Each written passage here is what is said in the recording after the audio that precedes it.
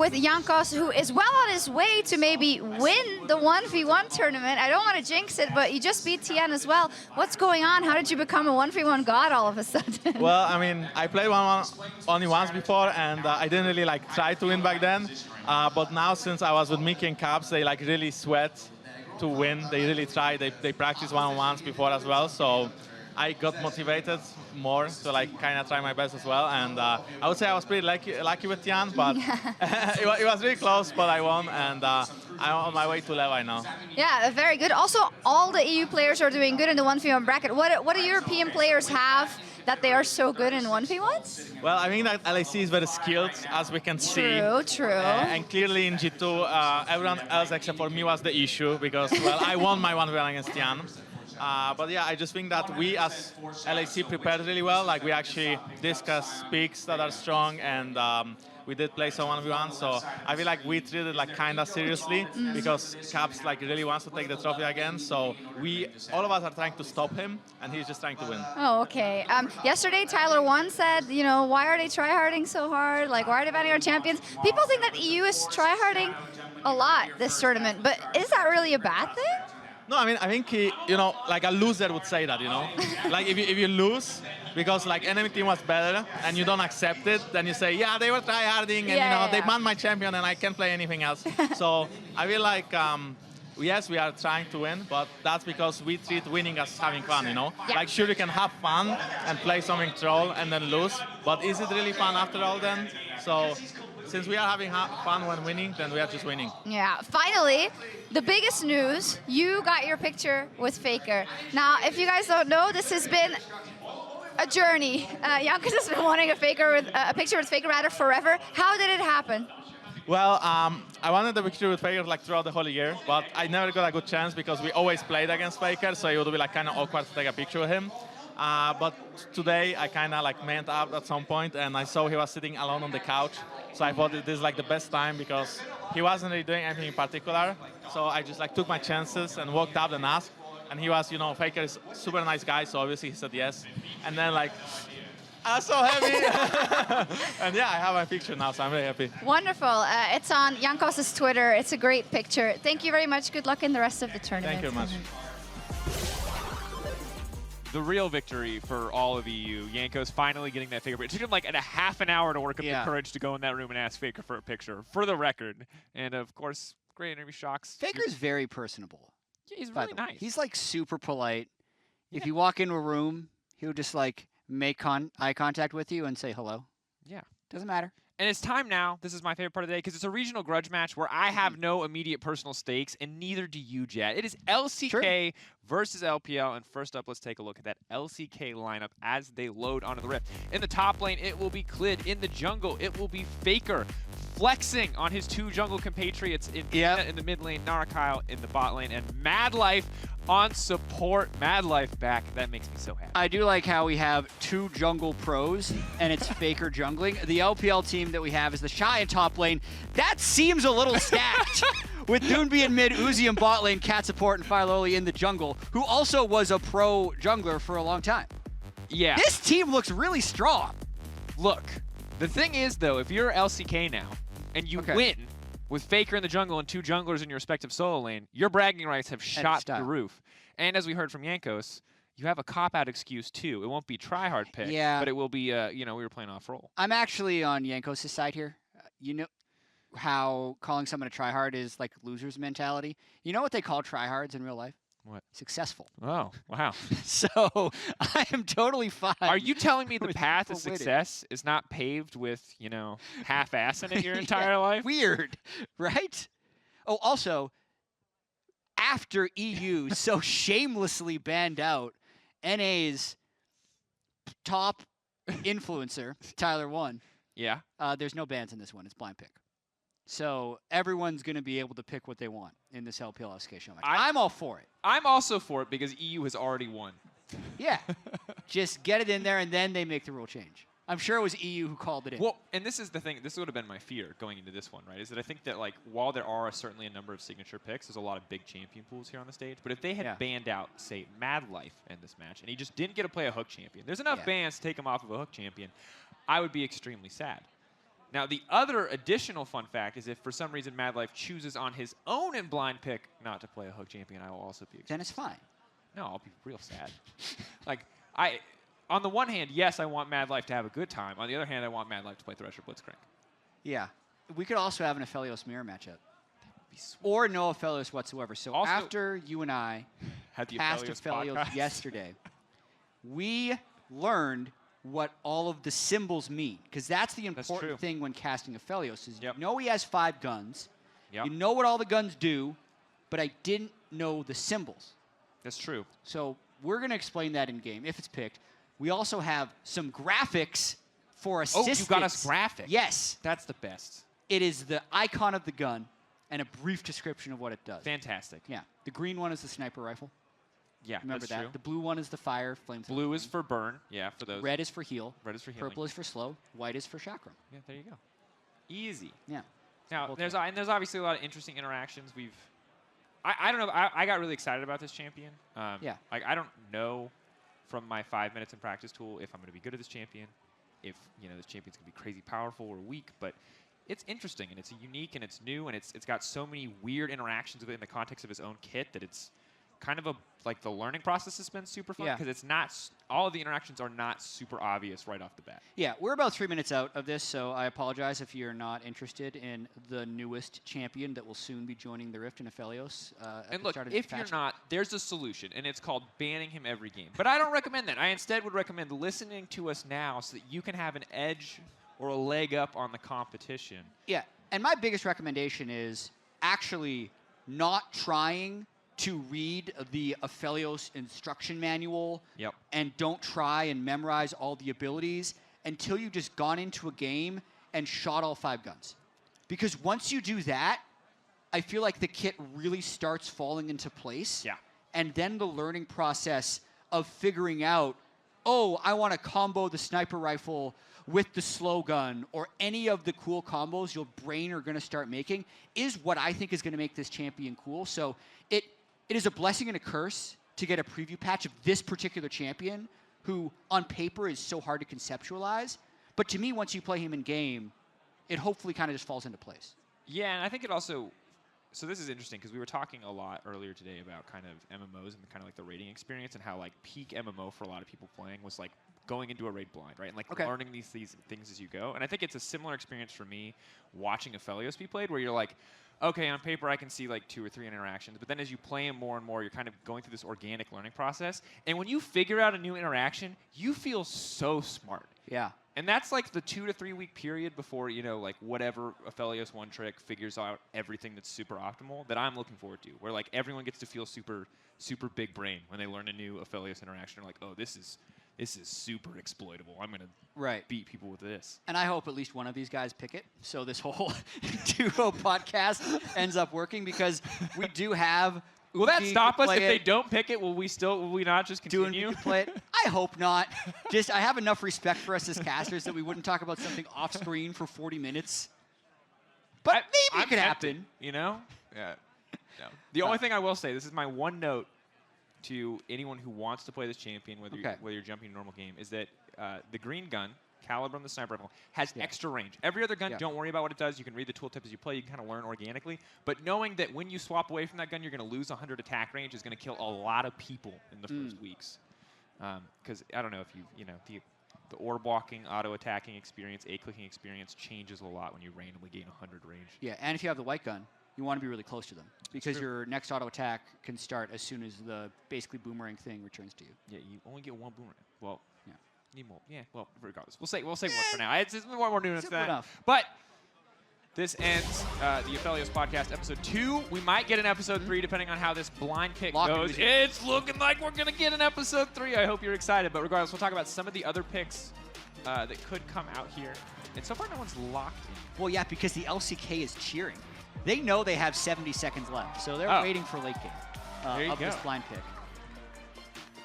Is Doonby going to play Nunu mid? That would make it okay for me. That I'm actually so ready for this one. Ender only plays AP Nunu bot lane nowadays, but I kind of vaguely understand it, which is you have Snowball and literally no other abilities. But that's all that matters. You only need the one. Okay. Has anyone? Okay, Nunu locked into the. They can't swap a blind. I bet right? you. I mean, No, you can't. Why would you even need to swap the left? You can yeah, Why would right. you let them? Yeah, you just. Faker's gonna play Zach again, isn't he? He played Zach mid last All-Star. It was so disappointing. Okay, he just Lee lost. Sin. That's Faker Lee Sin. That's gonna be. Ooh, Clit okay, I top take it back. Ramus against the shy top Callista, who might just ult the Shyvana, which would be epic.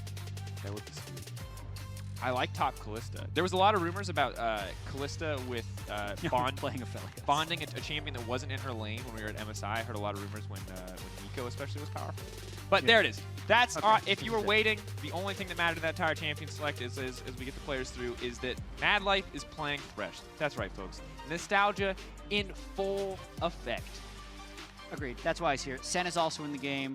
Very strong new champion who we haven't been able to see that much of. I played a lot of this champion as well.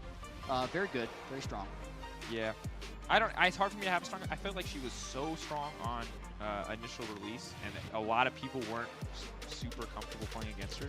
Yeah. That the 3 games I played where I did well. I can't tell if it's like the champion is super good if people don't know what they're doing, or if you know it's just very beginner friendly when she first came out.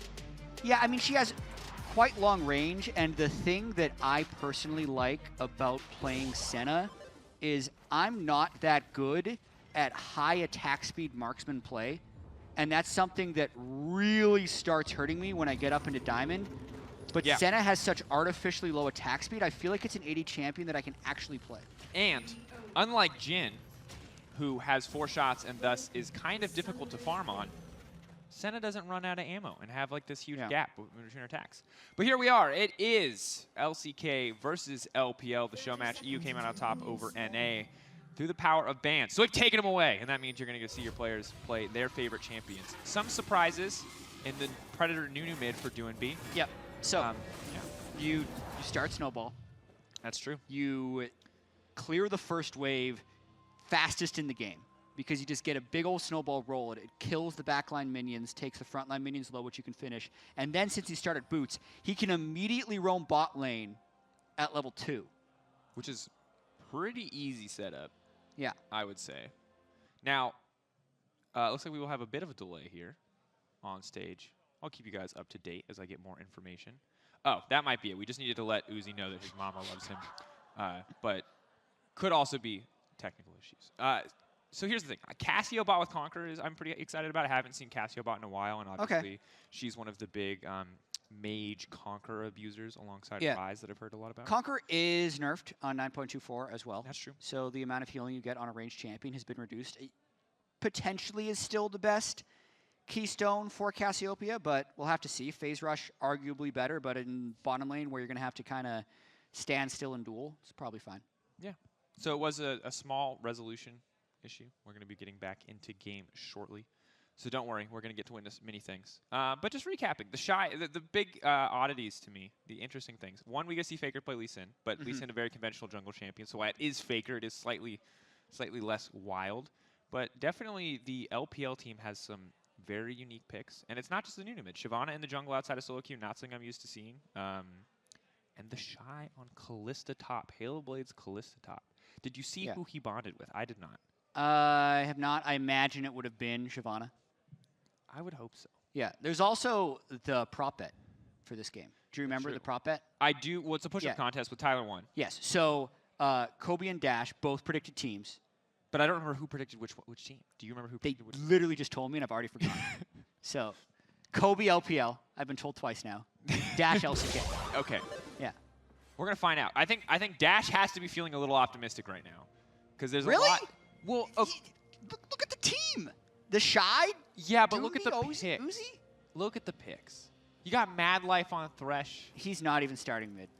I don't know about this one. I don't know about this new He's play. just going bottom. Yeah. Is that allowed? Uzi's going mid. Wait. Uzi's going mid. Oh, I know this. This is exactly. I played Nunu Volibear, and this is the same thing. Nunu just waits, and then he rolls in as the lane starts. Teleport top. This Mad Life's already dead. He doesn't even know it yet. He can flash. Yeah, but here comes the ball. Where's he going to go? Oh, there. Out of the way. Yeah, that's fine. But they got the flash level 1. Now he can TP top to 1v1 the Rammus. They've lane swapped already, so they're breaking the rules. of the lane assignments. But we could also be witnessing Season 10.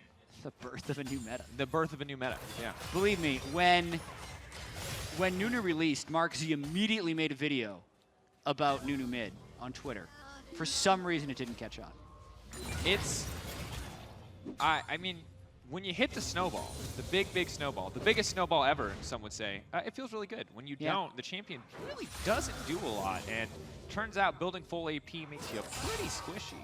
And this is also a better lane for Kalista with a partner than the solo lane Kalista. So. Yeah, and this is pretty, honestly, I really love this laning combo.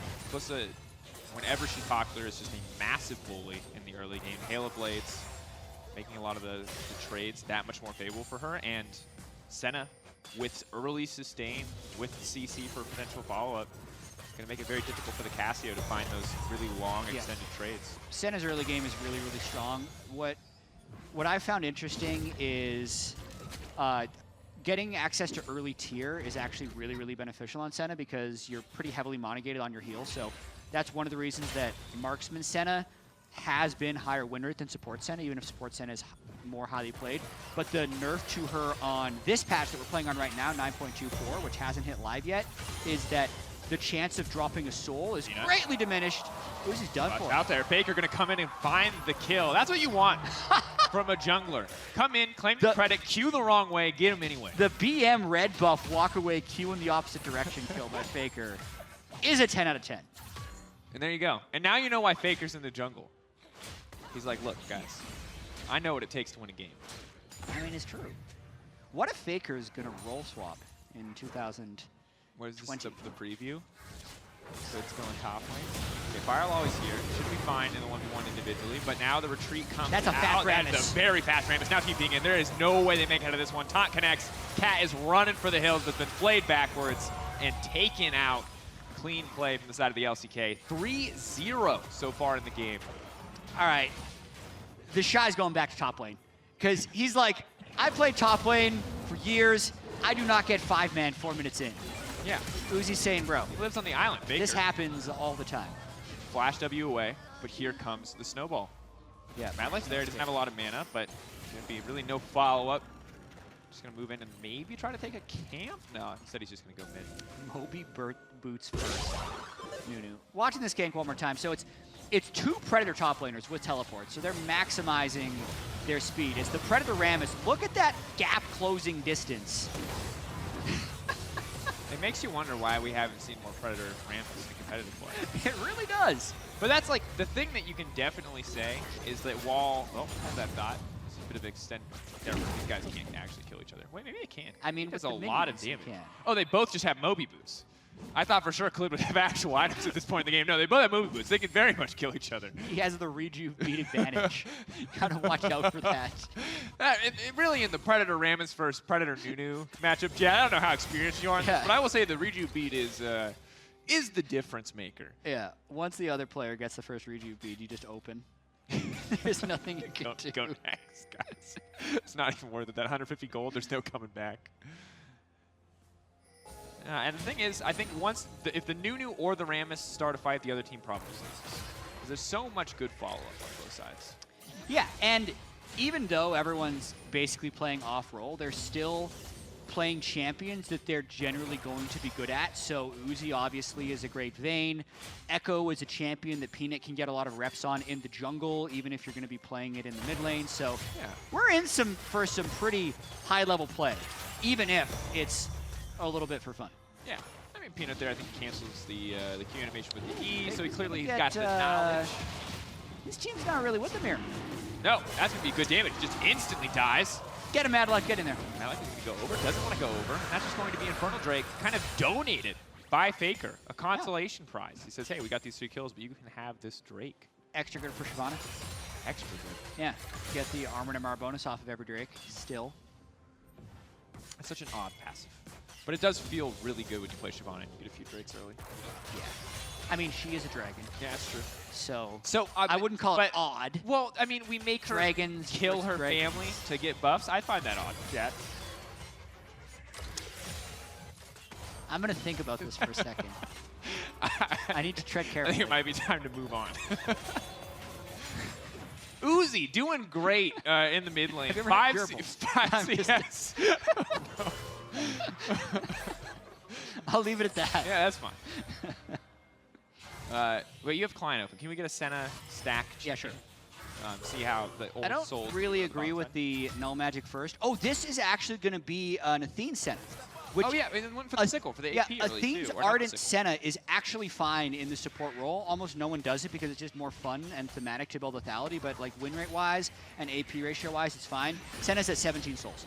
So 17 AD, hasn't gotten bonus range yet. That'll happen at 25. And here comes Rammus. And he's just so fast. And no matter how invisible they think that they are, Rammus will still walk away. Dang. All right. Well, they're Misty. Peanut now needs to get out of there. Quick dash Doonby. to the wall. But Counter he's it. now coming in. He can just smack Peanut right into Hex the neck flash. while he walks near.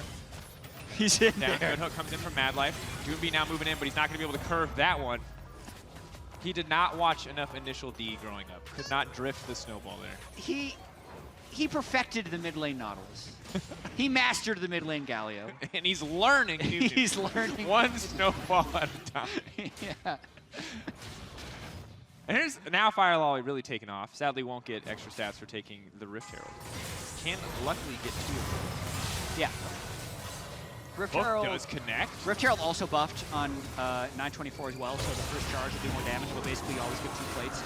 Oh, follow-up is there. Shy taken out. Cat now definitely going to be in trouble. The lockdown, that delayed CC costing a lot, but here goes the CS. Dude, I thought he was going to kill someone. I thought for sure. I was like, oh, here we go. But the Ninja doesn't even have AP quite yet. Fire Lolly here, ult available. Flid now moving in. The taunt will definitely connect. Fire Lolly can try to get something done. A great pushback, saving Private Uzi right there in that moment. The ball is rolling. Shyvana, where's the E at? Snowball or There's so many Powerball? people. Who will win? Here, Doobie, curve it, curve the bullet. Okay, he doesn't get it, but Clid will still go down. Should still go down. The heal is there. The ult coming out, taking his time. Nunu bot and Doonby get the kill, but it will cost him his life in the end. That was fun.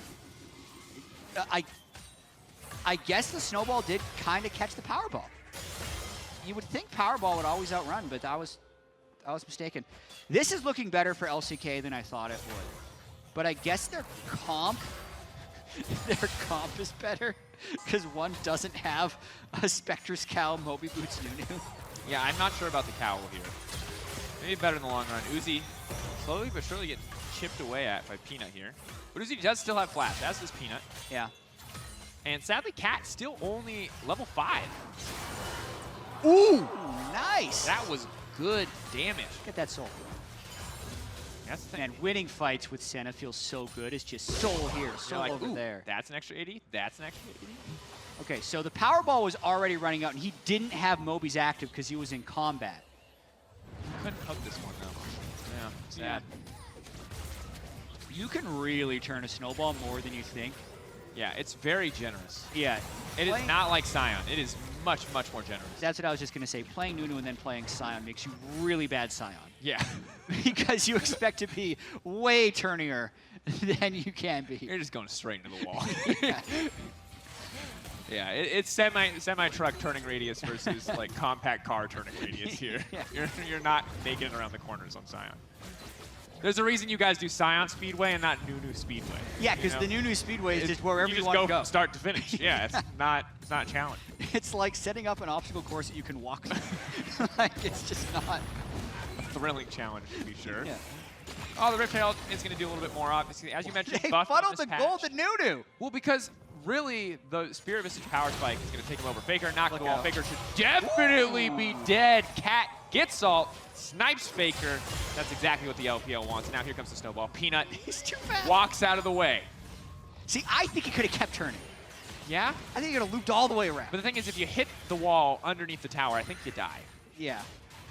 But you're right that he didn't commit, and that is always questionable. They're setting up the Drake. They're going for the late game. They want the Dragon Soul. It's going to be an Ocean or Mountain Soul. Okay. That's how the new Drake system works. Basically, the first 3 Drake Straw is going to be unique. After this one, it'll turn into one of the 2, either Ocean or Mountain Souls. The terrain will change. Here we go. What's it going to be? Ocean. Mount? That's bad for Nunu, actually. Yeah, because now there's more walls for anyone to hop over. Oh, hold that thought. Shy has now been grounded, cannot do anything. Cassio just shreds through this duo. The setup is there, and Mad Life and Argyle are just popping off your Faker.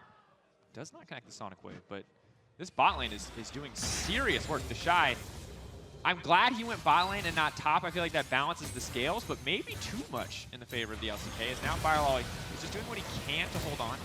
Around it, but it won't be too consequential, and still some solid AoE on the Flame Breath there for Shyvana. Yeah, I mean, really good turret defense. Probably has to back away now. Faker going in. Doesn't opt for the insect. Faker can gonna kill walk him down, conquers there, war up for it. It's all too easy. Just finds that one. Watching Faker Mad Life team up like that, it's pretty cool. Yeah. Or even just watching Mad Life do work on Thresh again. Yeah, 2-0-4. Here we go. TheShy. This is definitely not the fight that he wants. Oh, I asked, and Faker delivers into the play. That is synergy. That was incredible. Clip it. Yep. Throw it on Twitch. We've all been waiting for it. You might not have known it up until this moment, but you were. It's time for Mad Life to sign with SKT. The alley's ready. This is the Harlem Faker's gonna switch to jungle. of CC chaining. Easy Hoon's going back to mid. Bring them all back. He needs another Azir skin. Narkyle, though, knocked to the wall, will be taken down. No, they didn't get it. Doonby, oh, no. That's so infuriating. The channeled ult doesn't get it down either, and Faker just keeps going. He's merciless. Even in a for fun game, he will not relent. Clint. I mean, LPL may have won Worlds 2 years in a row, but really, Faker is jungling and beating the LPL team.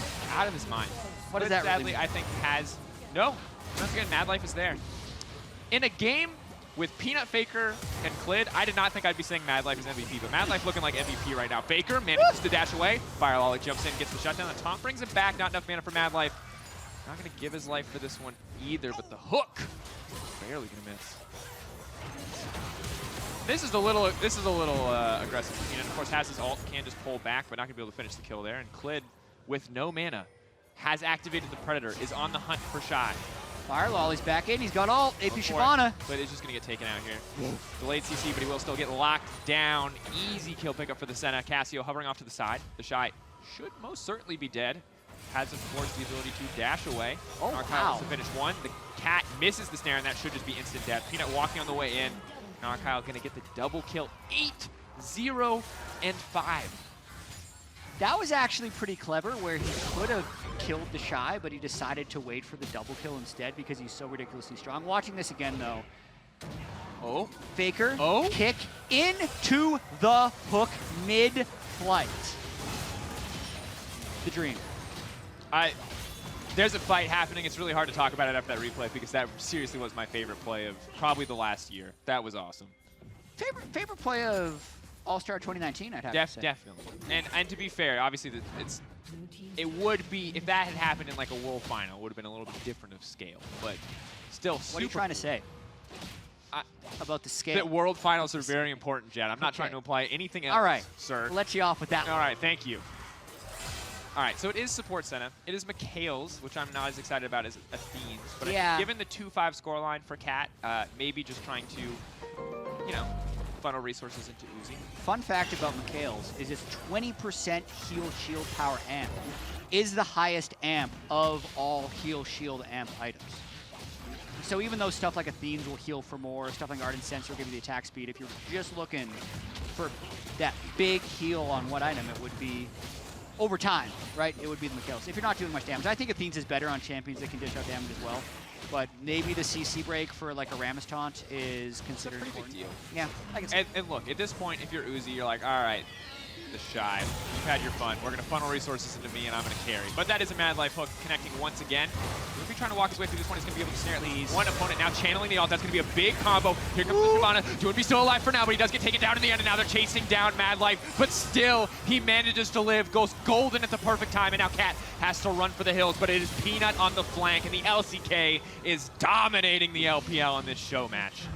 I'm going to go out on a limb and say if Uzi was there, that the LPL would have had a better chance in that fight. Sure. I don't think it would be going out on a limb, though, to say that they also would have gotten aced in the end. Ooh, maybe, especially if they're not killing Cassiopeia at the very start. Yeah. Very strong Cassio. And that's kind of one thing about new Conqueror mages, or just any Fed champion with Conqueror, is like, yes, you're not killing them as fast because it's not doing the true damage anymore, but just the raw amount of healing you can do, especially because Cassiopeia with Twin Fang is already healing a lot. Once you're fed, unless you're bursted down really quickly, you're just going to carry all the fights. Because, I mean, look at this. They actually get a Nunu stun at the start. Doinby buys a lot of time because he gets the shield from the Senna ult as well as from his own ult. But because they don't instantly kill the Cassio, he just heals back up. Yeah. And I mean, it's post-mitigation damage now, right? And so when you're fed, you're just doing more damage, you're healing more. On top of that, more levels under your belt. You're a level 11 at this point, so you're maxing out on that base Twin Fang healing. And now you have 10 stacks on a Medjai's. You're Narakyle. And when I look at the opposite side, if I ignore the items, I'm excited to see the next team fight. If I look at the items, I know that the next team fight's going to be a slaughter.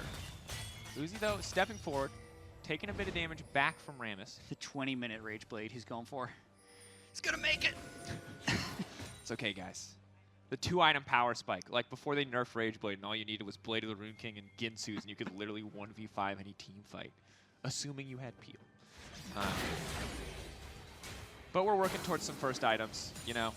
LPL is on a budget right now. This is a roughie for the LPL. We have a second Spectre Scout. He's building... I mean, it has to reduce the Cassiopeia damage. No, Adaptive Helm is a great item. It's just like build one or the other. Why do you need both? But it's also AP Shyvana, which is with Dark Harvest, which is an incredibly obnoxious champion as the game goes on. So the just scale option is alive and well. Not my favorite thing to see in a show match, but definitely a viable pursuit. Yeah, and losing out on the third Drake really hurts them because it just delays their potential Dragon Soul by a lot.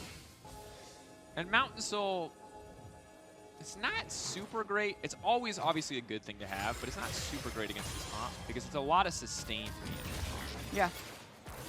Like, the shield is one thing. Another thing about having the soul is it just means you have multiple stacks of the Drake, and the armor MR is just going to be generically good in all. Especially when you're building both the Spirit Vicious and the Adaptive. Just imagine how much MR you're multiplying. So much. So much. Now, getting the Mountain Drake in the first place would be pivotal. Yeah, I think incredibly difficult given that Mad Life just hooked Uzi, and Uzi is just not going to have a chance. Can't make his way out of the box. Narakyle now legendary and absolutely fearless. 3-member strong here. Fire Lolly can look to throw some Flame Breath down as they walk into the pinch. Will connect Faker. That is a massive hitbox. Nigh impossible to dodge if Tron is in a good position.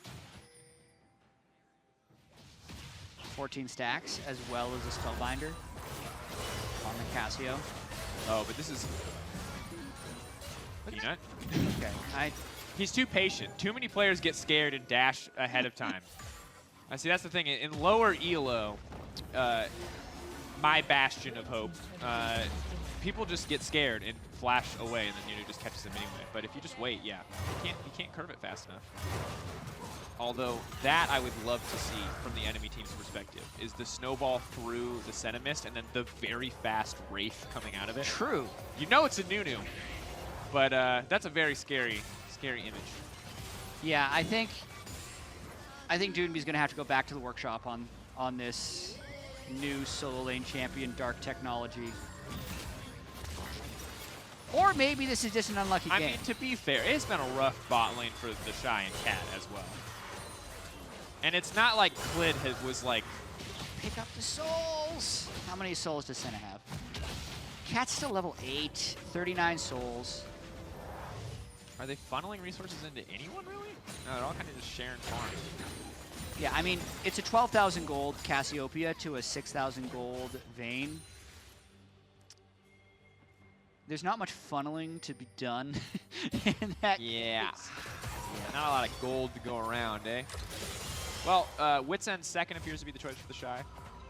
Really solid item on melee champions, and obviously just generally good against the sheer amount of magic damage pressure on the enemy team. The real question for me is, can they get some of these shutdowns? Because that is a juicy 700 gold bounty sitting on top of that Cassio. Yeah, I mean, that is what I do to prevent my team from tilting, is every time they want to surrender, I just say, guys, it's winnable, just kill the people with the big bounties. There you go. It works less often than it doesn't, but it still works sometimes, so it's worth the try.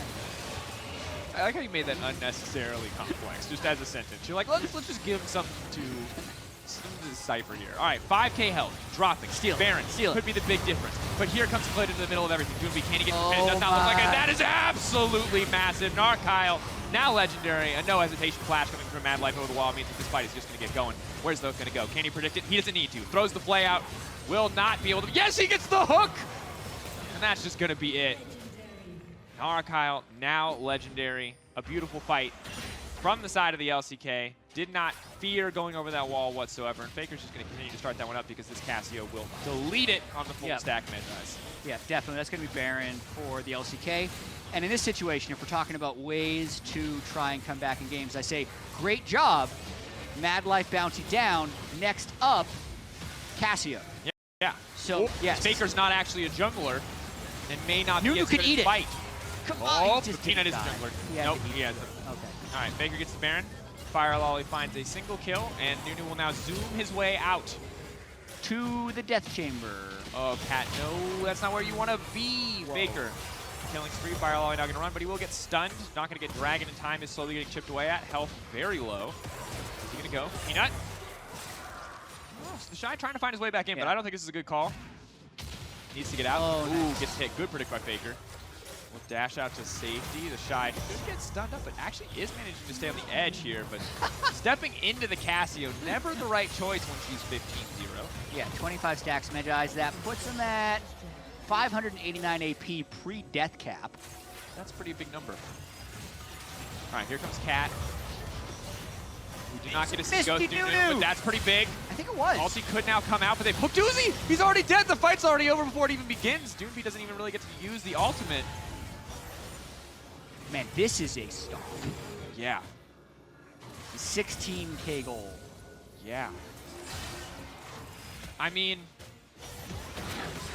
turns out Mad Life's still very good at League of Legends. Yeah. Dude, this is not the Shy's best day. Yeah, I don't think we're seeing the old Callista top anytime soon.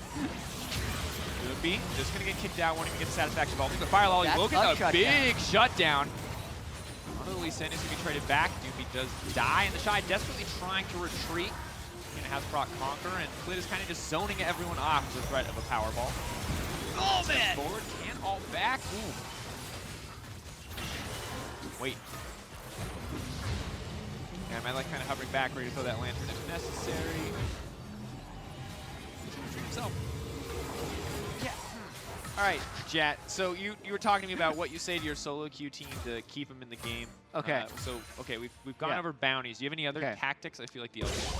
Yeah, I'll say we have 2 out of 4 of the required dragons to reach Dragon Soul. Nice. We should try and achieve that. People get really annoyed with my optimism sometimes, but if you feel like playing it out, I suggest these tactics. There you go. I think something it's I tried once in 2015. This didn't work, but I bet the team that they can't end the game by a certain time. Ah. So their ego makes them want to do it. Sure. Yeah. You have to entice them with something they actually want. So back in 2015, I said something like, I bet you can't win in under 20 minutes, and if you do, I'll tweet a picture of it. Oh. I tweeted. I did. Oh, yeah. Okay. So no one cares if you tweet a picture. yeah. So this is not a very transferable skill. To you. Okay. Yeah. All right. And it didn't even work for me. But Might be the something final like fight. There's the yeah. kick flash coming in from Faker as he does leap in. They'll be backing off. They're going to pick up a quick kill onto Doomby as Faker will go into the GA. Clicking to hit 2 there, but he might just get taken down. Big ult comes down from Senna. Uzi off to the side is actually getting a lot of work done.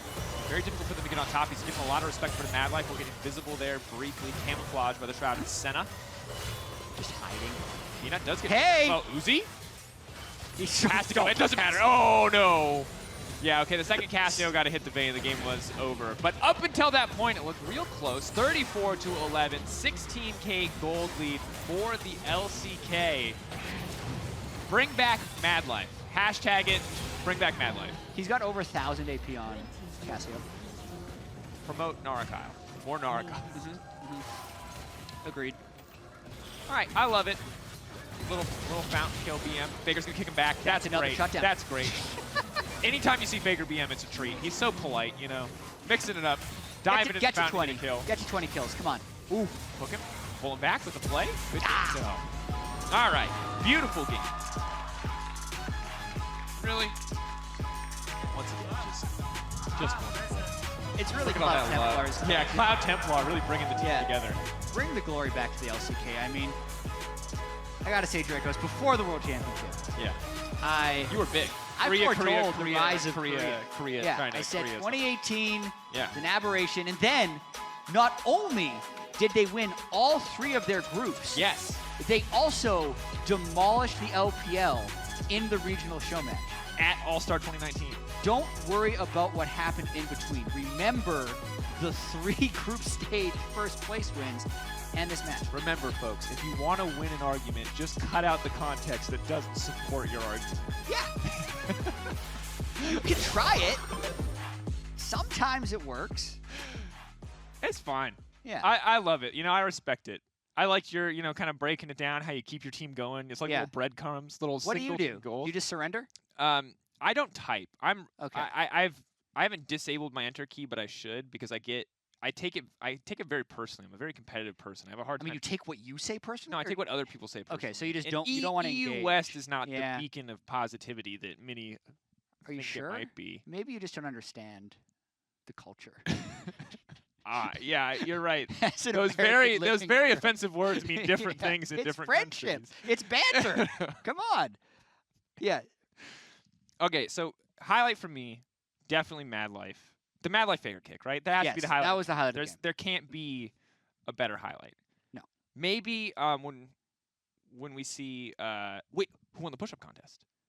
Well, it's going to happen. This could beat the push-up contest. Yeah, so someone's going to duel Tyler 1. It's Dash who picked LCK, I Oh my God, believe. you remember this time? That was So, a test. I said I definitely knew that. believe. So that's one of those things you can do Yeah. where you're right until you're wrong. And Sure. I'm correct. They just told me. So Dash won the bet, which means Kobe then has to do the push-up contest. And as we heard from Shocks, Kobe really wants to show off his sick muscles. Yeah. Well, Kobe So- said he would be confident in a pull-up contest. Huh.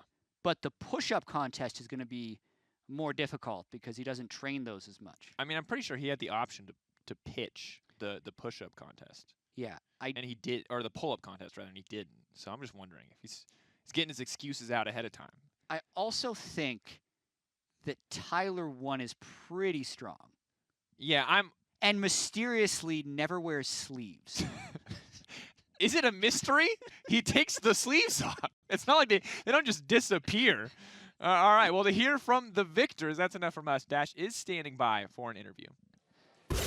Thank you very much, Dracos. That's right, I'm standing by with Peanut and G-Sun, who's going to help us out with some translations. Peanut, you just announced actually recently that you'll be going over to play in China for LGD, but getting to play one more time on stage with the LCK, you got the victory over the LPL. So talk to me about this win here and what it meant to get one final win for Korea before going over and playing alongside some of those LPL players. 네, 이제 피너 선수 최근에 중국에 있는 LCD로 이제 이적한다고 기사가 났는데 이제 가기 전에 마지막으로 이제 LCK 팀들과 한 번 더 호흡을 맞춰서 LPL 팀을 무너뜨렸습니다. 이 승리에 대해서 어떻게 생각하시나요?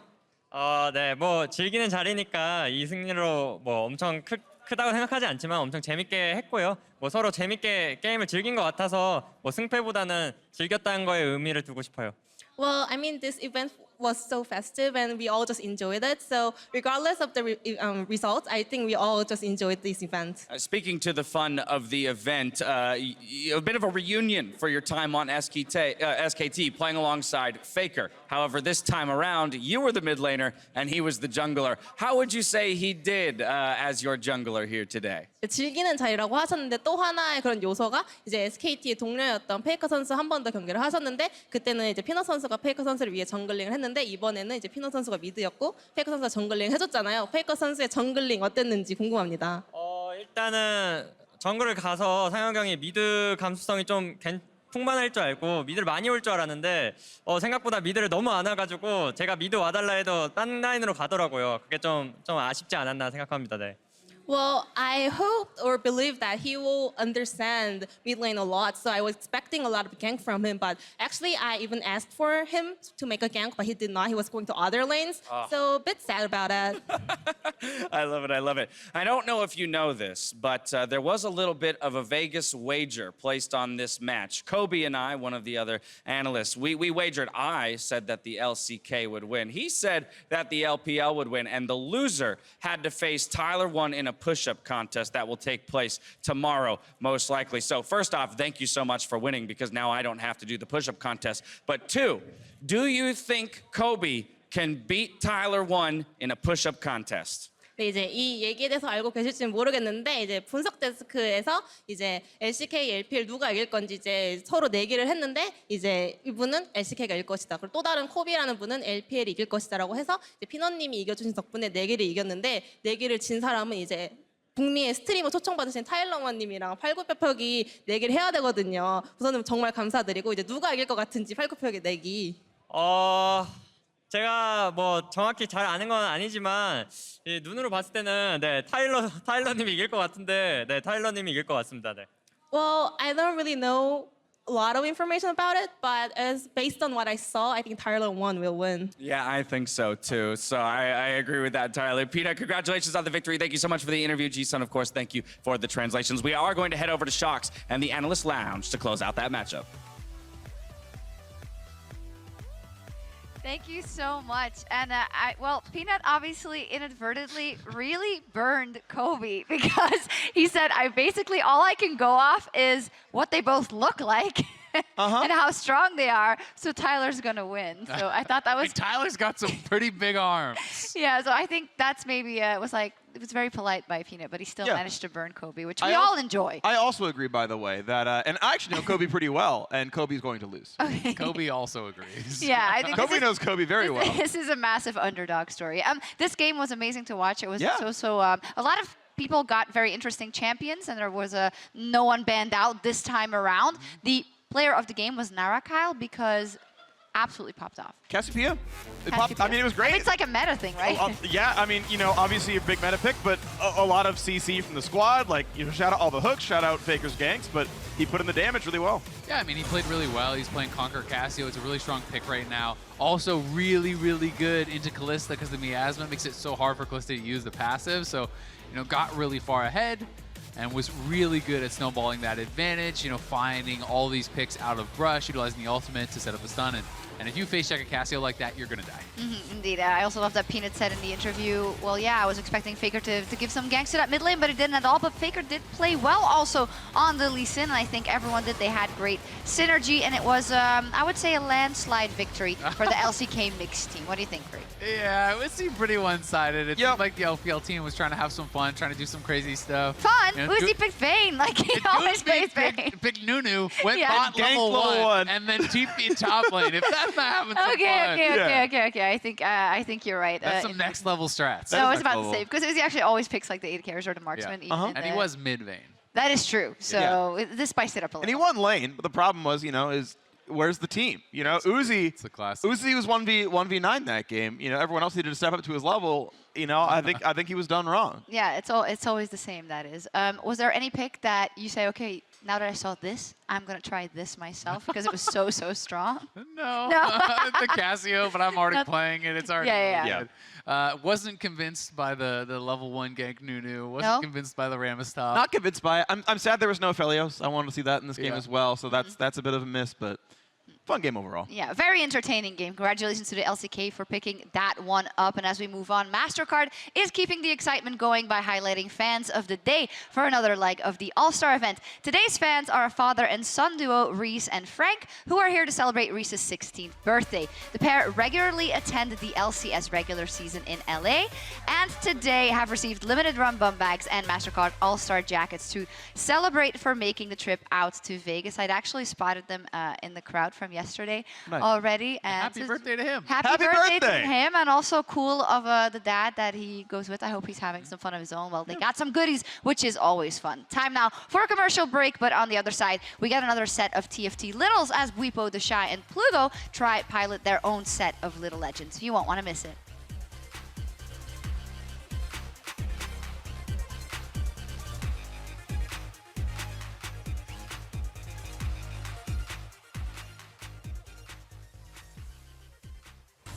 뭐 요 정도 형.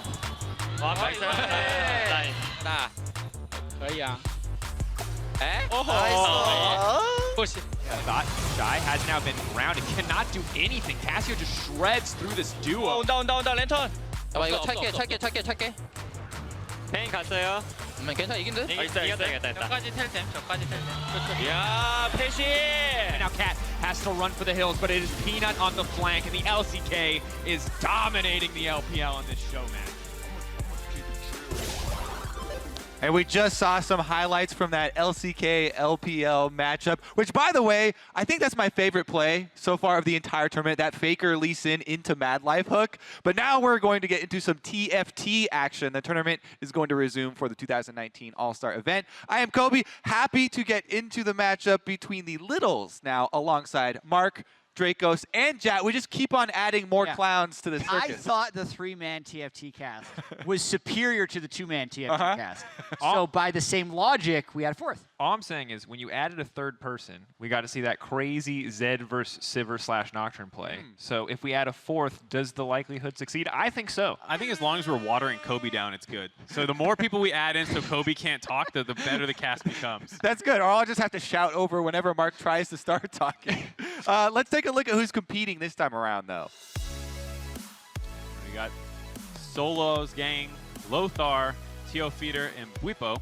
Lothar actually joined us on the cast yesterday. It was very insightful. So he's probably a favorite for me. He seems really good. So, yeah, he's not. We went over the rules for who is a little and who is a legend. Right. By last set, Lothar would be a legend. Yeah, He was challenger. But this set, he started playing late, and he's only diamond, so he's a little. How the mighty have fallen. So in the legend game, I asked you who would be the favorite. Yeah, it's Didn't have an answer. Lothar.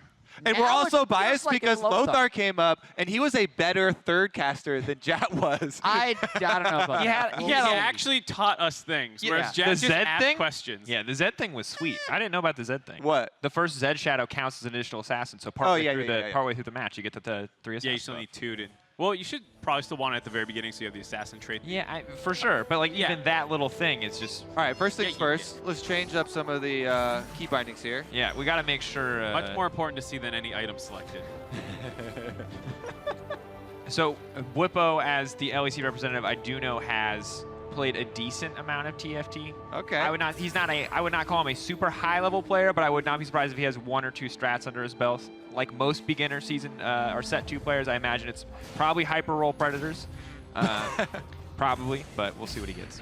Well, TheShy, known for dominating Summoner's Rift, as well as the ARAM map, as well as 1v1s. So can he do it in TFT as well? He does claim to be not that mechanical of a, like he's more of a thinking player, he says. You know, when he was interviewed about how good he is, he's like, well, it's not about my mechanics as much as my thinking. So this is the perfect game for a low mechanical player like TheShy. I judge how that much. took a turn. It was So like sarcasm. If you could test one thing, let's say you know nothing about any of these players, I think how quickly they buy champs is a good correlation to how much TFT they played. That and how much they mouse over their abilities. Okay, that's a pretty big one too.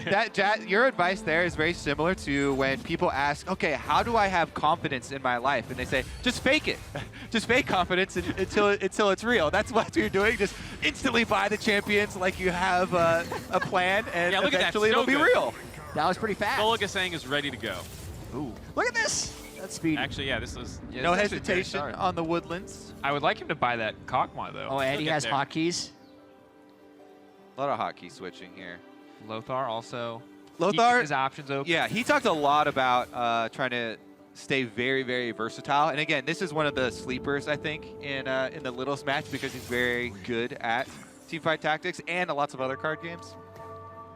Yeah, he's got a long background of different ones. I do like the Infernal with Kiana if you can find the Diana and the opener with the Woodland Druid. Yeah, and he does have the early Kiana. Now, Kiana is just a very good unit in itself, even without specific synergies. A lot of players would talk about the value. Because her ult is so good, you can get double stuns off it on priority targets. It's also very nice because two very strong early game units, the Diana obviously going into the Woodland comp, as well as the Zyra, who scales very well later in the game, are both Infernal. So while Infernal isn't my favorite synergy in the game, it's definitely something that's much easier to achieve on this Infernal map. Talking about what type of units want to upgrade early, we just saw Teo Feeder there. He had 2 of the best. Zyra is insane as far as mage, summoner, ocean composition. You can put items on her. She'll carry you very, very far through the mid game, and you keep her even in the final build. Plus, he had Renekton, which, due to the healing, extremely strong. Got some early electric out of Bwipo, but Now, Ornn got a lot of good AoEs there, and Volibear's going to try. Diana's level 2, so this might be a rare case of a defeat for a Woodland Druid. Level 2 Diana here, taking her down. really nice stack actually for the electric. Doesn't always work out that well in the early game. Level 3 beating level 4 too. Yeah, it feels bad. You invested early. That was actually a 5v3. And yeah, the Shy using early money as well. A lot of players do not want to invest early money into leveling to get those early wins. Not quite as important, and getting your econ going. Level 2 Vlad though, 2-star. Committing the gold. Was that a little move there, leveling at that point, just to get the Vlad in?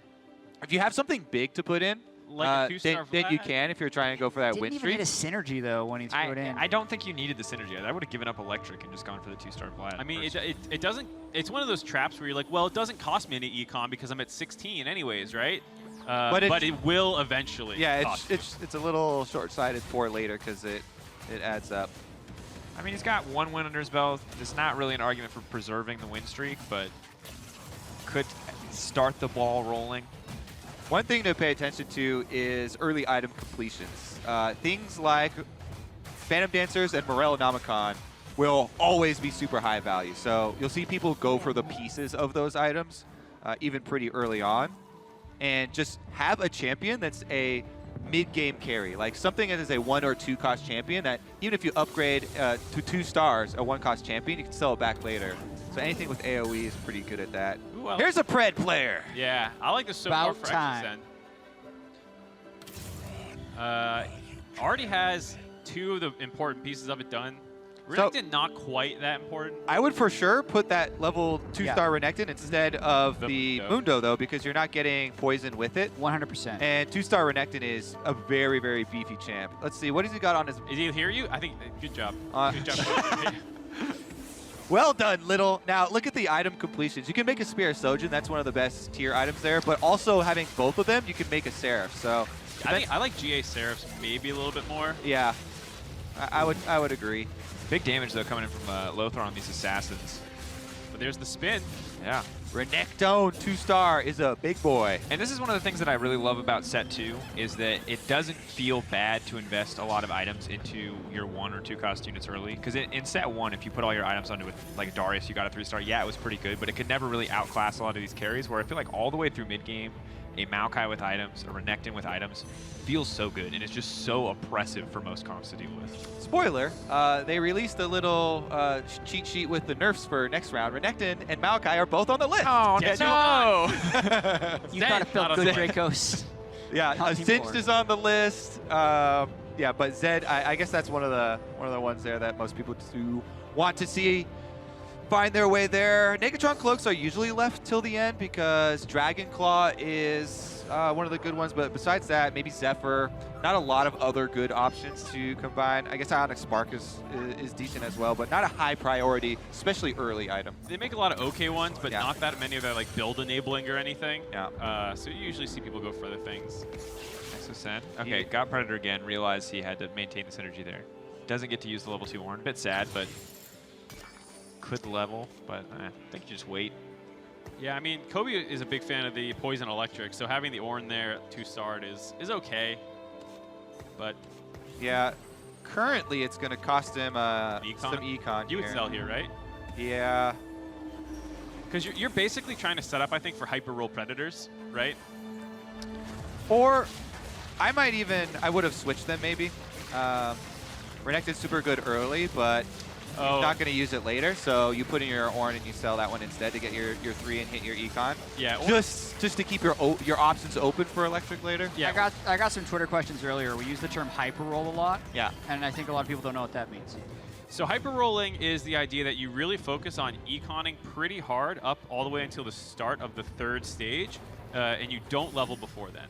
And then you'll be forced to level from level 4 to level 5 just by the natural XP the game gives you. And before that happens, you spend all of your gold. And that's why it's called hyper rolling, is because you literally dump, 40, 50 gold into rolling to complete your 1 cost units. And you want to do it really fast because you want to maximize your interest. So you save all your money until this 1 turn right before you're about to level, and then spend it all and pick your units up very quickly. Those are the intense moments of TFT super early on, because there are mechanics and quick recognition of what is good in your new hand and what you don't need. And you have to be able to recognize slight shifts in what your comp can do. If you're getting one more of another unit, you need to be able to adjust. For the most part, Hyper Roll Predator is pretty easy to see, but the small adjustments can be a big difference. And managing bench space gets really annoying too in some of the situations. Very hard.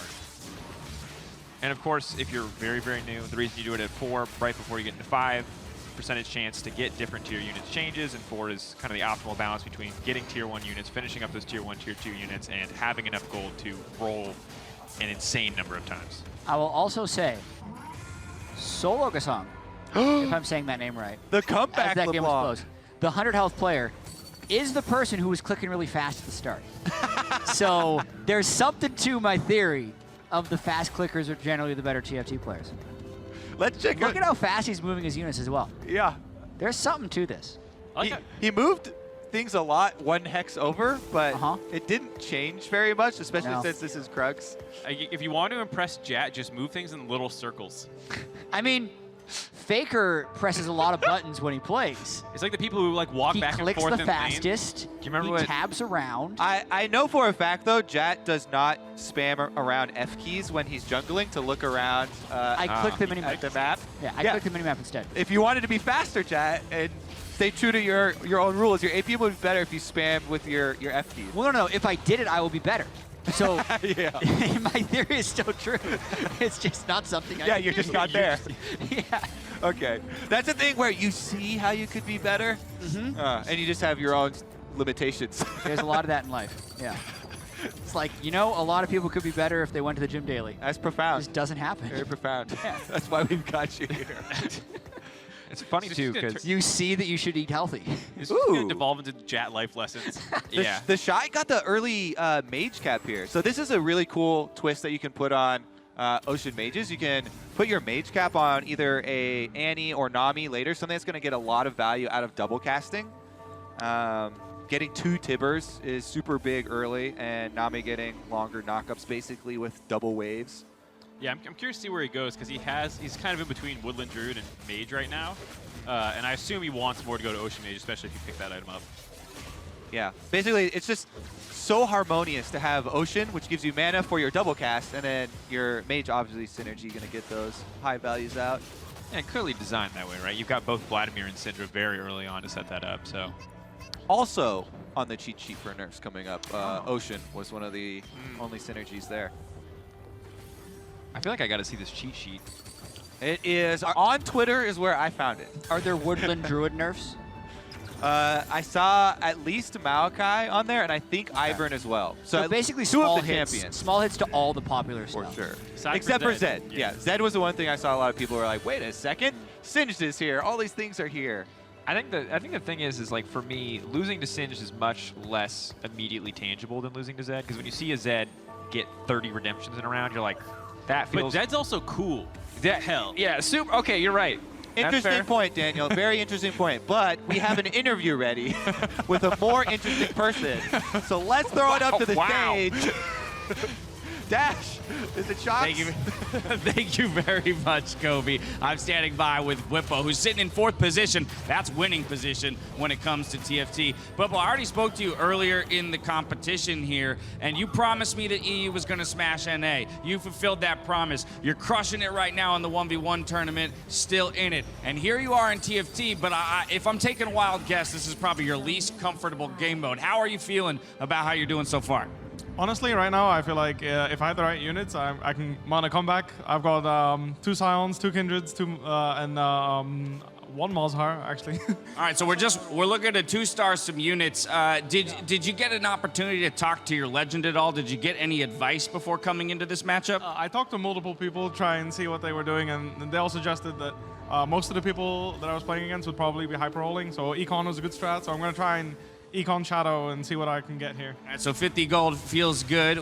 We've got the strategy in sight. Of course, we need to make sure that the RNG is on our side. Lastly, in terms of items, you are aware that you're supposed to use these. I just want to confirm that. Yeah, I'm just waiting to see on which unit I want to put them. All right, beautiful, beautiful. Right now, the item I'm going to pick right now, because I'm quite low, is going to decide which unit I want to make really strong, and then based on that, I think I'm going to start doing some rolling as well. All right, well, since I've been here, you've gone from 4th to 7th. I feel like I may have cursed you. So after this carousel round, I really hope you can hit the rolls and get yourself to those 2 stars. Best of luck. Get back into it. Back to you guys over on the desk. Thank you, James. A little sabotage there. But also, you can always play it off as, I wanted to get first pick on the carousel. Yeah. Yeah, and Bwipo kind of is giving away that he's focused on econing. He's okay to lose streak a little bit. It's all part of the strategy. I always love econing on Shadow, because Shadow feels like one of those synergies that just goes mostly unnoticed in a lot of the very powerful meta comps. And so while it doesn't, in my eyes, stack up to a lot of the other ones, getting a 3-star does change that. Yeah, and you can 3-star Kindred later into the game at higher levels too, because it's a higher cost unit. Not going to be too worried about it. And you can peek with some... Ooh, extra Malzahar is picked up here. He gets his 2-star that he was looking for. Yeah.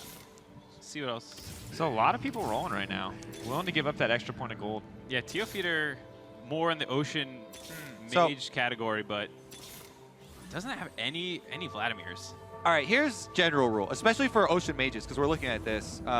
Most people will wait until level 7, which usually you can get to if you're econing either right before Wolves or right after Wolves. Basically, you want to get to the PvE round, which doesn't cost you anything. PvE rounds are almost always free wins. Then spend all of your money, because you have a much higher chance at your 4 costs, level 7 rather than level 6, and that allows you to get Brand, which is usually what you're going to hard carry with. Otherwise, you can put your items and carry with Zyra. It's also a comp that kind of needs to be 7 and 8 to really turn online. Like, theoretically, Predators can be online at, like, level 5. Same with Woodland, Druid, Assassin. Whereas, like, Ocean Mage has a really hard time getting there. All right, we've got an upgrade here. Jay Strite has joined us for some Challenger advice here. Hot off of the victory. How you feeling? I feel good to be here. I'm so glad and was so close, and yeah, was cool. Was a really good match. Yeah, you had the Zed that we were all betting that the Zed was going to be able to beat the Sivir, but then the Hand of Justice buff seemed too crazy in that fight. Yeah, it's for me. I had that win and didn't happen, but that's fine. We still have tomorrow. But I had the perfect settings on Zed. I don't know what. It really looked good. I immediately put all my money on you, but then he 3-starred the Sivir. Did you get a chance to give any good, quick, like Challenger advice to Little that you were paired with going into this? Yeah, I talked with Goku. It's Little Legend, and I said some strats and follow this and see what's happening. All right, give us the insight then. Ocean Mage and So for Ocean Mages, did you tell him like try and get to level 7 and roll for your Brand, or did you give him extra pointers on?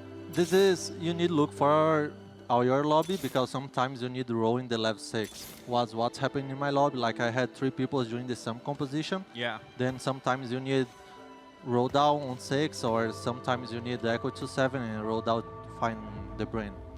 Yeah, your lobby was actually pretty weird with it. It didn't feel like there were any Predator players in your lobby. It was all like, felt like a ton of Woodland Druid.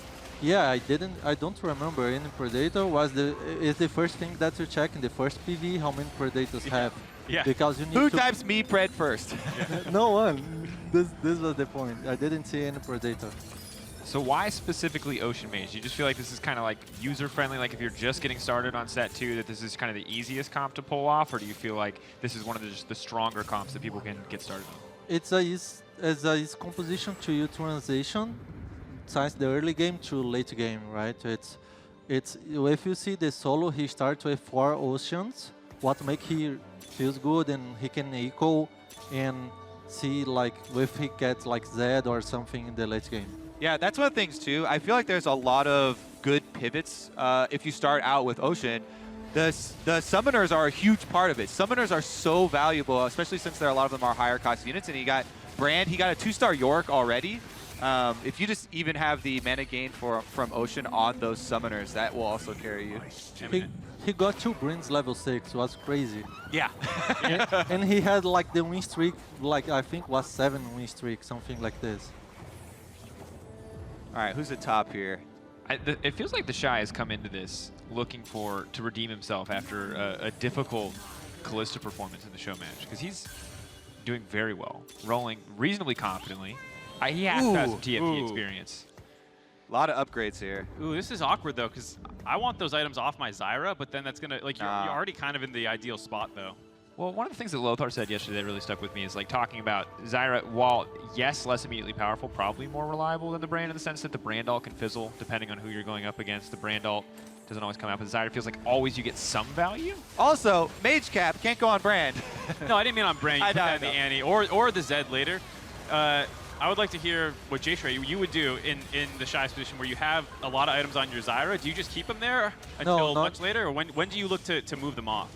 Normally, it's what he gonna do. If you see he's holding a Zyra there, it's probably for when he gets some Zed, he can put the items on Zed. It's Zyra with this Mage Cap. It's really good to make you echo the early game because you literally win all your mates because these are Mage.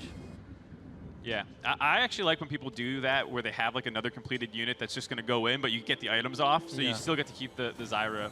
I also think he might be going for 6 mages because he got the Mage Cap, and he's just holding extra mages on bench. So I don't recommend that, but he might go that route. So here's the thing. You gave Goku Ocean Mage advice. He's immediately gone light berserker. Are you happy with this adaptation? You're like, oh, this is good, or are you like, light? I'm glad because he didn't force his comp. It's what I always advise. If you don't get the champs, don't try to force. It's what to make you lose. I remember he got like 6 veins, and it's because he's going vein, right? Yeah. Not quite enough to pull out the victory there, but needs to get one more light, and he's stuck at 5, even with the item on.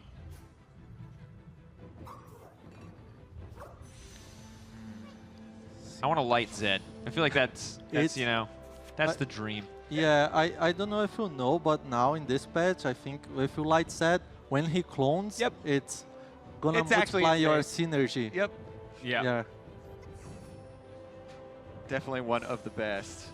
All right, what did he end up getting? Let's track Goku because that's your little, and he's on the bottom. He picked up a Yorick, which I don't know if he has yet. He has a Yorick already on the board that I saw. I think this might be 2-star Yorick. I don't know if he only had 1 or if he had 1 on the bench as well.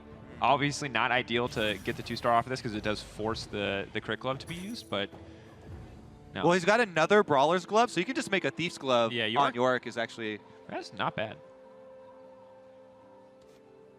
All right. He has the Soraka he can put in once he can level, so I think he's just going to focus more on leveling. Yeah, this is the Shy that I was talking about. See, he's holding a lot of these extra mages that are not high-value mages, the Talia and the LeBlanc here, and he does have a Mage Cap. The thing is, he has more than 15 echo, then it doesn't matter so much. Because, like, theoretically, when he does all in, he should sell those for whatever... the level. Yeah. But until then, it's fine. The biggest thing is he is doing Mage comp, and if you don't have Morello, it's so hard you win. You make like top 1 without Morello.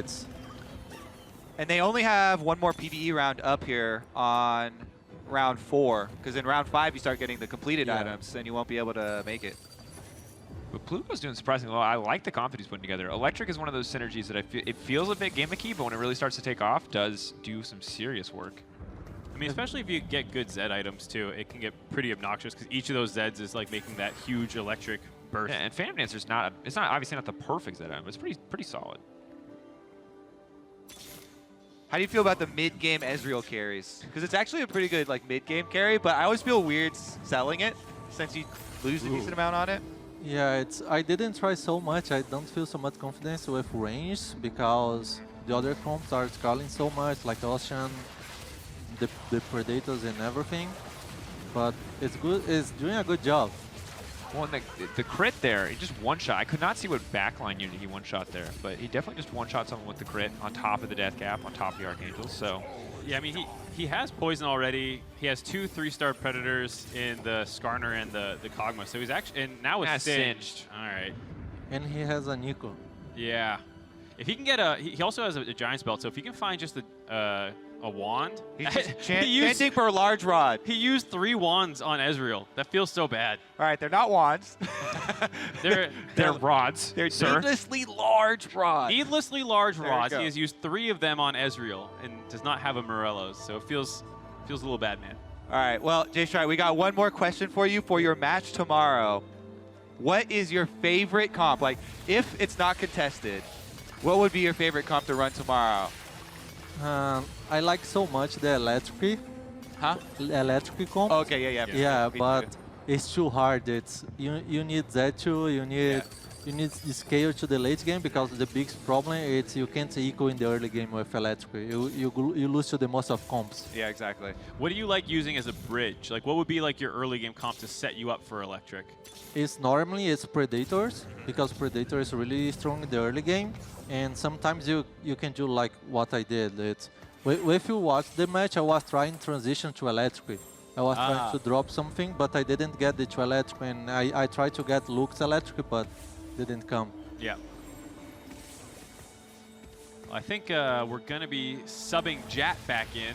So thank you so much for coming out, TheShy. Where can we find you? Twitter, Twitch, any place you want to shout out? Yeah, you can find me on Twitch, YouTube, Twitch. It's my nickname, TheShy. It's so hard to spell, but yeah, shout out to everyone in Brazil, everyone here.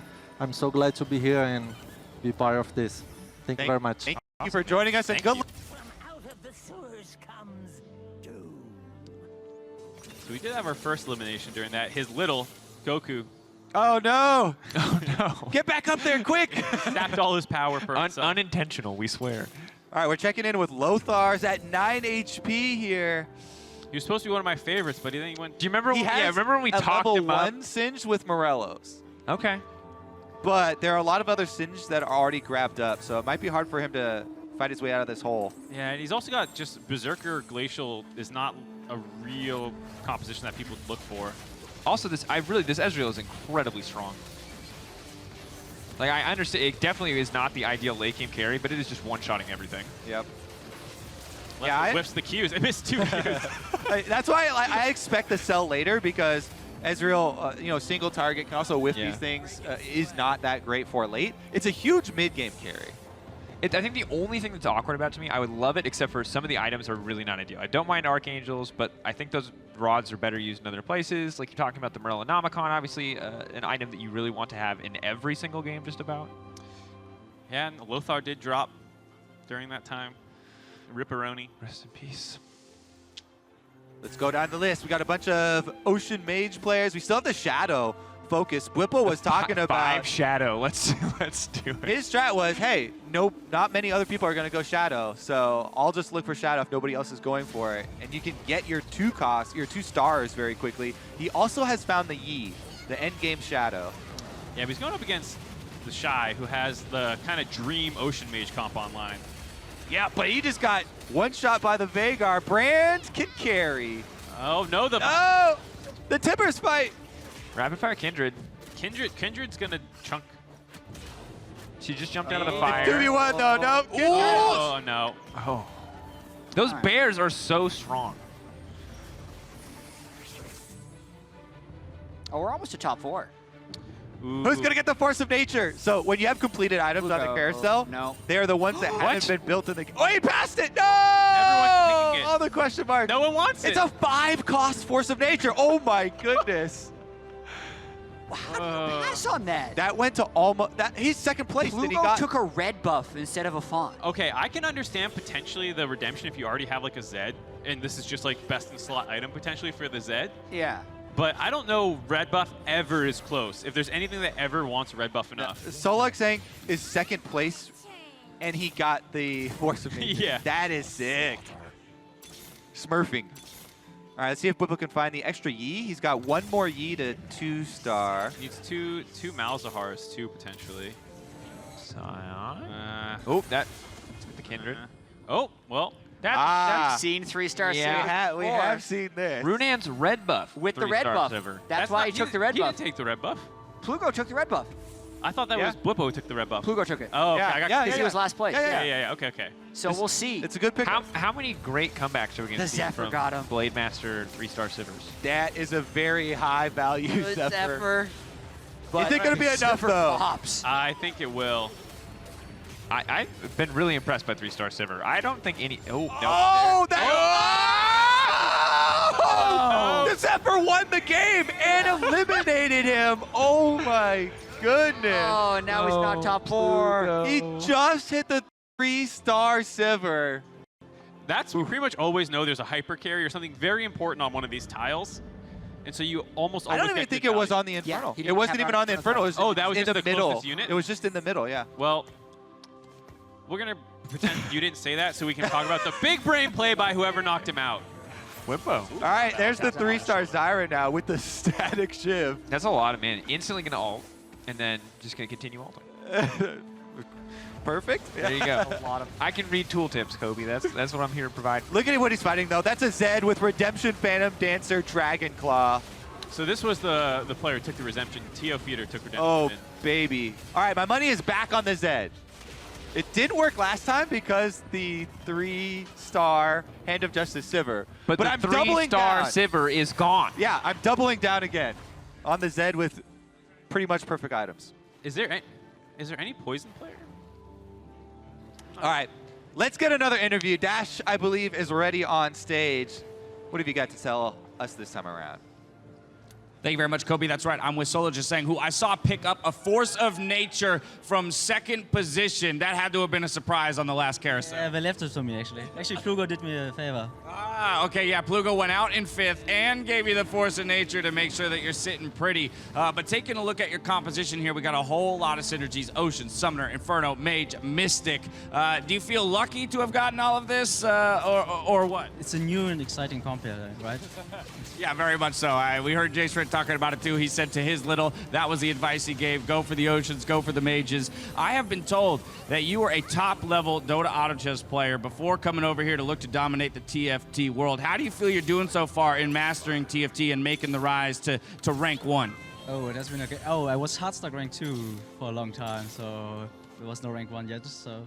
Okay. But in TFT, you think you have what it takes to get rank 1? Hopefully, yeah. I need to win this tourney first, right? I like that a little. But, I mean, we're sitting at 10 of 10 up here. Do you think that it's even possible for you to drop another round here from now to the finish? Look at the TheShy's comp. Oh, we got the 2-star Zed over there. What would it take for your comp to beat a 2-star Zed? Oh, I need poison. Like, I need Singe. Because he has Dragon Claw, so I cannot kill him. I need Singe to, like, deny him. So you would be comfortable just shoving a Singed in here simply to get poison without anything else? Yes, but don't have them, right? Oh, okay. Well, hold on. Let me cover your mic so that they can't hear that. Well, either way, we're down to the last couple rounds. I don't want to distract you too much while you have to make some final adjustments on the board. We just saw what happened when that Zed pops off. So best of luck to you. Throw that headset back on. Back to you guys at the desk. Thank you, James. Yeah, don't let anybody hear about that top secret strategy of Singe. Singe extremely controversial. Bad character, I've heard from so many people. Solo actually took place in that Rise of the Elements tournament that Lothar cast, so I probably should have actually put my bet on the person who competed in that tournament. As opposed to the caster? Yeah. That's caster bias. I didn't even need to know that. I just saw how fast he clicked at the start. And this is the thing I don't understand. TheShy and Solo are the 2 fastest clickers in. I answered that question before we got into the game. Yeah. Can't answer a question like 20 minutes later and be like, I answered it better with more data and information. Yeah. All I'll say as a follow-up to that is we witnessed. I'm gonna hold that down. We're in the final moments. We can get away from. Oh, here's one of the funnest things, Dracos. Take us through a Mage Summoner versus Mage Summoner when the ground is filled with Inferno squares. Zyra plants everywhere. So what you're gonna want to do is turn away from the keyboard momentarily because there's too much going on to track, and you take your hands off, you lift them in the air, and you hope that your Zed gets to spawn more Zeds, or the game's just over. Yeah, looking to watch which one double casts as well, because since nobody goes the 6 mages anymore, you just have the 50% chance. Wow. Is that an Ocean? Oh, baby. That's going to be a lot of ults. That's early cast for the Zyra as well. This is a 3-cost Zyra with a Spear of Sojin. Spamming those 3 plants. Does he have a Morellos anywhere, though? No Morellos in this side. That's going to be big. Yeah, he's already lost to the Zed once. Get some emoting out of T.O. Feeder. Yeah, let's see how Solo does in this one. Nice, will tell us a nice lot. Nami wave. Yeah. I'm not going to pretend I know who's winning this right now. The floor is lava is I think the Zed basically is all winning. you need to know. Is the Zed winning? Oh yeah, the Zed is won. The Zed is always winning. T.O. Feeder, actually, the other important thing to know is that everyone is Ocean Mage, and he has a Dragon's Claw on the Zed. So there's actually no way to really kill the Zed. Because Shy doesn't have healing reduction, and even if you do, that many redemptions coming in, you can't really burst through it. So I actually think there's no way that they can deal with the Zed outside of bringing Poison into the comp to delay his ults. Yeah, I mean, you could potentially Zephyr him, and that helps a bit, as well as Poison. I feel like those are like the only 2 ways. Zephyr's probably your best bet, but if you don't get it offered to you. Yeah. It just... Yeah, the thing is it's one of the reasons I think a lot of these fights are so hard to track is if the primary Zed has already, gotten the item active off, and if he has, it feels like everything from that point on is a little bit easier, but the Zed is actually just unkillable. I've never thought that I would be excited about Brand auto attacks and Zyra auto attacks, but here we are. Well, the Shy is potentially trying to find a way to fit Zed into his comp. He does. There's double Iceborne Gauntlet, Thieves Gloves, Annie on the front line. That was a smart play by Shy. Once he saw it, he actually moved the Annie up. And instantly the board is filled with ice. And as fire. well as fire. Do you want to... No Game of Thrones season. Yeah, okay. that was I thought All-Star 2016. There you when go. It was Fire versus Ice. Look at you, Mr. All right, Right. You got it. Wow, Mark. Really appealing. I want to see the 2-star Zed, just because I think if you just swap the Zyra out. But yeah, his problem is that he doesn't have items that he's going to be able to put on it. Yeah. Zed, it's all about the items. Got 2-star Lux. Yeah. Get those knots out of there. You're not getting. You got to accept it. He's like, do I have enough health to lock? I mean, he can like lose. He can lose 30. one. He's going to lock it. Okay. Okay. I like trying to kill someone, because if you can just find one win over T.O., you might be able to beat Solo. Let's see if he can stop this Zed. I just don't see it. It's just, Yeah. yeah. All right. Here we go. Nami Wave buys a bit of time before he gets to cast ult. But there it is. Now there's 2 Zeds, and the game's probably over. Yeah. Yeah. Confirm for me one more time, fellas. Well, he's not out yet, so he can still get second as long as he manages to play into Solo, because no one can stop the Zeds. This little lobby was way stronger than the other little players. lobby. I don't want to say anything negative about day one legends. Why not, Mark? It's like, there's just a difference. Like, Well, I mean, some people are clearly more, a little more experienced here. Lothar and Solo Gasong were both challenger players in set 1. Yeah, and Lothar didn't make top 4. Yeah. But it's important to set strict rules on what counts, You got to be, D3, D2 to play in the LCS/LEC. You got to be challenger to be we can't just let people in because of how they did in set 1, Mark. That's true. Yeah, You got to earn your way up. history. It's a different game now. What are the 3 items? So we got Ludens for T.O. That doesn't, probably put it on Brand? Yeah. Something that casts faster. I think Zyra. maybe I was going to say Syndra can be good. Well, Nami, you want as much flat mana on Nami to Yeah, that's cast true. early It does as have a well, mana too. component. It's a level 2 Nami. The Shy does have tier 2 Master Yi. And Thieves Glove, okay. Basically, fight for second, baby. Yeah. We're just waiting to see Cross who your rolls. fingers and not play Zed. Because no one got healing reduction. No, I don't think so. All right, so he The doesn't get the Ghost? Zed. He gets Solo's board. Solo rolls the Zed. Solo's looking to hide. Yeah, he's getting in the back right corner. He's getting close to that Singed. If he could just make it through this round, he might be able to get poisoned. It's not looking bright. He has killed a fair amount of the main units. The real Zed's still alive, though, I think, actually. Yeah. There he is in the back. Yeah. Oh, no. And just like that, all you gotta do is avoid the Zed. You'll be fine. I mean, top 4 still moves on to tomorrow, Yeah, though. it's true. So Goal accomplished. Wait, so are you? Is it top 4 based on the pairings? Are little pairings and legend pairings separate? Are the results of the little and the respective legend put together? Fine. All right, we'll figure it out. I don't believe so because I saw a top 4 from the little from yesterday moving on already. Yeah. So I think it was separate. Which is good. But hopefully. You know. All right, here we go. Some people will be sad about This is the side quest. Can you do anything to try and take this Zed down? This is main quest accomplished. Moving on. Well, there's already multiples on the board. Yeah, I don't think he's going to be able to do anything about it. TO feeder. Yikes. I mean, just getting Dragon's Claw against the double. Oh, it was enough. Hey! What? There you go. Late game, a lot of damage dealt from the little legend. TO feeder takes it with the smart pick of the redemption. He gave up the force of nature on the carousel to take the redemption. Really smart heads-up play by TO. And honestly, I think at that point when you have... At the time, obviously, it looks really crazy, right? But when you already have the Dragon's Claw, when you already have the Phantom Dancer, that healing just makes you actually unkillable. Yeah, I would say, you know, like we were saying, probably best in slot for Zed, who's one of the best units in the game. And yes, Fortune Nature can help a ton with things, but I think in certain situations, you know. Yeah, I mean, the surprise was that there were like 4 or 5 people that passed up on it. Not just the guy with the Zed that was looking for a specific item. Yeah. Bunch of others as well. Still, I'm impressed with TheShy getting second there. He just dominates in so many games. Well, and we talked about how stacked this lobby is. I want to say that the top 4 from this lobby, You're gonna tell us 3 of those 4 players will be top 4 in the next lobby. Are they going to click faster? Yeah, that's the question. They were the faster clickers. I was watching the last Littles game. We didn't see any Volibear, Hover, Tooltip, Read, Sell 'em all, Buy One Back strats in this game. This was high level. You're just calling people out? A little bit. If you go back and know which player he's talking about, Yeah, otherwise sure. you might just be a vague reference. That's my game. Vague references? That's a poppin' James game Harden to be dunk, in. selling Volibears. You're a renaissance man of random references. All right, let's get an updated look at the standings then to check in and make sure that we've got it all correct for tomorrow.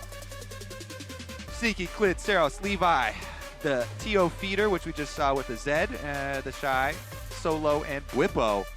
And so here's the thing. I remember all of these people from this lobby, and I Bwipo lagging a little bit behind, but the other 3 very confident. Yesterday, it's a bit of a blur, because as mentioned, that lobby was all over the place, so I'm not sure what to think of all those players heading into this one. I feel like today's group just has to be heavily favored. I remember Sneaky won with Woodland Druid Assassin. But I remember watching as he was kind of doing some of his roll downs, and it wasn't like the optimal level 2 rolling situation sometimes. So he was level 5 when he hyper rolled. Right, because he pre-leveled a little bit earlier. So, I mean, these are things that he can learn for the next day because it's going to be really close. It's going to be really close, but we'll have to tune in tomorrow for the exciting have your conclusion. predictions for the winner? I think it's either going to be TO or Solo. Not TheShy? No, I think he had a great run. Okay. But I'm going with those 2. Because I felt like if I chose 3 players, that's just too many. But if you go 2, you can pass off choosing 2. Yeah, I would go with Stologa Song. Bwipo, I want to believe him, but he's got a busy day tomorrow. He's got a couple of different events he's competing in. Yeah, and I think it's you know, the Shadow was a good attempt, but sitting on 5 Shadow for so long. We'll see. We're giving Sneaky the credit to shape up. We'll see if Bwipo shapes up. TheShy will win. TheShy will win. Okay. All right. When they're not all on stage, the All-Stars are actually soaking up the magic here. Soaping it up. You know, you got to get clean magic. Soapy magic. Soaking up that magic here at the Esports Arena as we hear from Shocks in the MasterCard VIP Lounge.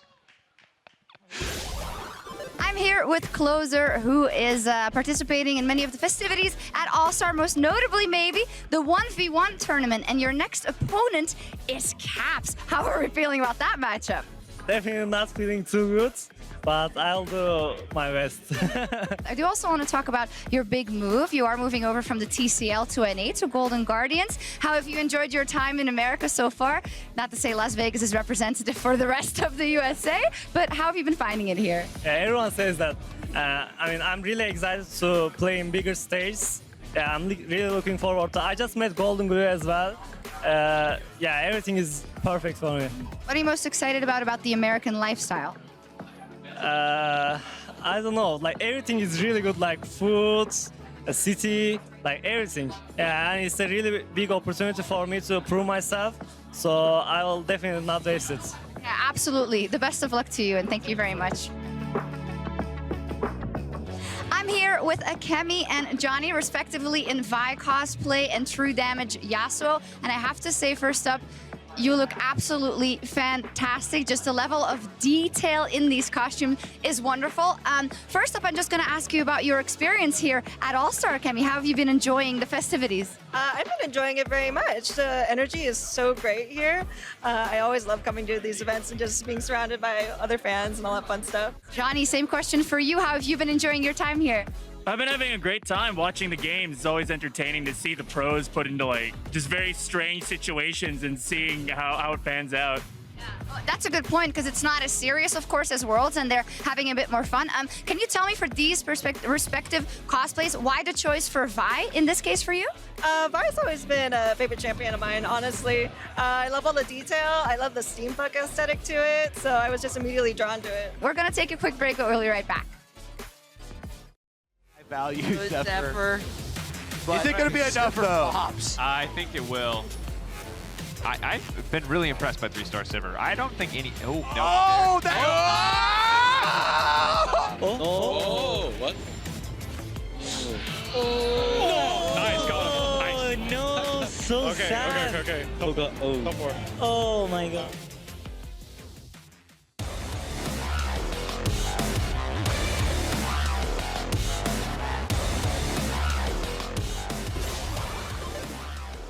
Welcome back to All-Stars 2019 and the MasterCard VIP Lounge. I'm standing by with Nikki Taylor. First question, Nikki Taylor, your first time here to All-Stars in Vegas. How are you enjoying it so far on day 2?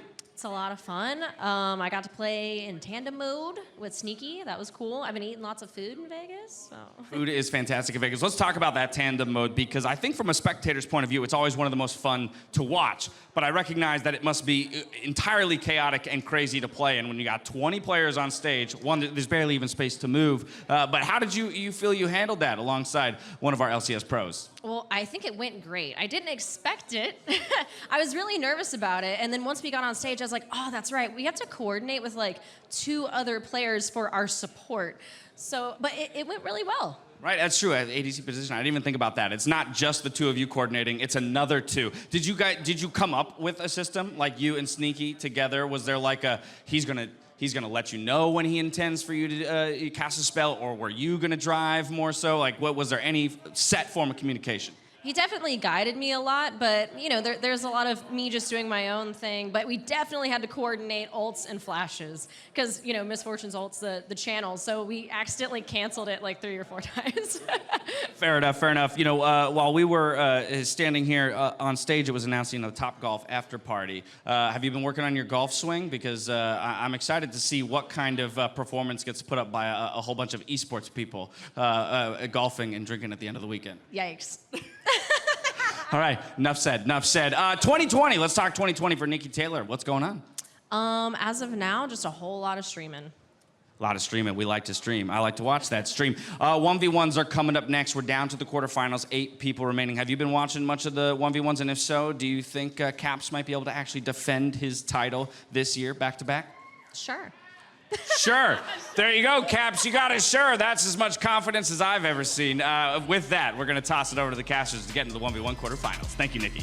Thank you very much, Dash. Nikki, I gotta say you know better than to give one-word answers. I know you know better than that. So the last 2 answers were, yeah. Oh, sorry, it was streaming and sure.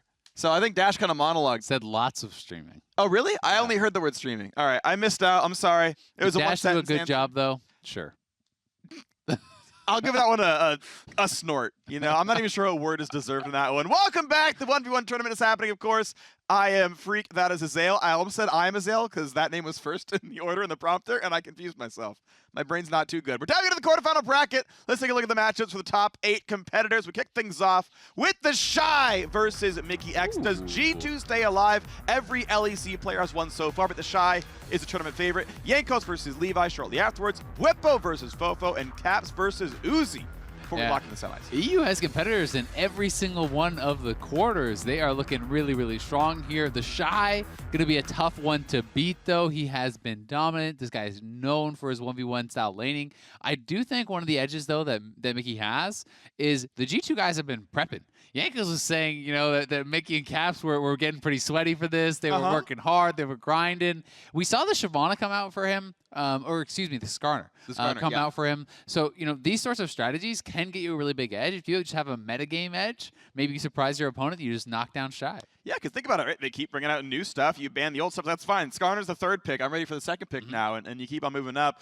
TheShy's just got the mechanics, and also he plays so many champions. Yeah. Right? Running around the Draven But top. it's blind pick. It's not as though he gets to counter pick Mickey. I know, and that's important, right? But at least it means that he's got the breadth where you can't just make the call like I know what he's gonna play here. So that's exciting. That's gonna be fun to watch for, and it's just gonna be exciting. We're still best of ones. I think the BO3 start tomorrow.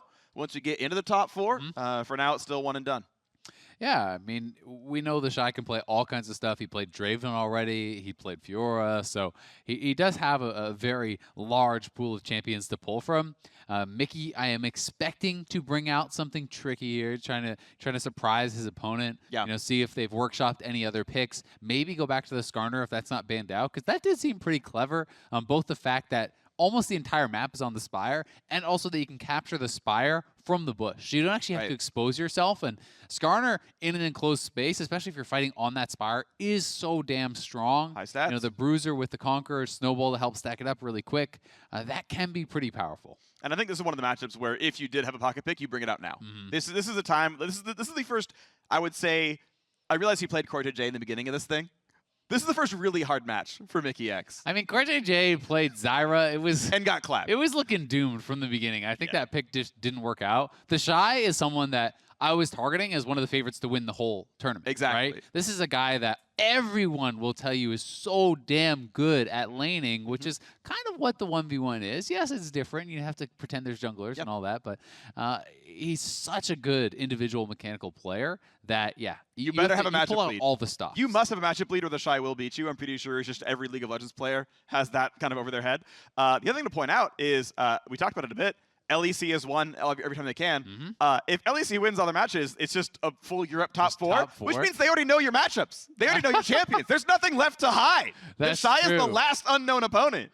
That's true. Unless, well, I don't know if they've all been practicing against each other. Is Bwipo in on the G2 scrim blocks? You know, Yankos was kind of flaming his teammates. Maybe he's made a dark alliance with the the Fnatic player to take down his teammates. Because I feel like Yankos would prefer to beat his teammates, rather than help them practice. He seems like, he wants to prove that he could take down Caps. All right, I see that. That's going to be exciting. I'm glad the players are smiling, laughing back and forth. It's always enjoyable. I know sometimes it's hard to learn enough of the other players' language to get the conversations in, but usually you can get the point across. It's always really enjoyable. I feel like if I'm Mickey, the strat here is to try to convince TheShy to play a Pike Mirror or something. Oh, you know? If you're just like, what the fans would really love if we just played this matchup that I play all the time. I mean, we saw the Tom Kench just a little bit ago, and that one didn't go so well against him. But yeah, that was unlucky. You can call it unlucky. I would call it maybe not the best pick overall. But I'm kind of curious what else is out there. Again, with the fact that we've seen TheShy play Draven means the other marksman picks are probably on the table as well. We've seen Trist be a really big meta favorite overall, and we are finally into the game. Ooh, and we get a Poly Shyvana coming out here. This should be really, really interesting. I have heard some whispers about this potential strategy. We did get to see, I think it was an EU team bring out this at Rift Rivals. It was actually Shyvana, and it was the Spear of Shojin Shyvana that was played in the side lane. I want to say Wonder played it. I could be trolling, but I want to say Wonder played that. Well, he was, don't worry. In the Rift Rivals event. This was something that was kind of, rumored to be a cool special. Could be full AP. Could also just, make a fool out of me and be having this Kindle Gem to go towards a Spirit Visage. But that's what I'm going to guess is it's one of these kind of AP strategies. Because AP Shyvana can do actually a tremendous amount of damage with the E-spam, and when you ult and then you have that Spear of Shojin proc, you can actually spam out the E's if you have access to the wave to reset. Your Q counts as 2 autos, and can be pretty cool. Now TheShy right now getting early poke, landing some Qs, landing the E as well. All those stacking up Conqueror, dealing some decent damage, and it's Mickey having to play defensively for a while. That doesn't last too terribly long. Obviously TheShy is not hard pushing, trying to deny some farm. That melee gets E'd, but it means also some AoE damage comes across, and it slows the wave down. So this one might get lost depending. Yeah, that one's not going to get picked up there. So Mickey's going to lose some CS, and it's 37 gold per melee. It's certainly meaningful. Yeah, also worth mentioning that is Barrier Flash versus the Barrier Ignite. So one fewer combat spell there kind of for Mickey. The flashes haven't usually been working out. I tend to think that generally when they've been taken, they have lost. We saw, I think it was No Man's tried against Uzi. He lost there. We saw Pabu did come out and say he accidentally took it, but he did lose his matchup against Bwipo, against those combat summoners. So we'll see if Mickey can kind of be the first one to get the edge with this. But TheShy, is going to be rushing towards Gunblade. He didn't actually feel like he had to pit stop for any sort of Doran's items. I think that's the correct read when you're going against Shyvana here, who needs 6 to really have any sort of threat, especially if you are expecting kind of the APE spam style of build. Or maybe you should call it Bruiser. I mean, if you're going Shojin, it's not AP. Yeah, but it's like Shojin and an Amp Tome, and that's the last item you can buy. Or, I mean, it could even be a defensive item with that, like a cowl or something, but... I mean, there's also builds, like, for what it's worth, these are components of a Spear Visage or... Well, I was going to say Black else. Cleaver. Yeah. Right? Those are specifically components of Black Cleaver. I think Black Cleaver and Shyvana would be mega troll. It's super troll. Like, I don't think he's building it. I'm just saying what we're shown is those pieces. If Phage comes out, I'm just face-palming. Either way... He knew he wasn't going to be threatened, so just rushes toward that. You don't need the Doran's items. You can just go straight towards that Gunblade, look for the early completion. That is what TheShy will do. And this is something you have talked about a fair bit throughout the tournament, is just kind of mapping out what is the most powerful set of items you can have with the amount of gold you will end up with. And I do tend to think that generally skipping the Doran's items will give you a more powerful end game, in quotes, style of build. In a lot of cases. Dorans themselves, yes, they are more than 100% gold efficient. They are good items. However, if you need to finish Gunblade and you definitely want to have an Elixir on top, those are way, way better both. And if you do double Dorans, upgraded boots, you barely finish Gunblade and there's no space for your Elixir, right? Yeah. And that's actually... You've got to be able to plan around that, so I do like the non-Doran starts. Or if your key item is Cleaver, right, it's a cheaper item, sure, you can get away with the Doran start because you know it's going to have space. Yeah, and I mean, I think, again, it's not that Doran starts are bad by any means. It's just that, at the end, completed items are more efficient than the Doran's items, right? Yeah. So if you don't need the early game power, don't feel that you can bully or be bullied without them, then I think it's great to just kind of build the components that are going to turn into something else, as both these players have done, right? It's the same reason we're seeing the Kindle Gem start from Mickey instead of going, double Dorans and these types of things to try to have a little bit more early game power, where he knows really it doesn't matter. He's just trying to survive. He thinks he can do that without going for that route. Yeah, he'll be within, 10-ish CS. It's fine. The fact that, again, he recalled and didn't buy means he's saving for BF sword money, which means we're really confident it's going to be Shojin Rush, with the long sword kind of chilling for now. And then we'll see what goes on top, because it's going to be about 1,000 gold to spend, and then that'll be the finished build. Yeah, I think you could go towards MR. That's probably the most you could get out of it if you're just trying to not get one shot by a Kali. But TheShy actually getting a lot of turret damage down. That's a couple plates out. And oh my gosh. Yeah, remember, he doesn't have flash, so he couldn't actually look for the flash ultimate. So Mickey will be able to slink away, but more turret damage getting down. A lot of turret damage. And TheShy can read for this, right? He can go for plate number 4, maybe take the recall afterwards, and then legitimately threaten winning the game on turret damage. Yeah, especially when plates fall, the turret becomes much less durable. Yeah, it'll be back to 0 armor. Exactly. Stacking resistance is like gone at that point. So if you get it really low, there is the potential to just basically suicide all in for it. I mean, we saw Caps just ignoring his opponent in a matchup and going straight for it. And it is the completed Shojin, so Mickey does have this. And this is where the build must turn on or he's just going to lose, because his turret is already so damn low. Yeah. But the way this works really is just about you ult, and you're trying to look for E spam and constantly using your autos and Q, which counts as 2 autos, to reset the E, so you can just go like Flame Breath, Flame Breath, Flame Breath, and hopefully have them really, really low. Because he is going E max. You can see it's 5 points E. All right, so the big thing here is you have to fight him before he's on the turret, for the most part, because TheShy can actually int for the turret once, and it's okay. So here's the ultimate coming across. Big damage. TheShy's so far ahead, though. He's going to kill him outright with rank 2 of the ultimate. Gets that one over the flash. You saw he tried to dodge ult with flash, and now TheShy has 15 seconds, 10 seconds You to push can just the turret kill the with. turret right here, I think. I think it's just over. He's going to certainly try to. It does have some armor, but this might be enough damage. There's It's the so kill. long before he gets back. That's this is GG. just done. That's GG. He respawns. Not going to matter. TheShy, the second player to win via the turret. Yes! And the recall swag, 10 out of 10. TheShy into the top 4. Yeah, TheShy is just too damn good. I respect the pick from Mickey because I think you have to go for something a bit unexpected when you're up against TheShy. I mean, it's a support versus what most people point to as just the best laning player, you know? Perhaps in the world of any role, the best laning player. I've heard pros make that argument, and I think it's a fair one to take. But double it, though. No, there you go. That's true. But TheShy really playing this out well. He got Mickey so damn low before Mickey could even get into the ulted form. You can see the idea, again, looking to reset those E's. The barrier comes out. He gets a second one here, but just barely not enough. And if he started that at full, I mean, he got TheShy to like 10% health, and he didn't even have access to the minion wave for the entire duration of the ultimate, where that's what he was really hoping to get, right? You know, E, reset it, E, reset, and all of a sudden, you're surprised by that damage, and then maybe flash on him and you kill him, right? Yeah. And these types of things. But unfortunately for him, TheShy took a great trade prior to him getting into ult, and as a result, Mickey comes up just short, but it was close. And it was another case where Flash could have been the difference, but wasn't. Yeah. He tried to predictively flash R2 from Akali. You have to predictive flash. Humans cannot react in time to a melee range Akali dash. You will never dodge it on reflex, so he tried to guess when it was. It wasn't the right timer. R2 landed. That was the kill immediately, but if that was an ignite, maybe it's enough damage in time, right? At the start of the all-in, the 180 health difference, plus all the healing he's not getting through Gunblade because of Grievous Wounds, maybe that fight is different. And it's yet again, if it was a different summoner, maybe it's a different game. Yeah, it's really true. You know, TheShy was incredibly low, so Ignite might have actually just straight up killed him because this is also fairly high level into the game, right? So Ignite does scale as you're getting further in. But we are on into the next one.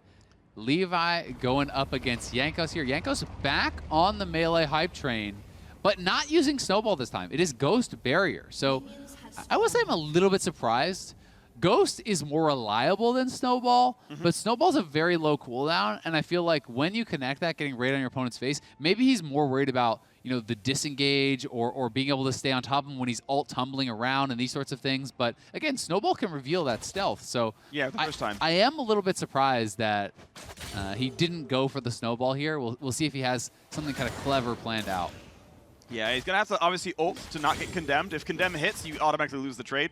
If you get pushed back, it's already over. And that's, of course, a cooldown difference, right? That as soon as Ragnarok's down, now you can go back for it. You know you pretty much auto-win with condemn. As you mentioned, Snowball could kind of undo that. You can immune with dash, or you can at least land the mark and get back into range.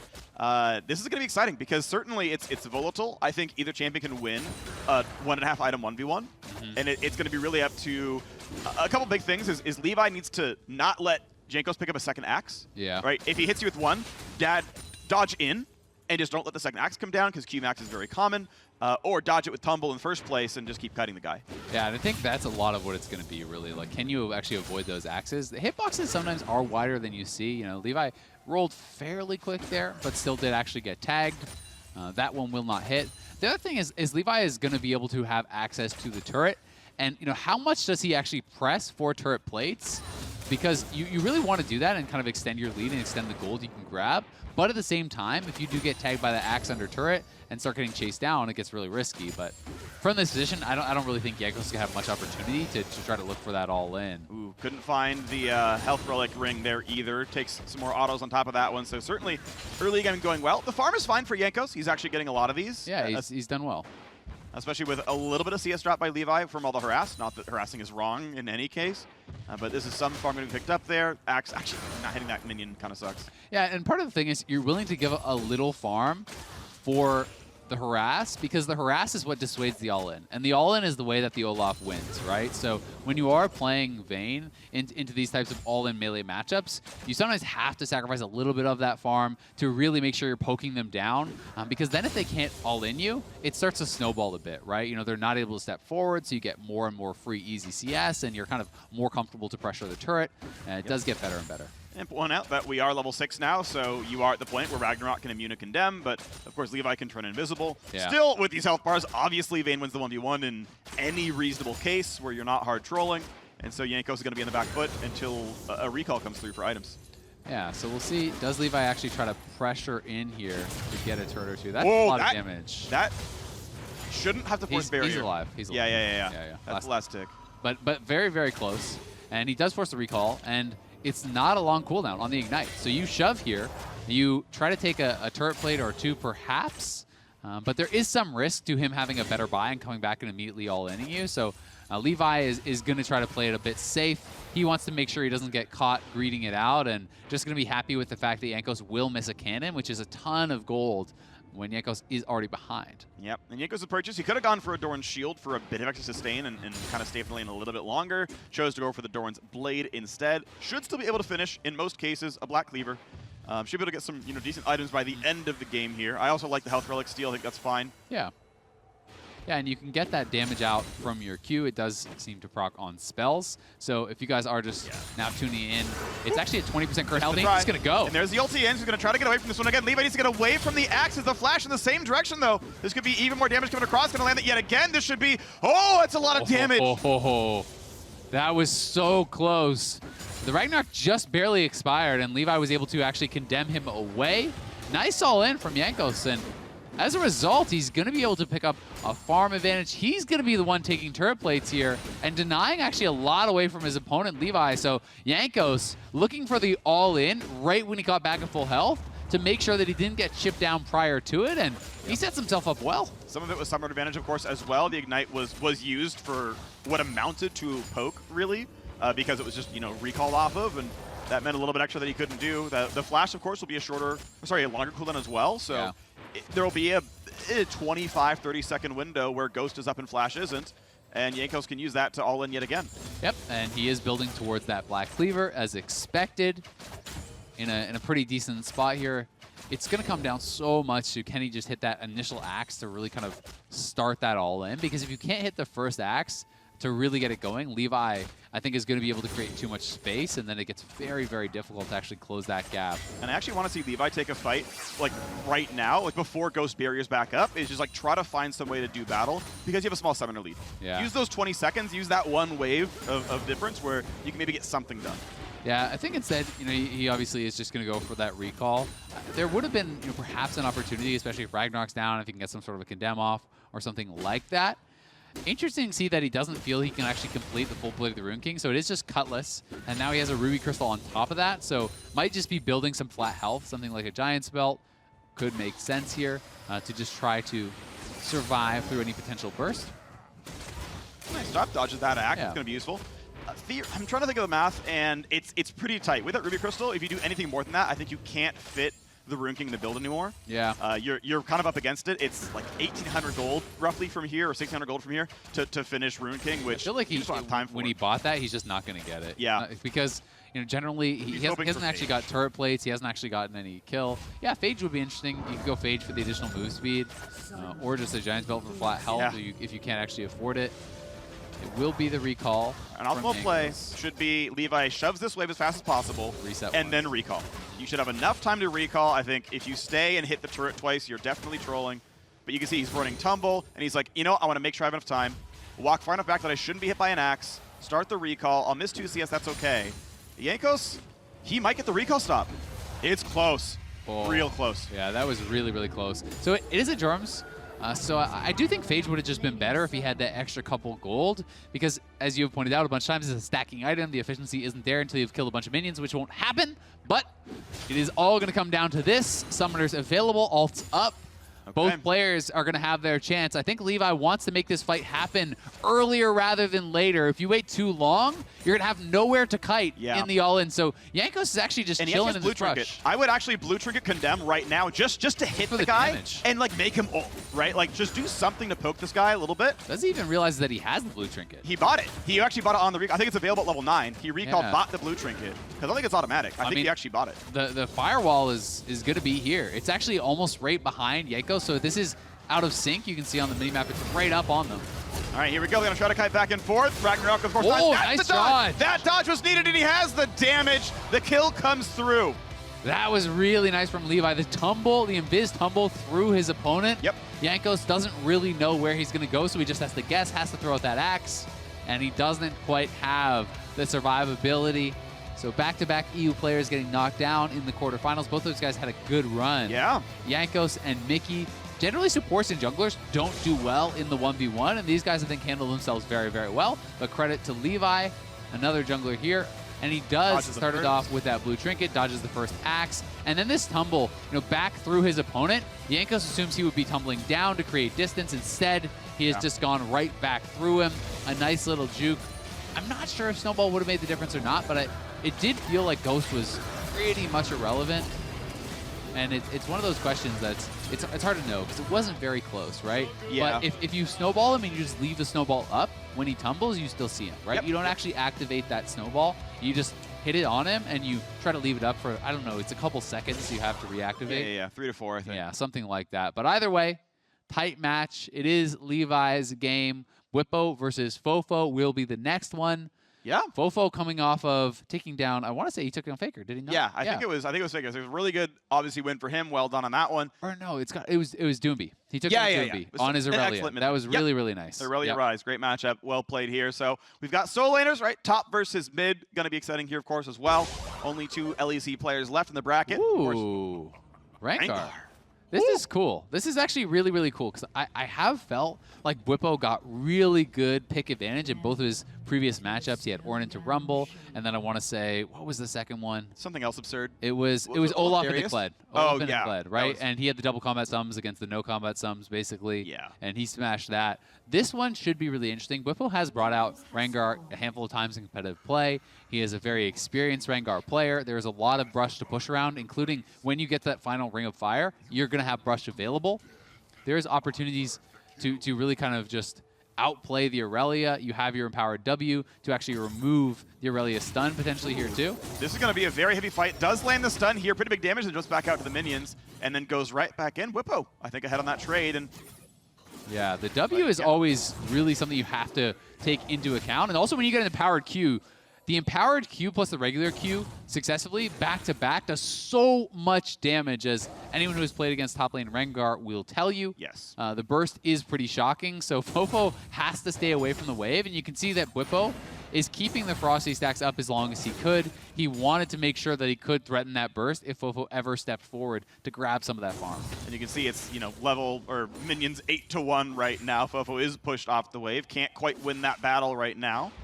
Curious to see what happens later on, because level 6 Rengar is, not the most impactful ultimate. I wonder where he's going. Probably mid. He's going for the back door. You get some damage out of it, right? Like, it's something, but I would take Vanguard's Edge every time. Definitely, and I think that's why Bwipo is trying to play aggressively, and also why Fofo is trying to play pretty defensively. The leap also really does surprise you, because you have a window after you've already left the brush to still actually jump. Yep. So you can actually close way more distance than you would think. You don't have to be right beside that brush. Stun and ignite on. Damage close. Who's going to take it? Fofo gets the kill. Trades it back. That was really, really close there. It looked like Bwipo was going to have it, but he used the empowered Q right as he got stunned. So he didn't actually have the ferocity to remove that stun right as he got hit. And it is Fofo going for the executioners here, trying to reduce a lot of that W healing that Bwipo is going to have. The Conquer also pretty effective, so sending it back to base. It is the 100 gold advantage for Fofo, but I'm not sure exactly how the wave is looking. It looks pretty bad for Fofo. It's stacking up and pushing towards Bwipo, so I think it's a bit more farm for the Rengar, and he had more farm coming in. Not too bad. They both have about the same amount of range minions. Okay. Bwipo had one more, so I think, if anything, should be pretty even. Oh, that's a nice big dodge. I like the idea of going for the ult, because I think Fofo was advantaged there, and that ult could have been enough to get a kill. Here comes the small re-engage. Not going to do too much, but it's still a health bar lead for Fofo, and Bwipo's going to have to be on the back foot. Yeah, I think the Executioner was actually such a smart buy, because Rengar really can get a lot of healing off of that W if you time it as well as you can. Bwipo's looking for this, though. Gets the health relic. They're going to go back for the Sun minion. This is miss. the game right now. Has to run away. Fofo needs that minion. He's not around. Oh, not quite ready for the leap. So close. Bwipo almost got that kill. Yeah, that was a couple pixels away from being able to get that jump back out on Fofo and take him down. Bwipo definitely going to win the all-in without ultimates available, you would have to expect. Fofo now back to base. We'll see what he does build towards. With double Dorans, refillable, and Executioners, he's just going tank. So he's actually going to grab a Giant's Belt here. Bwipo should be going towards Black Cleaver. He is. Yep. And the wave is, sort of positive for Bwipo in that the cannon's still alive, can still be farmed. Fofo lost that one. It's smart by Bwipo to sort of recognize the wave state. Unlucky. Cannon will die, and unfortunately, that is worth so much of the gold, but there's still going to be more minions for him to farm here, so he's going to be feeling pretty damn good about that. Yep. We'll see him hit level 8 first, most likely here as well, as push around, and Fofo now hugging the far right side of the map. They're going to find another stun right here. Dig damage coming across there as the summoners are back up. Ignite's put down, and Bwipo has to be a bit careful. Ulti's not up yet, but the damage could be enough. 1 Q would kill him. Oh. And Fofo limping away at 100 HP. Same for Bwipo. Watch out for the leap. He's almost in Q range. Oh, that is so close. He has the ultimate. Do you dare go for it? Because you could get Q'd out of the air if you're ulting towards him and he spots you. Yeah. Charge W, Bwipo. let go Q, and it's enough damage, right? Yeah, Bwipo will reset. I think this is the smarter choice. You could even use the ult to try to take him down if he actually recalls. Yeah, so he's going to use the ult to just try to run straight back. He's got the health lead. Can he get the cannon? I don't know if he cares about the cannon. Like, he might legit charge the Aurelia. He knows. He's going to go. This could be the damage. All he needs, he gets away from the stun. And Bwipo shuts him down. That was such a smart play. Yeah, he recalled. He didn't even wait for his health to fill back up. He just runs immediately back out of the map with the move speed from the ultimate. He got in range, finds him, and Fofo, I thought he expected a lot longer for it to take, for Bwipo to get back to lane. He thought he had way more time to be able to reset. Bwipo, that's smart. Very pleased with himself. Big brain play here. That is a big brain win. That's deserved. And Bwipo, here is the all-in again. This was that trade kill. Fofo did get it. It was extremely close. The last tick of Ignite, it looked like taking down Fofo in that trade kill, and it was one of our only games that have actually ended 2 kills pre-Ring of Fire. So this was a pretty action-packed one. And remember, the Rengar ultimate gives him sight of that hunted target, so he's able to get on top of him. He steps past the stun, has the empowered Q for the additional damage there. And this was just a really big brain play from Bwipo. Just ult straight back to lane, knowing that he could have that timing. And even if you miss it, it's not that big of a cost because the ultimate is not a lot of in-combat power, truly. Yeah, I mean, it gives you some ferocity for the push eventually, but and like the upfront damage is there for a little, but you're right, again, not nearly as good. And to your point, I don't think Fofo saw it coming. Again, if you think you are going to get dove, you see the eyes over your head, you hold W, you take half damage when he finally lands on you, and then you hope you have enough to fight back afterwards. Obviously, again, wasn't the case there. Got jumped on, wasn't ready for it. Good sidestep by Bwipo, dodging the stun. We'll see him in semifinals tomorrow. Right now, though, Caps versus Uzi. I think these are 2 of the only trophy holders of 1v1. I think Uzi has 2. Caps is defending champion. This is an absolutely incredible matchup. Yeah. This is a finals quality matchup that we're having in quarters. I'm a little bit sad they're meeting this early on, but it is going to be an absolute banger. We have Qiyana versus Vayne.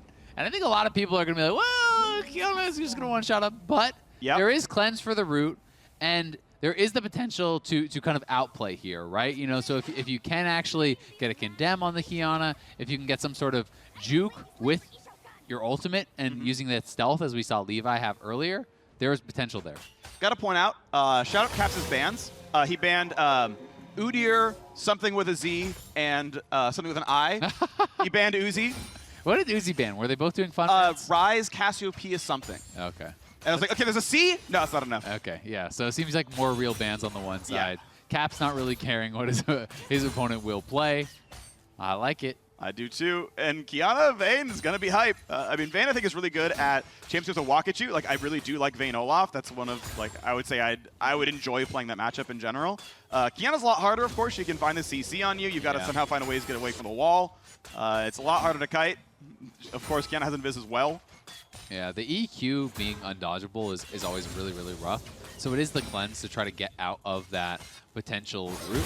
Can you actually access water, though, on this map? That is something I didn't actually think about. I'm not sure. I'm not sure. Okay, so the health relic, health relic. I just got information on.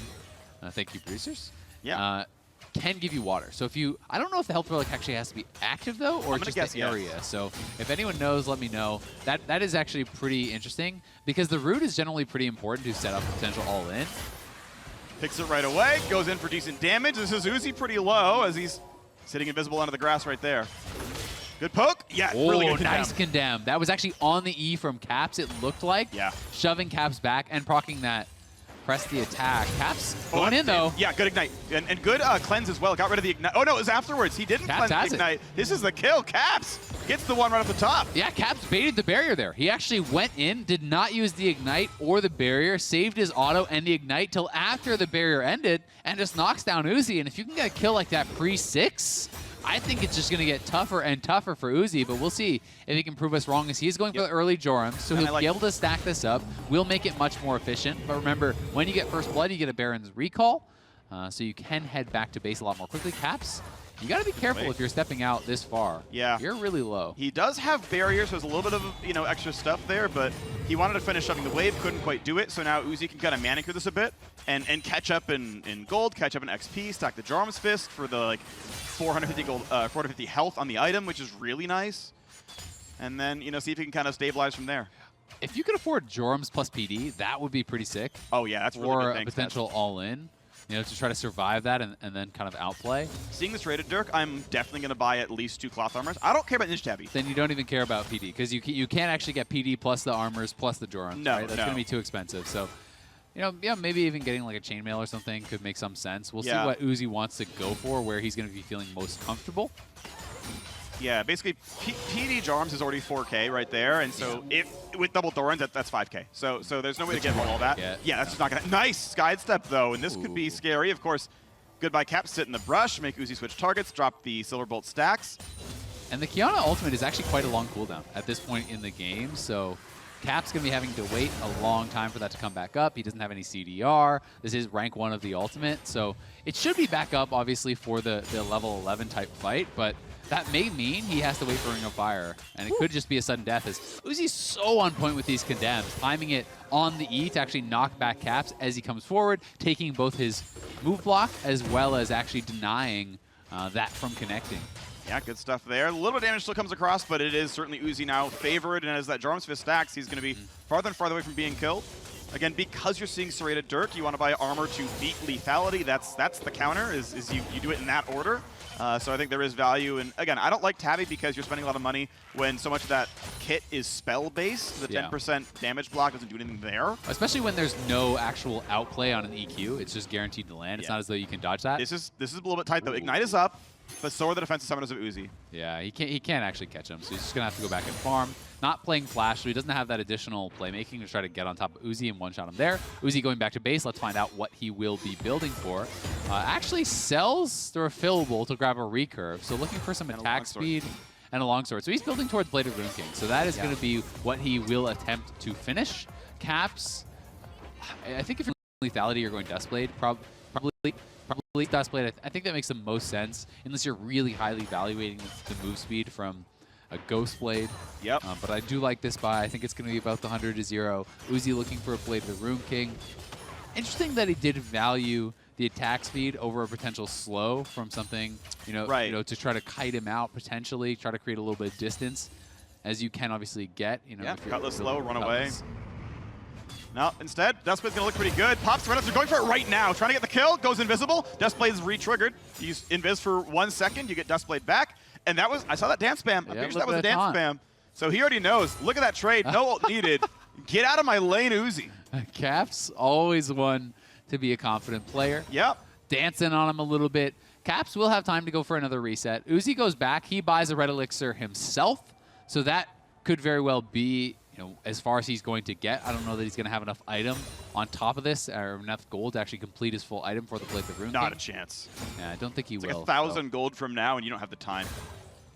Yeah, obviously we can't see exactly how much gold he has, but definitely assuming he's not going to be able to make it there. So Caps will have the completed item, going to have the advantage there. Going to be looking to shove this in.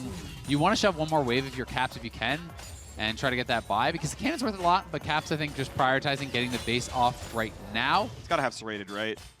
That's why. Oh, he stopwatch. Interesting. And can't afford anything else, so goes. Okay. Just buys the rejuve bead. Yeah, that's really interesting. I wonder if he's going to try to use the stopwatch to do something like you can throw grass and then use the stopwatch to bridge the gap on your W cooldown to be able to do another grass throw. Yeah. These sorts of things. Also, if your opponent is going into ult to try to go for stealth, you can stealth to try to wait it out, then stopwatch and these sorts of plays. So looking for the playmaking there, and we'll have to track how well he can do it. EQ in, goes for the invis, grabs the rock, can't get the rest of it. Just a bit of damage, not going to do too much, and Uzi's going to get the push. But once again, minions can help a lot. Extra DPS. Right, that's going to make up some of the gold, some of the item difference. Goes for the fight yet again, turns invisible. Ring is closing in. Big damage coming across. Uzi's got to be careful. And there's stopwatch. Oh, but he can get condemned out of this. I think he blocked condemn. Okay. I think that's what he actually put that in for. So now Uzi's got to be careful. Caps half HP. Again, damage coming across. It's going to be pretty big burst. Duskblade comes in for both sides. but look at the damage up with their Caps has the barrier. Ult's not gonna land. Uzi puts him down. Caps not able to connect, getting knocked down there by Uzi.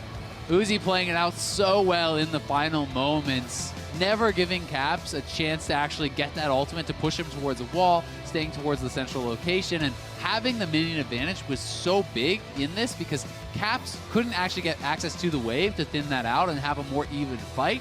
So if he fought it out in the middle of that wave, you're always going to have all of this additional damage because there's so many range minions stacked up helping Uzi out, and Caps just couldn't really find the angle despite what I think was actually that Condemn being immune with the stopwatch, which is incredibly well played there by Caps. But yeah, I mean, it's just look at all the extra minions here for Uzi. Uzi's healing up off the minions, pushing this in. So when Caps comes back in, as soon as you come out of stealth, you have all of these additional units turning to focus fire on you.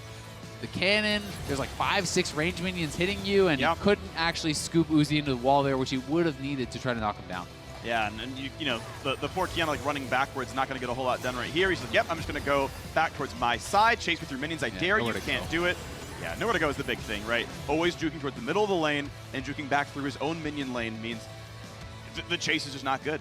Yeah, so the defending champion will get knocked out in the quarterfinals. Uzi, moving on, has made it look pretty easy on these marksmen against some damn tough opponents. Of course. He took down Bang on the Yasuo, now taking down the Kiana, making it look pretty easy in these 1v1s. That is trademark Uzi. He's very, very good. So we're going to have Bwipo Uzi as one of the semifinals, and TheShy versus I'm blanking Levi on the other. Those are going to be hyped. To hear more about the 1v1 Final Four, let's send it over to the State Farm Analyst Lounge. Thank you very much, Freak. I'm standing by with Mark and Kobe to break down our quarterfinals in the 1v1 tournament. As we just saw, Caps did go down to Uzi, so our defending champ out. 4 more players remaining, but we had some very exciting quarterfinals that really came down to some new and interesting picks, as well as, of course, sudden death kills. Yeah, I mean, all the way from the beginning, it was super hype. TheShy was probably the most dominant one. Like, everyone knew kind of what Mickey was going for, but it just felt like it took a little bit too long to get online. I mean, TheShy has been dominant this whole tournament. He takes his hands off the keyboard like half the time that he's actually playing. I think we're headed for a crash course with Uzi and TheShy. That's what I think a lot of people would like to see for our hype finals. Yeah, that's been called out a couple times. There we saw the Vayne over the Olaf, a very solid pick into the Bruiser. This was my favorite. Yes, exactly, of our 4 quarterfinals.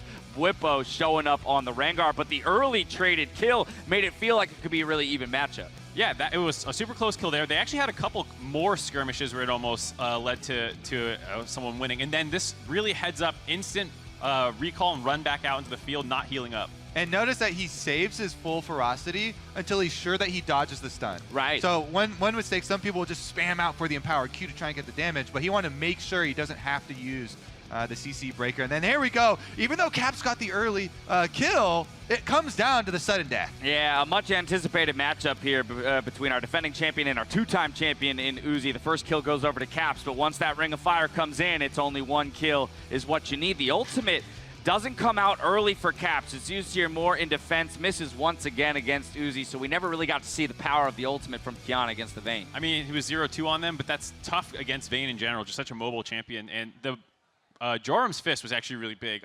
We saw Levi buy it too, but that was like late into the game after he didn't really need it. He just killed Olaf in what felt like a counter matchup. But this one felt really important to getting a lot of extra health on the Vayne to be able to sustain through any potential all-in, and you would need like an extra rotation or 2 from the Kiana, which I thought was what the stopwatch was supposed to get. And I love that Uzi is sticking to the marksman, picking the Vayne. The Varus. Showcasing like how important it is to get these correct condemns, these correct tumbles with stealth off. I will point out, I found it interesting. I don't think I ever saw Caps throw out the water. Because we did hear, as the caster said, you can't get it from the health rune, if you pull it in that regard. I'm not even saying it's optimal. It was just very curious that he opted not to go for it in that matchup. Yeah, and he did seem to know about it because I saw him grab it once or twice when clearing minions. So it wasn't like did Caps know or not? I'm pretty sure he did. So he must have just thought the damage or the invincibility helped more in the fighting versus Vayne. But either way, I think it was just the condemns really forced his hand. Yeah, Uzi on Vayne. That's about as much as you can say. Let's go ahead and take a look at the bracket as we get down to our final 4 players and those matchups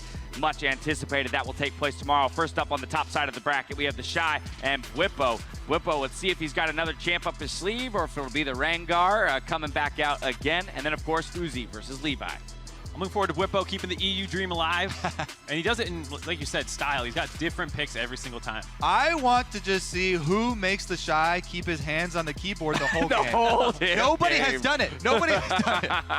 And then again, what will be the answer against Uzi, right? Because he has so many different marksmen at his disposal. If you ban out that Vayne, will he go back to the Varus where he beat, Bang's Yasuo? So there's still so much at his disposal. Will Levi really have something up his sleeve to kind of put it to our two-time champion, our most winningest 1v1 player in history? Always rooting for the jungler, the underdog Dash. Well, it's similar. Go get him. Both Bwipo and Levi are using like weirder picks to try and get by against like the super mechanical, oppressive TheShy and Uzi. So it's actually kind of similar sides on both brackets. Without a doubt. Now that takes place tomorrow, but from today to Sunday, December 15th, Alienware is hosting a sweepstakes to give away 4 of these customized All-Star 2019 themed Alienware M15 notebooks. Whether you're here in Vegas or watching online, you can win one of these monsters by visiting the entry page at alienware.com/LOLesports. Make sure to check the rules though, because there are some eligibility and exclusions that apply. Once again, that URL is alienware.com/LOLesports.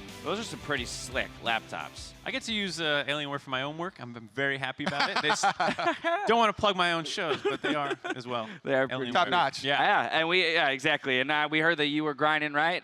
Some TFT, a nice laptop. in would the be, hotel, exactly. yeah. So an Alienware laptop would be good for that. Let's hear though from the Demon King on his All-Star experience as we hand it off to Shox for an interview.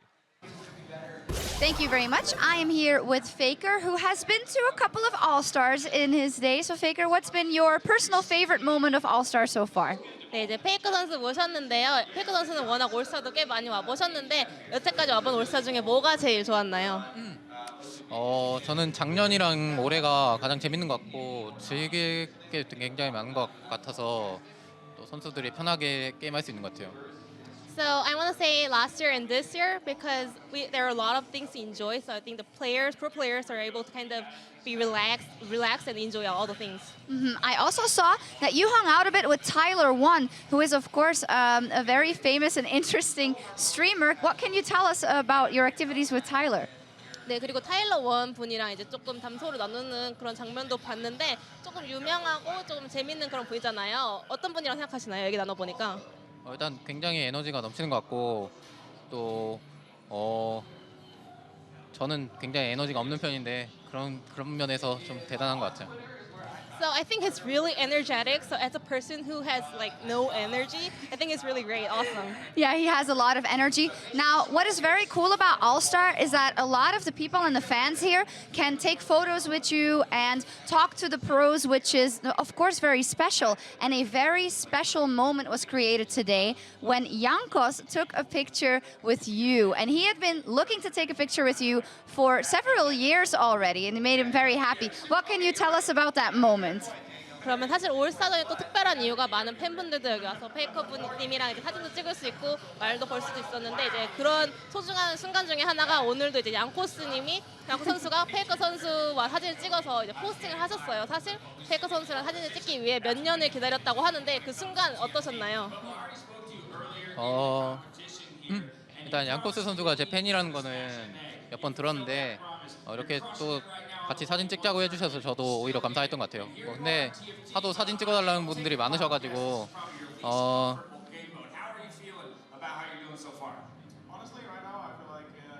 그냥 뭐 그렇게 중요한 순간은 아니었던 것 같아요. Well, so I heard that he's like my super fan for a couple of times. So I was also very thankful that he came to me and asked for a photo. But there are a lot of people asking for a photo with me, so that was like one of those moments. Okay, I see. Well, not important. Thank you very much, Faker. Enjoy the rest of the All-Star event. Thank you, Ji-sun, as well. We're going to take a quick break, but we'll be right back. GG, he respawns, not gonna matter, TheShy, the second player to win via the turret. Yes, and the recall swag, 10 out of 10. TheShy into the top 4. They're gonna try to kite back and forth. Ragnarok, of course, nice the dodge. That dodge was needed, and he has the damage. The kill comes through. Charge the Aurelia, he knows. He's gonna go, this could be the damage, all he needs, he gets away from the stun, and Bwipo such a smart play. Look at the damage up with their Caps, has the barrier. Ult's not gonna land. Uzi puts him down.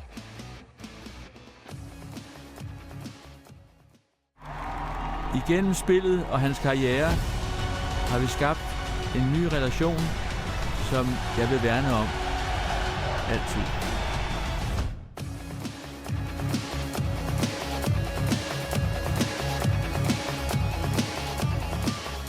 Welcome back to the 2019 All-Star event for our final bout of the day, the 5v5 Assassins Clash. I'm Clayton Captain Flowers Reigns, joined by another premier Assassin player. We know you love the Assassins just as much as I do. Skarner's one, and so is Udir. Yep. Mr. Joshua Jat Leesman. Yeah, unfortunately, I think by the rules of the Assassin mode, it's the things that show up when you type it, but Assassin in my heart, yes, for sure. I'm an That's Assassin what we're player. talking about right there. We are going to go ahead and jump now into the players competing on the Rift here today. On the blue side, we've got Evie in the top lane, Peanut in the jungle, Caps at mid with Mid Beast at bot, switching things up there with the names a little bit, and support Salnon.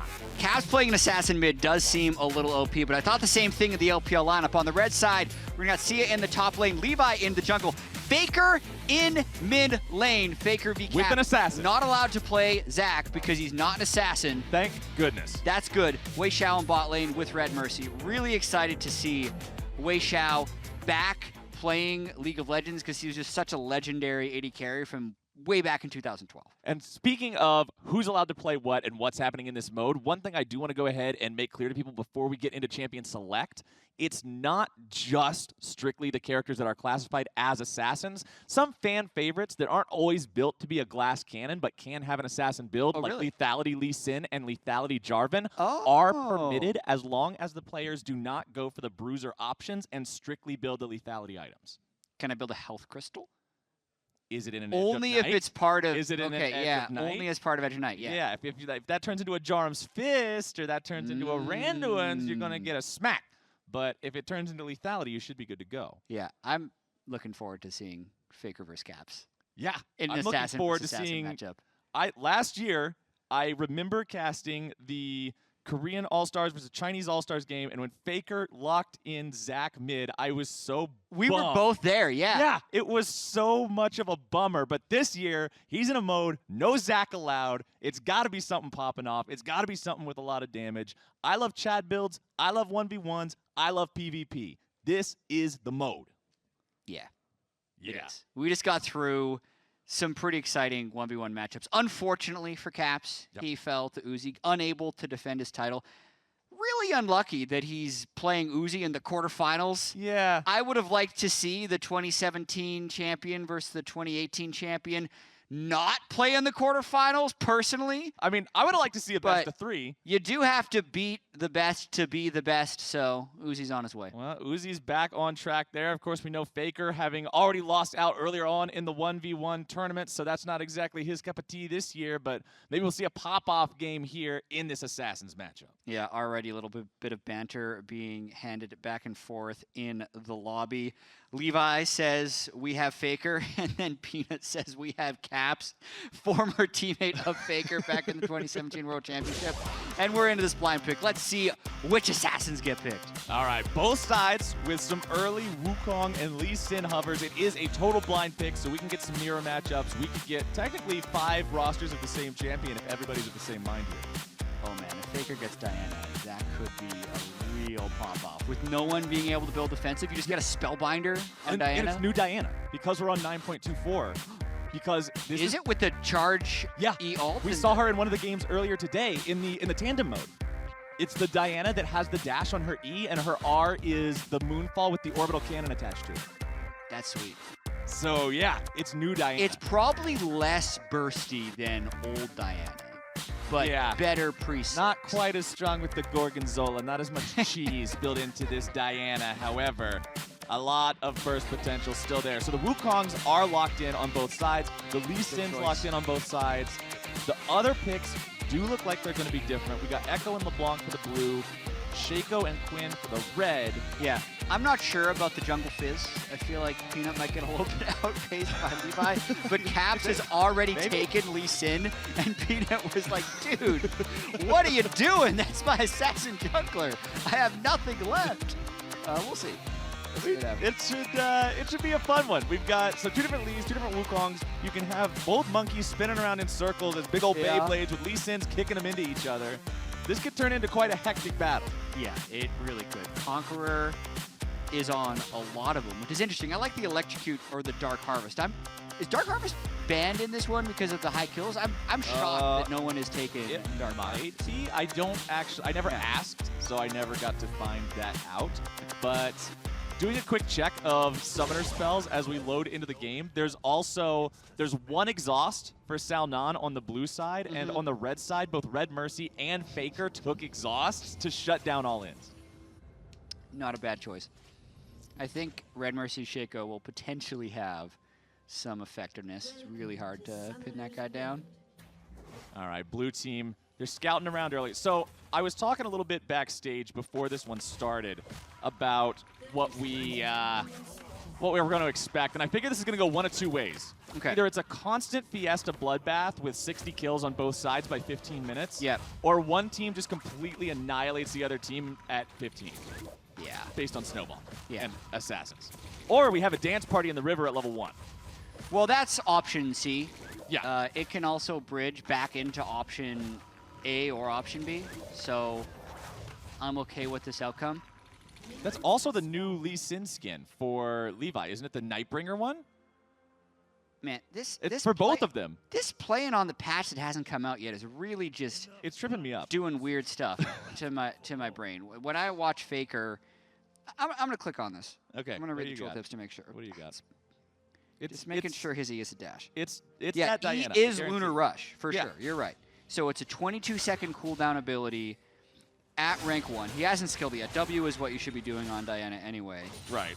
It still resets his cooldown if the enemy is affected by Moonlight, but then the big change is the fact that R pulls in one or more enemy champions, the Moonlight will crash down and deal damage. So it's not just a vacuum that slows anymore. You can actually do some AoE teamfight damage. That's like a 100-second cooldown now. So a little bit more pre-6, maybe a little bit more flexibility in this reworked Diana kit. All right, so I do not expect this to be a resident sleeper, farm up, wait till late kind of a game. In fact, I'm kind of surprised we haven't got a kill already. So I'm going to take your bet. Who gets the first blood and who gets first blooded?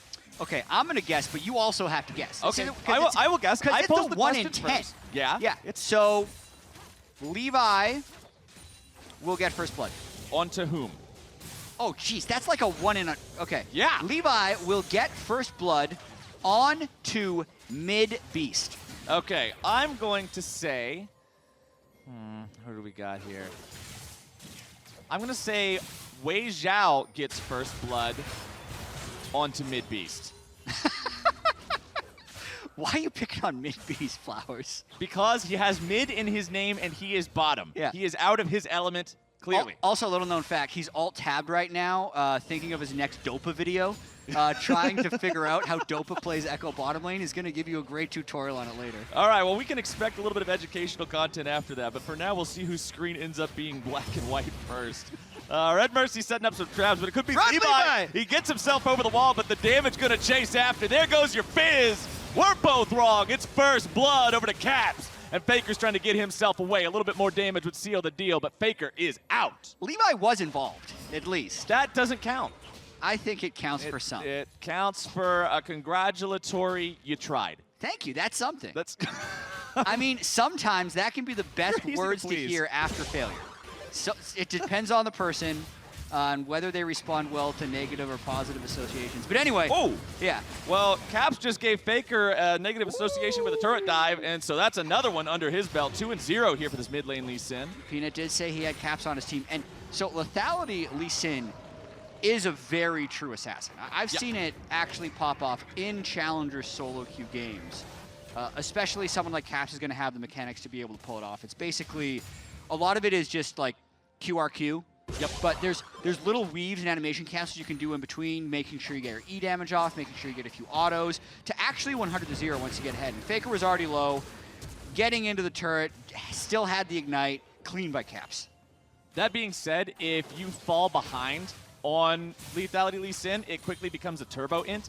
and you just try to go in, and by the time you've got your leg up in the air to try to spin around and kick somebody, you just end up falling over dead yourself. So we will have to keep an eye on the tempo this man's able to maintain this game, see how far ahead he can stay. 800 gold lead right now, pretty much all on Caps. And also something I want to theory craft later. Okay, what do you got? I'm just going to, someone else will do it for me. I'm just going to propose what's happening. Okay, you're just going to plant the seed. Yeah, Serrated Dirk no longer having the passive on it, which does extra harass damage. It might be better when building your first lethality item to not upgrade it and just keep building more swords. Ah, okay. Because so you just want to pile as much AD as humanly possible. I possible. don't know if the lethality is completely worth it versus just getting more swords and then getting the lethality once you fully upgrade the item. It's close. It's way closer now than it's ever been. All right. Just a thought. All you people out there who've got the mathematician skills that I absolutely do not have, go ahead and figure that one out and let us know so that we can figure out exactly how that's going to calculate itself. As bottom side, red team looking to make a play here once again. Levi goes in, exhaust dropped down. There goes Salnon. It wasn't mid beast, but it was his lane partner. Bot yeah. lane. So we at least got something sort of right. He's doing fine. Yeah. He tried. Yeah. Topside Wukong versus Wukong's not actually turning into a whole lot of much. We've got the corrupting potion onto our red side Wukong and Seiya, so he's got a little bit more sustain at least. But versus the Doran's Blade. Yeah, it's a bit of a handshake agreement for now. Well, until the first player hits 6, in which case that would be Evie. And that would be a dead Wukong on the red side. And that means a 3-1 advantage here for the blue team as, Caps popping Faker here yet again. The man is a balloon, and Caps is walking around with a handful of needles, just throwing them all over the place. I gotta say, Faker's weakness might be the All-Star game. Yeah? Yeah. Some would say it's G2 players because of the last 2 best-of-5s. I could agree with that. There's something there, but I also think that in these environments, he tends to go a little bit less hard play. This was really nice by Evie, actually, letting the minions kill the minion, which gives him level 6, and surprising Seiya with it. So once he's gotten that first blood as well, it is a little bit hard to swing the mirror matchups without anyone else going up there to help. Yeah, I mean, that's one thing we don't normally get in regular play because there's no blind pick, is the mirror matchup, right? Yeah. You're literally just now a weaker version of your opponent because he got more money and experience than you. And it's not like Wukong has skill shots. No. He's just a stat check. Wukong's the most, binary champion in the game. Yeah. Although, this isn't going to be a problem for these players. Right. But a lot of Wukongs don't auto before their Q. Which is so you should E-auto Q. It'll make sure you electrocute. You can auto-attack reset with your Q. It's way higher damage. And the lower you go in Wukong Elo, sometimes people don't even Q before their ult. Yeah, it's just ER, which is not correct. You have to Q before your ult because it gives you the armor pin. Yeah. So in a 1v1, you should always E-auto Q ult. If you have Tiamat and the time, you should actually Tiamat after your Q. The only situation I'd recommend, like E-ulting, is if there's 5 people there and they have a lot of CC, just get it as fast as possible. Right. Every situation has some sort of an exception to it, but in the 1v1, Wukong versus Wukong, monkey to monkey, auto Q. You've got to make sure you're getting those maximizations in there. You can see Seiya losing into a trade here yet again, but he's got backup showing up as Levi makes his way into the brushes. Wanting to be a sneaky snake. Spritter his way around here, try to find an opportunity to make a play. Evie tries to go in yet again onto Seiya. Will get the better of him, but has to flash away to stay out of the way of the Lee Sin. Yeah, Evie's styling on this one. His ult is down, though, so Seiya basically just has to get into range of him to be able to ult. He should probably be able to get a kill, but I feel like Evie's going to play around that one. This is not the bloodbath we were foretelling. No. I honestly thought we'd have triple this amount of kills by now. Almost 9 minutes in, only 5 kills. Bottom side, we'll see if the blue side can make anything happen to change that up. Salnon tries to get a little bit of a trade. Root finds its way there onto Red Mercy. Peanut looking to go in. Caps right beside him. The dive coming through. The damage coming out. Tower drop coming in now as Caps goes on a rampage. The Quinn falls down. Double kill over to Caps. The man is on a mission. Red Mercy at least gets one in return. 5-0-0 mid Lee Sin. I wonder which lethality item is going to go first. Oh, Duskblade. Yeah, Duskblade seems to be the was choice. answered quickly. I like that, though. That is the chattest of the lethality items because it just gives you more damage. Yeah. If all you're looking to do is take somebody's health bar from 100 to 0 as quickly as possible, boom, there you go. Yeah. Meanwhile, turret plates just serving up a smorgasbord here in the bottom side, a buffet of money towards the blue team. Peanut not willing to give up that third one, make sure he sticks around. Potentially tempts the Quinn to just try to make a move, but it's easy to hop away. Let's take a look at the replay. Yeah, mainly, I think the turret aggro was managed pretty well by Peanut here. So yes, he eats the exhaust for his fish, but he takes basically 3 full shots of the turret before it ends up getting on Caps. And then as Caps is running right out of turret range, he's still able to get the last hit. And drop turret aggro for his unfortunate friend LeBlanc, but still counts. Doesn't want to give up that shutdown bonus. Caps is 5-0-0 now. 5 of 6 of his team kills. The man can go anywhere he wants on the map and start to do exactly what you were talking about with that lethality Lee Sin and just QRQ somebody, nearly pop them instantly. Also, having the Ignite here ready to go means you've really got to be respectful of what could come out. Play may be coming through here from the red side, but Blue's ready to make some sort of a counter move if they attempt the dive. Rift Herald summoned by red in the mid lane. They had the opportunity to take that one. Yep. Shelly's going to rear up, charge forward, 2 plates. Will they be able to get any more? Blue's doing a good job to take her out. Nope, that'll be all, but that's still a kill's worth of gold. Yeah, the Rift Herald buffs come in on 924 as well. So a lot of people who were thinking that the first Rift Herald was pretty useless to take, I recommend continuing to try and take it. Preseason's all about learning, man. Yeah. Trial and error. So speaking of trial and error. Okay. You guys can't see the grin on his face, but I can tell that something good's going to come up here because of the grin. Yeah, we should try this after All-Star. Freak tried this with me earlier. Is this another Volibear versus Skarner 1v1? No, it's a double jungle, double funnel stat. Okay, this sounds incredibly degenerate. How do we play this? So this is really off topic. Okay. So I apologize to those of you who really want a deep analysis of the 10 Assassins. But with the jungle having shorter respawn timers, it is almost impossible. This Faker's getting turret dove. Is this going to be the 6-0? There comes the fish, there comes the carrot, there comes the damage, there goes Caps, the Faker! No! Caps will trade one back. He loses his own life. Faker's grabbing the shutdown on Peanut. that. As Seiya sweeps in, cleans up a second kill onto Peanut, and Red is able to punish Blue's over aggression. I'm really glad this happened, because this means the game is going to go much longer, because they've kind of reversed the snowball a little bit. Anyway, double jungle, double funnel. With the jungle respawning faster, with dragons being more frequent, and with Rift Herald being more frequent, it's too much for one jungler to do. Okay. So traditional funnel is impossible, because there's too many camps for someone to take the whole jungle and a lane. Right. Okay, so each jungler takes a side. One jungler gets the bottom 3 camps on red side, assuming you're a blue side team. Okay. The other jungler takes the top side jungle. Both of your side laners take the Relic Shield support item because they're not getting that much CS. And each jungle funnel will clear the 3 camps and then the lane.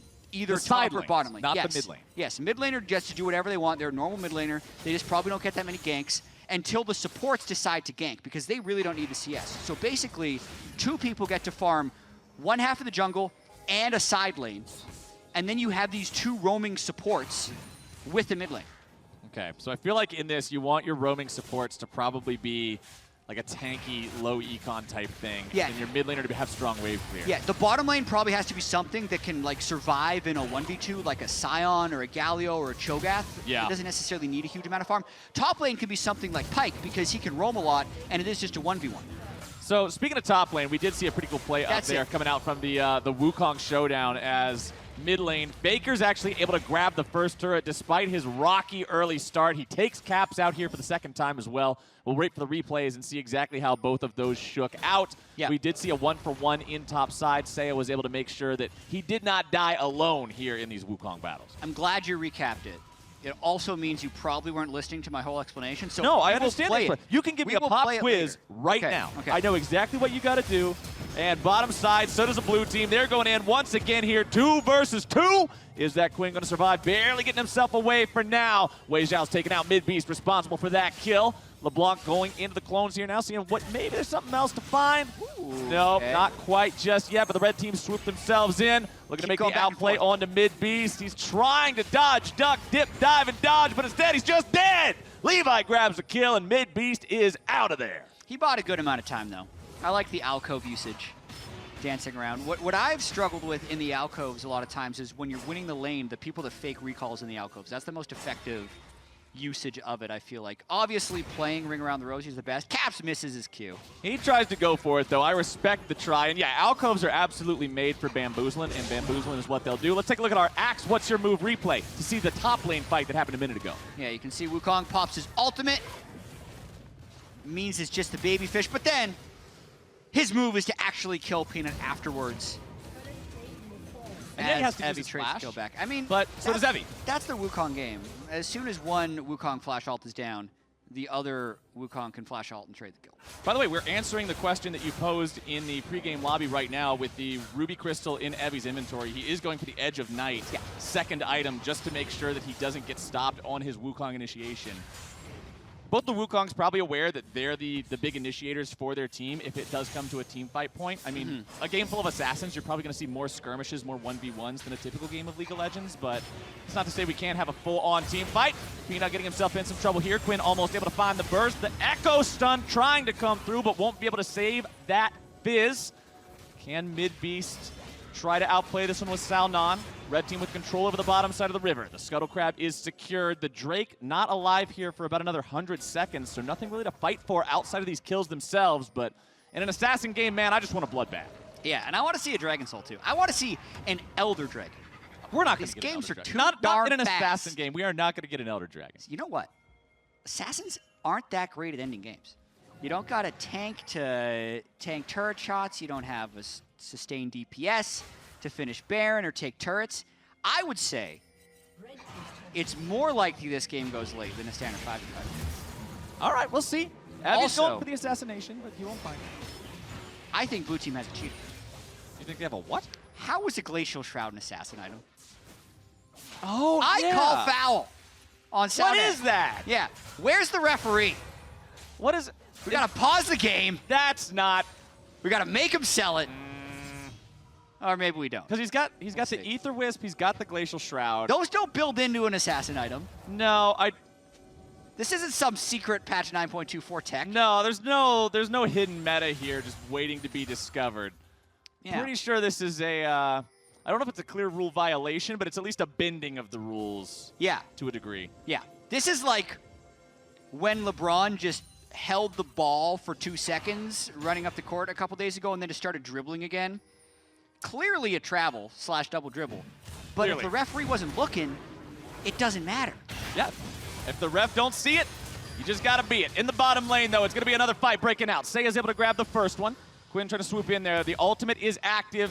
She's flying like a bat out of hell, and she's found her way onto Caps. Does get himself away, using that safeguard, trying to stay alive, disengage this one further. Red Mercy still on the chase, splits himself into 2, drops the exhaust, still looking to make the plays back onto Caps, jumping right back into the fight now, but not able to find the outplay. Wei Xiao takes him out. And now, can Salnon get himself away from these guys? He's in a 1 versus 2. He is on the block. This champion is slippery. Should be able to keep himself alive here. Red Mercy just waiting and baiting, bringing him back into the fight. The boxes almost grabbing the kill. Yeah, really well played by Red Mercy there.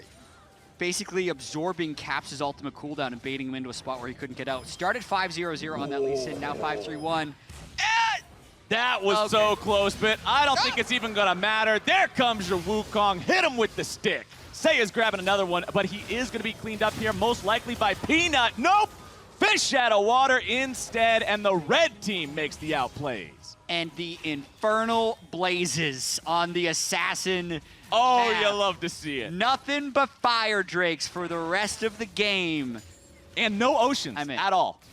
Yeah. No oceans whatsoever. Was this set up somehow? This could be, I don't Did know if someone there do was, this? the dragons themselves knew what was coming into this game.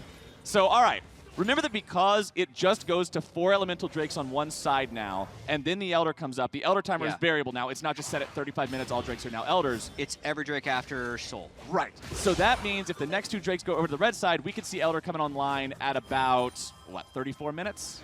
Almost exactly where it would be otherwise, but hey. Yeah. Or we could never see it. Because blue team could get 4. We have to hold out hope. We have to hold out hope that we see the Elder Drake in all his I'm a fire in my laser glory. Yeah. Actually, really nice heal there to keep Seiya alive. Nowhere to hide. Oh, that was cheeky, but is it worth it? Peanut jumps up onto the pole, comes right back down. Shut down over to him. He gets his red buff at the end of the day. Meanwhile, mid lane Faker might be in a sad spot. Soundon getting himself out. Shut down credit over to mid Beast, taking Faker out there. Red team looking to chase after him, but the Echo does elude them for now. On one hand, he got the red buff. Yes. That's a tilter. Yeah. On the other hand, he did give up like 450 gold. And the red buff. Also a tilter. Yeah. But which tilter is greater? Definitely the dying part. You sure? Yeah. Sometimes it's about sending a message. It Sometimes is. it's about saying that's my buff. It is. If buffs didn't transfer, then I think you should do it. But because it did, you effectively just gave him like a mega red buff. Yeah, just a big leash as Seiya barely walks away. Flash coming in from Evie there once again, grabbing himself a kill in the Wukong 1v1. Oh, one more shot from the minion. Oh, they got him right in the back. I hardly knew ye, Evie. He falls down, and that's a 1-for-1.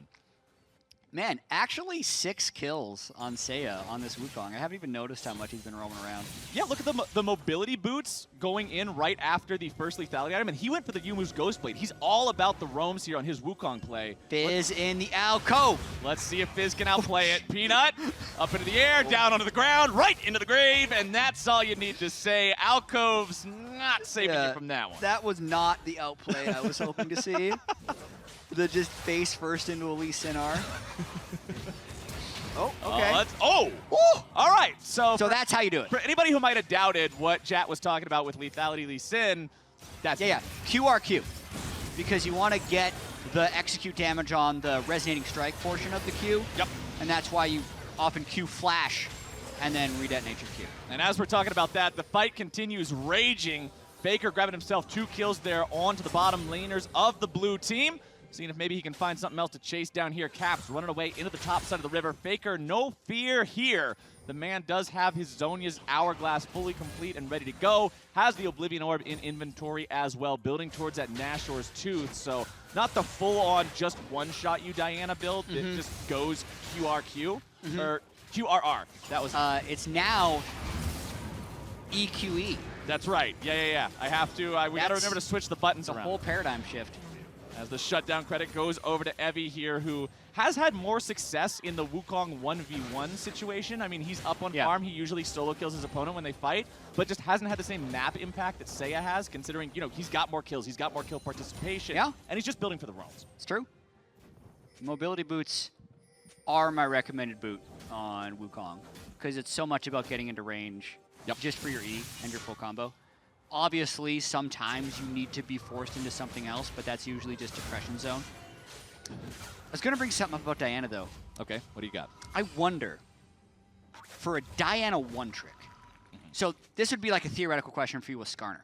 Okay. If his R became his E and his E became his R, wouldn't you rather just rebind your keys and forget about it? Yeah, like should Diana one-trick just change their E and R buttons?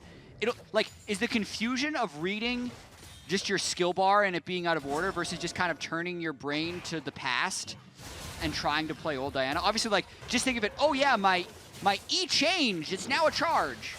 And you're still pressing the same button? I feel like if you're mid-season and you're pushing for a climb and trying to break a new rank or something, hit rank 1 because you are a dedicated Diana one-trick and you're obviously very good at the game in this hypothetical situation, then you change the bindings around for immediate profit. Yeah. But since we're still in preseason and everybody's mostly memeing anyway, you use this time to relearn and not have the reversed icon confusion later. Let's get this Inferno. This is going to be the biggest fight of the game. All right, red team, they're set up. Blue teams come in over the wall. Here comes the fight. Wukong's going to be spinning all the way around. Evie's able to find the kill onto Seiya, but the red team has slain the dragon first.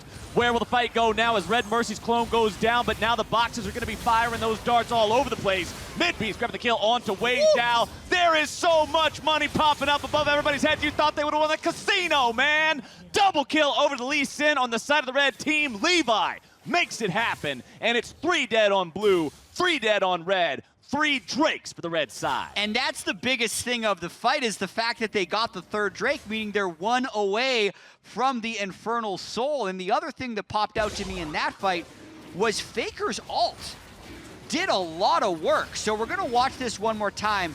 Caps gets the Q, but he's not the jungler. It's actually Peanut who would need to smite steal. And Levi does a great job of not only stealing it, but using his stopwatch for the Fizz ultimate, and then watching Faker, top of the screen right here. Boom, the Moonfall comes down and ends up chunking a substantial amount of damage. I think pulling the red side into the big lead. Well, red side's now in the wrong part of a pincer attack as they try to make a play onto the blue team, but instead find themselves collapsed upon. Wei Zhao grabbing the kill onto Sao Nan. Shut down credit onto that Lee Sin of Levi, goes over to Peanut's Fizz. Faker trying to disengage, no mana, very little health. Blue team still looking to keep on fighting this one. Evie grabbing the kill onto Wei Zhao. Meanwhile, another red body falls in the backside. Peanut grabbing the kill onto Red Mercy, who takes out Evie with his dying breath. All right, keeping the gold within 2K. That's another, yeah, that was just a 3 for 3. Yeah. They just keep trading these kills. 43 kills, 25 minutes. Only 4 turrets. Remember what I said. This game is either going to be a dead even Fiesta bloodbath, or it's going to be over by 15 minutes. Condition 2 has obviously not been met, but Condition 1 is going pretty strong. 2,000 gold separating you 26 minutes into the game, and it's honestly even less now. It's like 1.7. That's not bad for a complete snowball-based game of Assassins. Yeah, I completely agree. I also think, and take this with a grain of salt, but all right. I do actually like the snowball anti-changes that were made in 9.23, where turret plates give less gold and some of the early Drakes were nerfed, because I did feel like games were snowballing too fast. And now it's still really important what you do early, but I think you're more likely to get games like this. It's not unrecoverable. Yes, yes. Especially as a jungler. I don't know. I'm still up a little bit. I need to jungle more to figure this out, but losing catch-up experience. I've been loving that. Oh, me too. I so much enjoy being able to actually outpath the enemy jungler now and be levels up on him. I enjoy it until I'm on the other side of it. So no, that's just your chance to prove yourself and show you got the eye of the tiger. You got the hunger in your belly. Burning heart, yes, bro. Yes, in theory, I love burning hearts. I'm on board. In practice, sometimes if your mid laner is losing and the enemy mid laner decides to stop you from jungling for like 2 minutes, you just never catch up. Yeah. There's just no way back in the game. It's how it feels sometimes. Obviously, there are things you can do. In fact, the biggest form of catch-up experience is killing enemy champions who are higher level than you. Yeah. Is the way you get back in the game. That's just not always viable. I love the spirit of the change. I love being able to actually have a level advantage mean something. I just have had some experiences where it feels like falling behind wasn't really in my control, and then I didn't have a way back in the game. We'll see. We'll see how it plays out here in this game as well. The way you stay ahead is double jungle funnel. Back to the double jungle funnel. All right, we'll keep that one in mind as we keep going. So I'm actually very tilted now looking at Saunon's inventory because he's just sitting on the Glacial Shroud. He never built it into an item. Essentially, I believe the rules for these kinds of game modes are you're allowed to build a defensive item as a component of an overall offensive item. But Faker's just saying, you know what? We don't abide rule bending around here. We don't abide Glacial Shrouds, and just pops them. No MR in that Glacial Shroud, is there? No, sir. Not in this neighborhood. Turns out Diana can still burst you.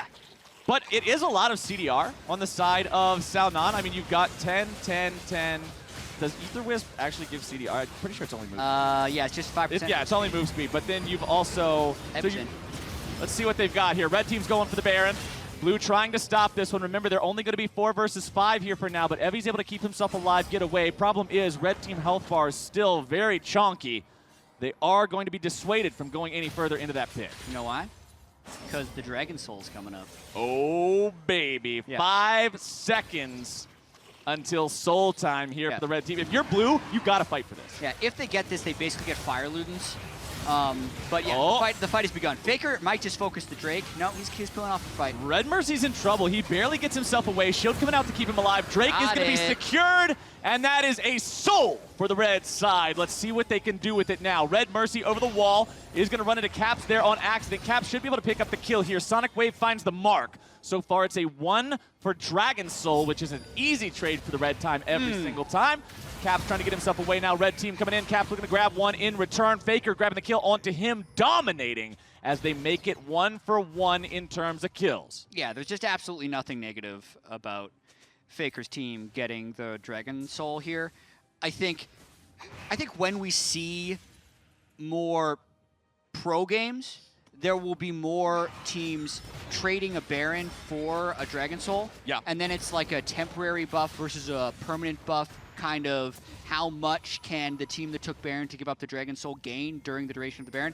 But here, when they just kind of sloppily fought over it, it was just lose-lose for the blue team because they've given up the Dragon Soul, and now it's permanent. They have the best Drake for the Assassin team Soul, and now they're just going to move to Baron and probably get it all. And remember, if this game does take another 5 minutes, if Elder does come up, this is the new preseason Elder that executes you as soon as you fall to 20% HP with a screen-shaking dragon laser, which is probably just going to annihilate these team fights. Yeah, I think that laser is super cool. Here we go, fight. All right, Red Mercy takes a chunk out of his clone, but that's not really too important. Midbeast going to be forced to chrono break here nice and early. Evie going in, able to find knockups onto multiple people, multiple men on the red side, but now he's going to find himself here in the middle of the fight, and he is popped. Wei Zhao makes sure of it. Midbeast also going to fall to Levi. We'll see if there's any sort of an outplay potential, but not for Sal Non here. 3 dead on the side of the blue team. The cost is Faker, but Faker alone. Peanut with a good disengage there, not allowing himself to fall. Levi takes the kill onto Caps.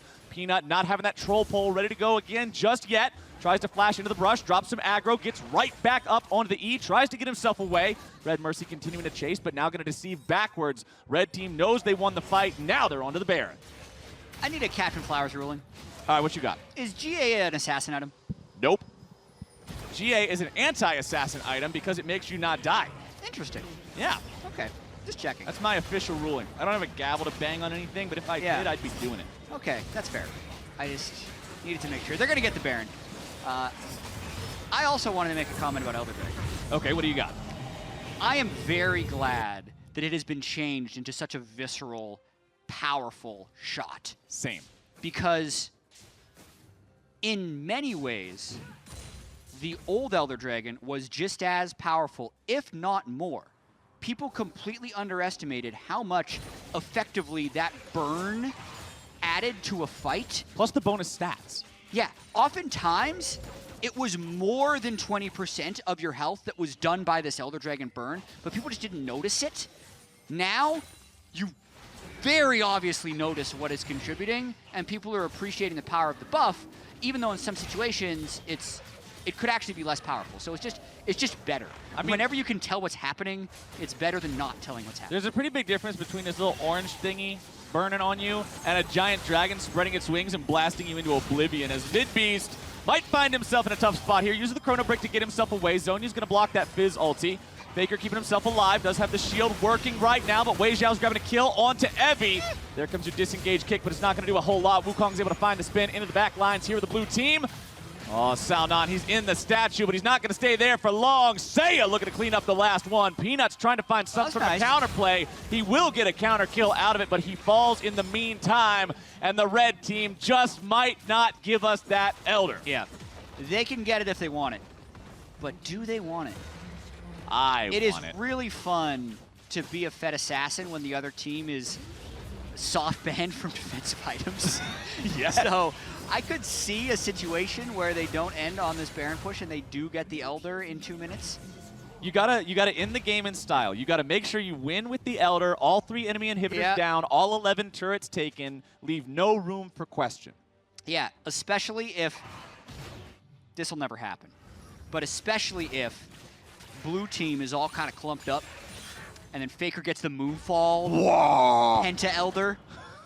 That would be. So if that happens, let's say Faker does that, the beam hits them all at the same time. Does one dragon shoot 5 lasers, or does 5 different dragons spawn at the same time? I have no idea. So I think from when I've seen it, I've only seen videos of it actually. I've played a lot of games. I still haven't seen Elder. We're gonna see. Well, Faker just decided to remove Peanut from the game. So Evie's now decided to do the same thing to Red Mercy. Yeah. So it's 1-for-1 so far. Let's see if Evie can get himself away here. Well, he's just going to get smacked by Seiya. So that's an easy second pick up there for the red side. 3 still standing here on blue, but that's a pretty tall order to defend. Yeah, 30 seconds till Elder. I think the wings spawn in the direction of the beam. So I think you get 5 sets of dragons spawning at the same time. So they all just go woo, woo, woo, wah, wah, wah, wah. I am guessing that is what happens. Now I feel like we need to find 8 people and test this as the red side tries to make a play onto the enemy support. Faker goes in, just says, see you later. Salnon's barely walking away back to the base. He's trying to bait, trying to get Faker to go just a little bit too far in here. The minions are on the march. These Nexus turrets have got to be defended, and pings are coming out from the blue side onto the Elder Drake. They know what Red's been waiting for. Levi wants it. They know what the red team's waiting for here. Ping's coming out from both teams now. Levi's already into the pit. He's got Wei Zhao helping him. Okay. Faker's got a Spellbinder now, so he is max Diana with double Infernal, with Infernal Soul, with Elder, and with coming Elder. Up. Even the Wukong can one-shot. They're just goofing off. Come on, they're not even taking it.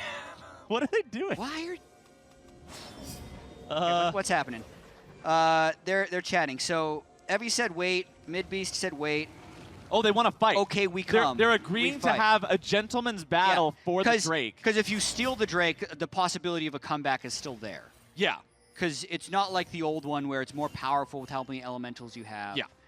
It's still a real fight. So we've got the gentleman's agreement. Red team does have the vision control over the Drake pit bottom side river area. If you're really a gentleman, you let the other team ward. But no one does that. Everything they has just its wait limits. in a bush. All kindness has its limits, my friend. And Seiya's grabbing the kill onto Caps. The fight breaks out, but it's over before it even starts. Evie tries to go into the spin, but Red Mercy's grabbing the kill onto Sao Nan. Wei Zhao goes unstoppable. Mid Beast is down. Peanut is gone. Good Lord, it's a 5-for-0. They aren't even going to get the dragon. No. Oh, the minions are going to end it. Yeah, they're going to do it. I mean, we still got the fight. That's fine. We got the fight. I wanted 5 lasers, man. So did I. We'll get it. We'll get it one day. Maybe in World Finals, Game 5. World Finals. Yeah. TSM versus G2. The Pentakick. Game 5 Elder Drake. G2. Preposterous that G2 could make it 2 years in a row, Fox. Well, at least we got to have some high kill action here. It ended up being 24-43, so we got 67 kills between these two teams on the Assassins. That was fun. I think it was fun. I was actually impressed by the burst damage of Faker's Diana. I'm going to have to track the power of that pick coming through. Obviously, whenever you watch Faker play something, you never really know the power level of it because it is Faker. Yeah, so, you have to take it with a little bit of extra consideration. Yeah. So the other thing that I was looking at is he ended up with 30 CDR, and his E is on a 9.8 second cooldown.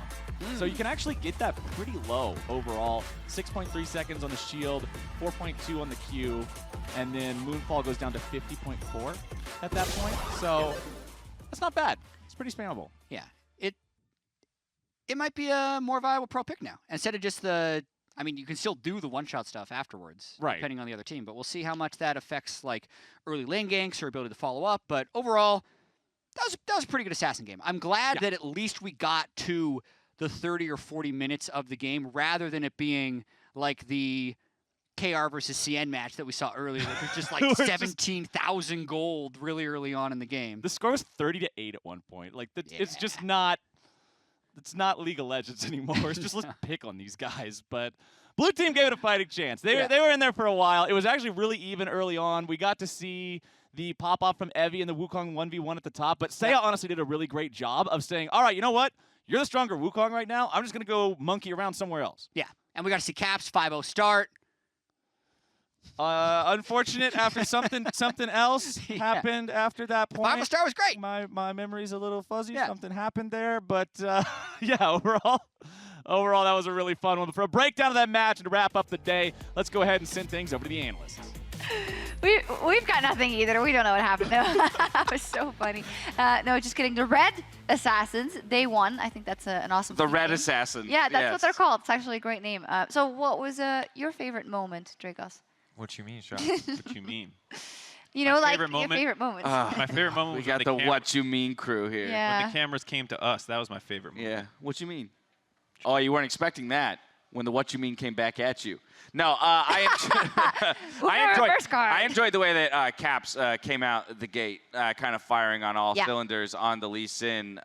You know, that made it very exciting. The action started kind of right from the get-go. What do we think about the rosters, though? Because it is assassin mode, but then some people started building defensive items, and some people, like, Levi played his Lee Sin that he always plays. I mean, I want to see the Zeds, you know? What? I want to see those. Well, it's still unclear to me what exactly you mean. I will say that I was pretty upset at Red Mercy for picking Shaco, because I think Shaco boxes are like the most anti-assassin fun thing ever, because it just instantly interrupts anything you're trying to do. But then there was a glacial shroud built, and I think it's always balanced in the world by Salmon here, because building armor items, that's the least. That's even less assassin-y than AP Shaco boxes. Okay, we didn't show it, but early on in the Wukong v Wukong 1v1, Evie got the first solo kill in that lane by hitting level 6 with his clone, killing the cannon minion while he was gap closing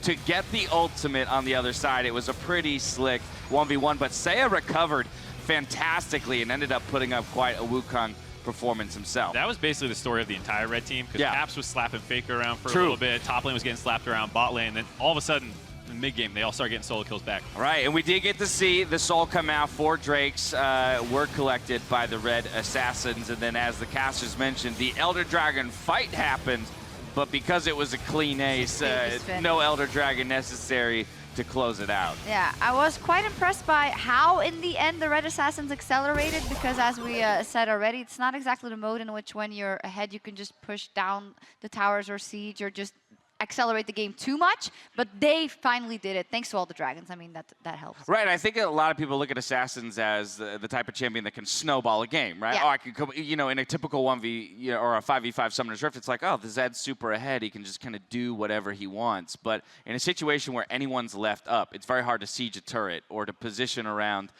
you know, what do you, don't you, I see the smile. Don't do it. I see the smile. That's why I feel like the segment should just go back and forth between the two of us. Doofuses can just we sit avoid here asking them any questions. I don't know what you mean, because you can just keep diving turrets with the assassin comp. You think you're not safe under a turret when it's Diana. Yeah, it's also unclear you what just he keep means killing when them. he used Zed as an example, and Zed was not. Yeah, I don't know. But Zed is an assassin. Yeah, but I mean, assassins are different, right? Like Shaco's an assassin. You know who we should talk about? Who? The player. We should talk about the Oppo player of the game. Yeah. Well, I'm Do you know gonna who ask that is? Do you know who that is? No, I have no It's idea. Faker. Faker for his recovery in the mid lane on that Diana. Yes, he took a bit of a beating early on, but came back to lead his team, the Red Assassins, to victory. Yeah, absolutely deleting people after a while. And doing it on the new Diana for us. Yeah, good stuff. I mean, would be disappointing if someone like Faker would not be Oppo player of the game in the assassin mode. So doing his job, Dracos. Yeah, I'd say I'm more disappointed that Caps wasn't player of the game, you know, as an EU representative. But no, Faker popped off. I think new Diana looks crazy strong. Yeah. I'm so used to the the Poland doing literally nothing from her entire existence up to that point. So now seeing it do insane burst damage is wild. One more, Mark. Thank you. We're good. So what inspired this actually? Why are you? What the this heck look? is What going is on? going on? I know it's All-Star. There's but not like, much of a joke to explain. Yeah, because there isn't much of a joke. Because the romance between Britney Spears and Justin Timberlake in the early 2000s / late 90s was not a joke, and this is what we're paying tribute to before we go to early 2000s pop night. Were you aware of that? I thought I was K-Fed. Do you know the age group of people that watch us? Nobody will know what you're talking about. I more feel like they were just trying to make our jobs difficult. I think so too. They're and succeeding in that. Have you ever discovered that you and a friend own a similar article of clothing and wanted to match? Have you ever known that joy? I don't think that's ever He just been doesn't know what we mean. No, he has no idea. You're right. No idea I've what we never mean. felt what you feel right now. and I'm not sure I want to. No, but what we can't talk about is the 1v1 tournament. Of course, today we whittled it down all the way to the semifinals, and just 4 people left, and the round of 8 was quite exciting. There were 4 EU players going into it, but only 1 coming out, and that was Bwipo. Yeah, we did lose our defending champion in Caps, but Bwipo has put on a show, in my opinion. I think Mark and I both kind of agree the champions that he's come out with have been extraordinarily exciting to watch. A different one every single time. Yeah, it's been interesting that some players like Bwipo, came out with the Rengar and on all the different champions. Then there's Uzi, who just always picks Vayne anyway. He also said, I want to show more of my Vayne, but I'm excited to see how everything will develop. Mickey misplayed it a little bit. Janko's got counter-picked. Yeah. Kobe called it out too. He wants to see if anyone throughout the remainder of the tournament can force TheShy to keep both of his hands glued to the mouse and the keyboard, because in every single 1v1, he seems to be spending 50% of his time, fixing his hair or whatever, because he doesn't seem to be pressured. It's so easy for him. I guess you'd have to not let him recall either, because Yeah. he'll just take any moment he can. Yeah, exactly. Keep him on the map. As soon as he's back in base. Who's the panel's money on for who's going to take it? Ooh, I think it's hard to vote against Uzi. Really? Really? I'm going TheShy. I think it's hard to vote against Uzi because the guy's already done it twice. He's felt the pressure of the finals before. He has shown us that even on his champions like the ADCs, where sometimes they can be vulnerable, he'll still find his way to victory. Yeah, it's hard to take away from TheShy though. TheShy is really insane on a What wide does variety. TheShy play into Uzi that beats him? He bans 80 carries and he plays. So you're banning Vayne, Tristana, and Varus. Maybe Varus, maybe. And then what do you? Yeah. Okay. I think it's really hard to know 100% what he thinks is good, because there was the 1v1 tournament in the LPL and there was like a bunch of Conqueror And this stuff. is all assuming then that Uzi can't win on a non-ADC. Yeah, exactly. Probably. Just saying. Yeah. If he can win on anything else, then yeah, he's going to win the whole thing. My entire assumption is based on a small champion. But it feels like we're all pretty aligned that it's looking like maybe an Uzi TheShy finals. Yeah. I think anything else would be an No, you got some different thoughts? Well, clearly I'm going to vote for Bwipo in the final, and Okay. he's going to win the whole thing Fair because enough. I'm biased like that. I think that's who I'm like kind of rooting for. He's but fun. I just have more. He's more confidence fun. in the He's others. fun. The picks are way more interesting. Yeah. Let's talk about tomorrow, because it's not just the 1v1 semis and finals that are coming your way. We return to wrap up the week with another Tandem Mode match featuring the likes of Uzi God, Stan Zim, Shrimp Yuka, and Pally. Should have read those names before I had to do it just now. All that before we get the conclusion of TFT and the 1v1 tournaments alongside some Earth. And we get the Tyler v. Kobe push-up challenge. Woo! I am so excited that I did not lose that bet, because I'm pretty sure Tyler 1's going to crush Kobe. You're just gonna watch probably very closely. I'm gonna be and then- cheering Tyler 1 on. I'm going to be in his camp. What are the odds for Kobe winning that one? Yeah, They're like what? 1 to The 3,000. Vegas odds. The 3,000. It's a big For the people payout. at home. So if you want to walk away a winner, you put your money on Kobe. But if you missed any action, the rebroadcast of All-Stars Day 2 does go up at 7 a.m. PST, so you can watch that and then tune in for the finals. But now for myself. Hey, are you Masters gonna hog all the copy? I just I want to read mean, something too. You can read something. Okay. It Yeah, had you can just know. had my You want name to on read it. it said- together? It had my name on I it. was told You it want was. to I was told it was dual hosting. I was told it was dual They hosting. succeeded in dividing us. Myself, Okay. the casters, and the entire live broadcast crew, thanks for watching, and we'll see you tomorrow for the conclusion of the 2019 All-Star event. Good night. What you mean? What you mean? I got a giant thing. Get me out, dude. It really was. Dr. Zale. It's actually not Drazale. Yeah, it was Dr. Zale. They forgot to put the doctorate. space.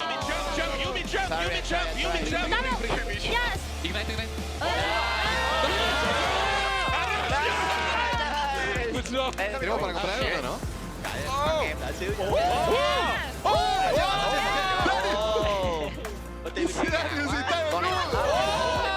Oh my god.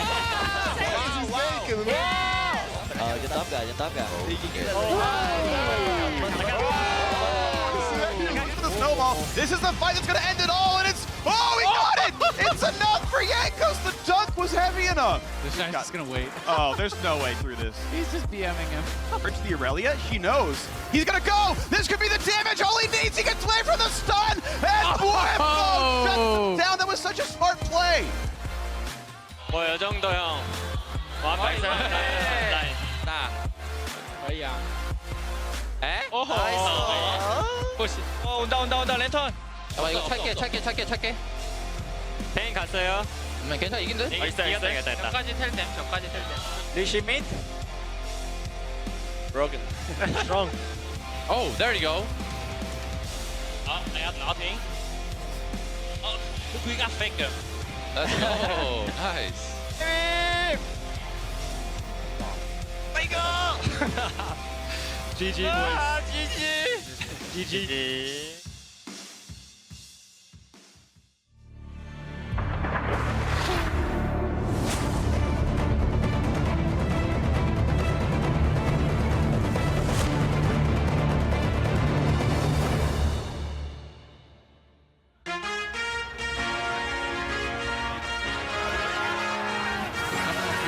They're gonna look FOMO.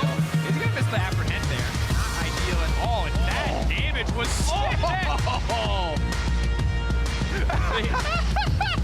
Overtime! Wait, what happened? Oh my God! Not taking damage. She has handed justice healing. She has she procced it. She got the heal. Oh my God! The 3-star Sivir finally delivers. Watching this again though. Faker kick into the hook mid-flight. That is synergy. That's actually a pretty good deal. Oh, he's looking all in. But there's no barrier on the Akali. Keep in mind. So the dunk is, oh my! Luxor finally puts him down, missing some damage, but goes for the snowball. This is the fight that's gonna end it all, and it's, oh, he got it!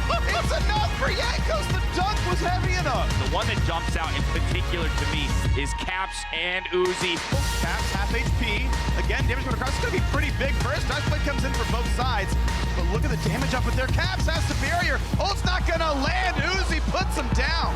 在之前的 UAE 中有赢过2次冠军，德善也是一个操作性很强的一个选手，我觉得比赛会很精彩的。如果我最后能够进决赛，对手是他的话。TheShy can actually hit for the turret once, and it's okay. So here's the coming across.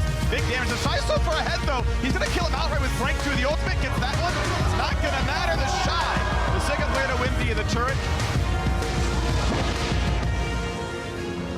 Hopefully, Can he get the cannon? I don't know if he cares about the cannon. Like, he might legit charge the Aurelia. He knows.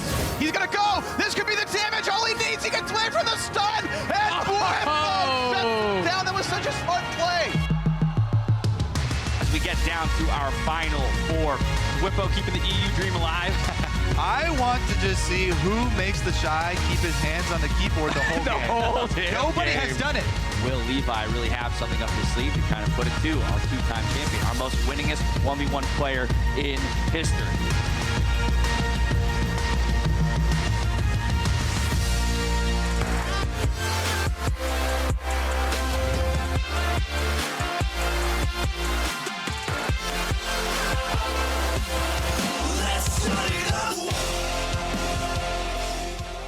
Another spectacular year of League comes to a close here in Vegas as all our stars celebrate with TFT. More show matches and the last of the 1v1 bouts. That's right, down to 4 in that 1v1. Tyler won himself, though, getting in a little play time early on with some fans. Plenty to do here at the Esports Arena at the beautiful Luxor here in Vegas. The roundabout, and just below the State Farm sign printing station, which has helped fill this arena with our fans today. There you can see Jat waving from all the way across. You had to check if it was live? Yeah, I want to see if it was a pre-tape or not, so I threw my hand up. All right, well, I'm Dash, happy to bring you into day 3 alongside Bwipo, Mark, and Jap. Bwipo, you have been crushing it at this event so far, involved in multiple different events, and one of those 4 remaining in the 1v1. I want to talk about that in just a moment. Before we get there, we got to talk about all of the people, you know, who have come before and won in the past. Someone else will be claiming that 1v1 crown, perhaps someone on this desk here, but these are the previous 1v1 world champions. Yeah, so 2015 was Doublelift, then 2016 and 2017, Uzi won the back-to-back title. Last year, though, Caps was able to take it. Caps are already eliminated, so we won't have a back-to-back champion this year. Will it be another European? Will Uzi take his 3rd title? Caps put the pressure on me. He was like, we're all out. We were hoping that we'd have like a top 4 be all EU because it's possible due to the bracket. True. But everyone else, like all the other EU guys, lost in top 8. So first, you have to go through TheShy. which is going to be a very tough matchup to then face the winner of Uzi's match. Mark, what do I you was going to think say it's interesting that Europe's fighting for their second title. LPL already has 2. Where's LCK? Even I NA don't know, has man. 1. Even NA, that's the one world title like, that we get to hold on to. I don't know. But don't you worry, we also have not forgotten. Later on, you will see the results of the Tyler 1 Kobe Push-Up Challenge. Well, here's the bracket of the 1v1 tournament. Right. Let's talk about that first then. Yeah, so TheShy, to me, I said this yesterday, yeah, should probably be the favorite coming in. I feel like the top lane champions are going to be more meta, so if Uzi makes it to the finals, I expect, I think the top lane players should have an advantage. So, yeah, you don't need to tell me how you're going to take down TheShy. I mean, I feel like TheShy is more known for like the squishier top lane champions, like Akali, Yasuo maybe, like the beefy bruisers like the Renekton, the Olaf, Darius. I don't feel like that's really his thing. So honestly, I don't feel like I'm too much of a disadvantage because so far it's been like the beefiest bruisers that have been looked the strongest, at least to me. So I feel like, sure, he has some like of the big plays, really flashy outplay champions, like almost assassin-esque. Yeah. He might have the flashy champions, but I think you've had some of the flashy wins, like that Rengar that we saw in the tease here coming into the day. Yeah, I mean, even though that ended on a highlight, the entire thing was super close. You almost killed him another time, or maybe it was 2 other times you almost got a kill. It was both ways. Like, I could have died, he could have died. We like both backed off. Like, okay, let's not decide it here. Yeah. But I misplayed it quite a bit, so I got away with it. The funny thing is, I thought Fofo was an AD carry player, so I banned AD carries, and I was like seriously surprised he was this good at Irelia. I was like, oh my god, he's so good at Irelia. Did you not see him play Doinby? Because he I did, but that's what I'm saying. I'm like, well, how is he that good at Irelia? Like, I know AD carry players pick it, but I was like, wow. Like LWX, for example, he's really good at Irelia as well. He plays a lot of it in solo queue, so I was like, it must be another one of those guys. Like, no, he's just a mid laner. I'm like, wait, what? Yeah, he's so good. Real quick thoughts on the other side. It's Uzi versus Levi. You think Uzi's gonna go and defend or look for a third title? Well, fun fact, Levi copied Uzi's strategy. So I feel like it's going to be the student against the master if they decide to play the Vayne Mirror, which unlikely. All right, now let's talk about that Tyler 1 Kobe push-up challenge. Again, this is a result of the LPL LCK show match bet that Kobe and I had. Tyler 1, mad dogging for the camera. This is leading up to what will be an incredible showdown. He has very large arms. Yes, I agree with that statement. That's usually an advantage in a push-up contest. However, we talked a lot about push-up strategy with Kobe yesterday because there's a lot of different ways you can decide to push up, whether you want to go wide, whether you want to use your triceps, and how is he really going to do it? So, Mark, take us through some of the push-up. Well, so the angry lumberjack from my earlier years. I really like going wide. It works your pecs a little bit more. Right, chest dominant. And I think it's a little bit easier, bigger muscle group to use. So I think the wide grip is the way to go. Oh, interesting. Yeah, I think so. Tricep what if you dominant alternated between a wide grip and a tricep dominant strategy to try and exhaust both muscles? Because you could just go up once, switch your stance, and keep going. That is true. Yeah, you could throw some clappers in there, or like the diamond push-ups while you're at it, the JZs. Right. Those would be maybe some style points. What's your over/under on number of push-ups Kobe will do? I think it's 30. I was going to say around 35. What do you think? Do you have more confidence or less confidence? I feel like 35 is possible. Okay, and what about T1? 55. 55? Yeah. Okay. Maybe 60? Woo! 60. I think he's got it. Work equals force times distance, so he's got a little bit of an advantage. Bring the science into it. I love it. There's also in terms of strategy, the question of whether or not do you just try and go as quick as possible, right, and bust them out, or do you go with a more measured, kind of slow? It depends on how the rules are enforced as well. Like how deep do you have to go, and who's reffing this contest? It'll be. Well, I'm the ref. Okay. Of course. It'll be 90 degrees, right? You have to hit at least 90 degrees, and the butt has to be flat. Put like a level on the arm. Yeah, exactly. Make just watching the bubble. Yeah. Slide back and forth.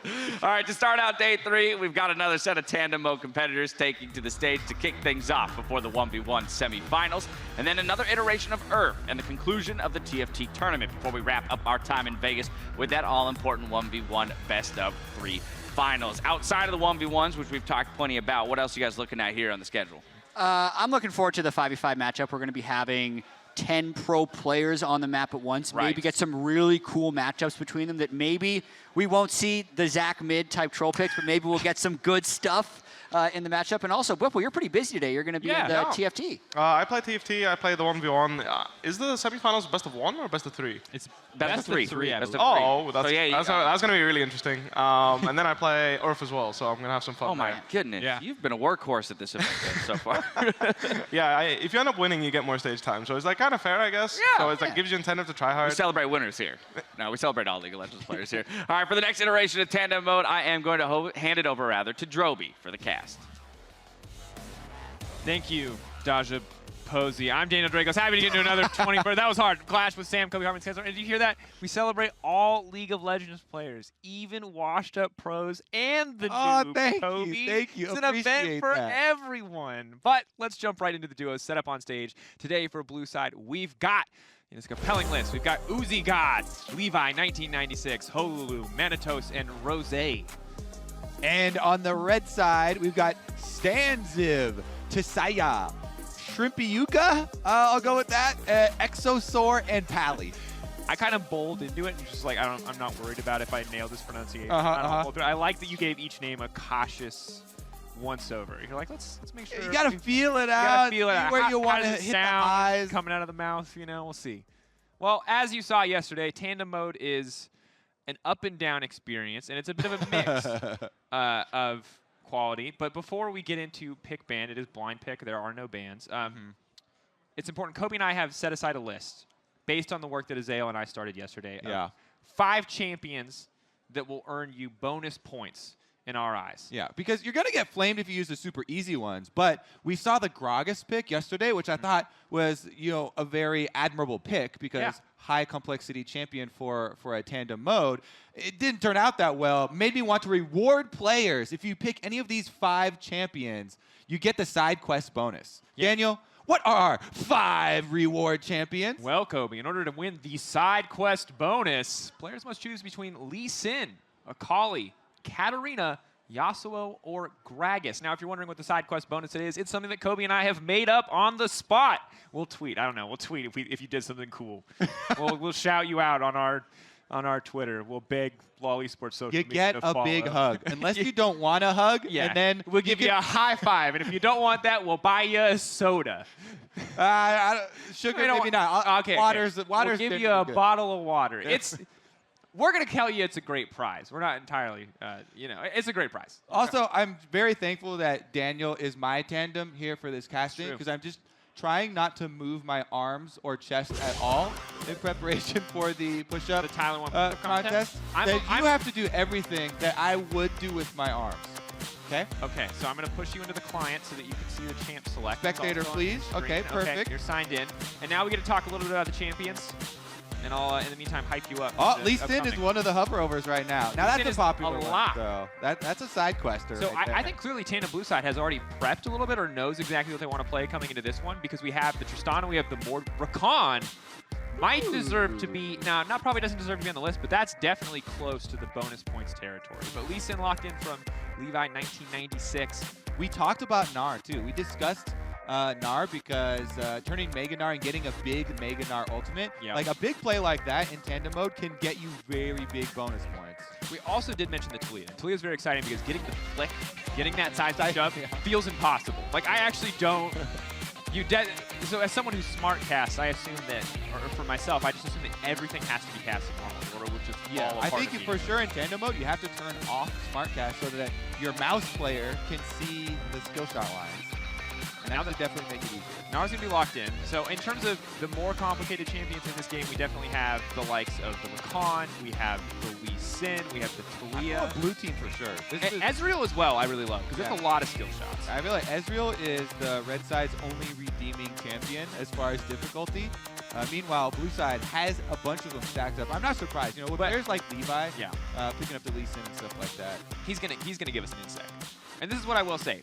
This is already better than yesterday. If you watched Tandem Mode yesterday, obviously all of the players were wonderful. But what we did see were despicable picks, the likes of Yuumi. There's no Yuumi in this game. We won already. 80 carries, but this is great. I love this too. It took 4 people to bring us to Skinnergy. You may not see it on your screen yet, but we already can. And it is the Pajama Guardian bot lane of Ezreal Lux. And those are the little things, those are little details that I love. And if you watch the player cams, they're in pajamas. They're in onesies on stage right now as well. So this is better than Synergy. This is also real life champion. Real life. There you go. Synergy. I'm going to run down, though. Ooh. Did they agree to this? I'm not sure, but I love what we're seeing already here, Kobe. Straight running down mid. Slightly at an angle. They've veered off of mid. It's a game of chicken. I take it back. Curve now. Everybody's veering off towards the opponent red buff. So we aren't going to have any sort of confrontation. I like the boldness, though. Everyone's sticking together, too. 10 people per side. The thing is if someone tunes in and doesn't know that Tandem's going on, the thing that I love about this game so far is you wouldn't really know. It's like you would be like, oh, this is a weird pick game, but you wouldn't assume it's a Tandem game. So far, this just looks like a very serious, yeah, you gotta level watch one for start. the details, Daniel. Like when they skill shots going backwards. And, I feel like that's how we should do Tandem. I think Tandem, like one random game during an All-Star Day is a Tandem game, but you don't tell people which one it is. So they're like, Spot Faker? the tandem. Like, Spot the tandem, yeah. They're having a really rough day today. Ooh. I'm actually very curious how the tandem shot calling goes, because a lot of the tandems talk a lot during the game, too. Yeah. And do they even attempt team-wide shot calling, or is it done through pings? Oh, Uzi got stepped forward. Good bit of damage comes in from the Gnar. Just going to get walked at by the Mummy, though. That's a Conqueror Mummy, by the way. Stan Ziv stacking it up there. Conqueror's so good on the new patch. He's making a loop. Uzi God. Should still be able to get a little bit of damage down. I respect it. So, in this, I love the Stan Ziv duo because it's Stanley and Ziv. So it's the greatest, I think, LMS top laner of all time, in my opinion. Ziv, along with Stanley, one of the most historic, one of the most successful. So, cool little duo. Rakan going to go in. Bad obliterate from the Mordekaiser. And Exosaur doing well so far. Haven't seen him miss a Mystic Shot. Haven't seen him really fire one out, however. Conqueror now proc with the Mord. That's going to be bad news for the Ezreal obliterate. Where's it going to go? A little bit wide, and that's how you know we're right in the midst of a tandem match. And now Mordekaiser has overstayed his welcome. Mortus, though, the knock up, the flash away from Pally. Clean play from the Lux so far. Doesn't really look like a not duo. Ooh, Exosaur. Now sweeping in. Thanatos, Conqueror, no! That's going to be the pickup, and fantastic start from Red Team. All right, Hululu trying to finish up Shrimpy Yuka, and he goes for the flash on the chase. Trying to follow. Stepping forward, a lot of damage coming down, but that should just be it. Rammus now stepping in, going to try to get a bit of damage down. The taunt is there, the red buff to body block, but it goes forward. Why would you walk forward? No! Hululu now trying to escape. Will be able to make it back safely to allied territory. That is a heartbreaker. All right, that was great. You know, if you have that feeling when your teammate does the exact same thing, right? They're one shot away, but they're greeting for the kill. Uh-oh. Yep. Here you go. TheShy should just be taken down here. Rose going to step forward, but Levi will grab his first kill of the match. And this is the thing, Kobe, is all it takes is one half of the duo to be greedy, because the keyboard can push flash and the mouse can click wherever they want. Yeah, it's important which half of the duo. It's all the mouse. It's the mouse person. That's the one who determines. All right, Stan Ziv goes for it, hits the Q. Boomerang comes back. It's going to be the bounce off the head of the Amumu. Amumu is going to be a little bit more damage, but Uzi is going to flash forward, and that's going to be it. Taken down in his prime. Stan Ziv could not compete with the Gnar. No flash on Amumu means still more mobility. Can't close the gap. Bottom side, Levi going to make some moves into the river. Ooh, some dangerous moves. Forward, good bit of damage. Binding goes wide, not quite what they want, but Levi just trying to sidestep, moving through. Nice jump in from the Rakan, could just battle dance right back. But Mordekaiser's on the way, and they still do not want to get in melee range with this Mordekaiser, despite how far Barad is. It's just taking a lot of incidental damage, but now Tristana's on the way down. Ezreal and Lux need to get out of this one, but they're caught right in the meat grinder. They are going to get a kill back onto Levi, but that's going to be one. That's going to be two. Beautiful coordination from the 10 players on blue team. See, that was some of the shot calling going on there, right? You have the communication down the river. In the end, they get the extra kills here. So slight, very, very slight lead for the blue side. It's weird how vastly different that is from yesterday's game. This feels so much more coordinated as we do see yet another all-in taking place in the mid lane. Shrimpy gonna be in trouble there. Ram is gonna try to finish that one off, but the taunt does come out. I don't think he can finish this kill. I think Tristana's just gonna walk away. Where's the Powerball cooldown, maybe? Coming back up. A little bit long. Oh, turning around for that one. Feels like taunt should be there. Taunt. That's the shell, that's the power ball, but the jump should be up for Hululu. Is he actually going to be able to make it out of this one? One more auto, bone plating coming up just in time. All right, let's see if he's going to be able to make it happen. It looks like to me Shrimpy Yuka is being a little bit greedy in a couple of spots here. Keeps getting punished too. And you got to think, this is a pretty difficult champion to play against the likes of Tristana, because Tristana is definitely not on the high difficulty tandem scale. Yes, the abilities can be hard. Are we rocket jumping? Right click and are we rocket jumping? When do I push Q is the only question the keeper. I'm really rooting for this Amumu, by the way, but it's looking rough. The flash in from Levi. Uzi's going to try to chase him down, but misses the stun. Stanziv not going to get any help from the Rammus, just left to die there as Uzi grabs yet another kill. Do you think that Stanley actually stands Ziv as a fan? Ziv? Stan is an Uber fan. I wonder. Because I think so. Or is it the other way around? It could. I think it would. They talk about getting inspiration from previous champions. Yeah, I feel like it would at some point. Ziv was a Stanley stan. He had to have been, right? Because that's like that. I mean, even I was. The Vladimir with all the gun blades, the Nidalee. Oh, pullback does connect there on the bottom side. Obliterate as well. Mordekaiser's going to be able to finish that one. Rakan will get taken down, but a bit of an awkward arcane shift from the Ezreal means that Exosaur, they are going to be in trouble. Ezreal definitely gets bonus points if he gets a kill on Mordekaiser too, because significantly more difficult champion. Yeah. Chasing him off here and lands some more Mystics. Is he baiting in though? Yeah, can just get a little bit of healing there if he has the W available. Harvester. But that Rammus rolling, but will not find anything quite yet.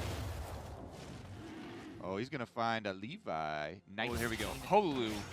5-0 already, looking to make it 6-0 as he goes into the brush here. Blast Cone is there. Holulu now dominating. And he wants another! Exosaur. And this is Holy Phoenix, legendary Khal Drogo lookalike, paired with Bolulu. Ooh, now godlike. So the power of a mid laner and an AD carry put together seems to be quite mechanically good, as much as Tristana is, well, you know, not the most for-fun champ. I think a little bit try here from old Mr. Holulu. And we've talked about it a lot, right? A lot of the AD carries are heavily mouse intensive. Oh, gonna get chased down. There you go. On. Now finally, Tuga's gonna get one back. That's just gonna reset her bounty, and if he's able to grab the kill, it's gonna be a little bit more gold. Trying to finish this one off, trying to sidestep. Where's he gonna go? Are they gonna be able to get the damage down? That's a double kill for the Talia. It might just make it a triple. The pullback from Mord, however, is there. Monatus will take down the duo of Shrimpy Yuga. Triumph heals him a little bit back up, but he's going to have to give up the Scuttle Crab on a ward right now. How confident is Holulu?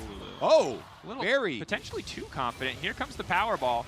Gonna try to aggro the dragon to knock back the Rammus and the flash over the wall. Actually, I take it back. This duo's sick. Pally with the flash auto. I don't know about that one. One more. Where's the skill shot gonna go? Picks it up, gets the passive. That's all you need. Makes it look easy. But now the level 5 Lee Sin versus the level 4 Rammus. Rakan coming in as well, but they don't really have a ton of damage here in this duo. Rammus just going to be left out to dry as Lee Sin going to be able to grab that one. Ah, plenty of damage added by the chickens in that one as well. Yes. Assistance from the jungle as they chase down Pally. Pally throws the shield out, but landed some skill shots, but it might be too little too late. Now Ezreal coming in from the side. Doesn't have a ton of damage quite yet, but a dodge on the Sonic Wave may just be enough. Talia now on the way down. Going to be a pretty big deal if she can lay down those rocks. The Unraveled Earth against the likes of the Rakan and the Lee Sin. Rose. No. Good damage. Started volley comes in. Ooh, but Levi trying to snipe one on the backside. Level 5 comes in. The flash away from the Rakan. Exosaur finding the kill. That's some clean Ezreal play for two people sharing a champion. Uh-oh. 1960. Levi.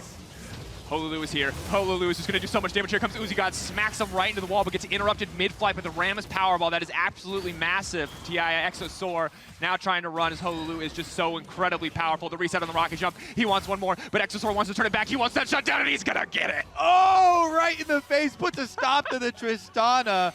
And up until this point, this has been a Tristana Smurf in the tandem mode. Yes. Talk about it being one of the easier champions, but going down right there, getting the shutdown kill. See if they can use that money, put it to some good use. What's he going to pick up? What are they going to pick up? It's a good question. Just pieces. Didn't turn into any full items. Bits and pieces so far. Going for an expensive build path, it would appear. I'm excited to see what the Mordekaiser duo can do once they get Leandries under their belt. Leandries very, very powerful on that champion. Definitely core item build here. So far, I mean, Blue Squad really pulling away, and even though the Tristana went face planted and died, still the most... It might not be a problem.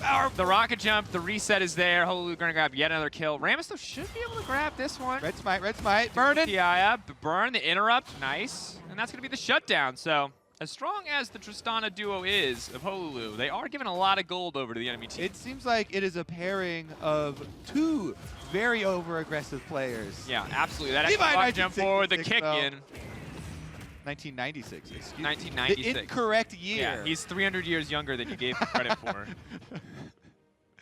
And that's interesting is that I feel like the other game devolved into chaos so quickly, whereas this one is, we've had a very established laning phase. Yes, we've had a lot of roaming, but like no one has really permanently left their lane quite yet. And Uzi, the Uzi God duo has a 40 CS lead, which I don't watch a lot of this top lane matchup, but I would say is probably pretty expected.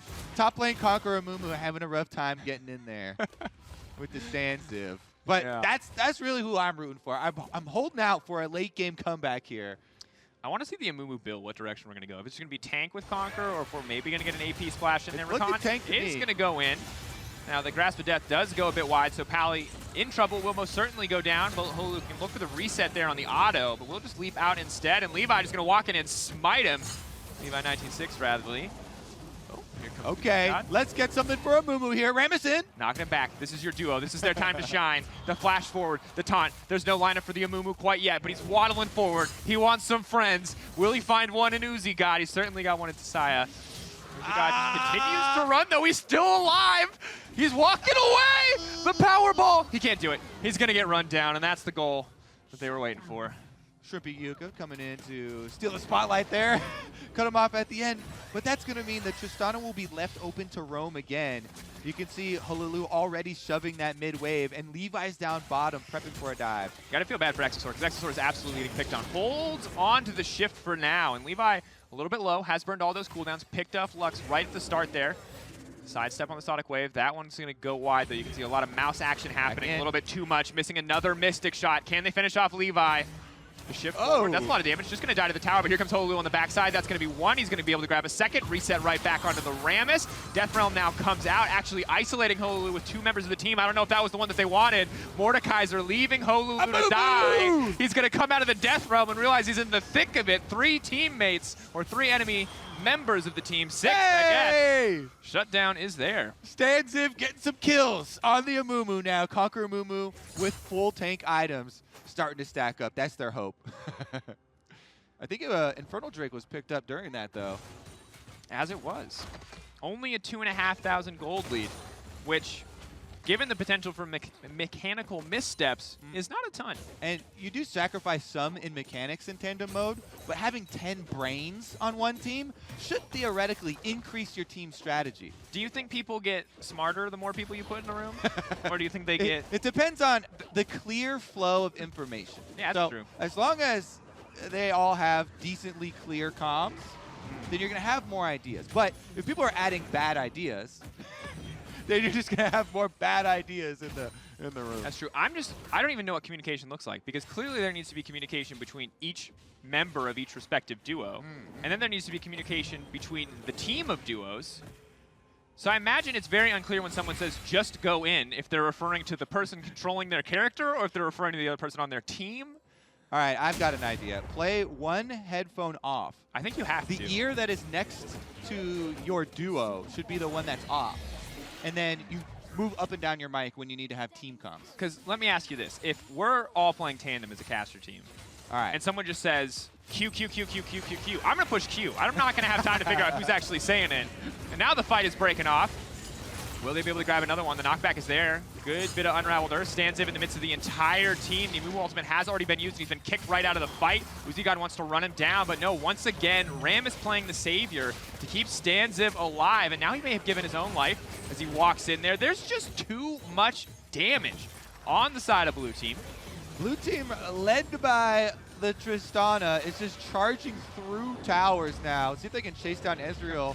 And Lux as well, the double slow. Both going to flash out. They're going to shift out and a flash there from Lux. The double binding can connect as well. They might try to turn on this one.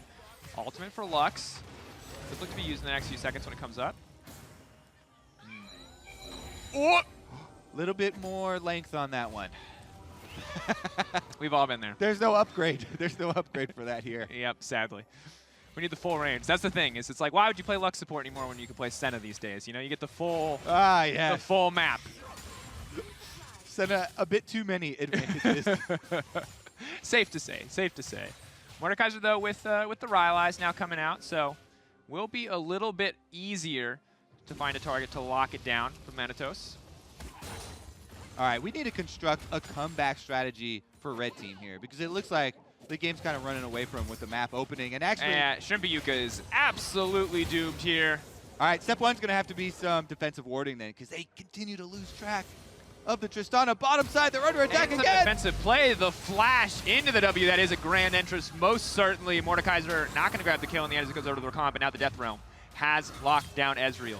Can he or they survive rather long enough to make it out of this one? It's going to be difficult. The flash finally comes out, but Levi just kicks him right in the face. Levi 1966 finding that one, and Rammus is going to drop as well. Thank you, MasterCard, for this graph, by the way. If you see that gold graph that was just on your screen. Now, technically, that graph does have a negative y-axis. It's just that red team never got a lead at any point in this game, so you never got to see that there actually is... Oh! That didn't quite work. Holulu gonna try to finish this one off. Come on, Stanza, if you could do it one more. Not gonna happen. Holulu grabs He had it. the heart. You could tell he had the heart. He just kept charging ahead. This is what we like to call in the biz, baiting your opponents into a false sense of security. This 17 kill buffer, this near 10K gold lead, all just to make them feel confident in themselves, and right when they're feeling cocky, right when they forget that this is a serious competitive match, that's when Red Team is gonna sweep in and take the entire game. All right. In the meantime, let's look at a replay about how that did not happen. Where Tristana, Holulu again, pretty good communication and control. Let's take another look at the tower dive. Even with the Q landing, had prepped the rocket jump. Nice buffer there. And Rose now on a killing spree. And they're actually just bouncing across everyone and get a little Goomba stomp there coming in from the side of Uzi God, and Holulu just sweeps in as Levi's going to grab that kill. Nowhere is safe. Shrimpy Yuka trying to get back into the fountain. One more knockup. Shrimpy Yuka definitely on the retreat here. The flash over from Rammus. A lot of CC present. And we said Amumu was going to be one of the simpler champions, but Amumu also just in the hands of two people does not seem... Also in a matchup top lane versus Gnar. Oh, here we go. That's going to be the taunt. Hand now coming. The knockback is there too. That's a big bit of damage, but it just turns against them in an instant. The Luxor will connect, but Holulu still alive. No, burning down the challenging smite. A bit of extra damage to finish the whole thing off. Now is the time to strike for Red Team. Tristana is down. Take the option. No ultimate here for Amumu, but Stanziv lands a Q. But Uzi God is waiting over the wall. Here we go. The flash forward. The Gnar into nothing. Not quite what he wanted, but it still looked very threatening. Uzi God. He got the stun that mattered. That's all that matters. And now Levi 1906. They're trying to make their way out of this one. Mordekaiser now stepping forward. A little bit of damage, but will die to the tower. All right, they're on the run. Red Team. Rose. Taunt does come through. Lux a little far away for that binding to land. Shrimpy Yuka surfing on the walls, trying to use that speed. Does get knocked off by the minions. And that will put an end to that chapter, Mr. Dracos. Yeah. The next chapter. What's the next chapter about? You want to give us the... If it is a Red Team viewer, then the next chapter is titled Defense. Defense. And how to kill a Tristana. A 15 kill Tristana here. With 2 items completed as well as an additional Vamp Scepter. I think they're looking at Stanziv. The flash is up on the Amumu. They have to be. And there's a lot of armor on that duo. They can make something happen with that Amumu. All right. But the issue to me is there is a world where you get Ezreal ult plus Lux ult plus Amumu ult plus, I guess, Rammus ult. Okay. But I don't know if that ever can happen in a world where 10 people are trying to make it happen and not 5. Ooh, big damage. And also where Holulu can just do that. Slow but steady burn. They get it, the 4-player. Oh! No, Holulu. Now Amumu's moving in. Ezreal ulti coming in as well. They're determined they want to finish off this Tristana, but now they're in the midst of everything. It's a 5-man brawl in the jungle. Stanziv getting out. Does not have the ultimate quite available yet. Maybe can buy a bit more time, and the Mummy ult can make the difference. But it has not happened yet. They're being herded. Yeah, herded by a bunch of sharks, actually. Yes. That's dangerous. This is not what they wanted. The knockup does manage to connect, and Holulu's on the backside, immediately throwing down damage, trying to fish for the reset. He's going to be able to grab one, can rocket jump right back in, but does not even need to. That's 2 for the Lee Sin duo, and 2 for Holulu. Yeah, the blue team definitely looking like a bunch of smurfs around here. They close on the tower dive and clean up the entire team. That was a pure ace. And to be completely honest, outside of some whiffed Mordekaiser abilities, Yeah. This has really looked like a pretty decent ELO solo queue game. Yeah. Like, I would not guess that all of these people were sharing a keyboard. Tristana looked like a regular Tristana. I'd say there were maybe like a couple Lee Sin queues that went a little wonky, but it comes with every Lee Sin. Yeah, for sure. That's a normal. Sometimes you queue the wrong way. Bad hands. You know, what can you say? Well, Baron looks like it is set to fall. Ezreal ulti will not be up in time to try to contest, and Luxor, as mentioned earlier, not quite long enough. Wait, Levi 19. Okay, there we go. They're waiting on the B press. And here we go. Interrupting the recalls. In my heart of hearts, I believe this was the moment. I thought we were in an anime, and this was the training arc done, and they were going to turn it around. And I was wrong, Kobe. They were hurted by the Sharks. The thing is, they had the Amumu flash, but no Amumu ult. So you had to use the flash defensively, and once they're out with no extra CC, the Sharks attack. And it's just so easy for Holu to dish out that much damage. And Lee Sin on the front line, it's a meat grinder. You don't come back from that one. But now, we have the Mummy ult. Okay. We have Talia ult to wall them in. Stan, Ziv, let's get it. 5-person Amumu ult. Here comes the flank. They don't even know it's going to happen. Now they definitely know it's going to happen. Uzi God, no rage. Where's the Mummy ult going to go? They know this is the only thing that matters, but the knockup is there. The Lux ult goes completely in the wrong direction. Actually managing to hit a few members of the team. They are going to find the knockback. Slowly but surely the damage comes out, but it is too little, too late. Shrimpy Yuka has to run for the hills. Oh no! Item actives being used. It's a flawless display of keyboard and mouse synergy from the Holy Phoenix Bolulu duo, and that might just be it, Kobe. Yeah, that's 20. I think when the Tristana hits that 20 kill power spike, that's really the moment where you get confidence. Yeah. It wasn't the 17K gold lead no. or the Baron, but the 20 kills, definitely the big deal. Yeah, you can see the confidence on display here. Connecting, but not quite enough. It's a lot of damage. Triumph going to come in as well. They will manage to get the shutdown. That'll keep the game alive for at least a little bit longer, and now they're trying to keep it going. TheShy wants to get something done, but the Mordekaiser is very powerful, and the CC is coming in a little bit too late from the side of the Stan Ziv duo. Even with the Q backwards, almost 2v1. Tower's going to go down with the buff, though. They're holding on for now. Decent bit of wave clear on the Talia with a few items under their belt. But Levi is just going to step forward, just looking for that Q. The Rakan, once again, a beautiful W flash in, but will pay his life to try to do so. Getting cut down by the Amumu shutdown gold. Going over to the Stan Ziv duo. Most certainly will be spent on some more armor. But in the end, will still cost their lives as the double kill for Levi 1996. Cowie. Yeah. Reinforcements arriving now. One at a time. They're trickling in. Exosor needs to be careful about this one. Dip Can dive. they make it out? Oh, No. My goodness, that was good. Yikes. Ram is the only one left. Okay. Everyone remain calm. Okay, they're running away. Perfect. It feels appropriate that it's the football Rammus. You want a defense. We're going to see it. Now it's tower defense at this point, and Rammus is on the wrong tower. So we're going to see, can they stop those super minions? No. That will be a single Nexus tower taken down. All right, but that super minion really paid the price. You see Shrimpy Yuka immediately burst it afterwards. Yeah. So really, who won that? And you got to pick your fights, right? Like, you don't go up against the MMA prize fighter that is Holulu at this moment. You know, you got to start in the amateur circuit. You got to start with the big minions. You send the message by taking down the super minion first. Yeah. Then all the other super minions are going to be a bit more wary next time they enter the base. And when you kill a couple hundred of them, you know, you're going to have enough stuff to go toe-to-toe with Holulu. All right, let's see. They've returned already. Con ult does go in. Uzi God going to try to find a big ultimate. Can this be his moment? Uzi God, can he find it? He's just slowly waddling forward as the rest of his team already gets the fight kicked off.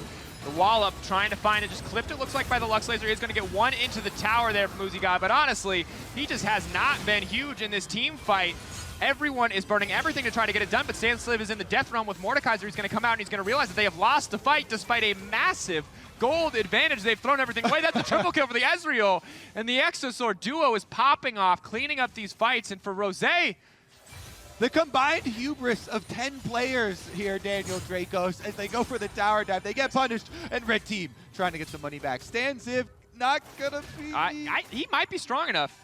The health bars are very defensive because the Amumu has a lot of armor and a lot of health, a slow burn for sure, but that's going to be it. Thank you for the zoom in. And remember the advantage of the Conqueror keystone here for Amumu in the prolonged fight versus the very notorious 1v1 threat that is Rakan. The fact that you can outplay a Rakan with two people is incredible for Stan Ziv. Exactly what we expected from the duo.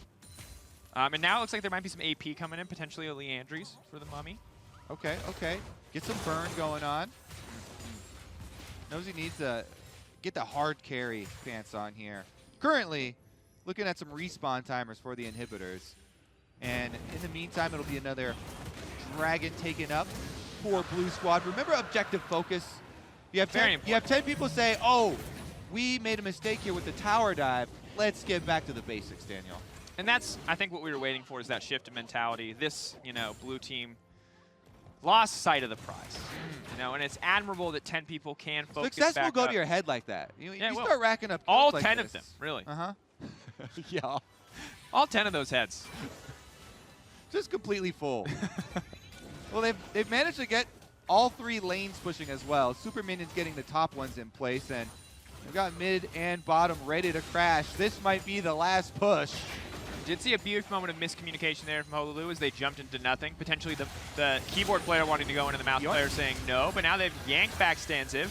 And if they can kill him before the fight starts, that's going to be massive. Still waiting on that Amumu alt cooldown. It will be available just about now. Just in time for a Nexus defense. No flash available, so you're going to have to hit your Q. I think they can do it. We haven't seen the same coordination since this lead has come out from blue team. Yeah. I want to see the Miracle hold or a really sick Lee Sin play. I will accept either. Did you see the stopwatch that Levi... I did. That was pretty solid. That's a good mix of keyboard and mouse. And TheShy now stepping forward. Lux is going to be able to flash out of that one. Rakan leaps in, but it's not going to be able to grab anything. Stand-Up going to use that ultimate. Is going to lock up 3. Death Realm does come out, but it might be too little too late. A perfectly timed Lux ult coming out of the end of that stopwatch shuts Levi down, and now they're in the midst of the meat grinder. Talia needs to get some damage done. Not going to get hit by the Death's Grasp. Stanziv now running for his life. Uzi God left in the midst of the base, but Stanziv's still alive, and they're chasing for him, but the boulder is going to knock him down, and that most certainly should be the end of the game. The Mordekaiser, the Gnar, too strong. You can see in the chat, well, you can't, but I can. We were so close, haha, says Exosaur. GG, well played. It's all around as the Tandem Mode will come to a finish. Well done. One of my favorite modes, actually, because it's so fun to actually play it when you're synced up with someone, right? Everything feels like an accomplishment. Like when you flash the right direction, you're like, we're so good. We're great. You're just really lowering your bar of what is a great play. I feel like we should do that in real life. So that our normal days are better. I mean, honestly, I think everyone, when you nail that CS, when you get that cannon, then you be proud of yourself. And since you have volunteered to be my arms and chest for the day, I think even a little bit of food. You volunteered. No, I didn't volunteer to be your arm. You are the arms and the chest, and I could be the mouth, or I can like hype you up. I can't. Okay. I could be the legs. I'll go with the hype. I could be the legs half of the push-up. I'll take hype. Then. I'll be the legs. The legs seems like an easy burden on the old push-up challenge. I think I've made up my mind on this one.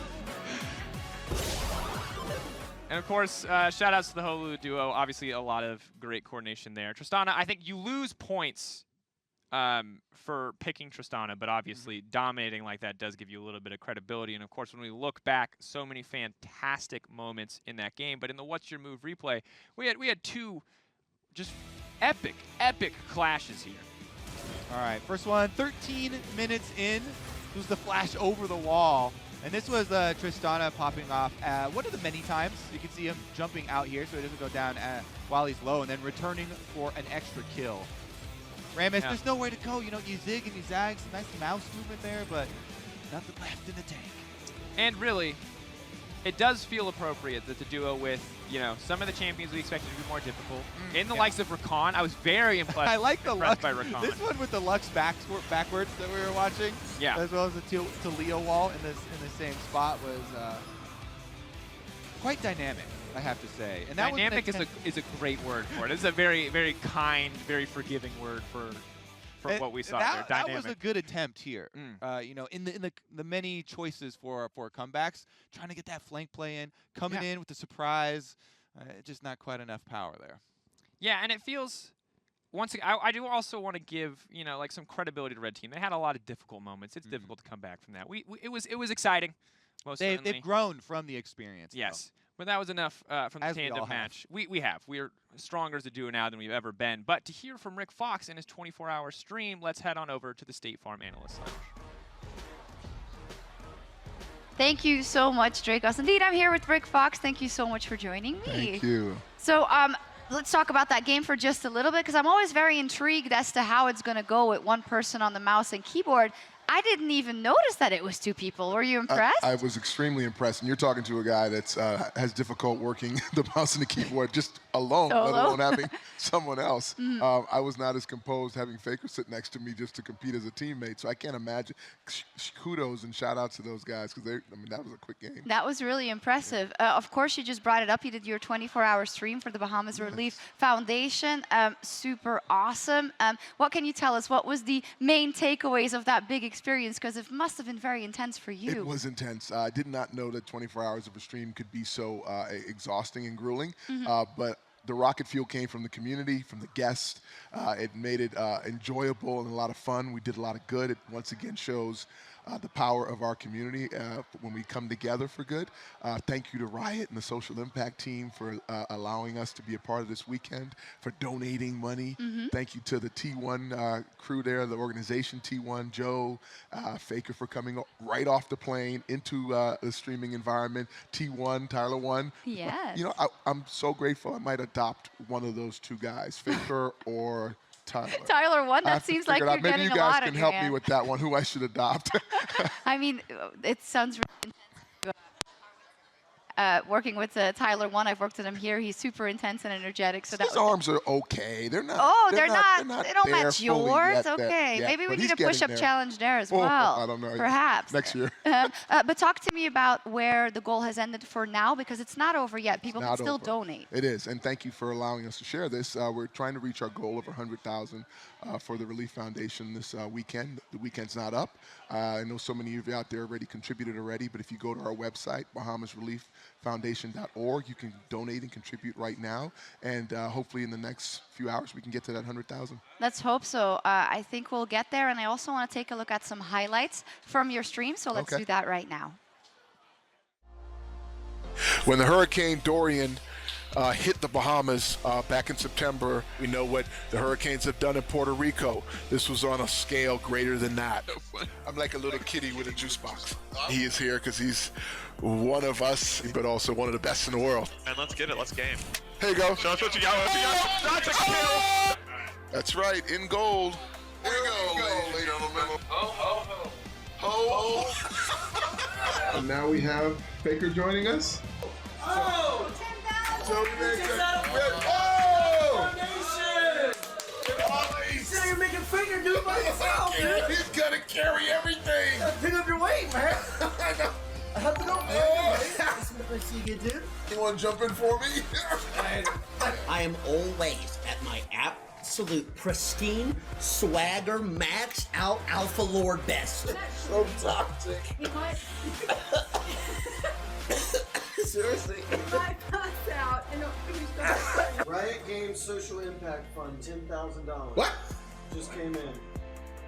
$38,000. Whoa! You are the proud owner of this chair, and Riot donated this chair. Thank you, Riot. I love you all. Thank you so much.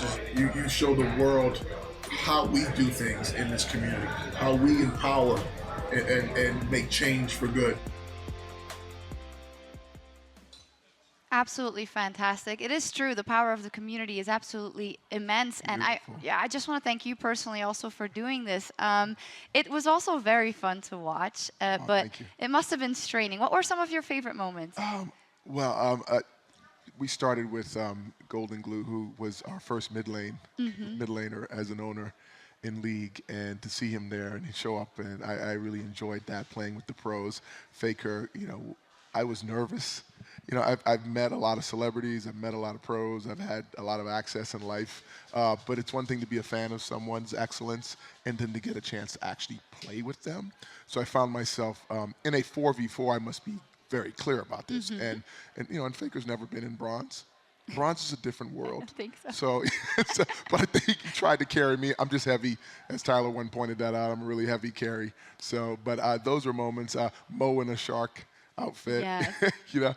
Captain Flowers and Azale. Azale was giving me, those two guys are giving me coaching tips on a level. And well, this is a all busy captain weekend. says is place Gardner, right? Yeah. Like, what are you going to do with that? Exactly. But I appreciate those guys taking the time because this is a busy week for them. And thank you, Riot, for letting them share a few hours with us. And just in general, just my favorite moment in all of this has just been the outpouring of love and support for my country and the situation that we're trying to rebuild and recover from. And so many kind words were shared, and it was rocket fuel for me to keep me going after 24 hours. Absolutely fantastic. Thank you for all you do for the community as well, Rick. I'm going to let you go because I can imagine it's just been a whirlwind for you also this weekend. I'm happy to have my voice still, but again, thank you to all of you out there, and I hope you keep chiming in so we can get to that 100,000. Absolutely so. Thank you so much, Rick. We're going to take a quick break rather, but when we return, it'll be the 1v1 semifinals. You won't want to miss it. Oh! Oh! All right! Nice job. Yeah, Dad! Okay, let's go. Okay, okay, guys. 技术好，我给你让我 kill here. Okay, hit the eating. Yeah, nice. Hit in. Yeah.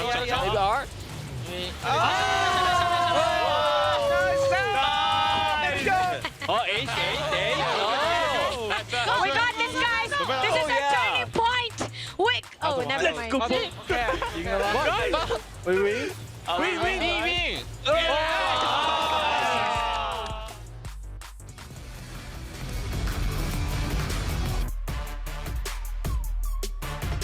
Welcome back to Las Vegas for the final day of the All-Star event. Freak and Azael Hill ready to finish out the 1v1 brackets, which will be best of 3 from here on out. Let's take a look at who's vying for the 1v1 crown. There's only 4 players left. It's TheShy versus Bwipo and Uzi versus Levi. It's going to be hype, man. I'm actually so excited to be moving on into the best of 3 where players can make adjustments back and forth. We have seen some games, come down to a lot of champion pick. When we watched Pure versus Tahm Kench, for example, it was kind of hard to see how Tahm Kench was going to play out of it. So yeah. I'm going to be really interested to see what the bans are, but also how the players adapt game over game. Yeah, it's going to be interesting reads because I think if you're in a world of very good information where people actually start to understand the tier list and you're like, I'm going to ban these 3 champions that all counter pick Yasuo. And then you're like, I'm going to make them think I'm picking Yasuo. It's not Yasuo! Like that. You can start doing that kind of stuff. I'm not saying that's going to happen. It's actually Janna. And you just play to knock the turret down. Surprise them. You ult them out, and then you turn them back out, and you win via the Ring of Fire. Yeah, I like it. Q-Max Janna. That's the new Q-Max meta. Janna. Johnny Cash is singing the whole time, and it's going to be beautiful. But this is going to be hype. I mean, we're down to the top 4 players. The semifinals are going to be these 2 matches. The end of the day closes out the finals, so we're going to have 2 BO3s for you, and then we're on to more Summoner's Rift and TFT. And to me, I'm still with TheShy here. I know, best laner in the world, arguably just the fact, and it's hard to bet against him. I am TheShy's #1 fanboy. #1, really? Claimed the title. Well, it's probably not true. I bet there's some really hardcore fans out there. Yeah, like have you bought his bathwater? No? Okay, no, then you're not #1. I don't have TheShy gamer bathwater. Though perhaps I could be persuaded, if it's going to make me more play like TheShy. Maybe I might order some, yeah. Might order some. Yeah, depending on the price point. Yeah, of course. I'm not made of gold here. No, of course not. Yeah. No. It's only your elo. Yeah. Yeah, makes exactly. sense. There you go. Yeah, diamond, by the way. Diamond, by the way. Yeah, you're above me by like 3 divisions. But pretty much, worse than gold compared to TheShy. Is that really how that works? I feel like he's probably like if he's challenging, you have to like recalibrate all the ranks. No. What elo does being a world champion get you? 9,001. So he's pretty far ahead of me. That's true. Yeah, it's pretty by a little bit. He's pretty good. What elo does getting you to World Finals? Because that's Bwipo right here. Pretty damn good against too. TheShy, by the way. Yeah, like they met in the final. Well, it was a 3-0. Yes, it was. So if TheShy's 9,000, we'll give Bwipo 8K. So he's up there. He's up there. He's still behind. Yeah. So maybe he needs a good pick, Mm-hmm. Yeah. And he's had good matchups so far, and we're gonna have champ select itself actually happen here. TheShy in blue, Bwipo on reds. Yeah. They're happy to be here. I gotta say, I'm a fan of Bwipo on stage. Me too. He's so much expression. Yes, he's very emotive. I love it. Anytime he gets a kill, he's like sitting there clapping. He laughs. He did the BM emote. TheShy did that too on the recall. So I think these are my 2 favorites as far as performances are concerned from the 1v1 tournament. Sad that one has to go. Rengar, Renekton. Is it going to be a third R? So Rengar was already played by Bwipo. Draven was already played by TheShy. Interesting to see that he's going up against this top laner, but he's fanning out some of the marksman picks. Perhaps expecting him to go that direction. Is going to be interesting to see where TheShy takes us.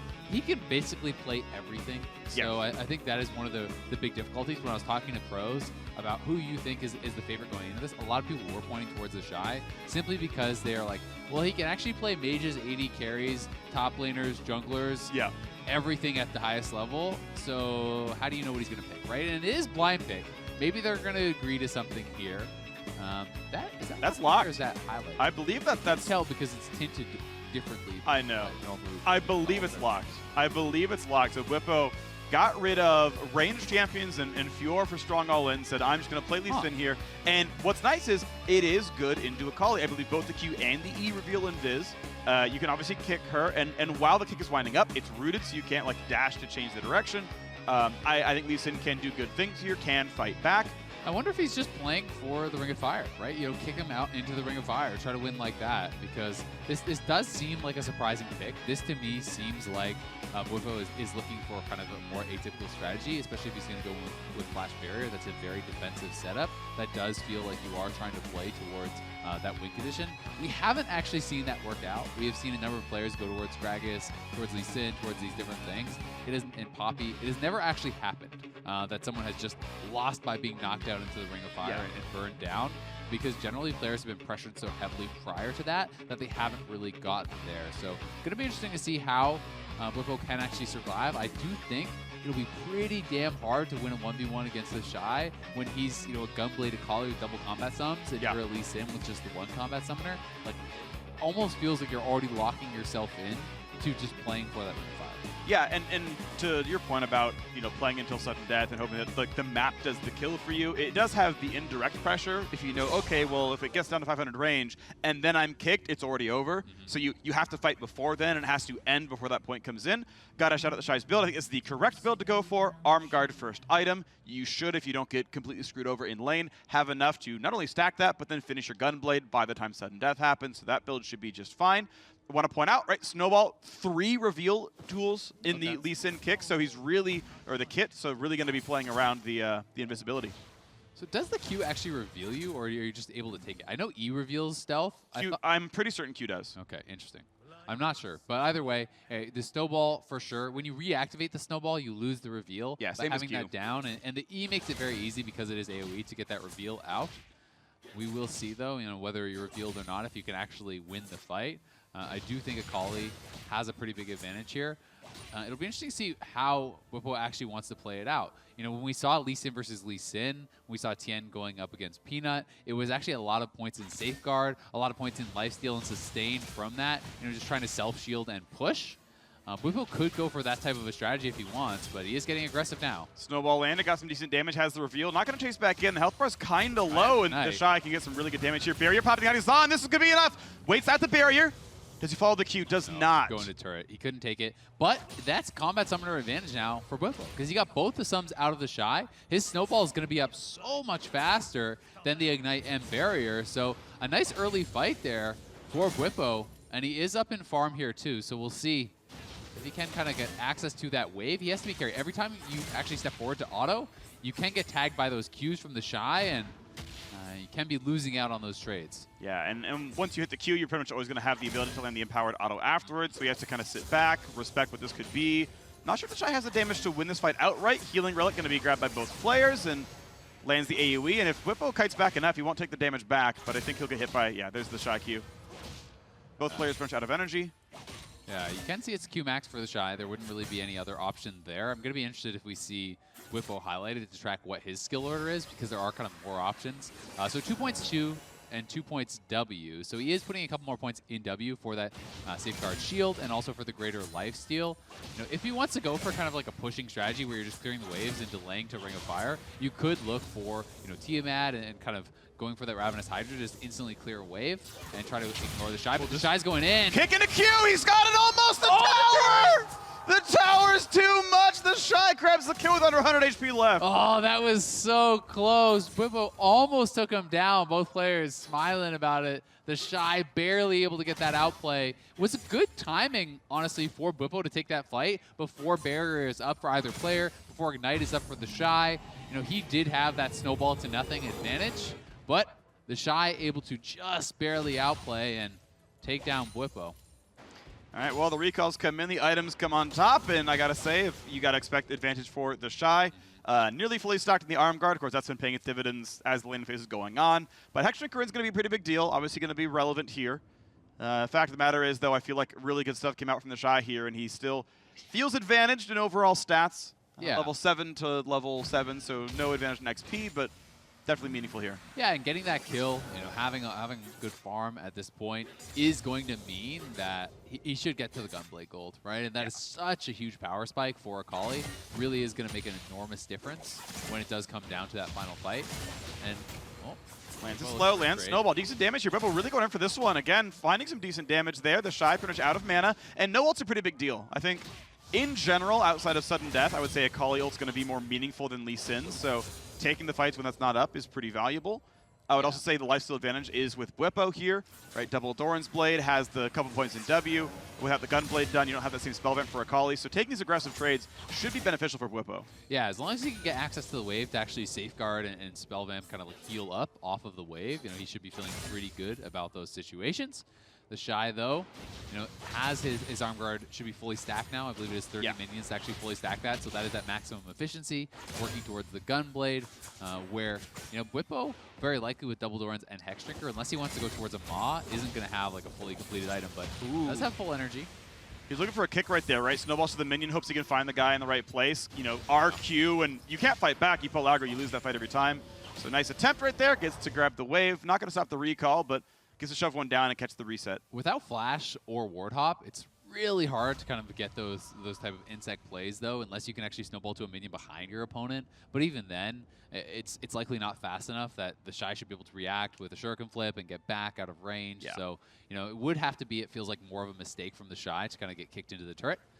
But either way, has the Cutlass recall, going to be feeling pretty good about that. And Bwipo is going to be working, I think, towards that Maw, recognizing he's not going to have enough gold for a completed Black Cleaver or something along those lines. So, especially if you're playing to just win in the Ring of Fire with a good kick, then you could go towards like Maw and just pick up a little bit of health, a little bit of MR, that type of strategy. Yeah. Because we have to remember, though the Shy has a 1-kill advantage, when it does come to sudden death, it's only 1 kill that actually matters, right? So, you know, if you get that 1 kill, you can end the game right there as Bwipo. Yeah, so he's going towards Ma, which again, I don't love on gold efficiency. I think there are slightly better items out there. I'm actually curious if like Jarm's Fist first item for the same reason that Arm Guard first is good, might be optimal, and you go like Jarm's into Hexdrinker into whatever. Yeah. I'm not sure, but it's a possibility. Pure health obviously pretty good against Akali. Yeah, I think it just depends on how heavily you're kind of evaluating the value of the lifesteal on the Doran Blades, right? Sure. You know, if he's thinking, okay, I'm going to get poked and I need to be able to survive, and he could put some pretty heavy value in that, plus a couple points in safeguard. Yeah. But I mean, if you're playing to just kind of win later on, then going even Cowl can be very efficient. You know, that's always really strong against magic damage. Oh, turret plate goes down. Extra gold for the Shy right here. We know we're going to hit sudden death pretty soon. We're going to get the announcement in next. There it is. Yep, so they have a chance to do one more wave if they want, but I mean, the Shy is already on his Gunblade plus Seekers. Bwipo is likely going to go back and just try to finish up whatever he can here. I'd recall for an Elixir. Yeah, that's what I was going to say. If the Shy can actually get 500 gold, he can go back for an Elixir right now. It will be enough time, I think, for Bwipo just barely to at least take the cannon, and then base for his final recall, and then we are going to have that final sudden death fight in the Ring of Fire between these two guys. The Shy only with a 300 gold advantage from that initial kill, and he does get an Elixir plus a Doran's Blade and a Cloth Armor, so actually a pretty big buy there for the Shy down at the end, grabbing some very efficient little pieces. And there's no Elixir on Bwipo, so he did actually just complete the Kindle Gem. He has the Maw now, and I think a lot of it is just going to be, can the Shy actually force the fight before the Ring of Fire closes on him, or can he avoid getting kicked out into that Ring of Fire? Well, goes in forward, lands the Q, decent damage at the start of this one. Still level 12 on both sides. The fight's going back and forth. Kicks him right away, but it's not into the ring. And now that's a important cooldown missing, and the Shy hitting back up over it. The Shy still has both his combat sums and his ult. don't know how Bwipo is actually going to win this at this point, now that he's down that ultimate. He's got shields, he's got 20 CDR, he's got a little bit here, but TheShy getting really good damage across. Here comes the E backwards. He's going to have so much damage available. There's the R going across, but the health bar difference is pretty big. Pops the shields again on Bwipo, but he's running out of HP. He's going to try to find a bit more to lifesteal on, and he's got really good sustain, though. He's healing so much back and forth there. This might be enough to drain take, but TheShy is going to get the rest of it through, lands his second heart of the E, and that is game one going over to TheShy. That just seemed like such a big mistake from Bwipo to use the kick that early. The Ring of Fire was there. Imagine if he just saved his kick until those final moments, right? Yeah. Like you could have actually kicked him out of the Ring of Fire. He did have a tremendous amount of sustain with the lifeline proc from the Maw, plus a lot of the points at W, the double Dorans. I just don't get why he used the kick so early. The Ring of Fire wasn't yet there. He survived until that final circle. It's not going to get smaller. It was down, to that 500 range. This is that first initial kill. TheShy ulting in, did not actually connect with that. Nice kick from Bwipo, lands the Q, goes back through, but the turret shot and that final little bit of damage coming through from TheShy was enough. Bwipo actually had landed the snowball too. He actually had the ability to cast dash and kind of come back in, maybe immune some of the damage there. So very, very tight timing. Yeah, that was really, really close, but it all came down to this, and this was the final moments after we had actually seen that kick used, but TheShy still had his barrier. He's still sitting at basically full health. Bwipo made this a lot closer than I thought it was going to be because of all the additional sustain that he did have, but never actually even forced out the defensive cooldown of the barrier. And TheShy very comfortably winning this. And I think Bwipo is going to be kicking himself for using that ultimate too early. Like, I think he had a chance to win it if he saved the kick until that final Ring of Fire. I'm not exactly sure how much damage the ring burns you for. I don't know either. So, because we haven't really actually You're not getting seen one anyone shot getting by knocked it, out but in there, but if you could get like TheShy right on top of you and kick him max distance out on the Ring of Fire, I think it's a chance to win, right? You get him low enough that maybe your Q can kill him with an execute. Yeah, the one fight I saw where someone was taking ring damage, it felt like it roughly doubled the damage of Ignite. So it's roughly an Ignite for the 2 seconds he's in there, which 700 health, right? Still meaningful, definitely matters there. We'll see what comes through. They switch sides. Bwipo now in the blue, TheShy in the red, and so far these bans have been close to identical. TheShy, Rengar and Pantheon would be the last two if he does the same bans as last time. Yeah, and Bwipo would just be missing Draven if he's going to go the same direction as the first set of bans. Vayne instead. Vayne instead of the Draven. Okay, interesting. We didn't see Vayne played by TheShy, but obviously he can play it. He did play the Draven before. Perhaps Bwipo is hoping that TheShy will go towards that Draven by leaving it open and maybe hasn't answered for it. I don't think Olaf, we're going to see the Lee Sin again. The one matchup I saw Vayne clap was Vayne over Olaf, and it's like, okay, if you're trying to play that pick, but it means the Pantheon is up. And so this is the first time we're going to see Pantheon available since ever, basically. Was banned throughout almost all of Worlds, got one game, brand new champion. Has had some changes since then. Pant versus Aurelia, going to be the matchup, 40 seconds for runes. So this is so interesting because I actually talked to some people about Pantheon, and kind of my hypothesis of why we hadn't really been seeing a ton of Pantheon in the 1v1 is actually, what are the biggest points of power for Pantheon is those early levels. Kind of 1 to 4, you can actually sometimes bully people pretty heavily. And this is, a level 11 fight. The ultimate is not really a tremendous amount of combat power. Using the actual empowered shield to actually block a tremendous amount of damage can be valuable in 1v1, but it's generally more kind of team fight utility where you're drawing threat and then actually blocking out a lot. So I'm going to be interested to see how Bwipo can play this out, and especially if TheShy is building towards a pretty tanky build. If you're grabbing an early Jorums and stacking that up and going fairly defensive, does Pantheon have the sustained damage to actually take down Aurelia in an extended fight? Maybe we'll have to see. Aurelia's definitely been really scary. We've seen her crush Tank Rise, for example, and it's been strong. And obviously TheShy pretty good as champion, so it's going to be one to watch for. Of course, we need Bwipo to win 2 straight if you want an LEC player back in the finals yet again. Follow up from Caps, but we'll see. Yeah, they did have 4 people in the quarterfinals. But then 3 of the 4 actually did get knocked out. So Bwipo is the last remaining LEC representative here, having a very good showing at All-Stars and trying to keep that running with a couple back-to-back wins he's going to need to get over TheShy. So you can do it. Pantheon's a great champion.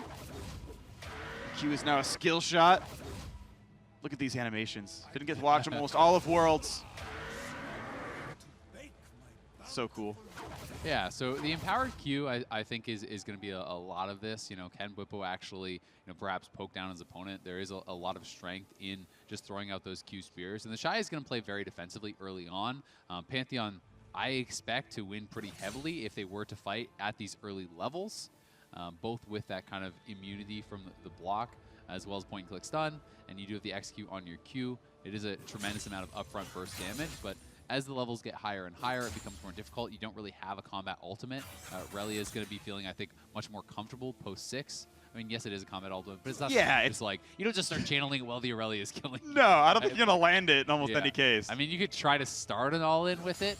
Yeah, sure. And from the brush, just randomly. that works. I mean, I think, so I'm going to guess that the value is you're going to take some random recall and just ult the wave. Right? You instantly kill most of the wave. You know, saved a lot of time getting back to lane. Like, it's at least a map control ultimate, which does have relevance here. Yeah, and I mean, you can see how much respect TheShy is giving over to Bwipo in these early levels, right? You know, these are the levels where it's going to be most difficult for Aurelia. Post 6 is where the matchup can start to swing in the other direction. So TheShy is just going to sit back and chill and just try to kind of wait to get some experience and look to outscale essentially here, where Bwipo, the onus is going to be on him to try to, you know, kind of outplay or get something done early on to create enough of an advantage that, you know, maybe when you do get to that rank 2 ultimate stage, you have an ability to just outstat your opponent or outplay your opponent in some sort of way. Yep. Bwipo starting to get the empowered Q back up. There's the big trade, backwards E. Turret shots though, hits 2 or 3. They're going for the fight right now. Ignite is on, Conqueror there as well though, and whoo! Barriers in case that spear is going to land, but you might see round 2. Bwipo, keep in mind, has barrier. Can maybe survive the dive. TheShy really messed up there. I don't think you ever want to take that trade. He took that massive trade with a huge wave at his turret, so now he's missing all the farm that he waited for. Oh, look at that damage output there. Now, can he drop the aggro? He's okay. Nice. Yeah, that is really well played by Bwipo, and I think TheShy completely failed to play this out properly. He showed that he knew he wasn't going to win these early fights.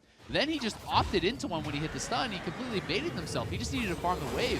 Now, not only is he down the kill, there's the Baron recall. He misses so much farm and experience, and he missed 2 cannons, which is the catch-up mechanic in this 1v1 mode, where you're getting additional gold when you are down from that cannon. So missing back-to-back cannons is going to mean, like, look at the components, right? You have pieces of a Phage versus a Phage plus a Kindle gem. Everything else is even. So Bwipo is enormously ahead, and honestly, TheShy outplayed himself. And here's the ult. That was just a terrible mistake. Gonna hope it can land. Gonna look for some damage underneath the turret. Gets stunned up. Not gonna find much else there. Yeah, I think TheShy's hope now is you just never try to fight again until the Ring of Fire, and you hope that you didn't just throw the entire game off of one really ill-advised engage. Well, we'll see if he can do it. It's gonna be certainly Bwipo with the lead here. TheShy, 293 gold off the fairly early cannon to catch up part of that difference. Still just kind of spamming E for the last hits and keeping up what he can. I mean, he's down 2 levels, though. Like he lost so many minions to the turret.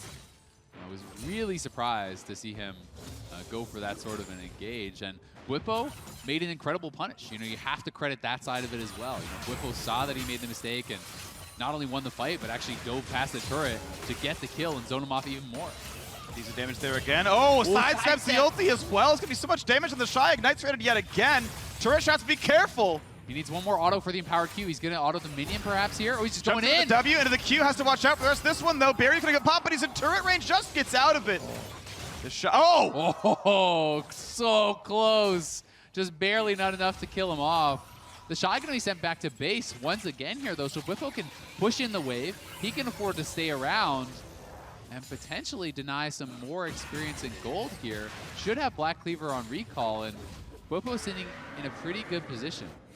Yeah, really good stuff right here. Most of that wave's going to get missed as well. It's a non-cannon wave, so nothing to, like, tank the turret shots for him. But you can see, like, look how close that all-in was, and Bwipo sidestepped the ultimate. Yeah. You lose that for sure. So this is why I was saying you just need to not fight pre-6. You need to wait. Imagine if they were even gold for that, right? Like, he was like 1,500 gold behind. Yeah. If he was even gold, he probably would have won the fight despite missing his ultimate. So, you know, TheShy still has ways to take this down. He does have the ability to try to play for that sudden death, look for a kill there, but the item completion is so good now for Bwipo because it is just going to be components for TheShy. TheShy almost finds the stun right there, goes back for the stun. Decent damage coming across. And yeah, puts the E on though, dodges a decent part of it. And as Conqueror comes up, he's going to sit there and try to pull the wave away from his turret. And if he's trying to force TheShy to take a recall, yeah, this is going to be maybe some CS lost if he keeps it away from his turret. Yeah, I just wonder how worthwhile that was, because with both potions down, he actually did take a fair bit of damage there. TheShy just healed up with the health pack, so he's not actually going to really deny anything from him and is just kind of lower health. He was hoping to get that recall, but we'll see if he can chase in here. Black No ultimate Leaper off the advantage. Shy. Look at that damage output. There's no way out. He built enough space so he could run him down. Says, get on my side of the lane. If you overstep, I will chase you through. Bwipo does it. Gets 2 kills before sudden death. Yeah, that was really well done. You know, forcing him back in, as you said. You know, we saw that, yeah, he was taking some damage from the minions, but TheShy, I guess, felt pressured to actually go back. And this is where I think the game was decided. You know, you hit that turret shot on him, you hit the E, and like, look at the minions though. What are you doing engaging into this? This is kind of the basics. There's like 10 ranged minions and a cannon hitting you against an early game champion. Yeah. TheShy is never going to win that, and he really should know that. Got very overzealous. I think just overestimated perhaps how much damage the turret was going to do. And then Bwipo here, this is a great punish. Diving past the turret, zoning him off. Even if you don't get a kill here, you are denying so much experience in gold that TheShy feels like, no, I need to fight for this. I can't actually afford to lose this much after already dropping 1 cannon. But Bwipo goes in, gets the kill, and does survive. And here's this final fight. It all really came down to that item advantage. He had the Black Fever. He drew in TheShy to try to reset the wave and just knocked him down. Yeah, well done by Bwipo. Had a level lead for that second fight right there. Q into E, chase him forward in the other one. And in that first fight, actually a pretty crucial timing because TheShy did land his stun underneath the turret, but Bwipo had just barely started the Q animation. So even though the stun lands, he still puts his arm out, gets that stab, gets the giant execute damage, and gets the kill anyway. So some tight timings there. Still agree with your point, right? The idea of TheShy going in under the wave, clearly a misstep there. I mean, you were down a level. You're playing a bad early game matchup, and you engaged into 10, 15 minions, right? And that is just a mistake that you rarely will see someone of TheShy's caliber make. You know, right. That's kind of irrelevant whether we're on a 1v1 map or SR. That's kind yeah. of the basics. League of Legends. Into a wave like that. So TheShy going to be kicking himself, but he will have a chance to make up for that mistake. We are in game 3. Winner here going to be moving on to the finals to fight off against the winner of Uzi and Levi. A lot of the line is these guys really want to prove they are the best in this game mode. TheShy back in the Pants Band. Like, nope.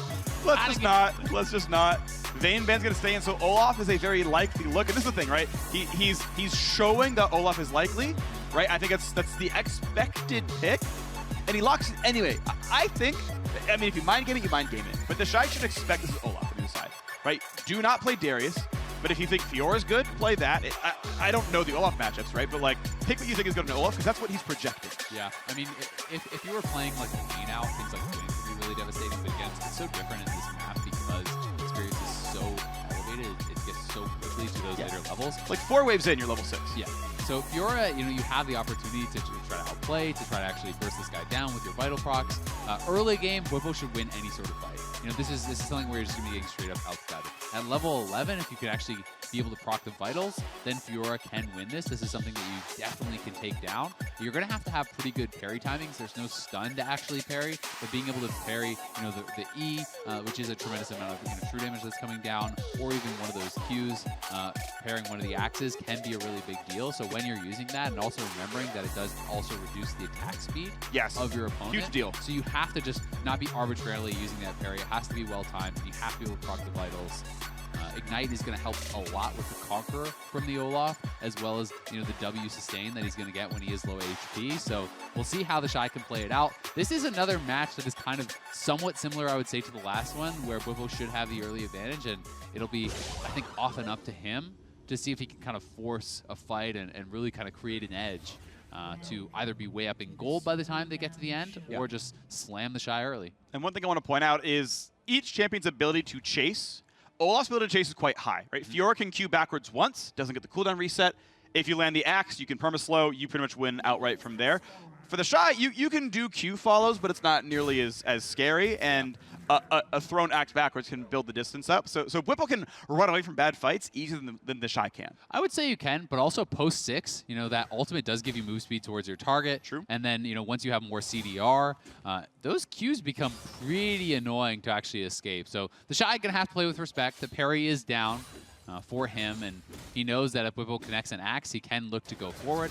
Bwipo did swap up the combat sum, so it is actually not Snowball now. He swapped away, so it's Barrier Ignite versus Barrier Ignite. I think that is smart, unless you were going to build an Executioners or something.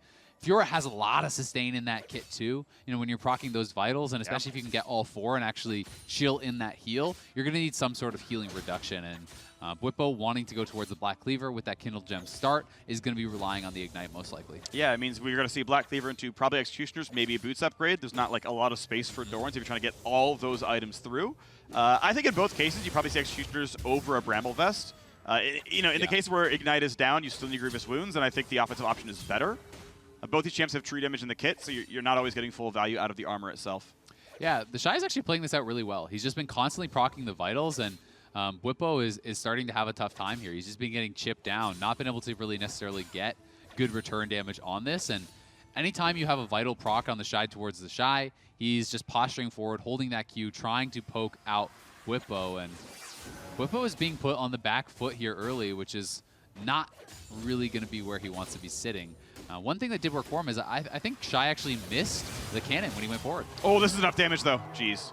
Walked in to get the health relic.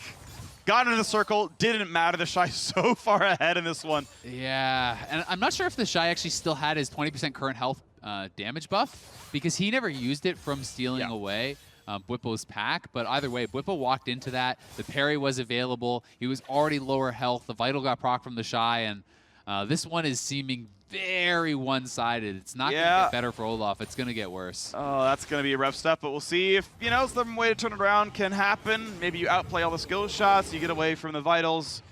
You always give him the chance, but you're right, it is looking more and more TheShy favored. We've been cleared. CS not really very close. Executioners and Ninja Tabi now done on the one side. Second Doran's picked up here for Bwipo, so he's got a long road ahead of him until he can catch up in items. Yeah, I think TheShy is going to have an opportunity here, you know, with level 6 and that Executioners. You have a healing debuff, your opponent does not, because both Ignites are on cooldown. If you can take a fight where you can actually prop your vitals with the ultimate, you should just win that right now. Well, level 7 to level 6. Can't quite get that one. That means Q's on cooldown. Slow. I think Bwipo might go for this one. This might be the best chance you may have. Last couple Qs force TheShy backwards, but it's not getting meaningful damage in. It's tough, though, because you know if you chase away from the wall without Ignite, you're exposing yourself to actually all the vitals getting proc from the ultimate. So I think Bwipo is going to be pretty hesitant to actually look for a full-on all-in. Oh, missed the cannon. And Bwipo's already behind gold, so every cannon misses. Nice riposte. Gets the slow as well. Yeah, and that was on Bwipo's E, so really well-timed one. You know, you get that slow, you get the attack speed debuff on your opponent, and Bwipo was just getting zoned off the wave, so he's not actually getting to use the sustain from the Doran's Blades or from his kit in this fight. He has just been kind of zoned out, and when you take a bad trade or two, Fiora is just starting to stand past the wave and look for these quick trades for vitals nonstop. Yeah, gets the vital, gets the health difference. Doesn't quite get the vital on that one, but still gets some damage across. Looking for this one now. Look now. Ulti's in, going for the win right now. TheShy under the turret.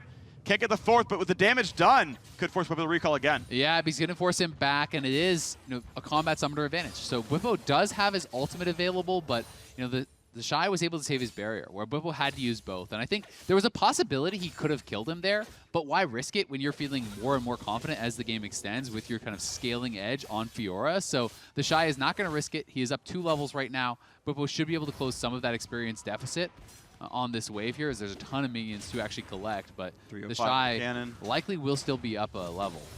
And Bwipo wanted to see if he can find a way, stop the recalls, maybe even find a fight with, you know, a small item lead since you've kind of caught up off that recall, but yeah, all you're going to do is, you know, wait a few seconds, might end up denying some CS, not even that.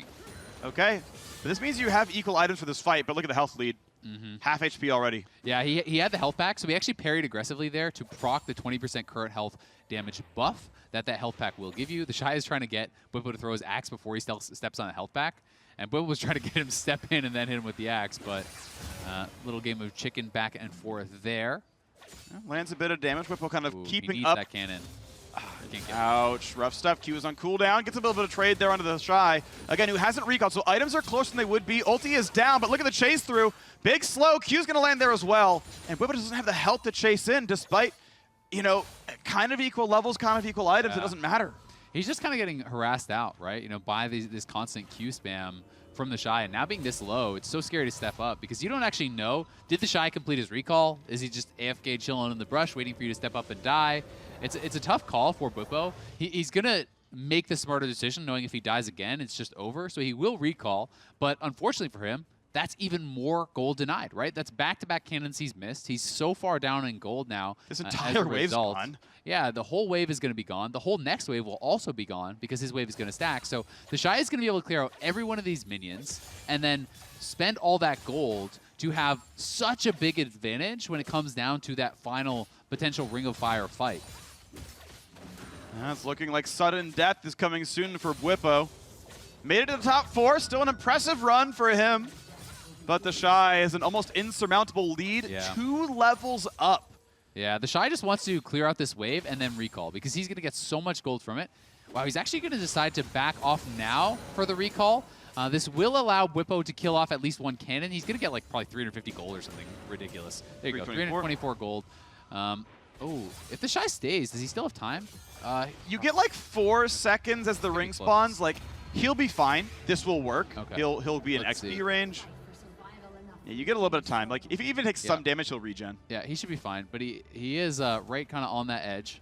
So he's going to be running out. Stinger, Red Elixir. Okay, so Stinger, Red Elixir, double Doran's Blade. He has the Executioners. The gold lead is enormous, right? Like, compare the components here. They both have Executioners, Tabbies, double Dorans. It's a Kindle Gem versus a Stinger and a Phage. Yeah. Like, that is the item difference. That is crazy. But they are going to have all combat summons. And 12's going to come in during this wave. This Oh, fighting that's about big 3 for CS. Bwipo. Big damage. Bwipo is going to chase in right now. This is the battle. Ult's going to come in across. Does Bwipo have the damage? And he just might. TheShy is so low. Barrier gets weighted out. One more Q could do him in. He couldn't get the 4th vital. Couldn't get the heal. And Bwipo down 2,000 golden items advances to the finals. Bwipo found the only possible way in there. He got the 20% current damage buff from the health pack. TheShy was walking forward to try to contest that. He wasn't able to get in time. Bwipo lands that axe. It did so much damage with the 20% current health plus the base damage of the axe. He knocked TheShy very, very low and then never let TheShy actually proc the 4th vital. So despite a huge advantage, that should have been TheShy's game to lose. Yeah. But he makes the mistake. Bwipo crushes him for it, and he's going to move on to the finals. So there's that hit. He's already at 2/3 when the fight even starts. Yeah, and there's an overheal up here on Bwipo. So Bwipo going in right away. Notice how he actually positions against the wall as much as he can, then runs out. He has the Ragnarok slow. He decides to just kind of kite it back until that last vital expires so that TheShy cannot get the final heal. Then as it falls down, Bwipo looks to go back in. He knows parry is on cooldown, which was used aggressively. Yeah. And he could just slam him down to finish him off and get that final kill here. Here it was, that first kill. That one was not really even close. And I mean, honestly, TheShy has got to be kicking himself. Both the Pantheon versus Aurelia game, he really misplayed, you know, looking for an engage. And then again here, he gets caught out by that health pack damage buff. And he was up a couple thousand gold and still lost the all-in. Yeah. It was a poorly timed parry. Yep. He stepped up too far into Bwipo. He gets knocked down. Bwipo plays it up great. And he's made it all the way into the finals. That's a reverse sweep in this best of 3. That is. Lost the first one, and people were favoring TheShy coming into this, ourselves included, right? Yeah. This guy is such a dominant laner, but Bwipo smacks him down, and he's going to be awaiting the winner of Uzi and Levi. So LEC, Caps may not win back-to-back, but the LEC has a chance of winning back-to-back in the 1v1. Yeah, I mean, impressive. I think, wasn't Caps? No, Caps was not the 2-time winner. That was Uzi's 2-time winner. Uzi's 2-time winner. So Uzi can, of course, defend that. We're going to hear now how he'll be hoping to defend Europe's whole 1v1 crown. We're going to send it down the Shocks for the winner's interview. Thank you very much. Bwipo, congratulations. Listen, I'm one of your biggest fans, but I did not think you were going to win that one. Talk me through the mechanics of, in the end, winning the last one, because TheShy was so far ahead. I don't think he was that far ahead in randomization. So when I pressed tab, I was like, okay, it's not that bad. Like, it felt really bad to play, but I realized that if I find a good opportunity and I poke him down a bit, that as long as I move properly and he doesn't actually get the ultimate off, all the vitals, then I should be fine. Talk me through all 3 of the games. So it was a best of 3 in this case. Started off not too well, but then you rebounded with the Pantheon. What was the most important moment where you knew you had it?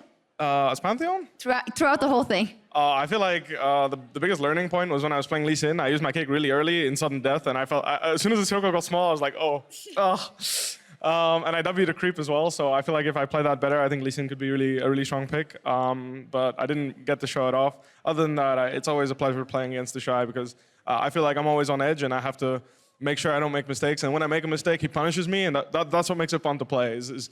you actually feel like you're getting punished for the mistakes you make. You're not getting away with anything. Very enjoyable. It's also very enjoyable to watch. I mean, your two players are very, very high level. It was super entertaining. Now, as said, you can keep the title in Europe. Caps has it, your ex-teammate currently. Tell me about the matchup versus Uzi or Levi, respectively. Who'd you like to play, and what do you think of your chances? I think I would like to play Uzi the most because, well, he's got the most titles, so it would be the most prestigious victory. But Levi would be cool too. Get some revenge for Jankos. In the end, I believe Levi copied the Vayne strat, so I believe in Uzi, and I hope I'll be able to meet him in the finals. He also wrote me off in one of his interviews, and he said he would play against TheShy, so I get to show him what's up. There we go. Never count out Bwipo. I certainly won't after this one. Thank you so much. Good luck in the finals. Back over to you. Thank you very much, Shocks. We're going to be getting into the game very soon, the other best of 3.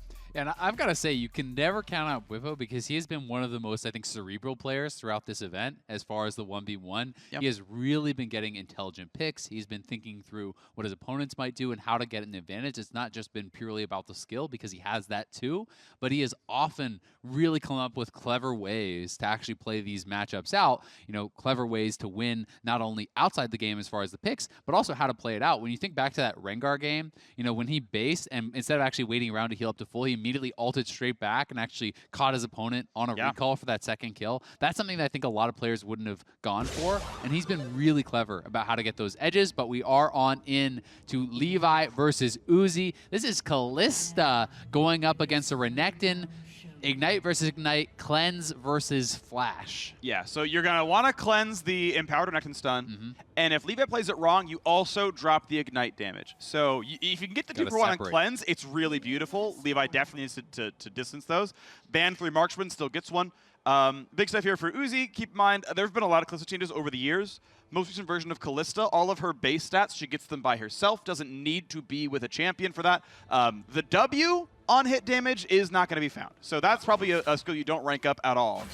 Yeah, we have seen an Uzi, if I'm recalling correctly, play this previously in a 1v1, and he was going for actually the Q-Max and looking kind of for Q-Poke to try to harass through the minions. You know, he applies the spear to a minion, he Qs through that minion onto his opponent, and is able to actually use that E damage right away. But Uzi just going to face check Levi. That was ill-advised. I wonder if he thinks he has the damage anyway. Walks forward, gets decent damage across, and yeah, I mean, pretty much pops the instant defensive play.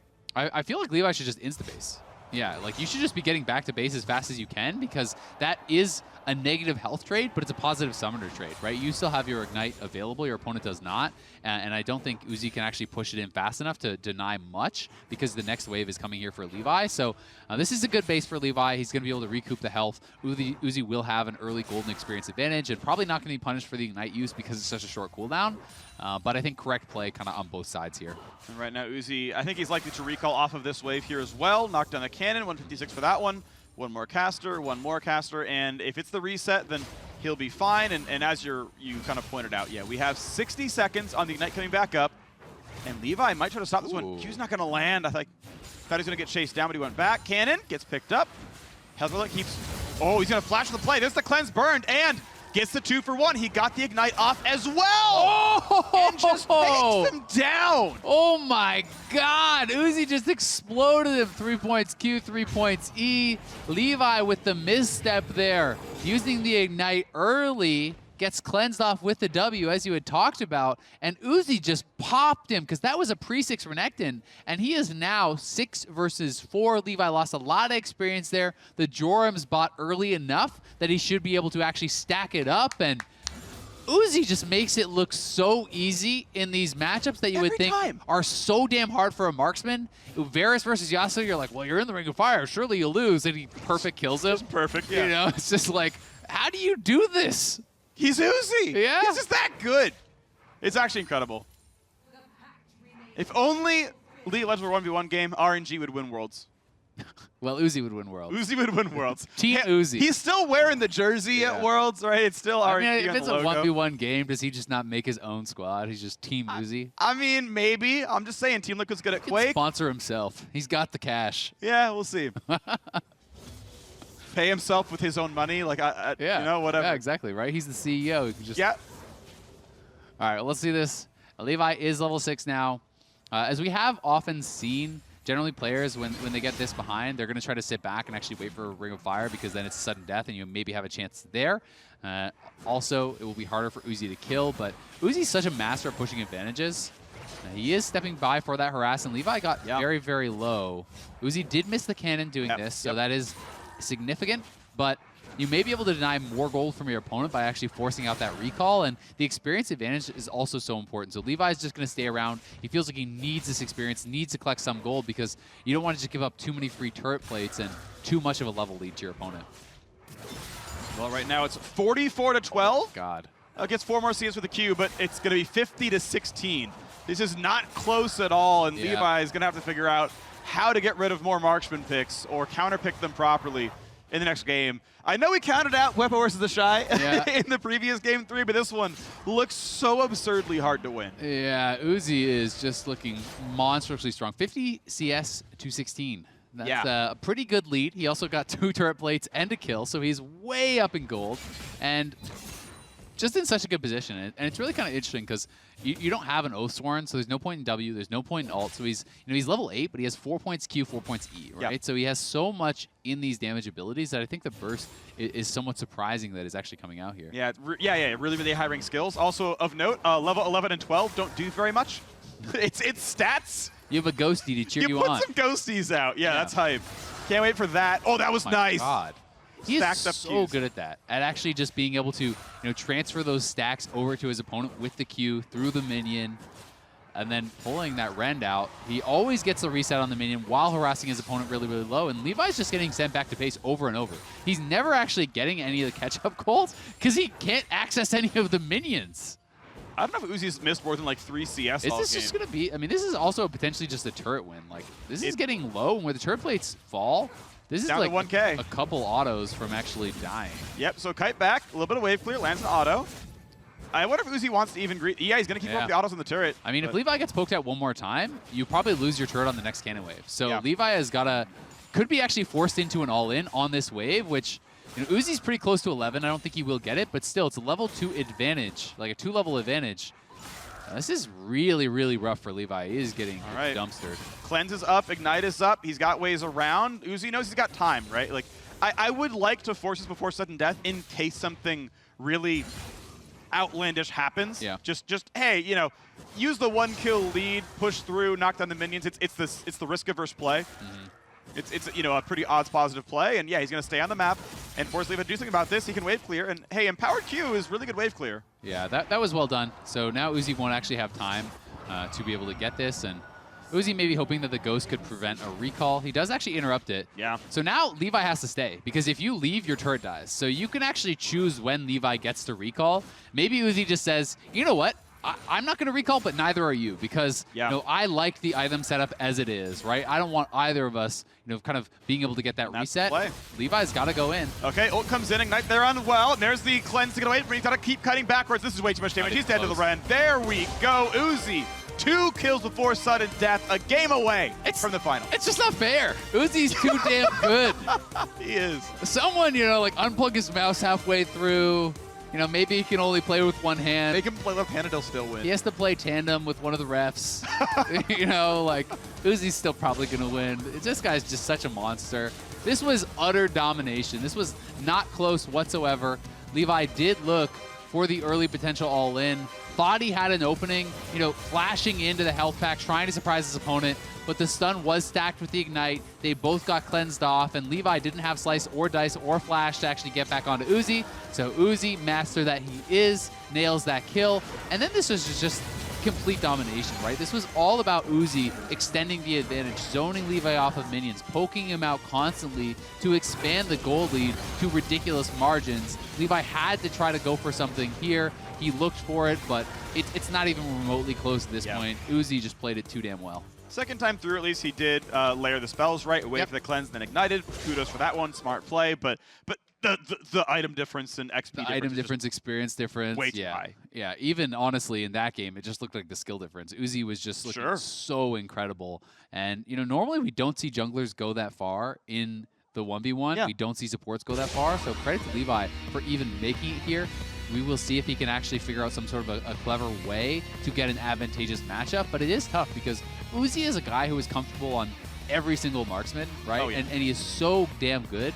So great. Kallista's banned out now. Draven was banned by Uzi. We already have the Vayne and the Lucian taken down, but Varus was played earlier by Uzi. You know, he is a guy also who, when mages were meta, he still won that year. He did actually just swap over, and he's like, oh, no, that's fine. I'll just play mages, beat all the mid laners with that. That's fine. Like he was early to 2019, you know? Drops down the Darius here as well. I'm curious what he thinks is going to be counterpicked on that one. Okay, Akali. Plenty of marksmen still available, right? Tristan Varus, as you mentioned, ones he's played earlier in this tournament. There's the Tristan indeed. So said, you know, Darius, if he apprehends of a rocket jump, that's a bad matchup. Let's not have that one happen. Draven's a better one-on-one auto attacker. So like the bans are champions that were good into Trist, leaves that one up, has that play. And this will be an exciting matchup. I think there's room for play on both sides. Yeah, we did see Faker actually lose to this matchup as Akali, but Faker, you know, didn't have his ultimate for when that sudden death came up, right? And Faker had been dominating the matchup actually on the Akali.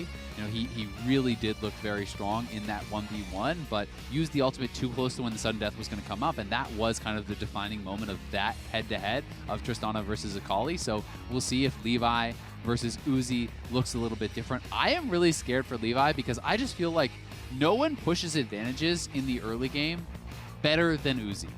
Yeah, both on Summoner's Rift and it seems like here, right? Abyss, yeah. And so it's just so scary to think, all right, you're on Akali, you're up against Uzi's Tristana.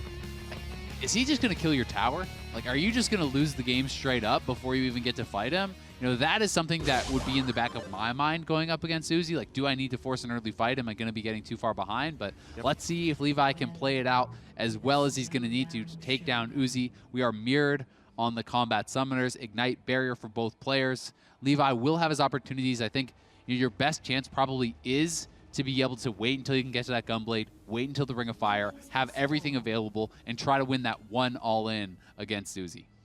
See if you can make that one happen. Arm Guard's going to be stacking up at the beginning. I still expect Jarom's Fist to come through at some point for Uzi. I think it is a smart pickup. It's good stats, but we'll see it after the first set of recalls. Hexdrinker probably gets added to that lineup there as well, and if Levi's not getting wrecked in lane, should be able to get Arm Guard Gunblade. We'll see if those items do come through. Early laning phase goes to Trist early on. Yeah, I mean, it's a good point, right? You know, we've seen actually every Akali player, I think, if it went to the end, get to that, at least that. You know, Faker actually got pretty far beyond that because he had a kill and he had got turret plates, everything. He had tabbies, he had an elixir, he had like all kinds of stuff.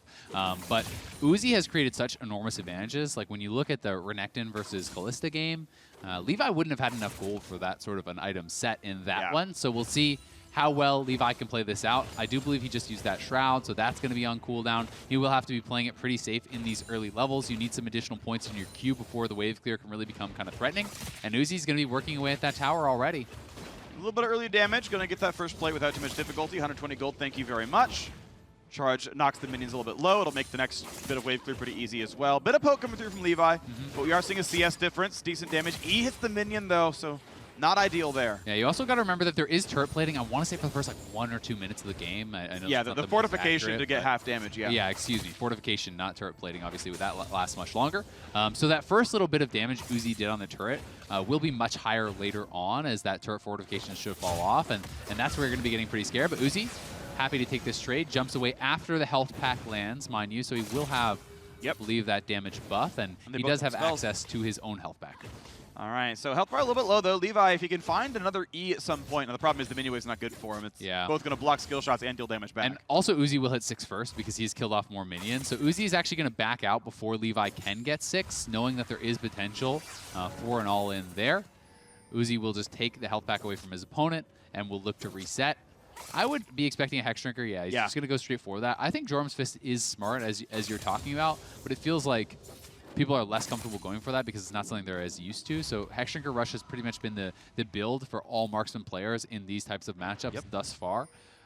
Don't know where Uzi is going to take us after this, if he's going to try to build towards an item completion or an individual component that's very effective. We'll have to see what he wants to do. Yeah, definitely some options. We've seen a lot of stopwatches. I wouldn't, by the way, ever build it until sudden death or you've died once, because immuning, like if you immune a kill, you stop 400 gold. congrats. The item cost you more than that. Yeah. Like, and the opportunity cost of the stats it would have given you. So I don't think it's ever worth doing until the kill would end the game for you, and then it's fine. Yeah, and I mean, if you can bring in a stopwatch to sudden death and actually stopwatch the R2 from Akali or something like that, that can be a game-winning play because, you know, yes, Akali could win that potential 1v1 in a small enclosed quarter. We know Akali can burst down a marksman, but Triss can also buster shot you out into the Ring of Fire, which can be an advantage for her. So we'll see how Uzi's going to be able to play this out. But thus far, much more even than the Kalista versus Renekton game. Yeah. You know, Levi keeping close in the experience. His farm has been pretty good. He's been actually, you know, playing out this Akali match very well. Picks up another cannon there. So, you know, he's on pace to make this much more competitive. Waits out the E-Ignite, comes in. Big damage coming across. As the rock jump over the top. But back to his own turret. Needs to land the onward lost vision. Oh. When can Levi find a skill shot? Because Uzi's going to push this wave in. But now where can he go? He's waiting, and rock jumps up in a couple seconds. Yeah, Uzi didn't know how close Levi was in that brush, so he actually used the barrier. You know, Levi wasn't in range, but he didn't know, could he shuriken flip in and actually hit me down? So Uzi was, you know, one hit from death. It is a full trade, ults and both summoners down for both players, but Uzi, because he has all that lifesteal, is going to sustain up enough to stay around, where Levi, it's much more dangerous, it feels like. So Uzi's going to be able to get a second turret plate. Levi wants to stay around wave clear, wants to get that cannon, will miss it, and will lose, it looks like 2 more turret plates. So one has already fallen. Another one's going to fall at least on the next wave. And if you know that Levi recalled, you can actually stay around and potentially get it even lower. But Uzi's going to prioritize refilling his health, refilling his mana, and making sure that he's on even footing for any potential fight. I think it's the right call. I think greeting for the 120 gold on that plate is not worth it. We'll see what he adds. Blue trinket picked up at level 9, I believe it is. You can buy a blue trinket. We've only seen some of the players recognize that, and looks like Hextrinker upgraded all the way into Ma, so we are seeing the upgrade path quite a lot. If you are going to call that item gold efficient, it's through the lifesteal and spell vamp. That happens after the shield breaks. Otherwise, on a base stat level, it's not worth bidding. But if he's going for a more protected trade where you got a lifesteal back up, then that shield can be useful. And we have seen that actually happen even just today, right? Yeah. You know, in the Lee Sin matchup where Bwipo had, I believe it was that Maw, he actually got a ton out of the lifeline, you know, kind of healing that up. But we will see how Uzi is going to be able to play this out.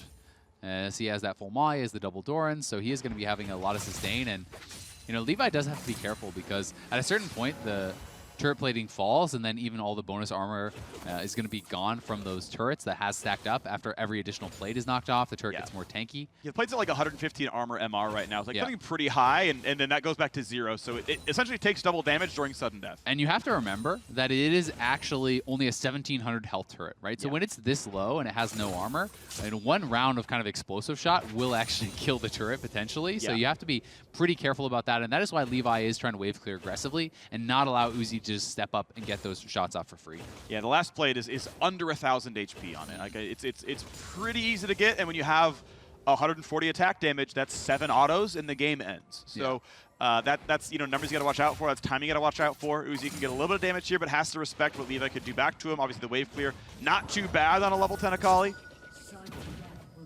He's one hit from that turret plate falling, and this is the last wave that you can really kill. And I would take the recall. There should be almost 1,000 gold in Uzi's inventory. Yeah, Levi, I think, probably wants to clear this wave, get the final cannon, and make sure he has Gunblade Gold, right? And then it's just going to be all down to this fight. How can these guys play it out in the final moments? They're both going to be level 11, both combat sums up, Ignite, you know, everything available, and the ultimates here. So we'll see. He does have the Gunblade. He does have an additional cloth armor. He gets a rejuve bead. That's probably the only gold he had. He would have been 50 gold off an elixir, which if you could have got, probably would have been better than the cloth plus the rejuve bead. Yeah. Cloth was bought a while ago. Cloth was actually on a previous recall when he got like double longsword cloth armor, so that gets awkward with selling. Then you obviously couldn't have done that. To the elixir point though, for Uzi, I would have done longsword red elixir instead of vamp scepter. I think that would be just outright a better build, but we are Uzi in a pretty good spot. Gold, pretty close though. Yeah, Uzi has to be a little bit careful because there is the 20% current health buff on Levi that does now expire. Uzi did not have it as he backed out, and Levi's looking for it. He doesn't want to wait too long for that Ring of Fire to close in. And he wants to wait out the rest of the E, so it can't be charged anymore. Lands more auto attacks. Ignite goes on. That's when you might go for the pushback.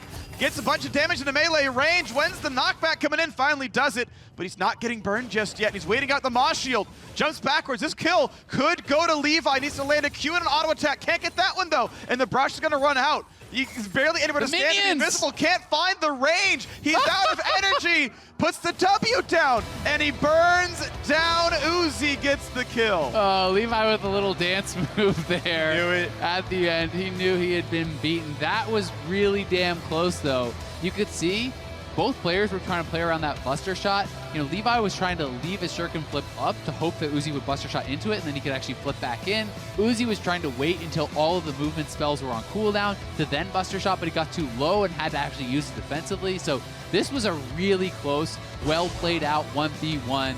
Uzi does end up taking it 2-0, and here is that final fight again. See, notice how he's waiting as long as possible for that shuriken flip. Uzi pre-barriers the R2 there. And then the buster shot has to come down because he's getting too low. But the lifeline passive became pretty relevant here. He gets a little bit of damage, he jumps back, and he has lifeline active plus double Doran's Blade and whatever runes he had. Try to lifesteal up off these minions. So he's actually clearing it out. Look at this, 44 health per auto on those minions. That is a ton of health he actually got back. Yeah. And then Levi with a little dance move, knew he was gonna go down, died to an explosive shot off of the minion, but damn, that was close. Close, so smart stuff. Uzi, yeah, cutting back. He's like, all right, hey, you know what? This advantages me. That life's Health's going up. Yeah, really, really big deal there. So maybe actually the Amphitheater was better with how much he was actually hitting minions. It ended up being really nice. The melee minion, I was wondering how he got the damage, because the guy was stealth and it was hitting the melee minion. Spotted for 150, knocked him down. Yeah, well, it would have been, you know, he would have had life steal from the Wrath Potion anyway. I think it's champion only damage. I thought. Maybe I'm wrong about that. I could be wrong too. I think Wrath is champion only. Actually, Regardless, Uzi is the better player. Bwipo, Uzi gonna be the battle in the final. That's gonna close out the day, so stay tuned throughout the rest of All-Stars for that climactic best of 3. Uzi has been a monster. Uzi's been an absolute monster. Uzi has been slamming everyone, Yeah. but Bwipo was counted out against TheShy. You know, people were thinking that TheShy was favored there. Bwipo managed to take that one down, but Uzi just doesn't seem to make mistakes. That is the craziest thing to me, is that even in these matchups that seem really, really difficult, he is always playing exactly around what his opponent's win conditions are. He is executing flawlessly on what he needs to do. Yeah. He is CSing perfectly. Like, he is just doing everything right, and it is so hard to see holes in his game. So I'm excited to see what Bwipo can come up with. Gonna be a lot of fun. So for more on how Uzi made his return to the 1v1 final, let's hear from the analysts. Thank you very much. Uzi makes it and is going to be up versus Bwipo in the finals. And we're going to take a look at both of the semifinals to find out how exactly they did it, starting with Bwipo versus TheShy, which I did not expect to go that way from the beginning and the end, chat. I mean, we talked to Bwipo before the day, and he had a certain level of confidence, but I don't He always does. He always does. And he was able to get Pantheon. I don't really know how that happened. And then he was able to just kind of clutch it out in the final game and do good sudden death stuff on the ult. I mean, the thing I like the most about watching Bwipo play is I feel like I see him learning over the course of the games. Like the one that was Aurelia versus Rengar from yesterday, he started playing it a little differently, holding his Ws.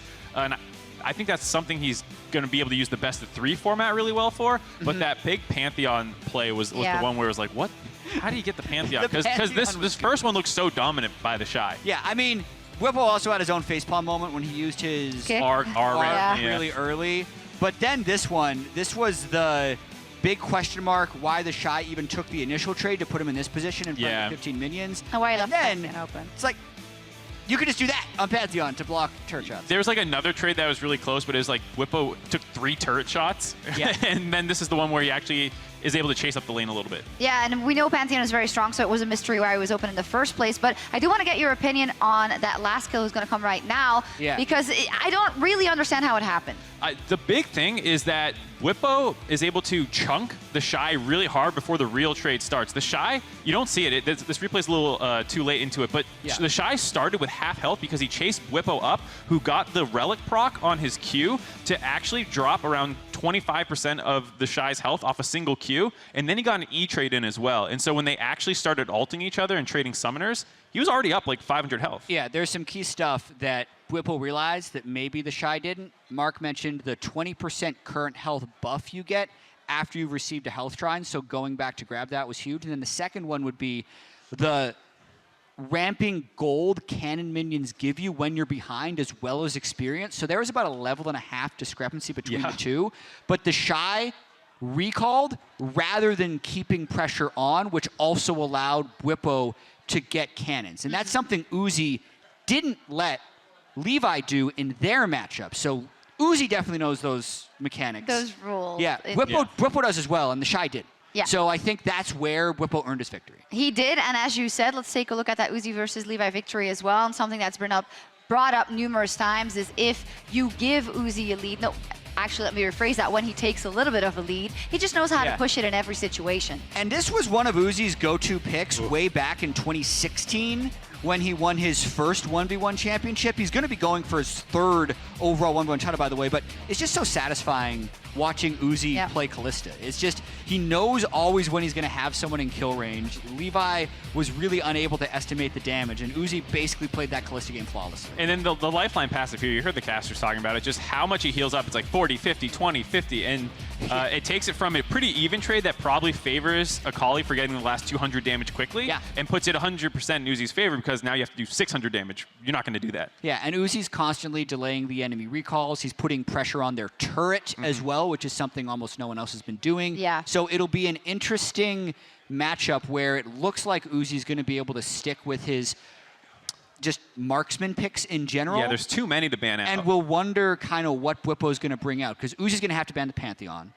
Maybe Renekton. We're kind of trying to theory craft what's going to happen. I think he would ban the Olaf, potentially. That would be one of the better anti-ADC picks with the Snowball Olaf. Snowball Olaf, and we've seen Bwipo pretty good about just hanging on and clearing the wave with axes, and then when you get into sudden death, being able to all in. Yeah. So I think if you ban those two, he needs to have an answer, and then you almost need another answer because definitely Uzi's going to adapt in a best of 3 and ban whatever beats him once. Yeah. So Bwipo needs 2 cards up his sleeve. Well, I do think, yeah, it is a super difficult matchup for Bwipo, right? But his flexibility that is shown could help. You know, the Rengar came out as well, for instance. And when you think about it, you know that Uzi is going to most likely play those AD carries or the marksman. So definitely ban out the Tristan stuff that can push you into the ring. Or have that mobility, I think. Right.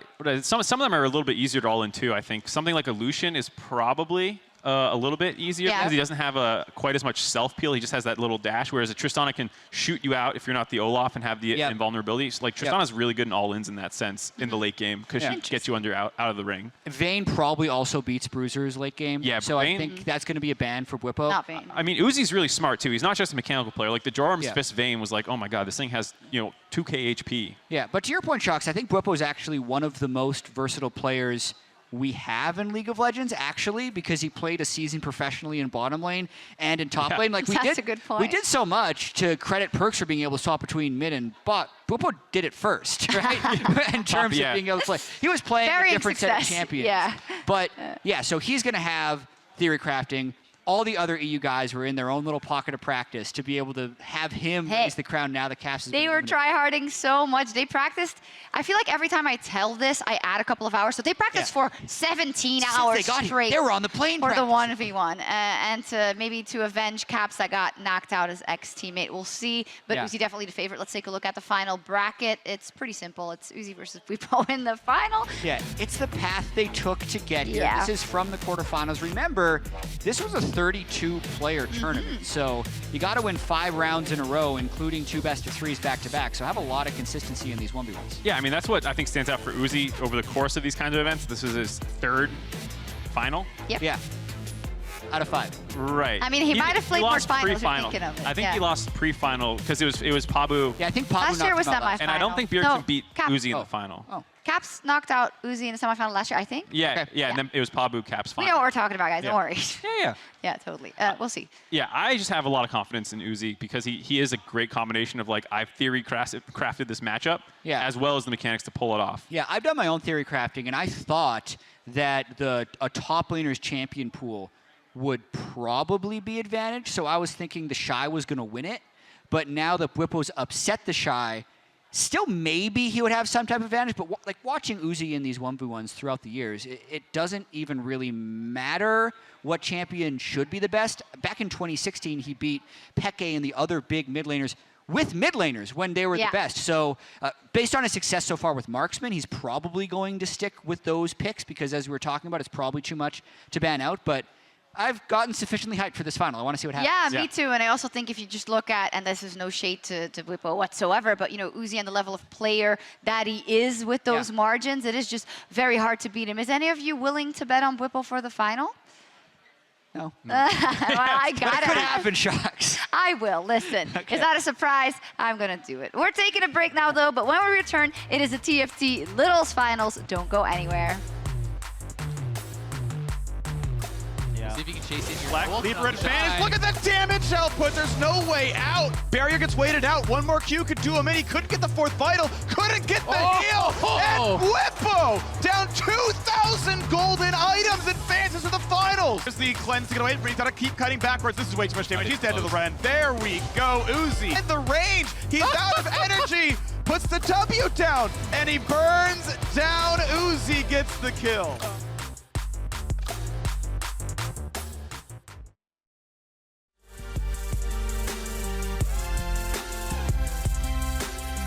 Little finals where I'm joined once again by Mark. Plus we have the disguised toast here with us to close out this leg of the competition. How you feeling today? Feeling good. You know, a couple of days ago, I came 8th place at the tournament, so I took a day off to be depressed. But now I'm back and you know, happy again. Yeah, I heard you said you streamed a little bit to go get some wins. Yeah, you know, I just went on my like Iron Force Smurf, just like stomp some kids. It's like, okay, yeah. I still got it. I'm still worthy. Take out the aggression. Well, let's have a look at who has survived to the final round of competition for the Littles. Sneaky, Clid, Saros, Levi, Solo, Teal Feeder, Bwipo, and TheShy. Quite the group that we have, actually. And visually, just from yesterday, the second group of Littles seem to have a lot of sleeper OP players that were previous challengers in it. So it's actually whittling down to some very good players now, too. Even the pros, like Saros and TheShy, were both making pretty good decisions in the mid and late game, which I think is like where you see a lot more inexperienced show. So they were both impressive. Plus, Bwipo just beat TheShy in 1v1s, and now they're competing in the TFT Littles as well. The multi-game dominance. Yeah, we'll see if he can do it.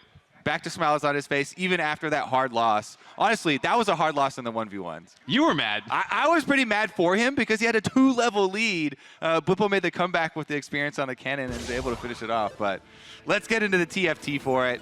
What's your personal order for first carousel items for Infernal map? Right now, the meta is Phantom Dancer and Morello, so you really want to just prioritize one of those 4 possible items. Morello, because there's so much healing with Woodland Druid, and Phantom Dancer because it's just the most OP item in the game. It's getting nerfed next week. Yes, sir. Yeah, I didn't know. I know everyone liked Renekton, but I didn't realize because healing debuff reductions don't apply to him. So when you get a 3-star and he does this spin that heals for 800, he's just always getting that. Yeah, he's also getting removed. I mean, he's also, I mean, there are a lot of one-cost units that you look for to hold those items. Like you're talking about these priority items. Things like Nasus that have AoE when he ults can hold Morellos and stuff early on as well. So trying to get those ASAP. One thing I saw some people on Reddit talking about a lot was Olaf. But I wasn't sure. I feel like that's kind of aged out. Yeah, I thought that was like a little bit ago. Because Olaf got nerfed. Plus, it's kind of hard to position Berserkers, I feel like. For later, it's easier for people to separate their DPS and kind of block Berserkers. Yeah, Olaf is one of the few counters to Renekton because he can perma-freeze them once he gets going. The problem with Olaf is he loses to the other meta comp, which is Singe. And like you just see your Olaf chasing the Singe running around. I like that the meta comp is Singed. Yeah, just Singe. Singed with Morellos. I've seen people just like put in the Singe with 0 poison and yeah, go carry. You think you can beat Zed, the Olaf, if he's itemized correctly, or you think the perma? Because he's single target, so I don't see how. Like you might get a trade at best, like a draw. Olaf's not very good right now, unfortunately. Like the whole Berserker package from the beginning has always been a little subpar, even after multiple buffs. The best thing about Olaf was 6 Glacial, like his other trait, not his Berserker trait. Right. I feel pretty happy with the state of the meta in set 2, though. Yes. Like sacrificing Glacials, Berserkers, and Olaf stuff for the success of so many other comps actually feels pretty good. Yeah. And like the things always go in little cycles. So even though I don't think anyone wants to go light right now, Ascara did say he thought light was good in a certain situation, but. Well, it is getting buffs on the next patch and adding more champions. Yeah. Who is your little? I don't think we actually. I don't think you didn't get one paired up if you come bottom 4. First day. They want to listen to you. I think it's for like the top 4 people. Oh, okay. But yeah, I didn't get one. But if I was to choose one, I'd probably choose Sneaky. Good choice. Well, let's see what he's working on right now. A lot of Vladimirs. Might be thinking about Ocean Mages. Always good. feel like you want to... Checking to see what items you can build. Mm-hmm. Always a promising sign.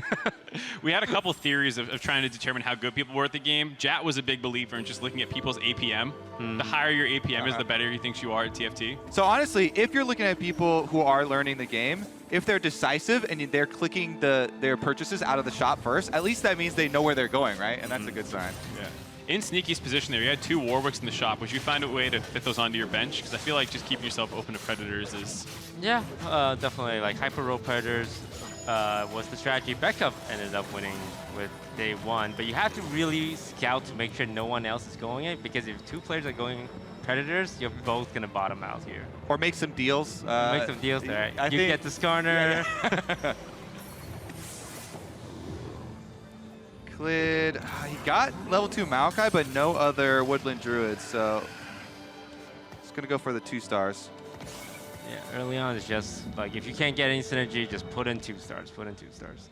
Ooh, with that Renekton too, looking real good. Also, decent electrics. That's an early volley bear too, and holding on to an Ornn. Yeah, and he actually leveled too to get that in. To get the other Warden. Yeah, how often do you actually level early? Because I feel like it's dead. It's insanely rare now. I think so much people enjoy Hyper Rolling, like whether it's Lights, Predators, Woodland Druid. You really do not want to level to maximize your odds. And I feel like even if you're not in one of the hyper roll strategies like Ocean Mage, you still just want like pure econ to get to 8 so then you can, do your rolling. Yeah. So like even then people aren't spending early levels because you don't care about the damage, you just want to get to 50 econ immediately. So I feel like early leveling is pretty dead. From Sarah's position though, Woodland Druids, pretty versatile. Ooh, Rek'Sai upgrade. Yeah, Rek'Sai, another Warwick. Levi was one of the ones from the second group who I think looked pretty good, right? I feel like or he was first group. I feel like he was the one that went Shadow, the uncontested Shadow, but maybe not. I forget. Here we have Solo Gasang, who is probably the highest rated player here. He played in the Red Bull Invitational, Challenger level. Knows what he's building. He's got a Morello on his Zyra already too. Should probably be the favorite, I think, in this lobby. But I said that about Lothar should do pretty well yesterday, and he got 7th. So. I mean, Zyra this early with Morellos is one of my favorite carries in the entire game, even for the entire duration of the game too. So he's definitely set up with a very good early start. Tio Feeder, I think he's an Infernal. He also did really good in the second group as well. He was the one with the Zed. Yeah. With the pretty much perfect items. He had Phantom Dancer, Dragon Claw Redemption, I think. It's pretty good. I hate going into the carousels for these, not knowing having what they have. Yeah, exactly. Yeah. Not knowing the items that are on bench because you don't know what to look for. We see one person flicking back and forth trying to see what he wants. But I think everyone would just try and look for some Phantom Dancers and some Morellos. Yeah. I feel like armors are actually pretty good. Once you get down, to the end of the carousel too, don't feel too bad about getting one of those. We did see a ton of Zephyrs in the little lobbies because I feel like Zephyr on this is relatively easy to use. You just kind of build it and stick it on one of the units you're going to put in a hex tile. Yeah.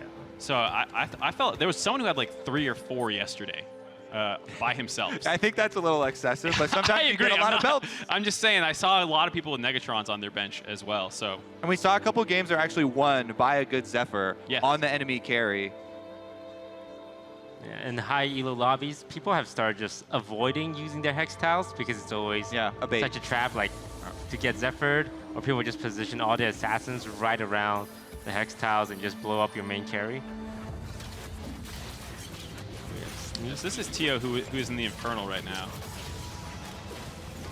I don't mind Infernal in the early game. I think it's something people don't sometimes fall into just for like a couple rounds when it actually is probably strong. Well, I like it when there's an Infernal Kiana, right? Because Kiana is, especially then, Kiana's an insane unit.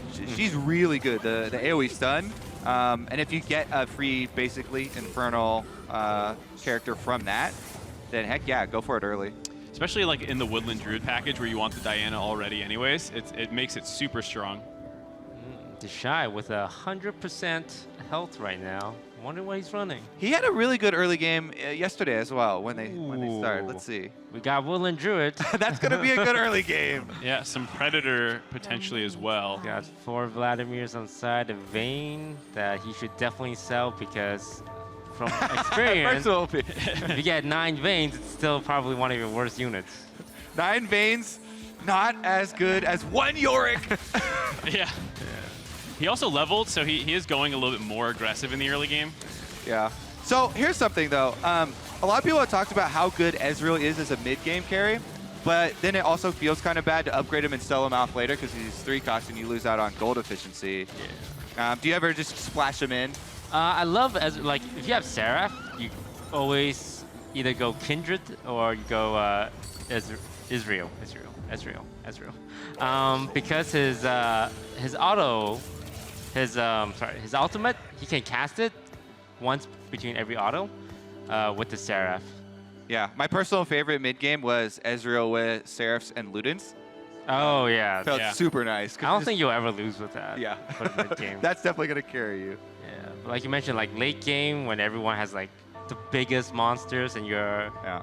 And he's just like pew pew and doesn't do enough. Exactly. That's the hard thing. He falls off so hard later. Yeah, front lines get really gross late game. Predator with all its 3 stars, and then the poison package with Mundo and Singed. Even Zed's basically become super obnoxious because there's so many you need, like AoE to deal with. All right, I'd say he's almost definitely going to go transition into Ocean Mages. He already has a Merlinomicon, already has another needlessly large rod. What is he get? Bow. Bow's fine. Yeah, look at his econ, 50 gold by Krugs. Oh, he did level there. 4 level 2 units as well. Like Solga Sinks is in such a good spot. All right, I want to see him scout around, see if he looks for any other Ocean Mage players, because that's one of the ones. Even littles, a lot of littles will go for that comp because everyone gives that advice to a lot of new players. Let's see. The thing I like about Ocean Mage and why I feel like it's so consistent too is because you don't need to 3-star anything. And a lot of like your carry comes from other parts that aren't Ocean. Like the Vladimirs and the Syndras, it's just there to kind of get you your mana regen. And then it's other things in the mid to late game that you can be a little bit more flexible with. If you were in Bwipo's spot, you have a Zyra too. There's a brand in shop.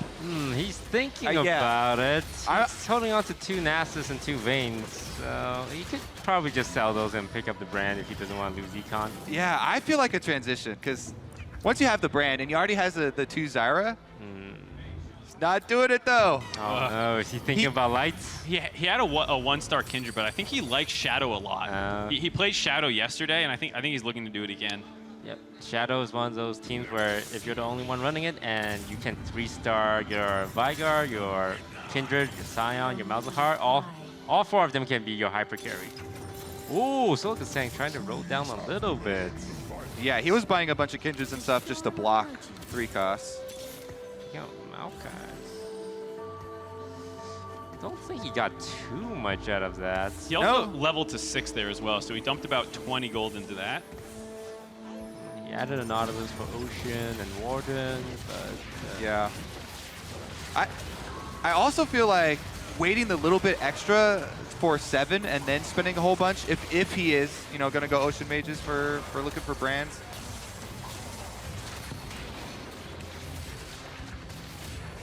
That Kog'Maw Thief's Glove, trying to get the... Oh, that Predator! I feel like Predator, one of the reasons it's the strongest or so strong is because the Predator calculation happens after damage is dealt. Yeah, so you saw the Kog'Maw ult look like it killed him from almost half health, and it's because the Kog'Maw ult damage comes in, and then it checks if he's below 20%. It feels like one of those changes that I would bet at some point they reverse that calculation. At some point during this set's lifetime, I bet that will happen. I don't think it's so oppressive that it needs to, but it does lead to some really weird-looking situations where people get bursted from half health. All right, sounds like we've got a sneaky interview on stage right now. Let's send it up to Dash and see what's going on. That's right, Kobe. Standing by with Sneaky. Currently in second position in the finals here for TFT. $50,000 to charity on the line here and picking up this win right here. Sneaky, how you feeling about your current position?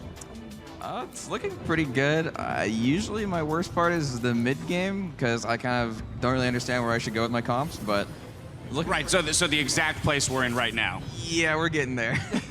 All right, well, Carousel, this is a huge decision to make, so I'm going to let you take it in for a second, but I want to know what your thought process here. What are we looking to complete? Probably PD, but there's no chain vest, so not. Uh-oh. Yeah, tier maybe recurve. I'm checking over at the casters to see if they have an opinion on everything you're throwing out there. Looking for somebody to cringe real fast. Let's see what he goes for. He goes for the Giants belt.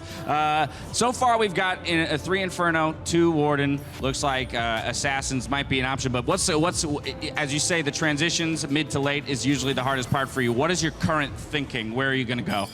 So I've heard the late game is Sin, Zed, and Nami battle. So I'm looking to get those. Might be a little far away. Right, a lot less to do with the synergies and more to do with individual pieces. The double Annie pickup, though, that's got to feel pretty good. Only sitting at 19 gold, though. Is Eco a concern? I don't know. I'm not an expert, honestly. He's not an expert, and that's why he's in the little tournament. All right, I'm going to let you get back to it because you're in solid position to take home that 50K for your charity. Guys, back to the desk. All right, thank you, Dash. Currently, we are looking at Bwipo. He finally got his beloved Shadows. With Seraph on the Kindred, he's in a great spot. If he can't upgrade that Kindred to a level 2, like his mid game is really solid because Kindred level 2 with Seraph is enough to like just dominate. Funnily enough, he played Shadow yesterday and he found a 3-star Scion before finding a 2-star Kindred, I believe. And it took him forever to hit some of the other Shadow upgrades. Skara went through the exact same thing as well. He had a Scion 3 and a Kindred 1. Yeah. I don't know, the Kindreds are dodging to this tournament. All right, meanwhile, I think I saw a hard commitment to Predator player around there somewhere. So there's at least a couple of Predators. There's the one Ocean Mage, Shadow. So we have a decent amount of diversity. Didn't see... Oh, there's the brand. He actually buys it this time. He gave up on the vein! Kindred 2-star, baby. Now's a good time to kind of chill for a little bit. Yeah, I was about to say. Like, when you want to hyper roll for Shadows, level 7 is a really good spot. Level 8 gives you the best odds, but I think it's only like a 2% increase. All right, checking back in on TheShy, who's held the top spot this entire game. It did break the win streak recently, but still with a pretty decent amount of econ that he built up over the game. And I like where he's at. He's got Woodland Druid right now, but he didn't hyper roll for it, and he already has the makings of Poison on his bench. Setting up for that Singed. It is pretty popular to try and get to 8 first, try and get better chances at your 5 costs. And that's kind of what we were talking about, the second lobby of the Littles. Seemingly they had a better idea of how they want to handle mid to late game transitions. Okay, I didn't want to hyper roll for Woodland Druid, but I can always just pick up some other good front line later and swap those out. And like we said, usually happens around stage 4, so he's in a pretty good spot. You don't see too much people hyper rolling for Woodland Druids this game because they're only playing for the #1 spot, and Woodland Druid will get you to 2nd place, get you to 3rd place. It will very, very rarely get you to 1st place. Yeah, it's super consistent for climbing the ladder, especially if you're scouting around, but not so great for #1. Wolves actually might be my favorite round of the entire game. Because they pop so fast? Because it's early, they pop fast, and you have a chance of getting so many items. And then he gets 1 tier. Yeah, unlucky. All right, what did Solo get? The Ocean Mages are in full effect. Oh, the that's so Nami! huge. Nami on 7. Wow, I got the Yorick too if he wants to put in the Inferno Summoner. One more pack. brand. Really wants it. Yeah, you'll see a lot of like high elo players. Oh, you can see no, he should lock. He should lock back. Yeah, he's got the Yorick. It was also a Yorick in there. Yeah. And he has an Annie on his bench and a Zyra in already, so if he wants to go the classic Ocean Summoner with a bit of Inferno splash. Yeah. Yeah. It's just so powerful late game. Ocean does so much for them. Let's take a look at this battle, though.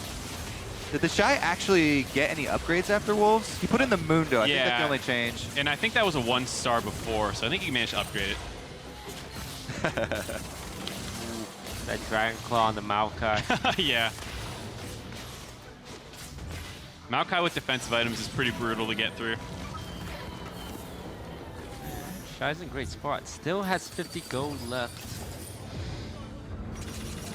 Teo Feeder kind of behind the other Ocean Mage player, which I think was Solo Gasong. Does have twice his health, but Yeah. He needs to find a lot of items to actually, or units, excuse me, to transition. That's the benefit of rolling first. Let's see. Yeah, the Diana's probably gonna have to come out for Brand later on. Need those items. Yeah, I think 2-star Diana, though, is going to do more for your comp right now with Inferno than 4 Ocean would, since it's a 1-star Syndra. Yeah, plus you don't have, oh, I guess you could put them under the Kindred. Like, you need a trash unit to hold items until, you know, you have your final placement with Brand or whatever. Yeah.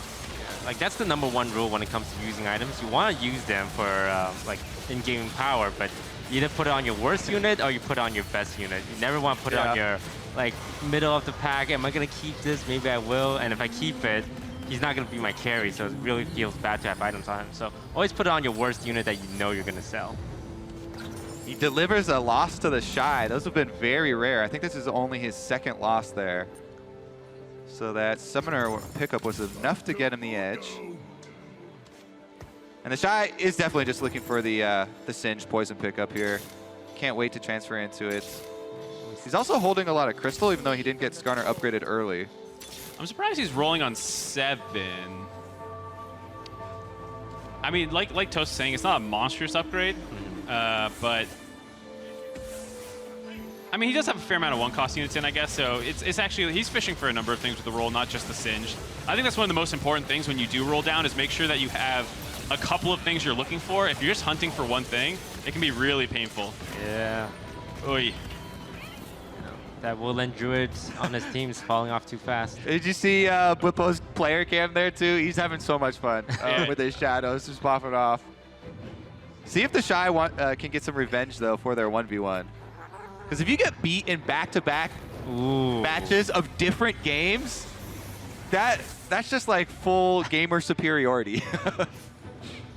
Ooh, there's a Singe with a spatula. It's a little late to really love a spatula, but it goes straight forward. Yeah. Yeah, because we're in round 4 already, so you pretty much only have one more chance to scrounge up a bunch of single items before the completed ones start coming through.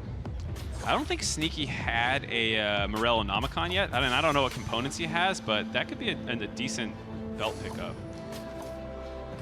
So he goes for the 1-cost spatula. I really am curious what he's got on the bench then with his items. Let's take a look. Not the best. Oh, this is the Shy. Okay. Gets the bow. Oh, wow. He has 3 bows and a belt to work with. Oh, there's a late upgrade on the Ezreal. I don't know if he actually has that clear of a plan then. Yeah, because unless he's trying to go Glacial, but he didn't want the Olaf there, so I doubt it. Ooh, the 4 Rangers. He does have that Twitch. I mean, he's setting up the Glacial Ranger, or excuse me, the Ranger Crystal with Poison Package, which is a pretty nice late game, but Ranger's really not that popular right now. Clid had another spatula on his bench, so he got a Singed with the Force of Nature on it. That is dream scenario. Woodland Predator Druid, and he actually has a Poison Package ready to go with the 2-star Mundo on his bench. He should absolutely substitute that in when he gets a chance. This is one of those moments, even at bottom of the health totem pole, you can make a really big run. Oh my god. All right. Most important synergy for Singed, Morello Nomicon. Now he needs to find that. Yeah. Well, there's the first Zed of the lobby. Zed. You'll see a lot of these players start picking up the legendaries, the Zeds, the Namis. Bwipo's pinging it like, do I want this Zed? What am I doing with this? He has summoners, so I think for sure. Yeah. Picking up some cogs. Zeros would really like the Zed. He's got leveled up electrics here. That's a 3-cost volley bear and a bunch of Orns on bench. That's too. a 3-star. Oh my! If he gets a Zed. Wow. And he's got He's only Predator. level 6. He can't physically roll a Zed right now. Yeah. He needs to push 7 at the bare minimum. Stop rolling. Yeah, he's so desperate for the cog 3. Yeah. Yeah. I think the 3 stars will carry him through, though. I don't know. Zyra, Morello, Nomicon. No, it's not going to happen. Burning in the background. No. Oh. We're about to get some eliminations here, then. Yeah, they get one little last chance at life. After the chickens. I think he's going to be baited by the Kog'Maw. He's out pushing level. Yeah. It's so little money from 6 to 7 too. It just feels so bad. It's 32 for 6 to 7, or is that? Yeah. I think, it's 32. So Gasang, 14 health. What are you doing? You're predicting him to do well. A little bit of a curse predictions here from Mike, I should stop trying to. I think when it comes to high elo players, they're so used to playing like in a set meta that when they play against like, you know, silvers, gold, plat, everything they know kind of go out the window. You can't beat them if they don't know what they're doing. I always find those excuses the funniest, and it reminds me of Worlds when Double Lift was like, this Alistar's just so crazy. The only reason he could kill me is because it was a terrible move to try and kill me there. And then, but you're the one that's dead. He did find a Nico's help here, but do you use it on the Kog'Maw? Oh, man. I think you should. What's his health? He's at 22. It's so hard to use He can go to 7. Thinking about what to make here. I definitely like the Deathblade over the Bloodthirster. Yeah, and then I might have even saved that for... Oh, no, we're already into 5. Not going to be able to complete. Bwipo's Shadow. Oh, that Kindred hopped away from the Malphite. Oh, that was sick. The knockup goes through. Kindred with the Seraphs and Death Cap. He's actually one Kindred away from a Kindred 3 as well. I didn't realize he had 2 Kindreds on board, and Bwipo has 2 on bench. So he's actually super close to hitting a 3-star Kindred. The uncontested Shadow. We can see where his love of shadows comes from. Yeah. Yeah, because you see everyone, like, they see Shadow units, they're like, I'm not taking that. That doesn't fit my comp. The TheShy has dropped really far. He's down to 34 health. Yeah, he's got a very janky Predator setup. Yeah, this is the 1-star Kog'Maw that you're just like, please give me a Singe so I can get this off my board. Yeah, and I mean, the only like full-ish synergy he has is the 4 Rangers, which isn't that strong. Yeah. It's getting buffed next patch, but oh, is it for Klitz? Yeah. Oh no, Klid's gonna drop. Yeah, Bwipo's 4 Shadows. The Reign of Terror continues. And he takes out the Singed with Fawn. Ooh, yeah, Levi getting out too. Solo Gasang holding at 14 for a while now. Bwipo on a 8-game win streak. You can tell by his portrait on full fire there. I mean, That's a good feeling. Bwipo's killing it. He's in the finals of the 1v1 tournament. He's in the good spot here so far. Sometimes you have a good day. He should actually go to the casino after this. Yeah. Oh, there it is. Oh, there's the 3-star Kindred. And that's such good items. He's also got the Master Yi already. Yeah, the items on the Kindred, like the Seraph and the Rabadon are the 2 best items. And then the 3rd item is like, you can go Phantom Dancer, you can go Dragon Claw. You just need him alive. Yeah, some defensive thing. All right. That Nautilus gets 1 shot. Oh There's my the Yorick. God. Bop, Who's next? Bop, bop. Yeah. And she's ulting like every 2 auto attacks, I believe. And he's playing against mages right now. The Dragon Claw is going to go a long way. 1700. Oh like, my God. Hop, shoot, hop, shoot. Yep. All right, so Toast, you said sometimes like challenger players will have a hard time dealing with random lower ranked players. But you also said you got on your Smurf account to do some climbing yesterday. Yeah. What's your go-to strategies for people if they want to like climb right now? To climb Smurf, I think hyper rolling Woodland Druid is always just the best option. You just need to know when to econ and like just maximize the number of times you can roll. And if not, scout to make sure no one else is doing it, because lower elos, they don't scout, they just kind of tunnel in on their own strategy, and you look around and you see 3 people go for the same strat, and you know they're just gonna cannibalize each other. I'm really liking Bwipo's position.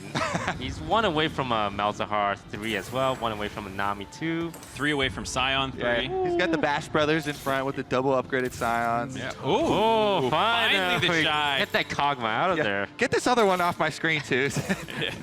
There's a Twitch upgrade. He has a little bit of healing cutting in the Twitch, but that's so much worse than... I don't know if anyone can Singe too this game. Everyone's just picking up Singes. I feel like he is being baited in by these Rangers super hard. Yeah, he's got an extra Ash over here. You are never getting a 3... Well, actually, he's got... Well, so he's close to... I spoke to Zoom before I saw the other 2-star Ash on board. Yeah, but I think give up on Mundo 3. I don't know. Well, he might die here. Ooh, I think it's gonna be it. Get knocked out.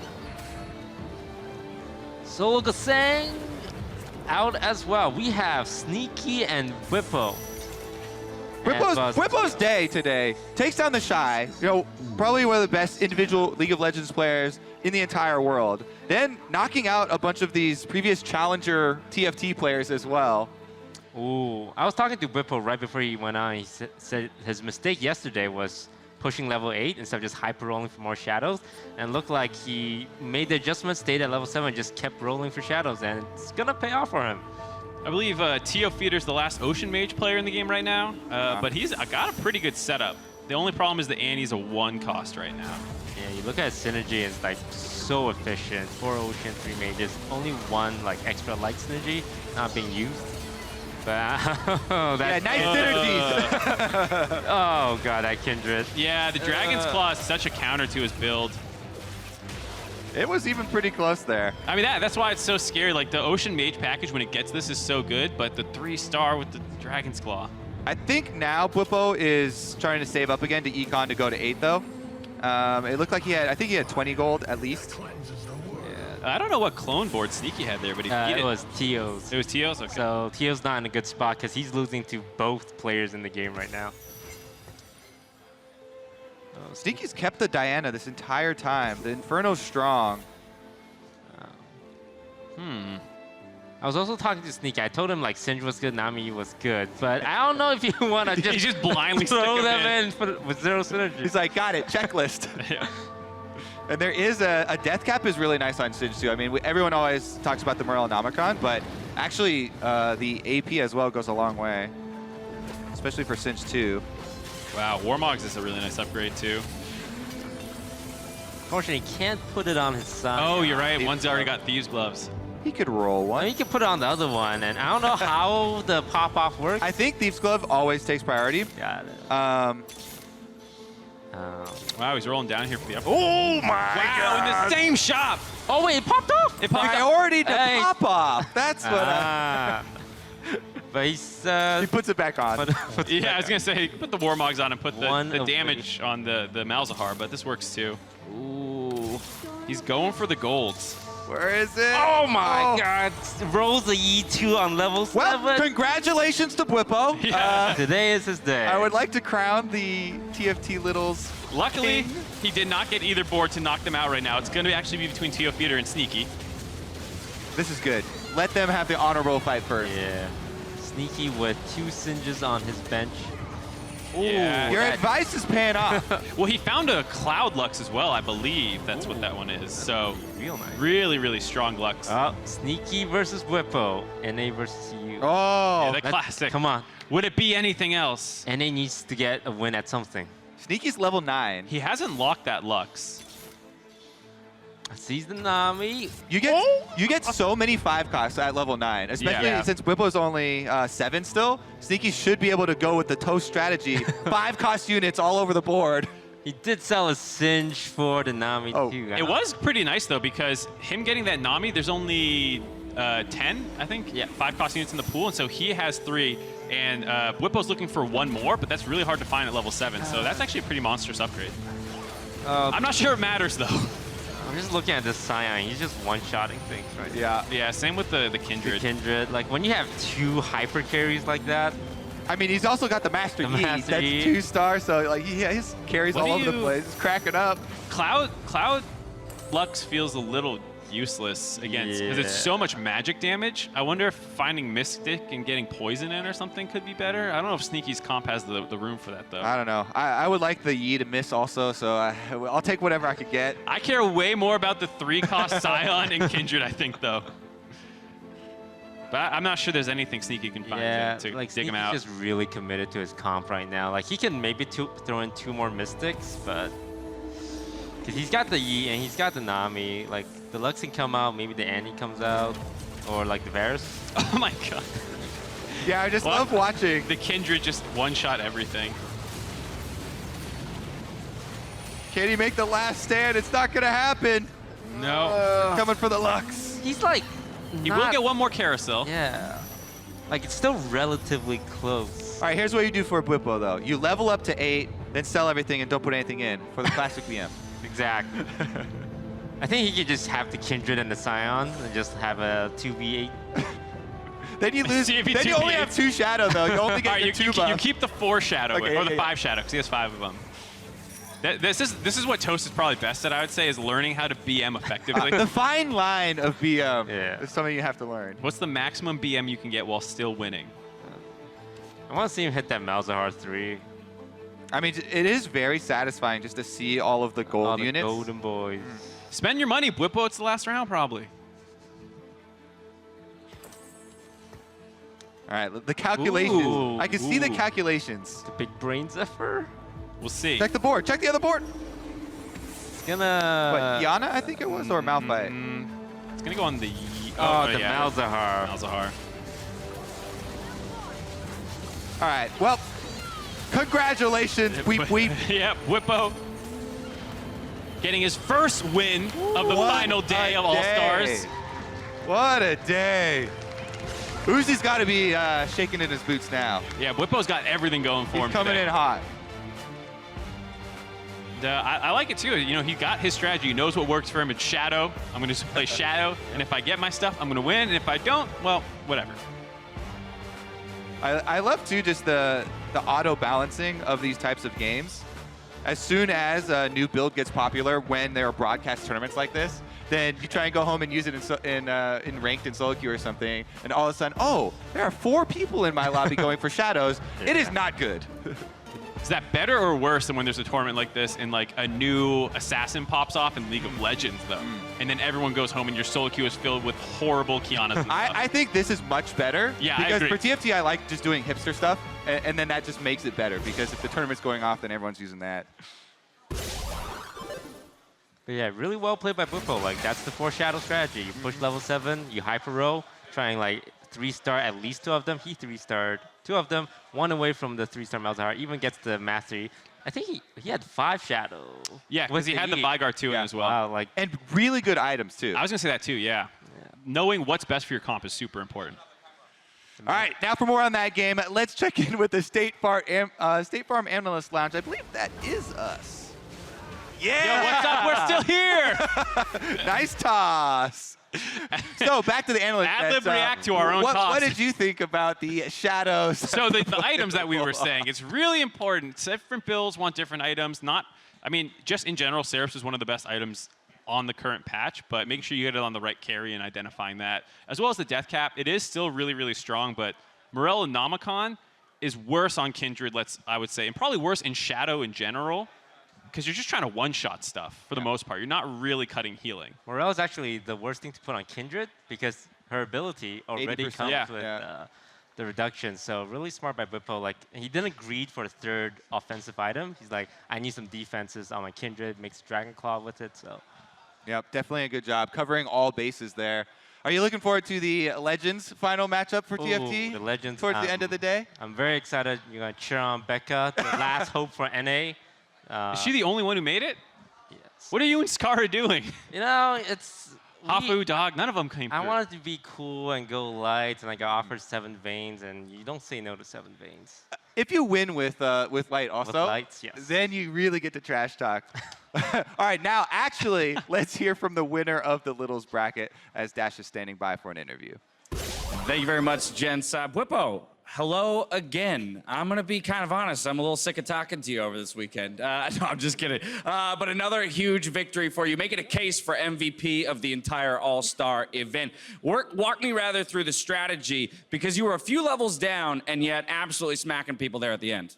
So my main strat was, I didn't have a main strat coming into the tournament, but Shadow was something that I felt like was relatively easy to play, and the only thing you need to really look out for is the right items for Kindred. So when I picked up the tier in the first round and then got another tier off the minions, I felt like going Kindred with the Seraphs was a good start. And then I believe off Wolves, I high rolled 2 large rods, so I was like, all right, This is a Kindred game.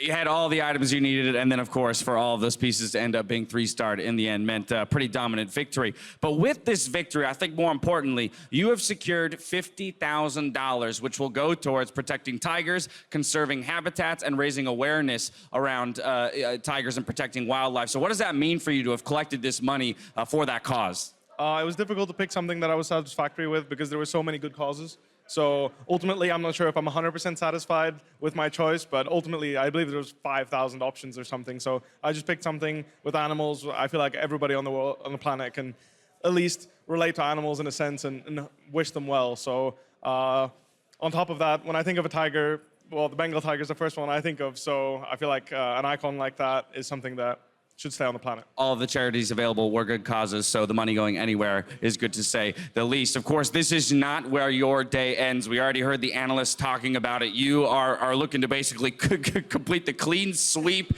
in the 1v1s. I know that Shox talked a bit about it, so I would rather talk about the future Legends tournament where $100,000 will be awarded to a charity based on the Legends that win. Do you think that that maybe they could learn from you and Shadow's the way to go to collect 100K? I heard in the Shadows bracket, Skara really low rolled as Kindred, so I just figured, you know what, if someone else low rolled, then maybe the game will give me some favor and let me high roll it. So I'm not sure. I think it's a very viable strategy that everyone has to look out for, because if there's like only one guy doing Shadow, which was the case right now, then once you see that 3-star Scion, 3-star Kindred, 3-star Malzahar, Vigar, like it gets really scary really fast. Earth and 1v1 still to go for you, so I'm going to let you go get warmed up for all of that. But once again, congratulations on picking up that money. Back to the desk.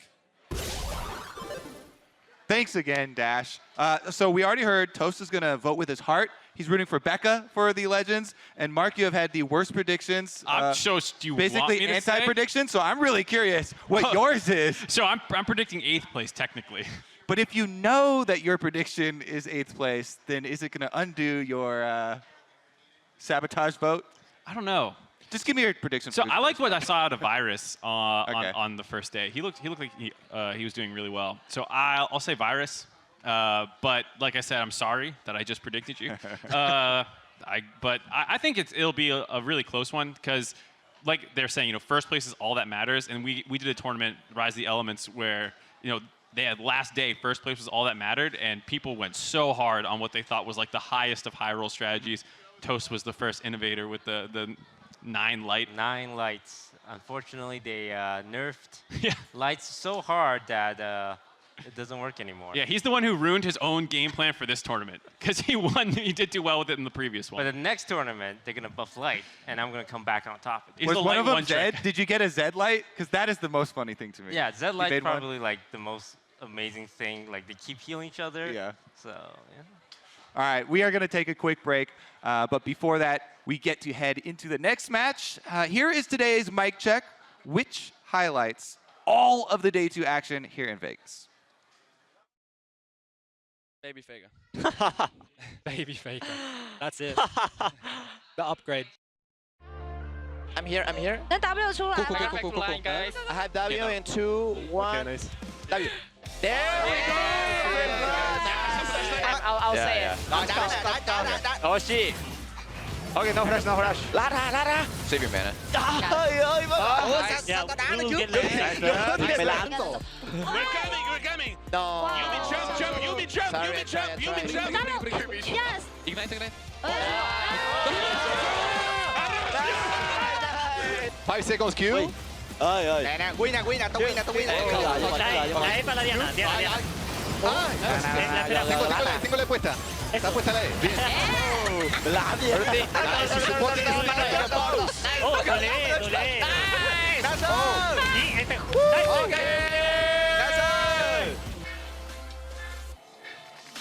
Oh. 我还真没打过他耶。 Wait. What's 100 ounce? Oh. Okay. Wow. TheShy Ivana.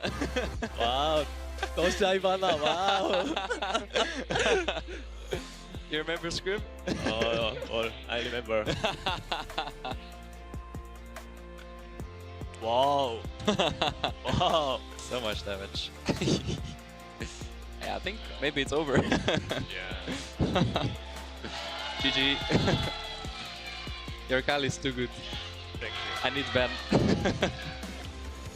No, I missed cannon. 200 gold. Oh, and 15 CS behind. Oh. It's okay. You have good items. I think I'm lost. Oh, you're so smart. Okay. Jankos. I think I could kill you, but I'm not very good. Oh, nice. I go clean. Okay, nice. Faker. Win this. Oh, there you go. Oh, I have nothing. Oh, we got Faker. Let's go. Nice. Okay, go. Fighting. Okay, we go. Okay, go. Can win? Yeah. Baby! Faker! GG, boys. GG. Hey, we got him, boys.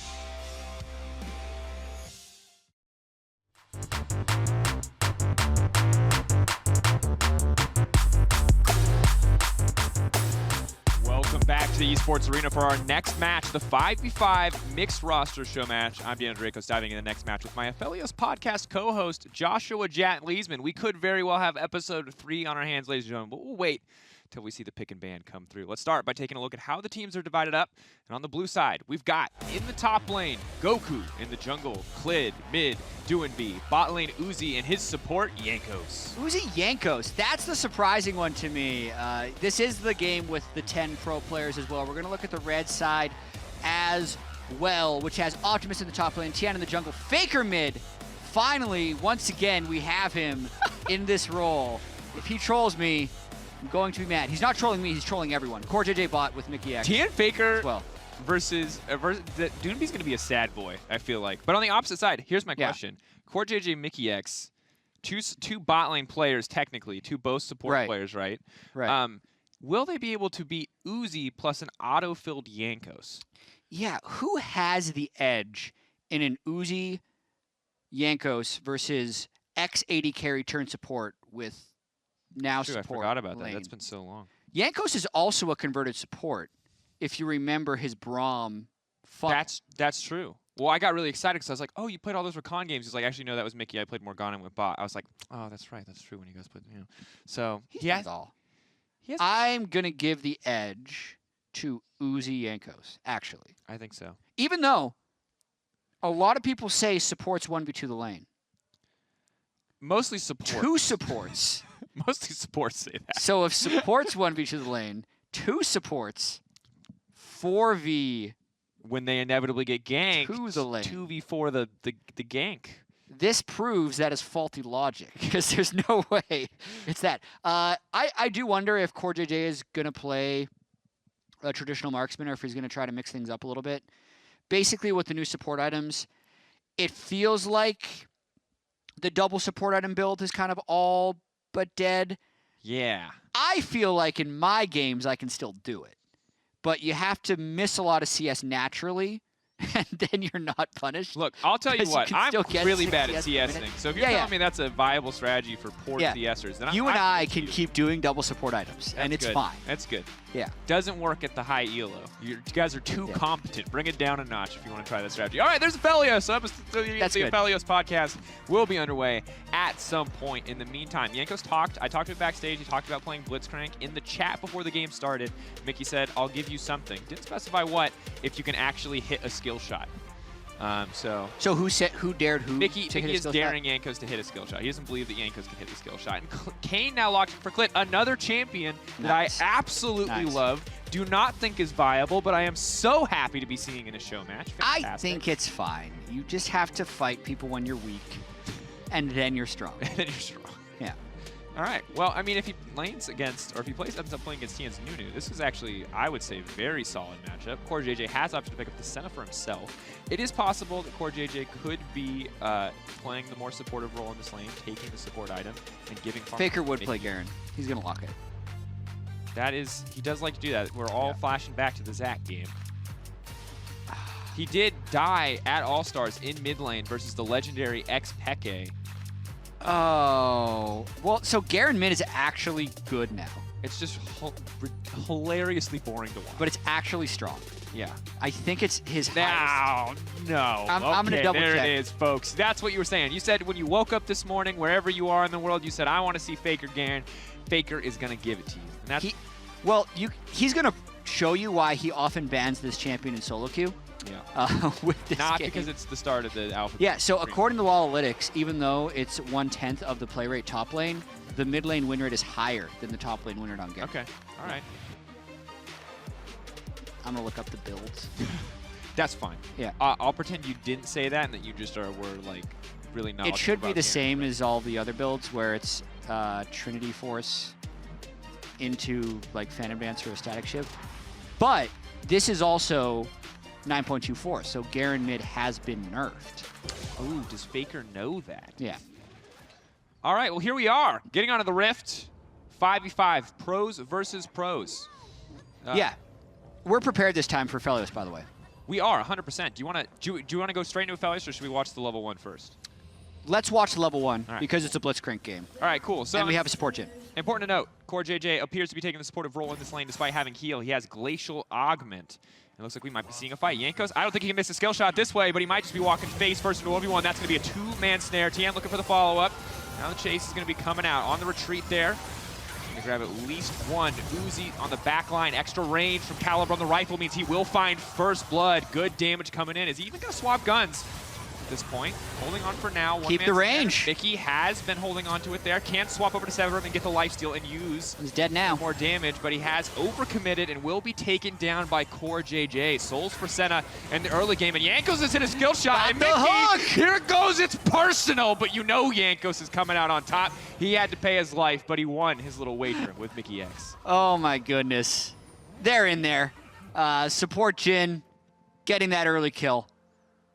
It is support, Jin. Interesting. Okay, Yeah. so the Glacial is intended. That's AD cool. carry Senna is stronger than the other Sennas. Anyway, normally if you're going to invade with the Blitzcrank, you want to hook first before running in. Otherwise, your hook doesn't really do anything. So technically, solo queue advice for all people against Blitzcrank is just 5-stack in a brush, because oftentimes that's actually how you beat it. He's not good in extended level 1 fights, only good in very quick 5v1 fights. Uzi Greed's up at the top, sticking with his sniper rifle the whole time. All right, so now we have a brief moment, of We course. It is 5 kills already, just a quick cap before we start talking about Aphelios. You got 2 on the bottom side of the map, and the rest is a bit more divided on the blue team side. But Aphelios, interesting to me that Uzi opted to stick with Calibrum. Calibrum, of course, the rifle, 100 extra range, but otherwise doesn't have a lot of remarkable stats additions. Yeah, so I believe we also have some graphics to give us visual aid for these explanations. The thing when watching this champion is learning what the icons mean in terms of the gun, because it's way easier than just reading the gun. So the green one is the sniper rifle. It gives you 100 extra range. Okay. You get to hold 2 guns at a time, and you can swap between them. So now he just swapped to purple gun. Yep. That's the gravity gun, which slows on auto attack. Now he's on red gun. Just took a lot of The damage red back gun in the trade. heals on attack. Kane, gonna grab a kill. That's gonna be pretty massive. Yep. Uzi can now follow up with the slow. He's level 2 as well, so he gets the stun. So that's a kill over to Uzi as well. Uses Graviton. Yeah, the blue gun is a flamethrower. It gives AoEs. He's not there yet because he needs to run out of his 50 ammo per gun before switching to another gun. So really, once you just go into a game and shoot all 5 guns and learn what color each one is, I think it gets really a lot simpler to watch. I agree. So as we're hovering through Severum, the side pistol, lifesteal attacks, and obviously, guys, it's a little bit more nuanced than a single graphic can hold, but that's kind of the simple primer to get you started. Now, as we look back at this, you can see Uzi uses the final bullet on the rifle there, swaps over to Graviton. So he's slowing them, and now that he's marked, he can actually activate his gravity gun to root if he wanted. He's very low on health, though, so watch that. The mark had worn off, so the spell doesn't actually do anything as Clit is able to get the kill into the final hook. And get the second. While it appears that we have read up on Aphelios, I don't think Uzi is there yet. He didn't immediately try to activate the snare when he had 2 targets marked, but he is figuring it out as he goes. And you can see him starting to swap through guns a little bit more as the game goes on. So we're going to kind of get to watch Uzi learn the champ live and in person, which I actually think is pretty cool. At first I was like, wow, is he so big brain that he's only using the rifle because he wants a specific 2 sets of guns? But now I think he just wasn't swapping because he wasn't sure. I can also see at level 1, the incentive to swap guns is extremely low because at level 2, you get each gun's ability. And that's when you really want to be able to swap because each gun ability has its own cooldown. So what you would want to do in an ideal world is have 1 or 2 guns actually on low ammo, get both of those spells off. When you run out of ammo, you swap to a new gun, which will have a new ability. So in like a super idealistic world, you could get 4 fights. So he's actually low ammo on both guns right now. You might see it. Ghost Nunu does manage to make his way in. Jankos is now going to be in trouble. Burns down to the Ignite as Tian is able to grab that kill. The Chakram is going to be a little bit slower at close range, but Uzi's still going to find that one, or long range rather.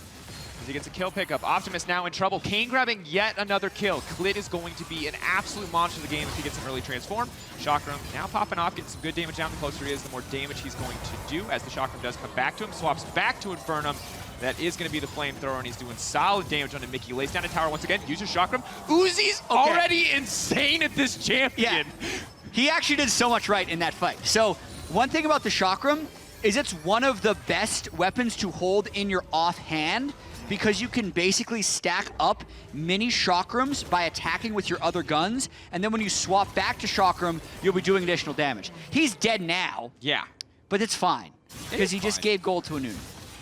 Really solid. Yeah. Yeah, and of course, Tian's going to be happy about that shutdown. Has Predator, can continue to look to make an impact across the map. But for now, the advantage is definitely high in the favor of the blue team, because while this looks fantastic, while Yanko's going down has to feel satisfying for Mickey, Uzi's in prime position to turn this one around. Absolutely. So you can see grabbing him gun, he gets the shot, roots him, immediately switch back to the heal gun, and then after he's done that, he's run out of mana on his gravity gun, so he can switch back to Chakram. That one actually incentivizes you to be closer to the target, because then you'll end up attacking faster. Switches to the flamethrower, gets a shot, can switch back very rapidly, because the longer he's in combat with the other guns, basically the more damage the Chakram is going to end up doing. After getting a few more AoE attacks, switches back to the Chakram, and is able to finish off Mickey. I know so much more about this champion now than I did 2 days ago. It has been a joy learning with you, yes. Yeah. And to be honest, that was the fantastic play. Just keeping a couple guns at low ammo. He swapped multiple times in the course of that fight, but Clid now looking to try to turn things around on the bottom side. Yankos' hook going wide, not quite ideal. Uzi has a bit of extra range here with Calibrum, but won't be able to follow up, and this does mean that DoonB should be set to fall. Baker now coming in, can fish for that execute. Gainer damage should be huge. But is just going to back off there. Uzi is stepping over. Level 6 will be coming in shortly for Ophelio. It's going to be a big deal. Will amplify his power quite significantly. Baker has to be a little bit careful. Is now moving in, is trying to shred through here. Yankos is going to find the knockup, but Baker will find the kill with the ultimate. As Optimus is now coming down his rise, he's going to shred through DoonB in an instant. And just like that, Red Team is back in the game. Yeah, we could be in for a good one here.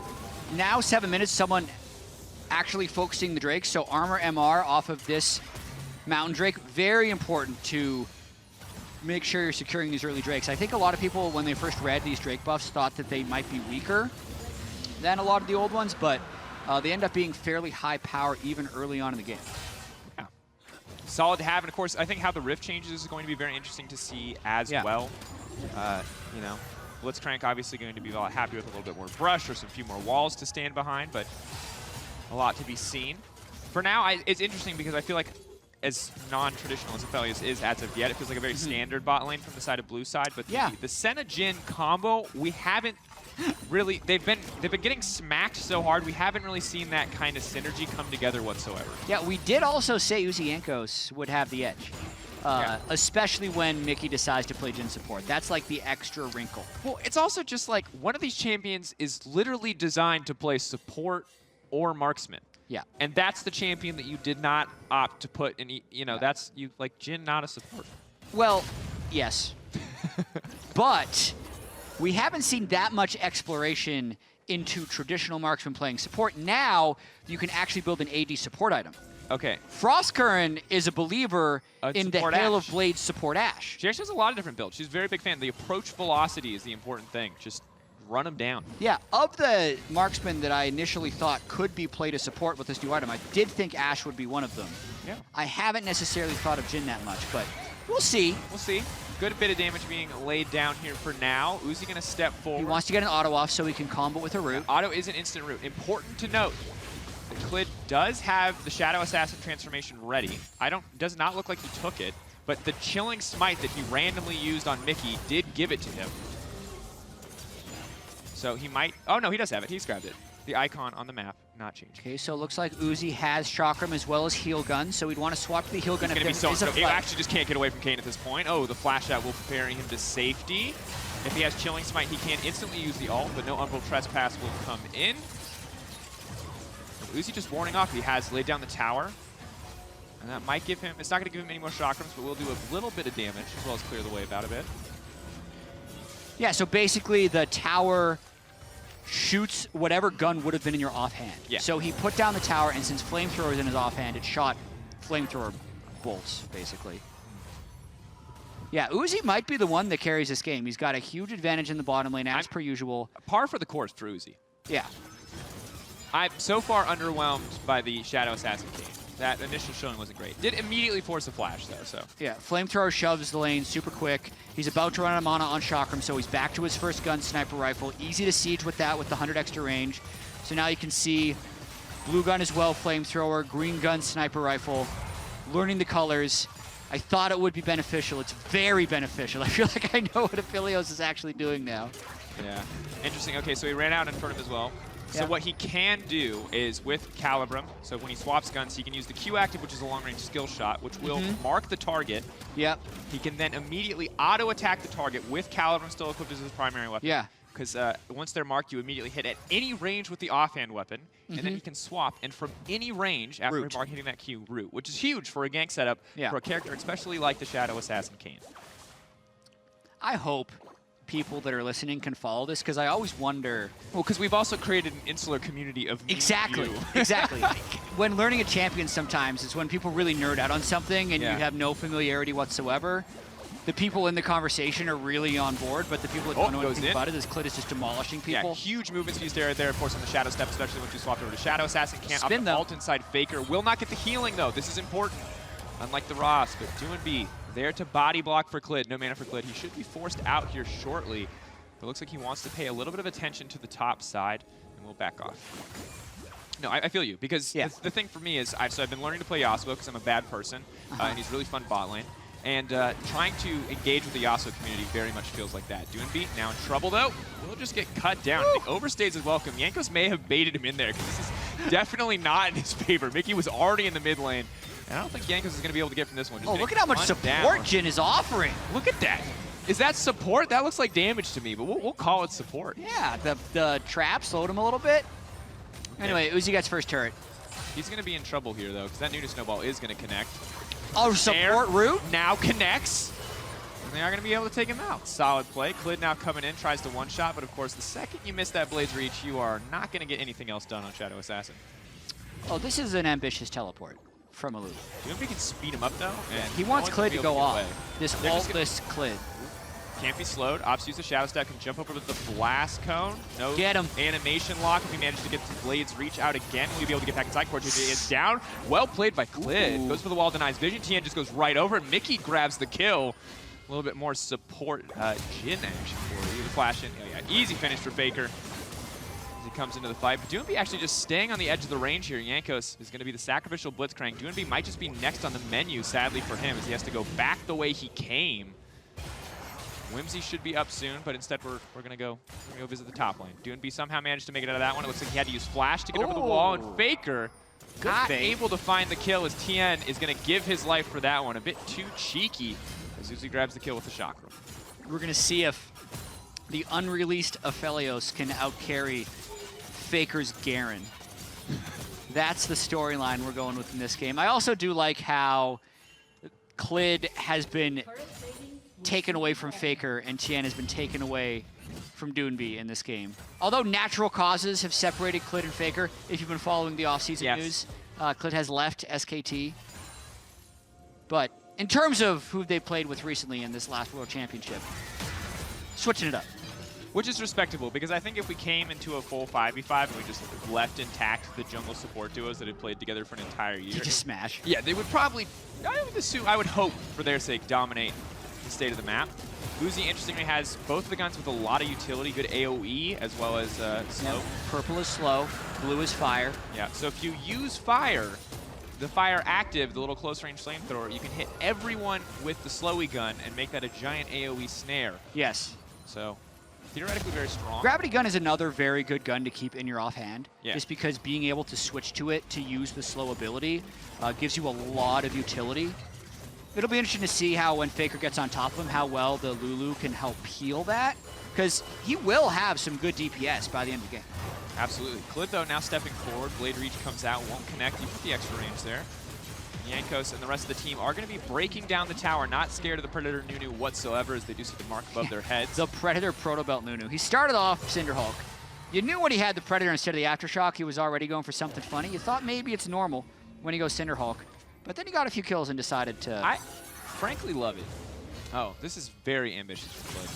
He does not have enough damage solo. He is I going think to Faker get can just win silenced, this. and Klid's going to be forced to ult inside, but will be doing so at low health, so the second he comes out, he should just die to Faker. Yeah, that's how it's going to go. Next. That is not Ross that's moving through, and Next. Faker might be able to take Yankos. Everyone's coming together to keep this Faker train rolling. We're not even going to keep our eyes on bot lane. We already know what's going to happen, but Mickey has managed to take down Uzi as Goku.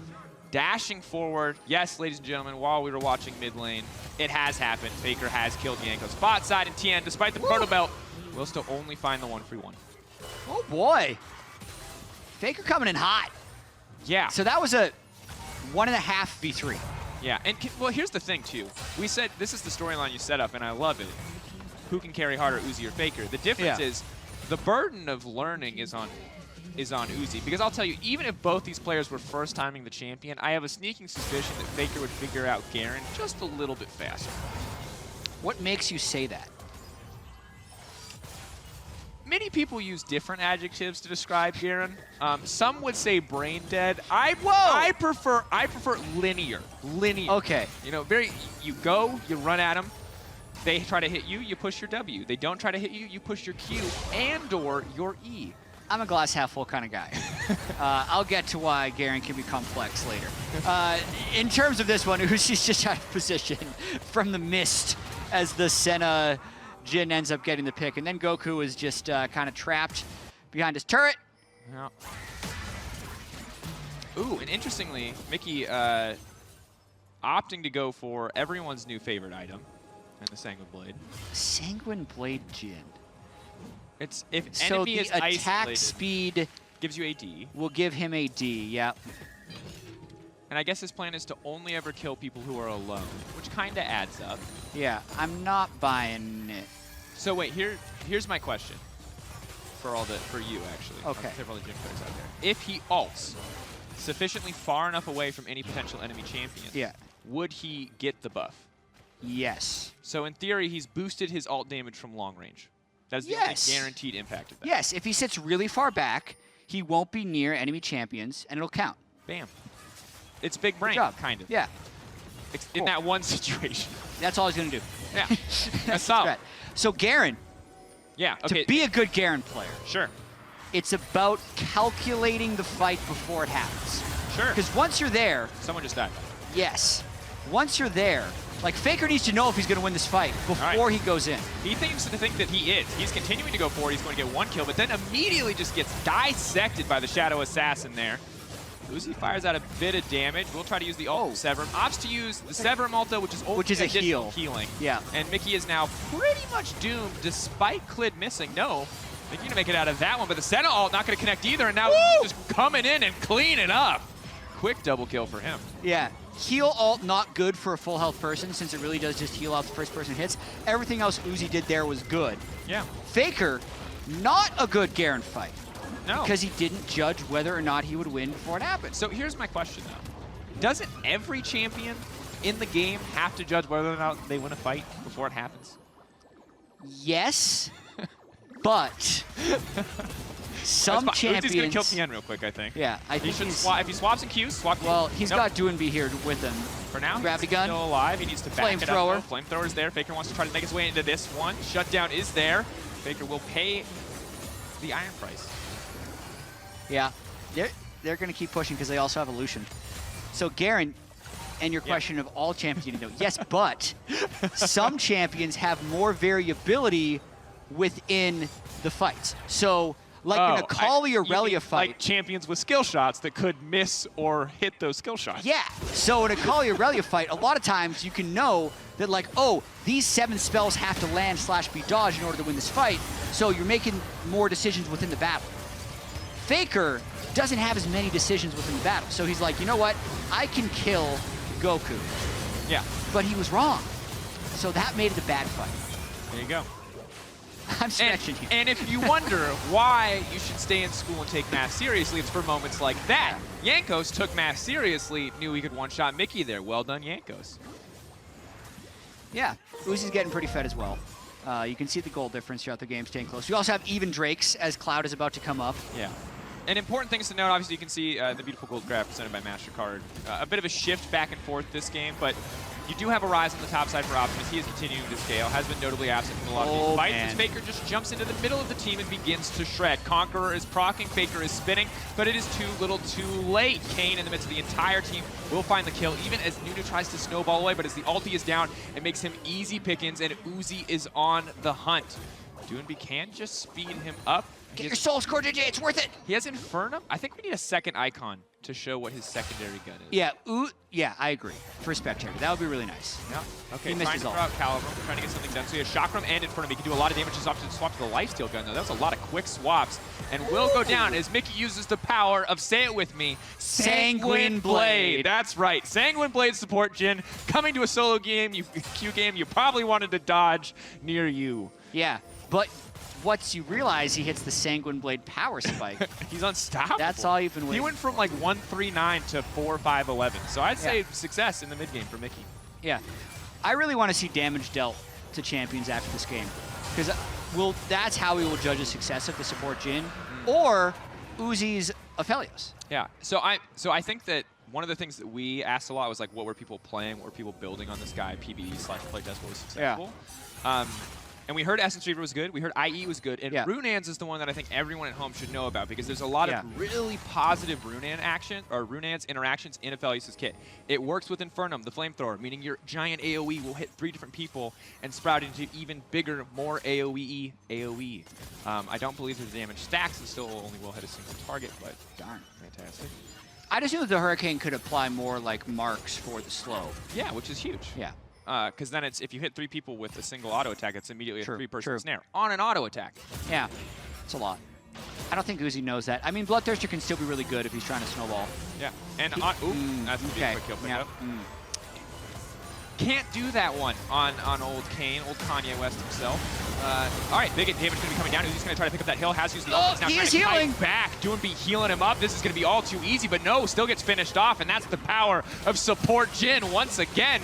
Getting the damage down when it matters most, and Doonby's going to have to run for the hill, but he will get finished off in the end by Tian himself. Mickey only has 900 gold less than Core JJ from the kills he's been able to pick up. Yeah.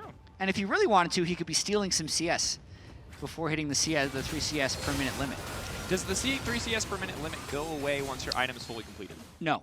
It's a rolling counter, though. Oh. So if you hit minion penalty, you just got to cool down for a bit, and then you can go get more CS later. This looks like Baron. It absolutely will be. Goku maybe could go for the hero still, but I imagine it'd be quite difficult.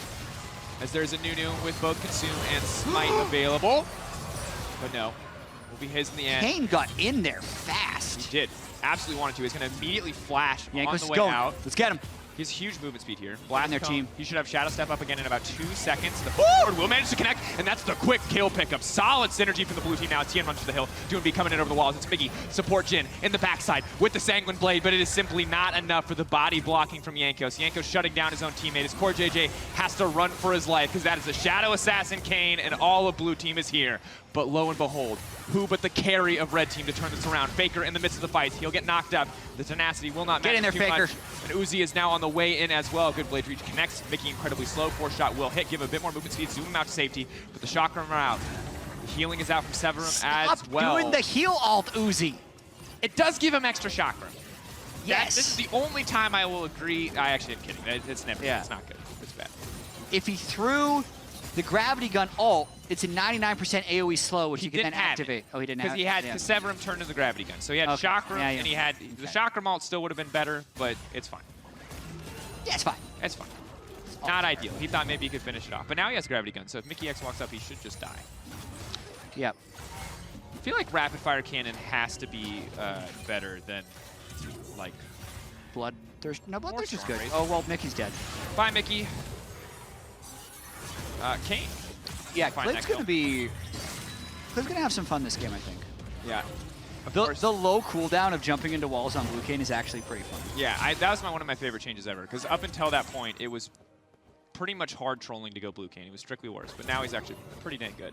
8-second cooldown before CDR. You get it down to about 5-6. So there you go. Bye. He has blue buff too, so you actually can't do anything here. Can you imagine if the Nexus laser didn't go behind the fountain? He could just loop all the way around the enemy team's fountain. I'm so glad that it does, and I know that because I've tested it.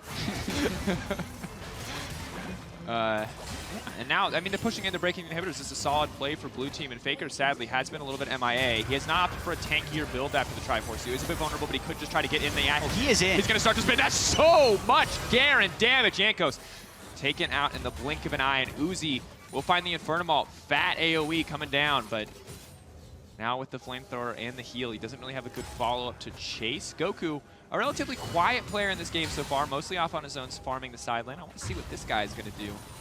This is the closest game of All-Star. Yeah, that's crazy. It's 300 gold different, 1 Drake different, completely even in kills. Crit scale and champs on both sides. One's Garen, one's Aphelios. It's true. And the Rise, too, is eventually going to be a big deal. I like that Optimus has gone for the Do and Be Rise special with soon-to-be Righteous Glory against Do and Be. That feels poetic. Yep. And also respect to Do and Be for just going full support Lulu. He's like mega support Lulu. He is here to make sure that Uzi and Goku can get it done. Oh, Optimus, though, is going to have to struggle a little bit here. The survivability with that Umbral Trespass can make things a lot harder for Optimus to find a kill. And Nunu not going to be able to curve the snowball. Core JJ coming over the wall should be able to find a kill on Goku. Faker has been caught out and left on his lonesome, however. Will go golden. Of course, the Sterex gauge already procced, and that means he will go down. Uzi with the Chakram equipped, has the flamethrower as well. That's a lot of potential damage for anyone who is grouped up. Core JJ and Mickey getting closer and closer together. But the Blades reach. It's going to be doing so much. Do and Be very low. 4 shots still held for Mickey. Won't be able to find the kill. Retreat now comes out. The snare will land on Uzi, but Jankos is still hunting, waiting for someone to isolate themselves. Mickey is playing with fire here by stepping forward, but they both managed to miss the hook. Clid wants to walk in. Mickey will get taken down. Core JJ is just next on the list. The double kill will go down for Clid. Nice chase down there from blue team. Yeah. I have a fun fact about Kane. Yeah, sure. I didn't think I'd have the time to explain this. Okay. So I'm going to do it over this replay. Sure. Armor and MR are more important to build against Kane than basically any other champion in the game because of the way Blue Kane passive works. So right now, the passive reads, for the first 3 seconds in champion combat, deal 37% of all damage dealt to champions as bonus magic damage. Now, the reason that's important is it is damage dealt to champions as bonus magic damage. So imagine the situation where you have armor. It means you deal less damage, which then means you deal less magic damage, which is also affected by MR. So it's a design choice that was made way back in the day for Blue Kane to be really bad against tanks, but extra effective against squishies. And because other champions don't really have damage calcs that work that way, he's kind of unique here. So for people who aren't building armor and MR, like Blue Kane needs to go for them. And he should basically actually be ignoring tanks. It's one of the only champions where it's like, why are you hitting the tank is super true because he really doesn't do that much damage to them, but will one-shot squishies. And Goku here, on the other hand, is just going to find himself one shot if he doesn't get out. But Clid now stepping in has to be careful because Optimus is actually quite tanky. Yeah. Now Kane, with a decent amount of lethality, can add a bit more damage to the pool as we see a fight breaking out. Baker incredibly low, but the flash forward means a shutdown, and now Mickey is going to be raining down onto Do and Be. Everyone else is completely and totally out of range, but the Nunu Proto Belt may just be enough for TN to find this one. Doomby sadly not quite fast. Maybe fast enough? He has to race a snowball. Snowball. Race it's the going to be snowball. the biggest snowball ever. How fast are you, Lulu? Where's your speed? Hook around the corner! He's got him. He's got him. It's Tokyo Drift. Tien, no. Keep chasing. Has to keep chasing. Turn you have around. to win the fight. It's an honorable battle. Tien, you can't walk away like that. He's walking away. Doomby just typed in the chat 1v1 question mark. Doomby considering his choices as well, going more and more supportive. Zeke's on the way. Ooh, Clid waiting over the wall though. Shadow Assassin, if you time it right, actually does an incredibly large amount of damage in a single combo to Baron. Back in the wall. Come on, get in there and steal it. Got a few more seconds. Fight. Faker now walking forward, just wants to isolate Goku. Goku will go down. Faker doesn't even get a chance to hit him. 4K on Baron. They're keeping at least, just dropping. All eyes on Clid. Can he find the steal off against the Dude? But he can't do it because Mickey's there. They're going to grab it. Red side gets the shutdown on Kane. Mickey trying to get Doomby, but a clean sidestep. Pull. I was like, what is Yanko's going to do here? Really? And the two supports. We've seen this before, actually, where blue team ran down red team after Baron. This time it's not to be because Uzi's not close enough. They might try. They can make him Faker really fast. could kill him. Yankos is going to bait. They're all invisible. Yankos is going to pull Mickey over the wall and instantly take him out. Yes, That's flamethrower. That's so much damage. Aphelios, the chakram now coming in. He should be able to clean up this fight instantly. Aphelios looking so strong. What's his other gun? He needs to swap shortly. Keeping the chakram stacked up, though. That's going to be a triple kill. He just wants to run him down. But he's locked it now into the tower. Doomby keeping him alive and healthy. Uzi not swapping gun yet. He opts to go to the flamethrower, but it's a little bit too late and will get taken down. His core is now here to turn it around. Doomby. Run! Gonna be a bit more damage. Goku coming over the wall. That's the culling. Doomby wants to finish this one off. The delayed snare will be a bit extra. The ulti coming out to finish the job. Core JJ gets him back. Here comes Clid. You're dead. He's Bye. traversed. He has traversed the map at high speed to return for this winning cleanup. There are a few things in the world that feel better than home guarding out of base with Youmu's and Shadow Step on a blue can. Oh, it's awesome. When we get to this replay, I want you to pay attention to Aphelios' ultimate. So the way it works is he basically has just like a line skill shot that explodes depending on the gun he has equipped. So if he has the blue one, the flamethrower equipped, it will AoE in a circle the people in the range, but basically if there's two people next to each other, it'll double hit both of them. Yeah. If there's three people, it'll triple hit them all. So the more clumped up you are, it's almost like a brand in the sense that it just really blows up. Yeah. And that's what we saw in that fight that nearly allowed Uzi to kill everyone. Yeah, it's so cool, actually. Yeah. Or I just explained it. We don't even need the replay. You could, saw it the first that's time. also fine. Yeah, so ulti marks everyone hit by the ulti, does a bit of damage, and then they all get hit by instant auto attacks from his primary weapon. If you really want to replay, scrub back on YouTube or go to Twitch videos. It's like a live VOD being created all the time. Just go back, watch it again. There you go. Someone could have clipped it. It's probably on Twitter. Jat's replay request will be the name of the Twitch clip from some kind soul. I mean, we got action coming up soon. Yeah, I'm sad that Uzi has not opted to build Runates. Oh, okay. For a second, I thought. I mean, he obviously has opted for more survivability, which is fine. He has both the Phantom Dancer and the Bloodthirster. That is going to make it a lot more difficult for Faker to one-shot him, especially with a Lulu and a Blitzcrank ready to protect him. There are a total of, it would appear, 5 support items purely to be dedicated to Uzi in this game. Faker decided to split push. I respect that. He's calculated the fights and realized he's not effective. See, even when Faker, when you give up on your team in solo queue, just know that even Faker can do it too. You know, goes to a side. Yeah. Sometimes it's not even giving up. Sometimes it's just the right strategic call. Yeah. Although aligning on a strategic vision in solo queue is one of the hardest things to do in the world. Yeah. I would say the amount of times that I've tried to convince a like 9-0 split pusher to just come team fight because we're so far ahead as long as they're present. I don't think it's worked a single time. I don't think I've ever convinced that person to do it. They earned their advantages in the 1v1 and they will stay in the 1v1 until they die. Then 2 people come to kill him. It's like, why didn't you 3 before? Yeah, why couldn't you do that? It's like, well, I mean, we have a 5K gold lead, but given that you're 10K up on your lane opponent, we're actually at a deficit when you're not there, buddy. It's hard to align. one of the halves is usually right, but it varies. So true. And I wonder if it appears that blue team is all aligned for now. And it appears that both teams are aligned, and the agreed upon duel is full 5v5. Clid's going for Mickey! Realm Warp coming in. Uzi just actually going to get deleted right as the fight starts, and that's Faker making the clutch call to turn this one around because red team is barreling down the mid lane. It's Clid on the backside, but he can't do anything to these tanky members. Goku just has to run for the hills. Damn. That was a clean fight for red team. Faker closed the gap onto Uzi right there. Mickey isolated himself because he wanted to activate his Sanguine Blade and then just got murdered by the flanking Kane. My new excuse for when I die in a side lane with Sanguine Blade is like, guys, I'm just trying to get value out of my items. Like, I don't know what you want from me. You want me to group? It's just, I'm just throwing money away. Maximizing my efficiency, guys. And that comes the new alt channel. Decent amount of AP. Actually, not really. Just from the Protobell at that point, but Doonby is going to get slowly but surely cut down here. The silence still sticking around. Faker, no ult to finish him off, and Goku trying to cut him down, but Faker getting a lot more tanky as the minutes have gone on, buying a ton of armor for an almost exclusively AD threat team because the Lulu has opted for very little actual magic damage outside of the Athene's AP and the additional bonus AP that it provides. Yeah, and the ult CDR is going to be getting really low on the side of blue, especially if they're able to get the soul. That'll be 3. Then they'll get the Cloud Soul as well and just give a bunch of move speed on their already low ultimate CDRs. And the thing is especially for Lulu, it's super important, and especially for Blue Kane, because that ultimate is pretty much everything.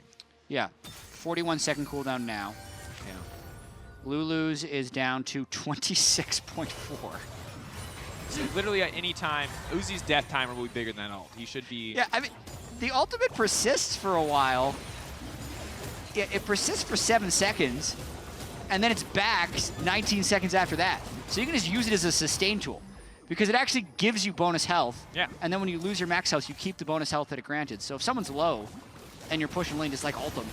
Nice. Well, it looks like they're just going to try to burst this one down. Yankos is creating a bit of space for the team. Realm Warp should bring at least one member in. Actually, no one's going to opt to take. Fight time.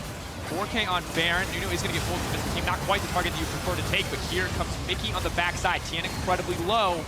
Good decent amount of damage laid down. Uzi now trying to finish him off. Has opted for the max range auto attack. Optimus will get shut down as well, and Uzi's now on the hunt. He has the Chakram. He has the Infernum as well, and Faker wants to turn this one back. Uzi flash over the wall. Face first into Faker himself. He wants to spin. He wants to win, and he's going to do it. It's perfect. Doonby walks to his death, and Faker gets everything he could want. And now it's him versus Clid, but he managed to ghost up and walk away on the red team. The healing coming in from Core JJ. Even as an 80 carry, he is a support. I loved Uzi flashing over Faker, and then Faker just conveniently kills both Doonby and Uzi with one He doesn't even spin. mean to kill Doonby. Doonby's just like in the midst of it. He's following. Collateral damage. Oh, that was sweet. Baron's still up, by the way. I think they can get it. They can definitely get it. They give us a lot of damage. Yeah, watching this one more time, I mean, Uzi is doing a bunch of damage in this one. Has the just long-range sniper rifle, the green one right now. You can see he actually got a long shot onto Tien early on in that fight. Ammo running low, though, so he's going to want to use that spell before swapping to the next gun. The best part is he didn't even realize he marked Tien. You saw halfway through the fight he realized he had hit Tien and could auto him at infinite range. Yeah. Anyway, Faker laying in wait. Hello. He's just there. And he does not look that squishy, but the second you see Faker hit him, it becomes very clear. I still don't know how I feel about Garen being this strong. No, it's not a great feeling to be run down by a Garen. You do feel very, very helpless. And they're going to grab that kill onto Yankos. 13 deaths for Yankos. Mickey currently winning in the who can die less contest. Clid's going to try for steal number 3. And then we're going to see Uzi chase them down in the top lane for the 3rd time. Missed so many times. He can't just leap over the wall, but no, it is not going to happen. Once again, somebody who's not a jungler manages to get a Baron. Uzi, though, doing big damage. He's still safe in the back line, actually. Faker has opted to slow him down, but yeah, that's going to be just about it. Tien waiting there, Mickey trying to get another cheeky shot off, and Uzi does just get deleted. Goku trying to outplay Faker, but Faker just walking at him as expected. He knew. He did the math. Tactics. Right, like you said he would, Jad. Instead of running away from the opponent, Faker realized he could run towards. Perfect calculation. That is Garen mastery right there. Yeah, that's what I say. Faker proving it. And this could be game with the mid inhibitor already broken and Core JJ alive. Doonby is typing no in all chat, and this is a real strategy. Yeah. He also sometimes that flash makes them back timers in away. all chat too, so like that. He did 38-40 mid, 41-10 AD. He's diligent for both sides. Yeah. Let's let him know when they're flashing back. Clint on the backside should be able to one-shot Mickey. They're not listening to Do and B. They want to end the game. Yeah. GG. Not having it. Well played. Yep. Red team turning it around. After Uzi got so incredibly fed, it was Faker who held the line, turned that one back in their team's favor. Winner is the All-Pro Red team. Faker's Garen. Yeah. Was the MVP. I think Core JJ's supportive marksman play with some good ultimates was also important, but ultimately, it was about biding time and going in for the right spins. Things I enjoyed about this game felt like the top laners didn't exist. Very solo queue relatable. Tian's Nunu, wonderful. Finally got to see some more Kane on stage, and additionally, the small battle between Mickey and Jankos, where I feel like Jankos hit a lot of skill shots and thus won the challenge with Mickey, but I was surprised that once the first item came through for Mickey, support Jhin looked decent. Yeah, 15K gold on the support Jhin. Oh, here, you stay on with that. 12, 12, and 9. Let me see if I can get some posts. I don't think you can. Can I try? I'm going to try to get some posts. Okay, you can try. Folks. We'll see if they happen eventually. There'll be a way. Like it's fine. Usually, like LoL Esports Stats tweets those things out eventually as well. I also felt like we understood Aphelios a lot more. I don't know if we helped anyone else understand it more, but I would like to know. I would like to know if the color-coded guns helped. Yeah. So this is green. Yeah, green is long range. White is ramping damage if it's in your offhand. Red is healing. Yep. Yeah. Predator Nunu is fast. Yeah. Support Jhin stays far away as long as he has Sanguine Blade. Blue Kane, bad against tanks, good against squishies. You know what's really important for memory? What? Refreshing what you've learned within a short time frame. Okay. And once you've done that a few times, then it actually sticks in your memory. So it's like you go to a class, if you take notes and then check your notes that night, that's actually the most important thing, rather than checking your notes like 4 days later, in which case you're learning it again. Huh. So, or even just being able to do it quickly after class, you're going to remember so much more. Anyway. So what you're saying is Uzi should go back in an hour and rewatch this game to help solidify what you learned about this champion. Yeah, exactly. So, like, blue means flamethrower. Green means sniper rifle. Red means heal. Purple means slow. Then you've just memorized Aphelios. And it's not that complicated. As long as you do it like 3 times. It's actually so complicated. We keep saying it's not that complicated, but it's actually so hard to like optimize and to figure out. Can you mash your buttons and do damage? Yes. Can you optimize it? That is much more difficult. And here, I'm going to be honest. I feel like perhaps Rost would have been better this game. But I understand. Blue Assassin for most people is the more fun. Yeah, it is just better because, like, what is your goal? Is your goal you go fast to win the World Championship, or is the goal to have fun and go fast? You go fast. Yeah. You go real fast. And for more on that back and forth, not so fast matchup, let's hear from the State Farm Analyst Lounge. Thank you so much, Didi, and welcome to Mickey X and Jankos after that game. Mickey X, why are you so much better than Jankos? I wouldn't say that. Okay, I wouldn't go that far. He was just more lucky than me. I think it was really obvious that there was a big support difference. I think the support was getting caught 24/7, and I was getting called for my team. You have to appreciate the fact that a lot of my deaths were because Donby and Uzi were screaming in, like, you know, the language, and I didn't really know what to do, so I was just running it down. I also think you only died twice more. Like, you both had really, really bad amount of deaths. You check died damage like dealt. 13 times. Damage dealt. I had the most in my team for a support. Deaths, you know? As a support, like, that's pretty good. Tell me about, the communication in your team. So Doimi and Uzi were basically yelling. I saw it, actually. I could see them talking to each other, and you No, I mean, I think it was pretty fun, you know, because everyone's like kind of yelling, but there was no communication. You always yell, so. Yeah, that was like I was in comfort zone, you know. That's why maybe I died 15 times or 16. I'm not sure now. It did look fun. The Oppo player of the game was Faker. It was going to be Uzi if the other team won, but Faker's Garen was pretty good. With my Jhin, though. Nah, you didn't win. Is it the new meta? We're going to see it at MSI next year, maybe? Yeah, could be like the most OP champion in the game. At least I made it look like it. Well, how can you be? But you can't win the MVP if Faker's on your team. That's true. That's true. I mean, after this, I knew I was getting MVP if he won. So. Okay, after this, I was like, oh no. You know, like as soon as Kane died, I knew he would 1v3, and I was like, no. No. You know you're about to be on the highlight roll. Yeah. On the wrong end. Side. Yeah. Meanwhile, Jhin got the kill. So. I love how you keep pointing out do damage. You're like, hey, look what I did. Mickey, how was it to play with Faker in the team? Did you talk to him a lot? Did you get a picture? Does he know who you are as opposed to like Well, maybe after this game because I did carry him. No, I don't know. Like we did talk a lot, like between each other. It was mostly in English.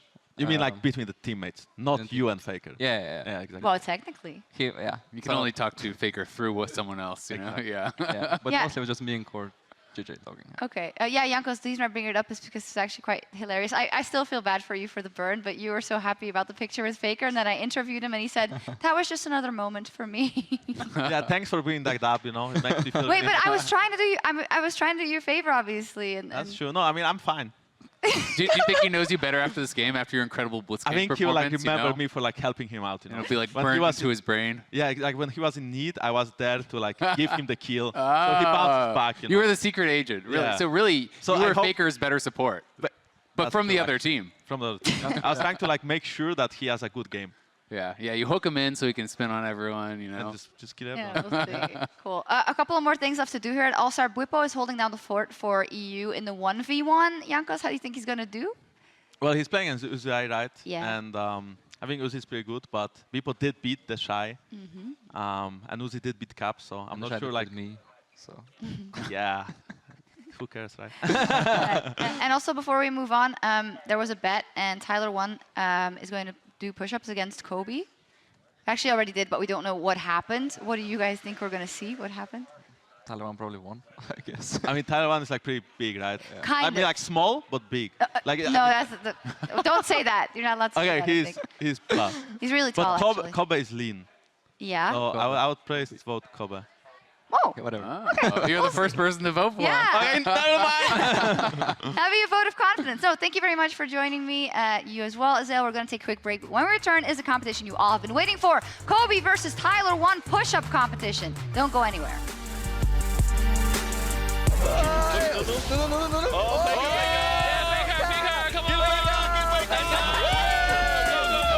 You die. Wait, what? I don't understand. I don't know what the champ does. 干嘛？你可以救我吗？对面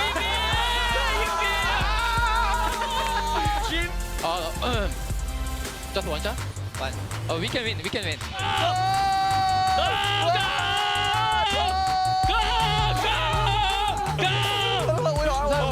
Oh, we can fight. We can fight. I finish the place. Okay, we win. We win. Okay, we win. Ha ha ha.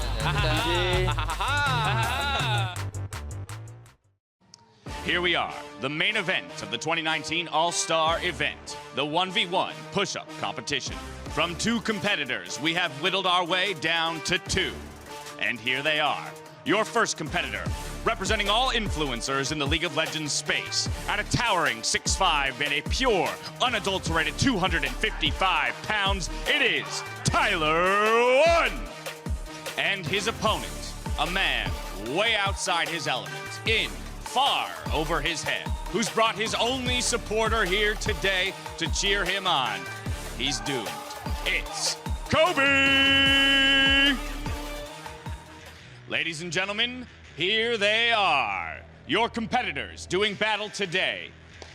Looking mighty fine over there, my friend. Looking like you woke up today to come into work. That's what I like to see. All right, gentlemen, let's establish some rules before we do battle. I want clean 90-degree angles on those push-ups. I want the butts level. Outside of that, your chosen push-up form, that is for you to decide. With that, let's get the niceties out of the way and get our... I will never. into position. 3, 2, 1, go!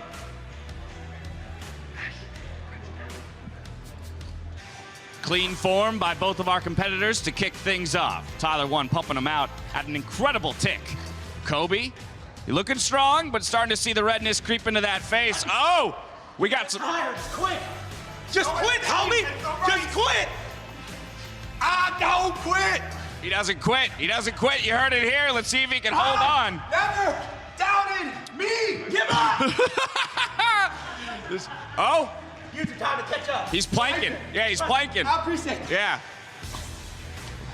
There it is. There it is. Kobe went for the 45-degree angles. I like it. How you doing, Kobe? You got it? You doing all right, man? That's it. Kobe, come on, baby. Come on, baby. In game. Yeah. Come on, Kobe. I believe. I believe. Here, take me in. Take me in. Take me in. Take me in. Take me in. All right. I'll beat you too. Let's go. Let's go, James. You can do it. It's a team game. Team game, baby. What's up, pal? What? He's fired. How many? Yes. 250 pounds is a lot of muscle to lift. Let's go. Let's go. I feel good. I feel good. He can't take it. He's running out of juice. No, I'm fine. He's a 1v9 player. I lost count. How many do we got? We keep going, James. Keep going. Well, we're all winded, and I feel like it was an absolute slugfest. I was informed, though, at the end of the competition there that apparently tagging in is against the rules. Let's go. Yeah, I felt very confident about the dual Q strategy. I have been told that unfortunately does not play. So by default, We were counting on that. we got smashed by your victor, right, Tyler oh, Wall. Woo! God damn, I'm tired. All right, you're the champ. You're the champ. There it is. Your champion right there. Tyler won, baby. 70 push-ups. Absolutely smashed us, my friend. I feel like All-Stars, we could just call it quits there. Nothing matters after this. That is probably about the event. Had a ton of fun with that. I'll be honest, Kobe, you were looking strong for a while. How'd you feel about your approach to it? So my strategy was to go a little bit slower because I want to get a maximum number out there. His strategy was to go a little you know what? bit You know slower. what? To be fair, he does have long arms for a short guy. Yeah, freakishly almost. Right. Right. And Tyler, you feel good about the performance you put up? I mean, 70? I actually didn't think that he got 70. That was really impressive. I was aiming for 800. Well, right. Okay, so it fell a little short. I was lagging a bit. Right. Fair enough. Fair enough. I do want to point out there at the end, you did challenge me to go a couple one-arm push-ups. Did I get them in? I'm gonna be honest. Dash actually did 3 one-arm push-ups. There it is. There it is. Just for my own sense of pride, I had to throw that out there because the cameras didn't pick it up. But those cameras, stroking his ego. I'll take the small wins. They add a couple pounds. They remove a couple one-arm push-ups. Yeah, that's man. The cameras, they're not on your side. Sometimes. In all seriousness, though, the event does not end here. We do have Earth coming up next. Just a couple more events to go. Let's talk champions because this is always a fun and fast-paced one. What do we want to see played today? Listen, there's a lot of try-hard champions in Earth. There are. Right. I don't want to see no Vladimir. Okay. And honestly, Lee Sin is a try-hard champion too. All right. He has no cooldowns in any ability. It's not fair. Hecarim, also try-hard champion. I feel like right? Fizz. Fizz for me is try-hard always champion. one that's annoying. So we're naming everything we don't want to see. What would be an impressive champion to play in Earth? Thresh. Ooh, just skill shot, just a ton of skill shots, hooks left and right. You hook to one person, then hook to the next, and kind of just travel via hooking. Do some Spider-Man stuff. All right, fair enough. Let's see if we can see some Thrushes out there. Let's get into the next leg of competition as we send it over to Captain Flowers and Dracos for Earth. Thank you very much, gentlemen. I am here. I'm Clayton Captain Flowers Reigns, joined by Mr. Daniel Dracos. And now, for the first time ever in League of Legends history, we are going to be duo play-by-play casting Earth. That's right here, right now. We always get the Rap God comments in Twitch chat, and now we're going to make some more of them. Bring us together. Yeah. What happens, Twitch chat? This is the Put us crossover against each episode. other. What happens when we work on the same team? That's the question. And to kick it off, let's take a look at the All-Stars entering the Earth Gauntlet for the blue side. On the top side, we got Bwipo, just like that. Peanut, Closer, and their support, Holy Phoenix. And across them on the red side, it's Fofo, Jackie, Mickey X, Anonasik, and Flash in the Night on support. Now, I agree with the guys on the, I'd like to call it the desk, but it ain't the desk. I agree with the men in the chairs. The lounge zone. Yeah, the lounge chair zone. I don't want to see any, we don't need no more Kassadin. We don't need any of the OP stuff. I want to see people follow their hearts They here. did specifically ask for Thresh, and it has been given to them by Jackie, and we have 2 Kianas locked in. Now, I would say Kiana is a super obnoxious Earth champion, but I'm excited to see both Mr. Pineapple and Nanasik himself, as well as closer, new Golden Guardian jungler, right? Coming in from the TCL. Yeah, we got the permanent invisibility spam Kiana, which honestly isn't that much different from normal Kiana with 40 CDR. You can stay invisible about the You live in the grass blade, yeah. So we got the thrash that they were hoping for. Jarvan's able to juggle people up in the air over and over again. You can throw down a couple of different flags and just go back and forth in between them. Okay, additionally, we have Kai'Sa, one of the highest rated champions in this game mode. Obviously, once you evolve Q, you can build really any combination of AD and AP, and yeah, any game. That ability is that's a strong one. Some have commented if it should be an ultimate ability, but on a half-a-second cooldown, it will be quite powerful. Alongside, you know, we got the Thresh. I really respect. I think Thresh is going to be the most difficult champion because I actually think it's impossible to hit a hook against any champion with a dash in her. But yeah, we'll see it's really. I mean, Gragas' body slams on what, like a 3-second cooldown? Yeah. And then if you it's not even a 3-second. It's like shorter than that. Yeah, it's like 5 seconds, and then if you hit it, it's back down, right? Because you get 3 seconds off if you actually hit somebody, and then. Yeah, so and there's a lot of Conqueror, of course. This is the thing, is that last time all of us plebs out here played Earth, this Conqueror didn't exist. Well, now it's back in business as we load onto the Rift. They're getting ready. I hope that they're all agreeing to the gentleman's battle in the top side of the map, as is tradition. Now, okay, here's my thing, Flowers, before we get into this. Mark Z made a request specifically of the double play-by-play duo. Okay. And he said, what if... Oh, never mind, they're going mid. We're not even going to see Why are they going mid if they never played Earth? Blue team is breaking the rule. Okay, so red team's up here. They're wondering what in the hell's going on. Blue team's in the mid lane. They're trying to work their way up. We're going to get a river battle.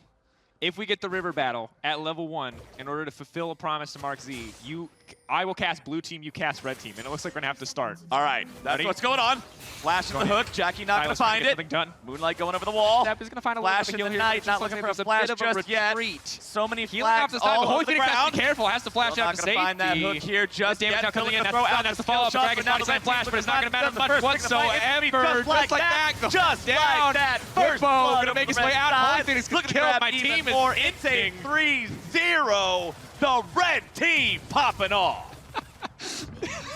There you go, Mark. That was everything I wanted. Honestly, that's fantastic. I'm sad your team absolutely smashed my team. A 3-0 start is incredible.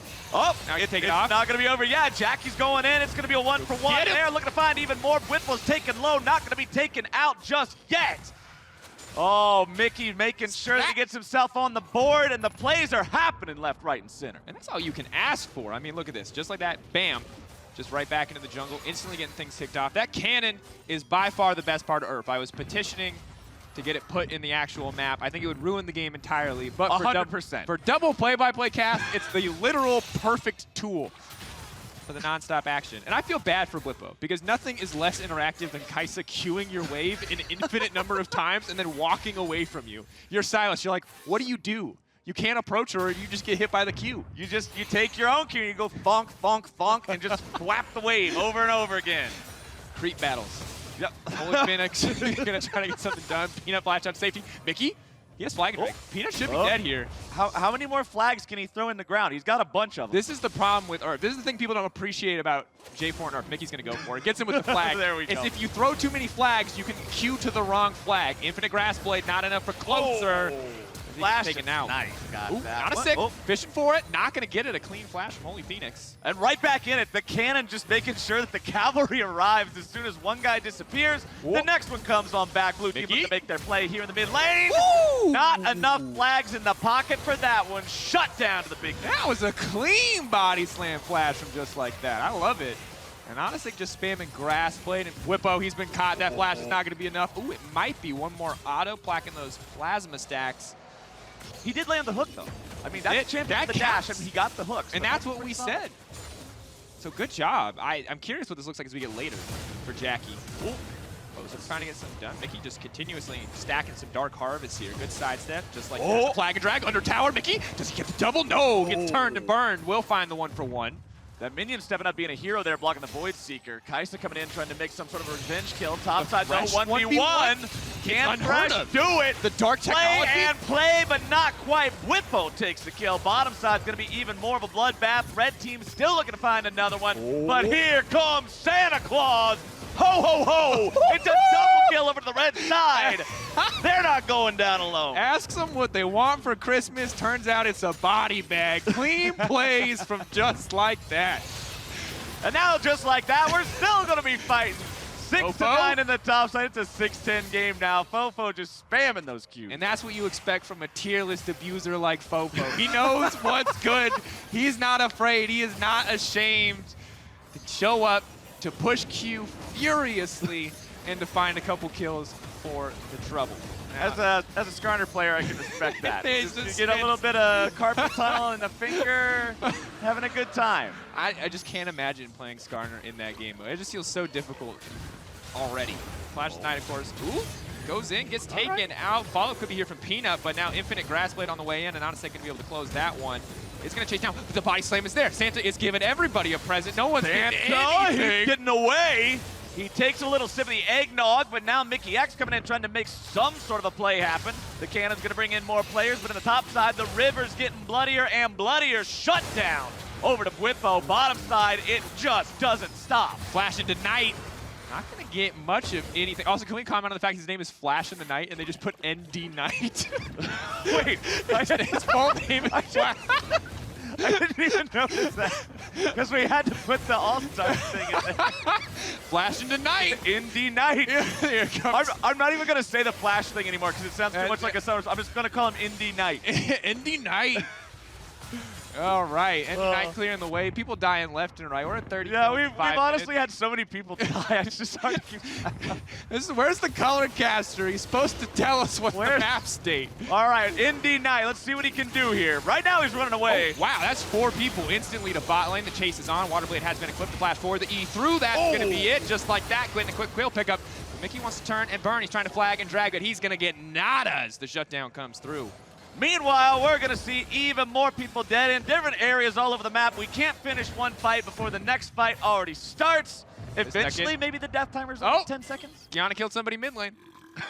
Yeah, we got to hope we get to like 30 minutes or something when the death timer's at a reasonable pace so we can cast single team fights. And now, once again, looks like Mickey's just going to get locked into the wall. Yeah. And the best part is, that was one rotation of a normal Kiana. Earth didn't make that happen. There was no difference between that and normal Kiana gameplay. That's a normal fed Kiana, folks. Earth did literally nothing for that. All right. Ooh. I don't know. There was a second of silence. That's what we get. We get the big Santa eggnog belch. But bottom side, the killer instinct coming in. The Zaya goes back up the wall. Ooh, I swear we've seen these two champions fight so many times over the course of Worlds, but still always good to see them pop off. I would say it never gets old, but I would love to see another 80 carrying competitive besides the Zaya and the Kaisa. Two's not doing it for you? Two is not enough for me.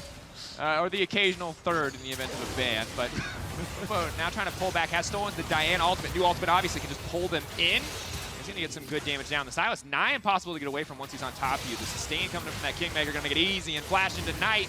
Looking more like a flash in the pan after that one. Yeah, Flash into Knight going to have to find some other way to go about this one. Another kill coming in for Closer here in the mid lane. The man's got 11 at 7 minutes. He's living up to the name.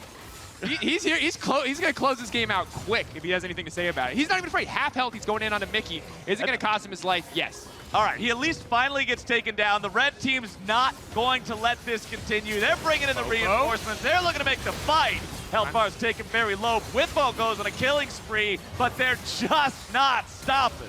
Bwipo going in, the flash forward. Ooh, predicts the sidestep from Mickey. That's the triple. Just like that wants to step forward. Good flash out from Fofo, but here comes Gragas throwing the cast, but not going to connect. Fofo, does he go back in?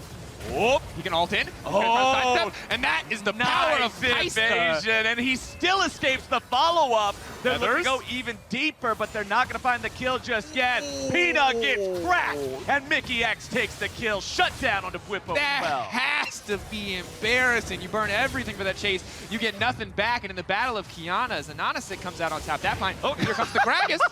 Just hand delivered. That was like from a Call of Duty map. You spawn in and just immediately trip over a landmine or like more blow up. His total lifetime was 3 seconds. And if there's anything I know about Modern Warfare is that claymores are peak, and that was a claymore moment for sure. And Peanut again This feels so bad for Peanut. He ended up on the wrong side of the OP80 carry coin here because he's getting one shot left and right, and honestly gonna grass blade through. So close to getting a montage moment there, but will not find it. Yeah, poor Peanut. I mean, he's got his ultimate that's supposed to be your get-out-of-jail-free card, but unfortunately it has an ungodly long 32-second cooldown in this mode. Unacceptable in this mode. Absolutely not even an option for most of these. Whoop! The dash through, tries to pull it back, but Closer once again outplaying. This guy is so good at Kiana. There we go, though. Cleanup coming in from Mickey X. Gonna get dunked. Take down the Holy Phoenix. Yes, they will. But now here comes Santa. Okay, we lied at the beginning when he said he only had presents for blue team. He's got presents for red team too. This is a Thanksgiving Santa. He's turned into a soup kitchen now, making sure nobody goes hungry. Who can't he feed? Man, conquering world hunger one step at a time. All right, we'll see. Is he coming in again? Oh, one more time. All right, where we at? It's Holy Phoenix. Heals coming in. Santa gonna get pushed back. A bit of a stun, and that's gonna be a quick kill pickup. But no, manages to survive. Outplayed, blue team. Clean with the mechanics there, walking away with a little bit of health in the bars. Let's see if Mickey can get anybody here. Bwipo going to knock looking to make a fight happen. Kiana ult. Healed up. No, he can't. Walk for one. There. And you got to respect the Prey Seeker, or the Void Seeker rather, coming in from the Kaisa, because she can instantly leap on you and kill you if she lands it. But as we take stock of things for a brief moment, never mind, killing each other again. We absolutely can't. There's no opportunity to ever take stock of anything. I just now noticed that the AP Jarvan is also the second highest amount of kills in the game with 13. That's AP? Yeah, he's got a hat. I just assumed it was lethality. He has a gunblade and a hat. That's why the flags kill people instantly. I just thought, I didn't know. I didn't know. Mickey's out of control. He's taking the spirit of Earth seriously, though. I'm gonna call this moon landing Jarvan because he creates craters and he plants flags, and that's the entirety of what he does. Can he take down the Gragas, though? Just like that, trying to find the kill. The body slam through the input buffer on the EQ, not enough to save old Michael X himself, as Bwipo will find 2 under the tower. Ooh, heal up on the way out. And he's out. The man is clean. TFT champion, Earth hero. What can't he do? Potentially 1v1 Uzi, we'll find out later. Yeah, that's a bit of a tall task. Closer, he's gonna get not quite shot. Doesn't even need to see him in the grass blade. Outplays it. Oh wow, here comes Mickey X on the backside. The flag bearer, instant shutdown. I feel like there's gotta be a Lich Bane in here at some point, because otherwise you're just, where else are you getting AP ratios? Quick kill picked up there, Bwipo on the chase. It's only the flag. It is literally only the flag. The rest of it doesn't do anything. Like the just to make sure I'm not saying this correctly here. Let's. It explains why though, because for the longest time I was like, why is this Cataclysm doing literally no damage? And it's just the bases there, and Onasek trying to get something done. Can just ult into the wall here. Really any time to find this kill. Trying to chase, but Gragas just body slamming his way out to safety. Jackie can't find a hook, and Kiana comes in, and Closer once again baited by the Greg. I won't be surprised if at some point an LCS team looks back on this game and goes, that was the reason why we should have banned Kiana. That should have been the indicator on the old Kiana jungle ban. So yeah, literally nothing else scales with AP on the Jarvan. The W scales with your health, but that's about it. As the fight continues breaking out, the blue team's able to find one. ND Knights back in the base. Red team trying to kite themselves around this one. Fofo doesn't have enough dashes in the world. Your champion might be broken, but you're still going back to the spawn platform. And I don't know why he's not building more flat resources. The amount of attack speed present in his kit is insanely high. Who auto-attacks in this game mode? Nobody is the answer, as we see Thresh taken down. Jackie started strong with a few hooks, but is now 0-11-5 on full AD Thresh. And I don't think the empowered auto-attack actually stacks faster in Earth, so that one's got to feel bad. Yeah, Baron's now the call, but Anonymous grabbing the kill onto Peanut. Red team looking to maybe steal this one away. Blue still looking to fight for it. They'll secure it there, but can Red clean up these buffs? There comes your Jarvan. Unfortunately, he didn't hit with the flag, so he wasn't able to find all the damage. And Bwipo's just absolutely unstoppable. Jackie holds his chance to shine. Can he find the 1v1 win? No. No, he can absolutely not. He is being run down. There is nothing left for him. That's 100 kills at 13 minutes. Yes, I got the production. horn. I like your version better, but that is a true classic with the classic rap air horn. I want, for the next rap song we make, Flowers, I just want it to be like LOL Esports production.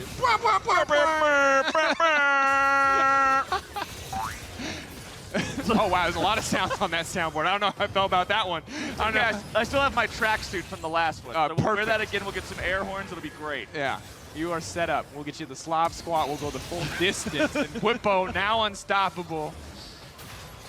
And oh, just chasing him down. The Kiana ulti is so powerful. Tries to go in. Fofo's getting nothing done. Gets turned on. That's a triple. This blue team is ruthless. Nothing is stopping these guys. I mean, it's an 11K gold lead. Yeah, even in, wait, how long are these death timers? We're up to like 15-second death timers. Are they, let's see some damage. Let's see some moves. What do we got? Break some stuff. They're killing every minion instead of the structures, which is fine. They now have been forced to attack the structures because there's nothing left. But Mickey respawn, is going to get snared and will instantly die. No, manages to make it out. Yeah, that was not bad. All right. Because see, he's building the health AP items. Because since he has no other AP ratios, now the flag catches you on fire. That's perfect. Yeah, very important. As now the Kiana ultimate comes in, he engages there, and Senna's going right back into Thresh's Lantern. Ooh! Peanut gets away over the wall, but just barely for a moment. A double kill to Anonymous. Mickey X trying to find the flag, keeps pushing buttons that aren't flag, and it might just cost him his life. You know, when your champion's all about the flag and you don't press the flag button, it's a true tragedy, but a triple kill for Anonymous. Looking to make it 4. Oh, there goes Santa Claus right down Santa Claus lane. What was he doing? He ran forward like he's going to do something. Immediately E proto belts out, and he's like, oh, yeah, that's right. I'm Gragas, and that's a Kiana. I ain't got nothing. Earth is truly a blessed place. It's great. This is why the people love it. And now, Jackie in the pit will try to kill the Kiana. He can't do any damage. No. Poor Jackie. He lost in pick ban. Yeah, he's 0-14. He's spiritually a winner in every other category, an absolute loser for this time. But he does get the dragon, so all right. He's popping off. He's over a 0.5 KD ratio now. My man is in the game. Holy Phoenix grabbing the kill onto Mickey X. Jackie, nope. All right. Finally getting something done. The recall comes in. Ooh, that has to be frustrating for just like that. But there you go. Fofo wants to get this one out. Is going to try to make it away. Clean ult to dodge the body slam on the Gragas. And Holy Phoenix just gets deleted. And honestly can now fish for the Gragas as well. But I think just like that is learned from his last encounter with a fed Kiana. Earth just kind of feels like a Kiana playground. Yeah, I think though that like for me, as long as the Kiana players are playing Earth, they're not in my games. Which then makes the overall game better. Yes. Yes, it does. This is the hula hoop zone. Over here is the knot. Oh, there you go. Always excited to see that. At least one Kiana is going to die. It is at the hands of another Kiana, but one of my favorite things about this mode is seeing people cast the same spell 2 or 3 times in the time that it takes the Kiana thing to walk around the wall. It's so true. That not including or increasing the travel time definitely leads to some comedic moments. You can like kill 3 people and then be around the wall to kill the other 2 by the time the ult is finished traveling. Well, we're going to try to finish this one off. The AD Thresh, he gets the kill. That's it. Jackie for Oppo player of the game. Vote at home. Be outraged if it doesn't happen. That's the Thresh Brewer. That's the start of the comeback right there. Jackie's on the board, and the red team is looking to add some numbers to their body count, taking everybody out of the picture, and it's only the Gragas remaining. The man's walking in, a strut in his step. All right, he's been here a few times before, and he's died every time. But he's coming back. Nobody kills just like that 6 times in a row from him inching into the base. He got it! 1 for 1! That's the chance of the solo queue player. Hashtag worth. That's the Earth attitude. That's what I want to see. I want to see some objectives. Oh, wait, Elder Dragon's not up. It's regular Dragon now for some reason on this patch. Okay, that's fine. We're 130 kills and it's 18 minutes, so. Oh, there's a shutdown. Kiana found a Kiana, but one of them found the other Kiana first. That's how it goes. Yeah, it's just that's the nature of the Kiana game, but can Bwipo and Closer manage to fight this one off? We're going to see the red team. Big ult. With the stolen Diana ult, trying to dash in, trying to get something done. Baron sat in the sights of the rest of the blue team. They will be burning that one down as Flash and Ignite. Not going to be able to get anything. Dashed in. Oh, actually gets the 1v1. New Diana. That alcove outplay. We were talking in the caster room before this game. People were saying, man, should I ever run to the alcove instead of my turret? And I was like, yeah, you can bamboozle people with some Papega plays. And that's what that was. Bamboozle them. That's great. I hope that goes on. I don't want to see you go anytime soon, but if that's a tombstone quote, if I've ever seen one, Flowers. We're writing Bamboozle people with Papega plays. We're writing also my be epitaph during Earth. Fantastic. Well, I mean, honestly, if there's another 200 kills, one of us is going to be dead by the end of this game. That's a fair point. Could also go in a memoir. I don't know why my head went to Tombstone. There's a lot of death in this game. That's a bit macabre even for me, but that's where my head was at. Well, hey, we're there, and sometimes things just end up somewhere you don't know how they got there. I mean, we've seen a lot of people end up in some crazy positions this game.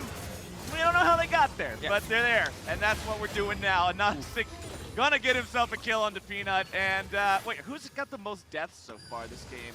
It's 14, tied for just like that of Peanut on the blue side. Red side, it's actually the Jarvan with the most. He missed the flag. The burst isn't there. Not gonna get much. Closer instantly gets to turn it too on the back of that Jarvan ulti. Can't miss the flags. Flash of the Night is gonna use the ultimate. That was an excellent flash out though. Can he outplay? Bwipo still looking to find the CC and the damage, and well, he's got it. Now, do they actually go for the end? Are they going to push the base, or are they going to spawn camp the fountain? Spawn camp the fountain. And try to use the fountain. Gragas barrel and knock him out. Spawn camp the fountain. Spawn camp the fountain. Spawn camp the fountain. Come on, toss him out. Last fight, says Jackie in all chat. Last fight. Last fight. Let's go. Last fight. Gentlemen's agreement. Everybody brawls one more time. Dash, knock back. That's okay. That's the cast burn. They got a little bit more time. Here comes the flag of justice. Bwipo's going to dodge it. The cannon can come in. Jarvan goes into the cannon. Nonsick went in before everyone was What up. is even going on? Peanut's got a kill. Come on. Jackie wanted the fight. He's got to get it. Let's go, Jackie. Let's go, Jackie. You can do it. You can't. You can't do it, Jackie. Well, we still got to have a 146 kills in 20 minutes. So even if Jackie wasn't quite able to mount the comeback. That's like 6 months of LCK. Yeah, that's...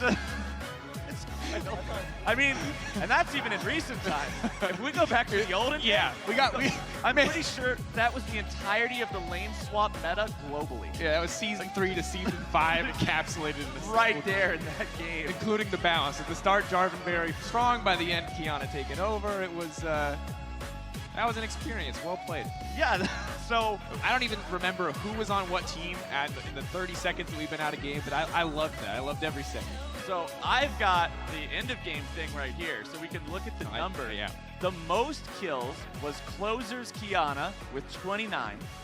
The most deaths was Mickeyx's AP Jarvan with 23. Which, if you think about it, is absurd because only the E does damage, a very long-range ability. Yeah. He just kept going in. He played it like normal Jarvan. He's like, I'm going in. It's like, you don't do damage except with one ability. He's like, that's not going to stop me. That's absolutely not going to stop me. I'm going to commit anyway. And it cost him, 23 times, but ends the game, some would argue. You got to really award the Thresh, though. That's a tilt proof. That's a commitment to doing nothing. 118-3. If we could get the damage stats, and this is no dig on Jackie, it's Earth. Don't take anything. Like if you flame this guy, you're hard trolling. But that's hilariously low impact. Sometimes we all have the bad games, but we all have fun games like that one too. For more on the monumental victory here from the blue side, let's hear from the State Farm Analyst Lounge. Thank you very much, Captain Flowers and Dracos. Also, welcome, Caps. We need you, to analyze this. And break it down for us. Break it down. What was why did they win? It seems like it was just a Bwipo show. He's on fire today, and the rest of the last couple of days. So. Yeah, he definitely is. We're gonna take a look at some Axe Watch Your Move highlights, and it is a lot of Bwipo, but it's also a lot of other stuff. Honestly, it's very hard to analyze these fights in Earth, but also the Kiana vs Kiana matchup seems pretty fun. A lot of one-shotting each other, and seems like whoever gets to the other one first just disappears. Yeah, because you played Earth, right? Yesterday or 2 days before here as well. Do you think they did better? Did Mickeyx do better than you? I mean, probably. I didn't have the best game with Akali, so I'm sure they played a bit better. Yeah, there we go. Phoebe, do you have anything to contribute? Closer was getting me excited for the NALCS before you cut me off. Wait, you didn't even start talking. I did. Really? Yes. I'm sorry, I didn't hear it. Anyway, the star of the show, once again, was someone that you know very well, and we all know very well. It was Bwipo. He is just winning everything, and he also did when it came to Oppo Player of the Game. Yeah, it's he's doing an all-star marathon. He's won the TFT. He's in the final of the 1v1. And he also wins this Oppo MVP. Caps, what's going on with Bwipo? Yeah, I'm not sure what happened this offseason, but it seems like he's just the next big thing. This offseason, are you implying he wasn't doing anything Oh, in the no. offseason? No. I'm not implying anything, but I just want to see him play Legends of Runeterra now and all the new Riot games, because apparently he's just... I mean, perfect. Today is the best day of overall gameplay that we've seen from Bwipo, and he's in North America. So maybe there needs to be some off-change moves so he comes to North America for good. Liquid Bwipo? Oh! Oh my god, leaked. Yeah, but then we had an NA versus EU clash, and that wasn't won by EU. That's kind of the most important one. So I don't know, he's dropping the ball there. Talking about the 1v1 though, he is, of course, trying to hold the title in EU because you won last year. Unfortunately, you got knocked out. What do you think of his chances versus Uzi? I think they're pretty good, honestly. I think top lane seems pretty strong this tournament. Also jungle, because you start level 3, obviously. Like last year, top jungle didn't really have much of a chance because the AD carries and the mages would poke people from level 1. But just skipping the first couple of levels that were usually hard gives like a huge difference in this 1v1s. So what do you think his strategy is going to be? Because the consensus is that Uzi is stronger, and we just see that he picks the AD carries and just knows how to push his lead. What would you advise Bwipo to do? I mean, it's just about finding the right matchup, right? I think Uzi will always play AD carries, so in that sense, it's pretty obvious what he's going to do, and it's just up to Bwipo if he can find like the right counter pick, and if Uzi can then like adapt well enough. So, I mean, I would prefer Bwipo's position just because he knows what Uzi will do, you know? That's a good point, Kobe. Yeah, I feel like stick to some Conqueror, play for late, wait for the Ring of Fire, and then go for the kill. And Caps, your All-Star is coming to an end. How have you enjoyed your time in Vegas and, well, at the event more specifically? So it's been pretty fun, just talking with a lot of people that you usually don't talk with. Obviously, my teammates are also around, so that's even better. And also, especially like Bwipo is my former teammate, and I don't really talk with many of my former teammates, so just talking with him as well a bunch was also a lot of fun. And also, this is a good opportunity to kind of play with players that you usually play against. Is there anything you found out at all that's going to help EU not get 3-0'd in the final next year? There might be like some secret weapons, but if I reveal them right now, then they wouldn't be very secret. Yeah, that is a good point. Did you see Kobe and the push-up contest versus Tyler? Or no? I almost had him, right? Yeah, I just saw the ending. I saw there was like some help in the end, but... Yeah.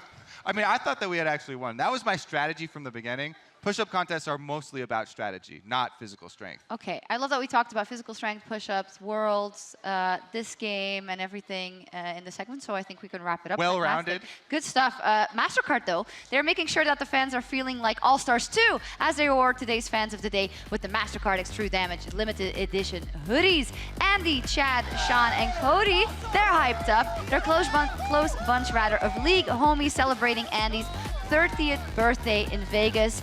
Andy, I've been there. You might think you're too old. Well, you're getting old. I've been there. But, you know, things, they can get better, too. You're partying with your friends, so there's worse things that can happen. Congratulations on the merch. We're going to take a break, and we'll be right back.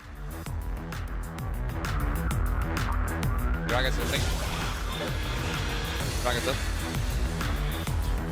Oh, Senna. Nice! Okay, nice. Not bad. Good job, guys. Good job. I feel you, man. Oh, Nice. nice, Tico. You win 1v1. I will go light. Oh! They're stuck. Get him. Oh, it's feeling a bit much. Oh, fighting? Oh, nice. 3 more kills. Three more kills? 3 more, no! 3 more? Why? Kiana, 29, I am 26. Oh, no, please.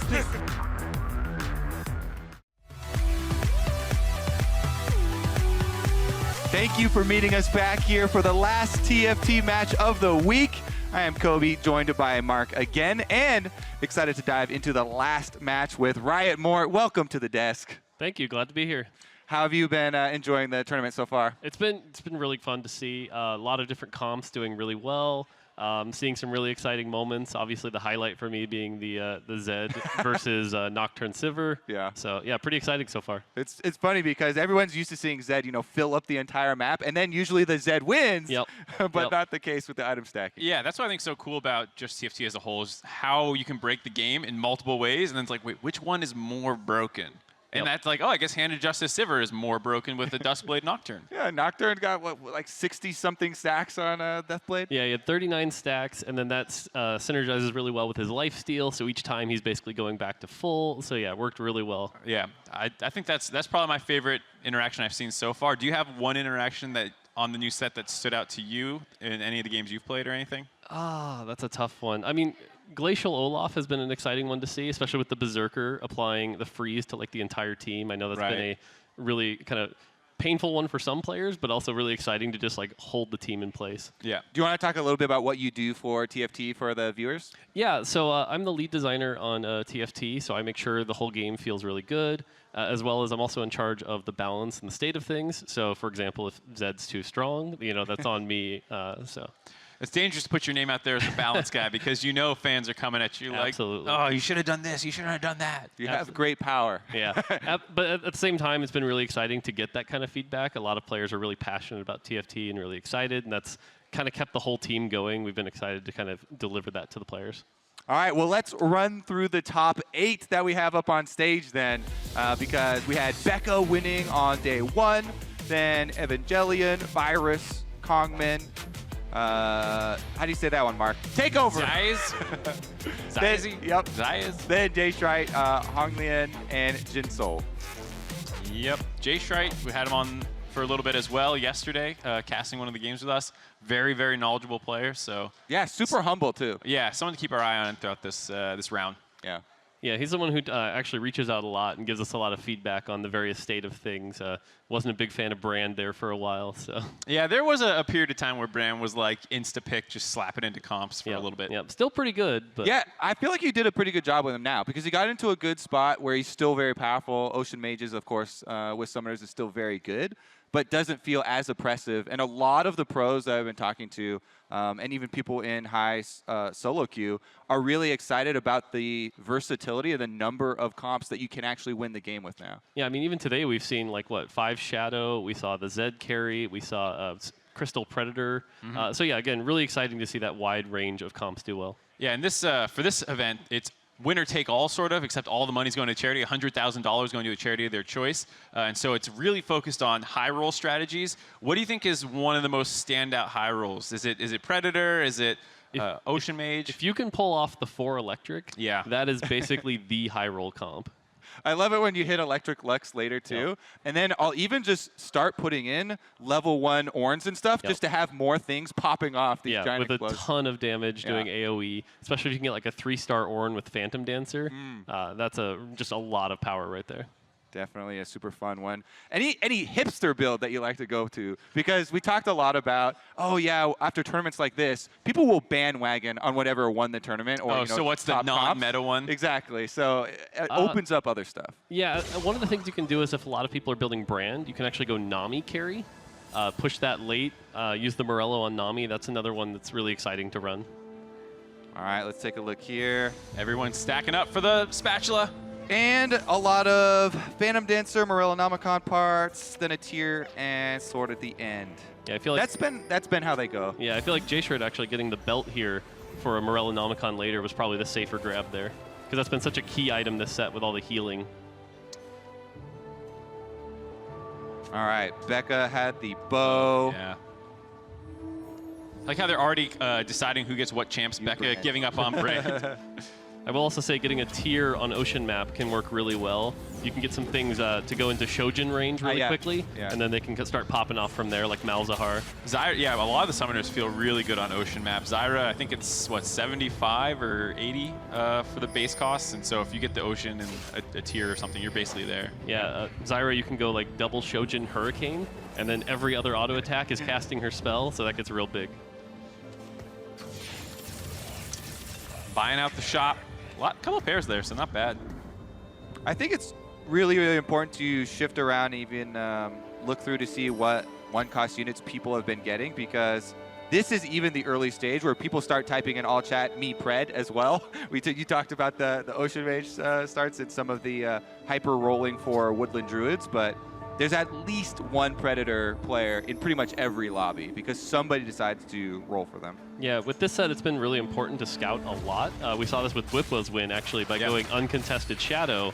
He got that 3-star Scion, 3-star Kindred, and allowed him to win really well. It was actually really funny, too, because that was coming off of the game where we saw Skara go Shadow, uncontested Shadow, had a level 1 Kindred for almost the entire game. Meanwhile, he at least 3-starred the Scion. Yeah, that was painful to watch. I liked Bwipo's logic, too, of like, well, it didn't work for Skara, so statistically, now it's going to work for me.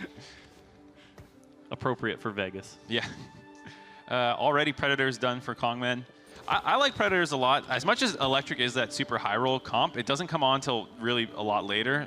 Yeah, that's why it's a really risky comp. You've got to carry it through the early and mid game and then transition over. So yeah, I wonder if anyone's going to go for it, or like we're going to get a ton of hyper rolls. Another thing you can do if everyone's hyper rolling is you can build something like Giant Slayer to counter the high health totals. That works really well on Predators, in fact. Yeah, Scar was talking about the one time that he likes running light, and especially with Vayne obviously being the main carrier, is when it's on a mountain map, and you know people have these giant Renekton's, and Vayne can kind of chew through them. Yep. I also really like defensive items on Skarner, because once you get Crystal, towards the end of the game, it becomes insanely hard to take it down. Yeah, Crystal synergizes really well with high HP totals, since each hit just becomes sort of a flat amount of damage. Nice Warmogs on there. Exactly. So if you can 3-star Skarner, that's a really powerful champ there. And that's why we talk about hyper rolling a lot for that strategy too. Getting 3 stars of the Predators early. But you don't have to hyper roll Predators. It can transition into other poison builds, and a lot of people talked about Singe. You pretty much just need a Morello as the main synergy. Yeah, and, you just run the early Predators and then push to 8 quick and then transition into a poison Predator build. Can work really well. Becca on the Woodland Druid train. Looks like it's going to be enough to pick up the win here. All right, looks like we got Skara waiting in the wings, so I think we might transition as well. Thank you so much, Warthog. Thanks for having me, and good luck, everybody. Yeah, thank you. Get Scar on the mic in a second. We're going to swap over. Here's Virus, who I picked previously to win. The Mark curse prediction. Yeah, so if Virus can break the curse, that's like 2 wins in 1. Because he has to stop my horrible... Yes, you overcome Mark, and you are able to give to charity. Hello, guys. Welcome. So, Skara. Yes. Let's dive into it. Yeah. Bwipo crushed with the shadows. I saw, yeah. You, on the other hand, could not find a Kindred. What's wrong with your D key? Apparently, I think Riot sabotaged me. I'm just saying, 120 gold in on an uncontested unit, that's pretty messed up odds. It's because we kept asking you to come on segments with us, and you didn't come I kept until saying just no. now, so that's why they axed your RNG. Oh, man. But I'm actually here to cheer for my friend Becca, so I'm going to be very biased during this. That's totally fine. Yeah. Okay, yeah. I like it's like a local broadcast. You're the NA local. Oh, nice, yeah. Toast was saying the same thing too. He's cheering on Becca. Well, that's because the NA, we did pretty bad. Becca's the only one who got through from the NA crew, right? Okay, it wasn't my fault. No, I mean, obviously, Hafu Dog, everyone else. Toast. Yeah. Just unlucky. You got unlucky. They were bad. Just unlucky overall. Yeah, I mean, you made a deal with Becca, right? You pulled out of the I made a deal with Hafu? Yeah. Hafu, yeah. That's okay. Just, whatever. Just a little unlucky, and that's the name of the game. We're in Vegas. I'm up money, so I was lucky elsewhere. Yeah. All right, let's see. Really nice opening for Ocean Mages here. Yeah, Has the level 2 Zyra already. Decent Woodland Druid opener. Gonna transition later, though. There's quite a few Oceans floating around. I find 4 Ocean to be like one of the best mid-game things. Like, you don't need to go Ocean Mages. You just put in 4 Oceans, and then maybe throw in a Mage. Realistically, you probably throw in like a Talia. Yeah. And then like you just skip Brand. Like right now, the meta is just skipping Brand.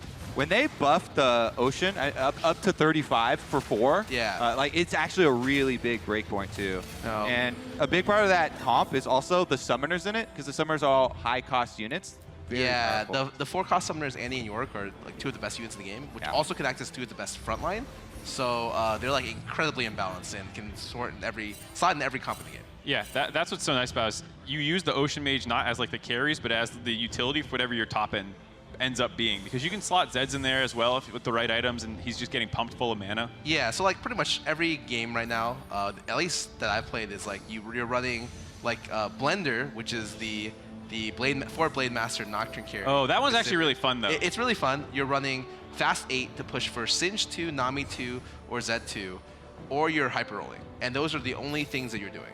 So whether you're hyper rolling like lights or whatever, and then some people are going Shadow, but that's more rare. But those are like the only strategies available right now. Wait, what do you feel like is better for people trying to climb rank right now? Because for me, my most consistent has been hard econing up to 8 and going for the Sins and Zeds, because in the lower ELOs, I feel like other people are contesting early, but I never get knocked out before I get my 5 I think if you manage your econing is the easiest way to climb in lower ranks. And then from there, I think pushing Fast 8 is very, very consistent right now. Yeah, it doesn't feel like it's as tempo-oriented as it was during some set 1 periods where like you had to level on like curve basically to keep up. It's actually hilarious how hard people are econing. I'm being told not to finish, not to buy Syndra 2. Like just leave her at 1.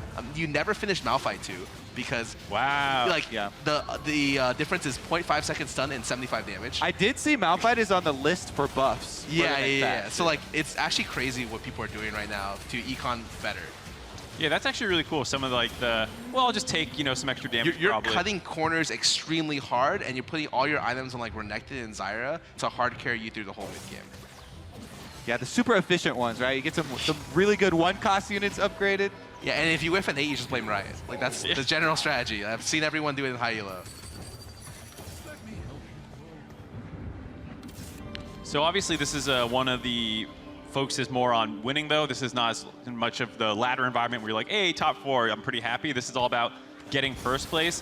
We asked Mort earlier what he thinks is one of the best top-end comps, even because you're basically trying to high roll, you know, in this lobby. What do you think is the best? I managed to hit this insane thing, and now I'm guaranteed to win. I'm pretty much positive that Z2 with Light is unbeatable. Like, I'd probably put any amount of money on it because I've played it against it twice while practicing, and like 4 times. It was pretty much unbeatable. And the thing is about that, you don't have to play light to do it. Yes. You can just do it later when you get the Zed. Oh, it also bugs half the time, and it counts, the Zed clone counts as additional light. So it's just like, so the highest roll is going to be probably, everyone should hard econ 8 this game and try to push for the Z2, Nami 2, Singe 2 for Mystic comp.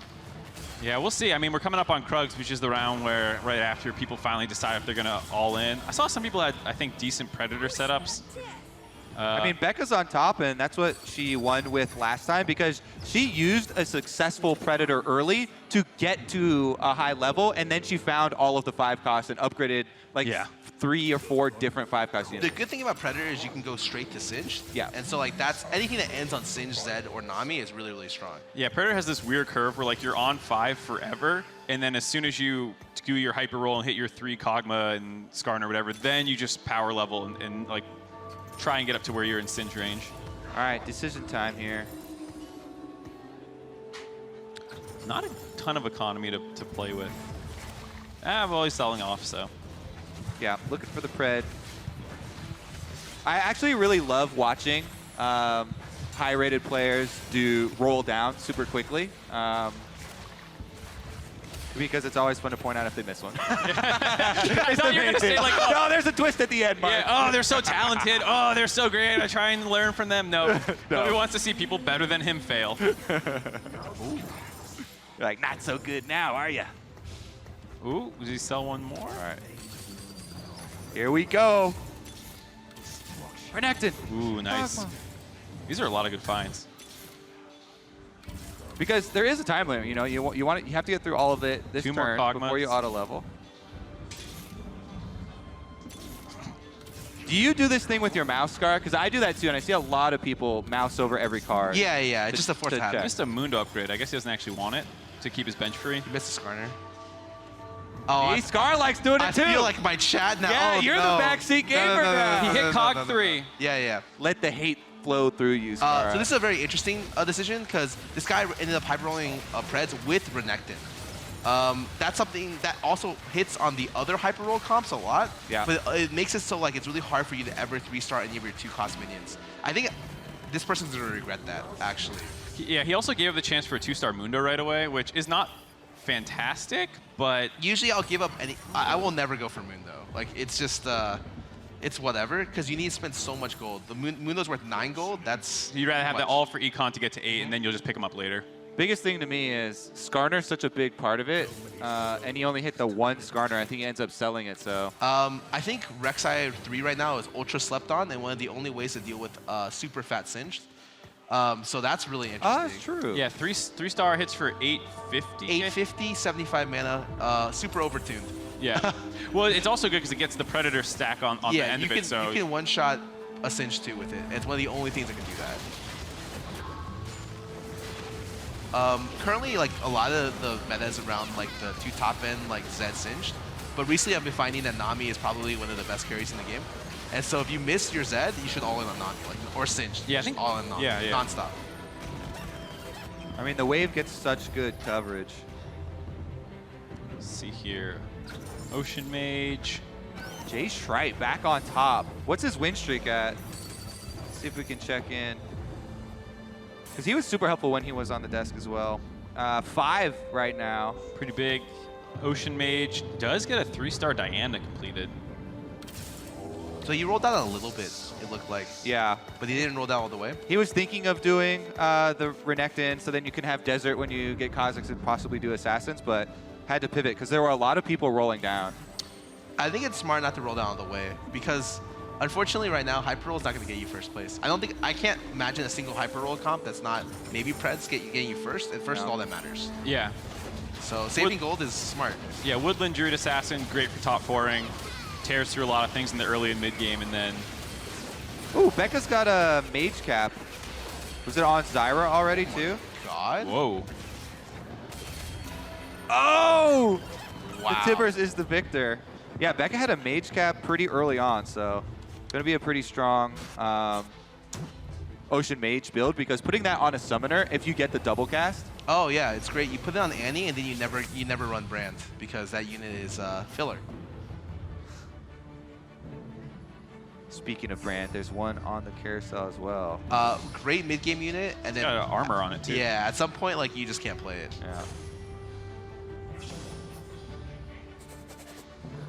Feels like Phantom Dancer's still highly prioritized. GAs as well, being able to build off of it.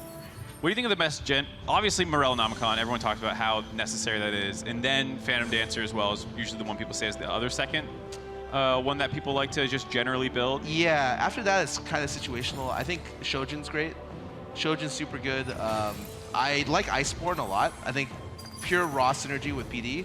And it's just completely busted when they combine, in the sense that every dodge from either counts for that. Right. And Declaw is ultra good right now. Yeah, there's so much magic damage. I'm surprised we don't see as many or we haven't seen as many. I also feel pretty good about making redemptions too. I feel like they're a little underrated, and you can have it for your Zed later. Problem is you're forced into a Zed comp because it's bad on everything else.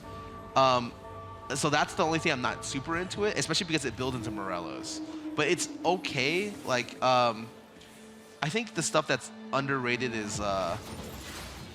Actually, I think Rageblade's pretty good. You see everyone kind of settle for Rageblade for stuff, and it's not too terrible.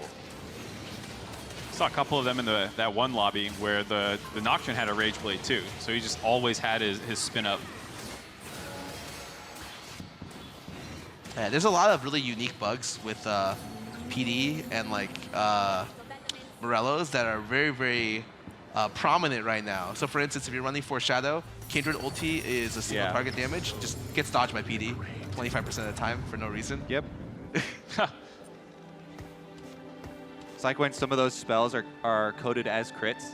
Yeah, it's kind of awkward. With Phantom Dancer so prevalent too, it's kind of sad that like Thief Gloves items like the Jeweled Gauntlet is just, it actually will actively hurt you. Yes. If you can then crit your spells and they get dodged. Nocturne's best 3 items are actually with IE, but right now you can't ever run IE because you just actively make him do less damage. Yeah. So we do have one Woodland Druid Assassin comp, but he has only a 3 Renekton's on right now.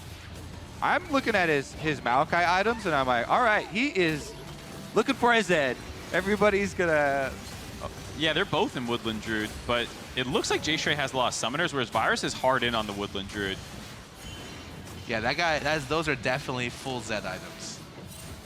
I think right now, if you're looking for a Zed, though, you want to leave space for a light spat. It sounds stupid, but if you only care about first place, like first place light guarantees like your top 2. Yep.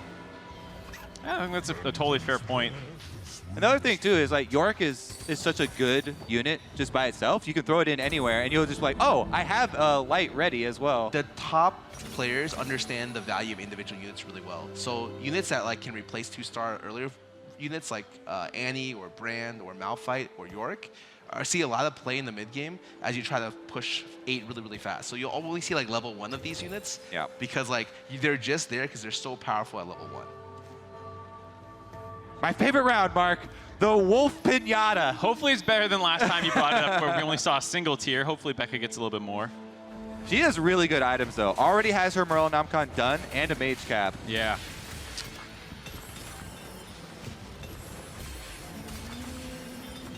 I think with rotating all the boards yeah, too. Like, I have no idea. Oh, a PD straight? Wow. And she already had a... And a Rage Blade? What a Yeah, she's feeling good. Hey, you're cheering for her. Come on, Scott. Yeah, let's no. go. I think, okay. I hope she doesn't get baited because she's got items for both Singed and Nami. So yeah. Brand 2's gonna get you there as well. And Nico's help on his bench as well. That's Jinsoul? Yeah. But he also has a Mage Cap. I was gonna say. Yeah. Zyra.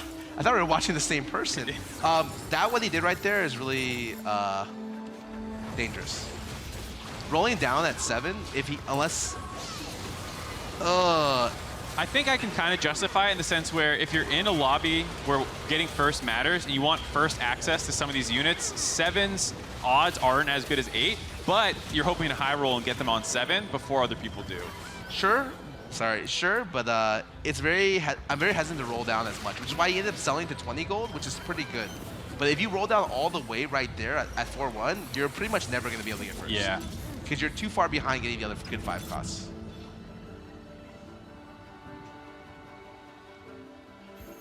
This is Jay Schreit. Summoner, Ocean, Inferno, Warden.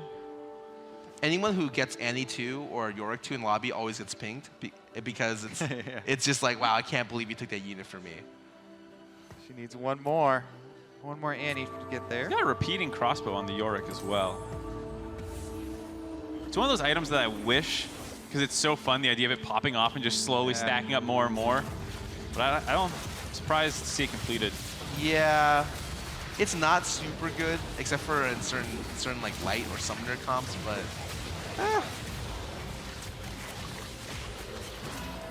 oof.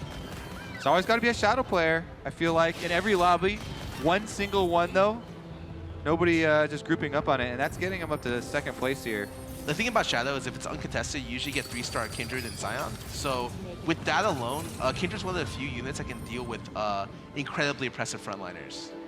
All the meta frontliners, she will just melt, except for when they have Declaw. Then it gets a little... Declaw PD is when it gets a little complicated. Yeah, in the previous lobby, Bwipo, I don't know if you saw, had the Seraphs and the cabinet. His ult, the Kindred ult was hitting for 1750, which will one-shot most 2-cost units. Yeah, it's pretty Or nutty. 2-star units. All right, here's our Preds plus Renekton hyper roll. See how it pans out. Decent items for... Actually, not. Surprised he didn't just jam the PD on his Kog'Maw right here. Maybe he's going to save for Defiant Rage Blade on Carousel. Yeah, I mean... Like, when you're playing for first place only, you look for only perfect items, which is Yeah. why I'm surprised to see like someone build a crossbow, for instance, unless he found it on one of the item drops. Yeah, maybe it was like an auto-complete on Combine too, maybe, I'm not sure. So would you 100% rather have the Rage Blade than like the Hurricane for that Kog'Maw?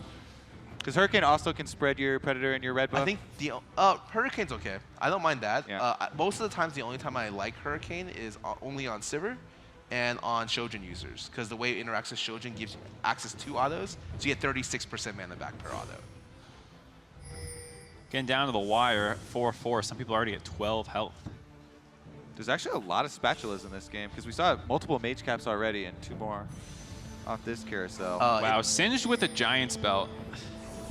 That's perfect item, basically. Yes. I think Zhao Zhe did have a wand. A large rod? Oh, this will be... I mean, we were waiting for the first Singe/Zed to pop up. Yeah. Let's take a look. Oh, he actually uses or that's Becca. She uses the Syndra with the spatula on it. Still needed that one. J-Squid's just rolling down an 8 right here. At 4-5, okay. He's looking for 5 cross, that's it. He's holding Ornn potentially to go for electric out.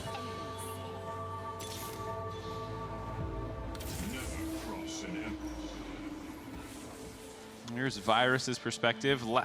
Last place right now, 12 health. I see 6 Kindreds on the enemy board there too. Double Ivern. And Inferno Lux, huh? Interesting. Not going to be enough, it looks like. I think as soon as you have to commit items to Kha'Zix, it's impossible to win. Because Kha'Zix is such a weak unit on these onslaught of PD metas that it's not very, very strong. All right, Becca on fire again at the top.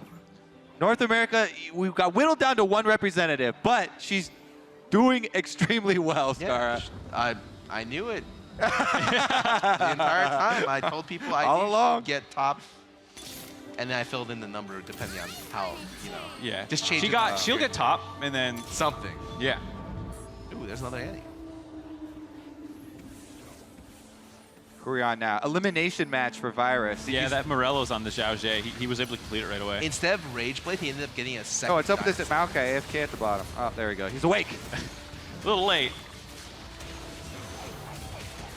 These are really interesting Kog'Maw items. I think he was really looking forward toward a Hurricane, but instead he had to just build a second. That was the one we were talking about. Yeah. I mean, he did have a great carousel round where he found a Singe with the Giant's Belt and instantly could build the Morellos, so... Because he could have built the Rage Blade like you were talking about, but he was holding off until the carousel round, which was pretty smart. Hey, I saw Zed for Becca on her board as well. Jinsel's got one offered to him here too. But she had the Mage Cap, and I really like putting... He's got the Mage Cap too? Oh! This is the one that happened before when we swapped. I think you have to be really careful with Mage Capping Zed. It may not be as good as Mage Capping Nami at the moment.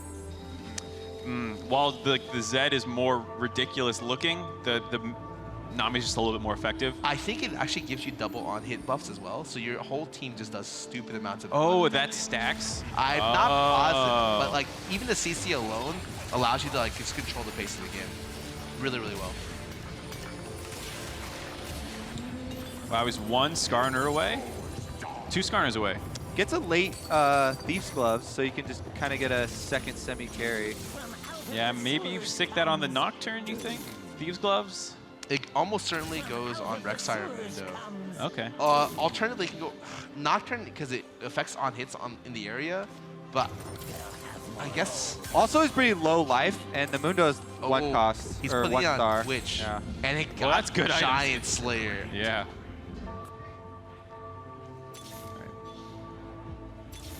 Becca in an interesting Ocean Assassin kind of comp right now with the Zed. She did put the Mage Cap on it. I saw Keen was running this last night, actually. Desert Summoner Sin. Yeah, Keen really liked this one. It's one of the top comps. It's why is Zero got popular recently. Yep, has a lot to do with looking for Zed later. She needs the double summons. She didn't get the first one. The double Tibber. Oh, she got the double summon there, but it's not going to be enough. Did that break her streak? Was that the one? Yeah. When you start getting to the late game and people start putting in like 2 to 4 Mystics, you start to have the most important Mystic is actually Soraka. Her silence denial it's actually is incredible in the current meta. So just be on the watch because one Soraka silence can just win you a fight. I gotta tell you, man, Zhao Zhe looks scary. I think like his comp has a lot more room to grow. Like with the Skarner potentially getting 3-star and the Singe already. The problem is that he's so far behind in gold that he can't realistically hit Singe 2. Unless he had a Nico on the bench that I didn't look at. No, I don't think he did.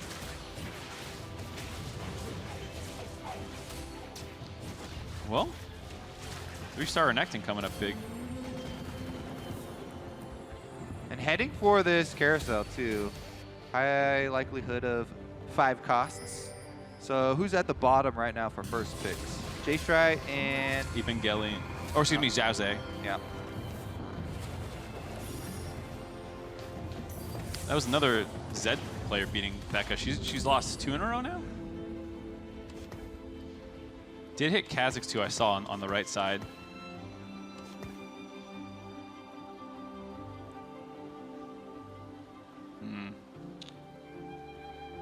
This is one of those times too where like the order that you draw your opponents becomes really, really important. The Pred player is dead. This one or yes, the other one? Because there's 2. Oh, this one. Because what happens, getting Skarner 3 is only good if you have good Skarner items. Without a stacked defensive items on Skarner 3, it feels really underwhelming. And he doesn't have any crystal to supplement. Yeah, he doesn't have it with anything right on Rek'Sai 3 either, so it's really all on the Kog'Maw that's going to get annihilated. Yeah, the Assassin's absolutely destroyed it there. Oh, Twitch is... He's doing good work. Yeah, and you can always bank on just trying to find. I mean, if he finds 2 more Singed and you upgrade it, then all of a sudden your life is extended. Wow. Well, I mean, he's dead. I mean, he'll be lucky to get top 4, and there's no way he gets first. Right, first is out of the question. And the 5 costs of the carousel are miss and a miss. Fawn is disgusting. Fawn, that actually kind of helps him out a lot because he can get the Ashen with the Skarner for the crystal. He's still missing a lot of other stuff. He might actually be able to put in just Mystic here. Yeah, Mystic's pretty important for this lobby as well. There's a lot of magic flying around. One of the biggest problems is that when you start stacking Kog'Maw, like Kog'Maw isn't a late game carry. He has no kind of steroid. So the 2 people who are Kog'Maw stacking have they need to get rid of the Kog'Maw at some point, but you can't. Yeah, you don't have a very good peak with that. Yeah. And there's a lot of Assassins in. Becca's an Assassin with her Desert Assassin comp. There's another Zed Summoner player. Oh, for me, Singe is just an assassin because he just runs and Yeah, I guess. So yeah. it's, you know. So yeah, there's the Singe running at the Kog'Maw as well.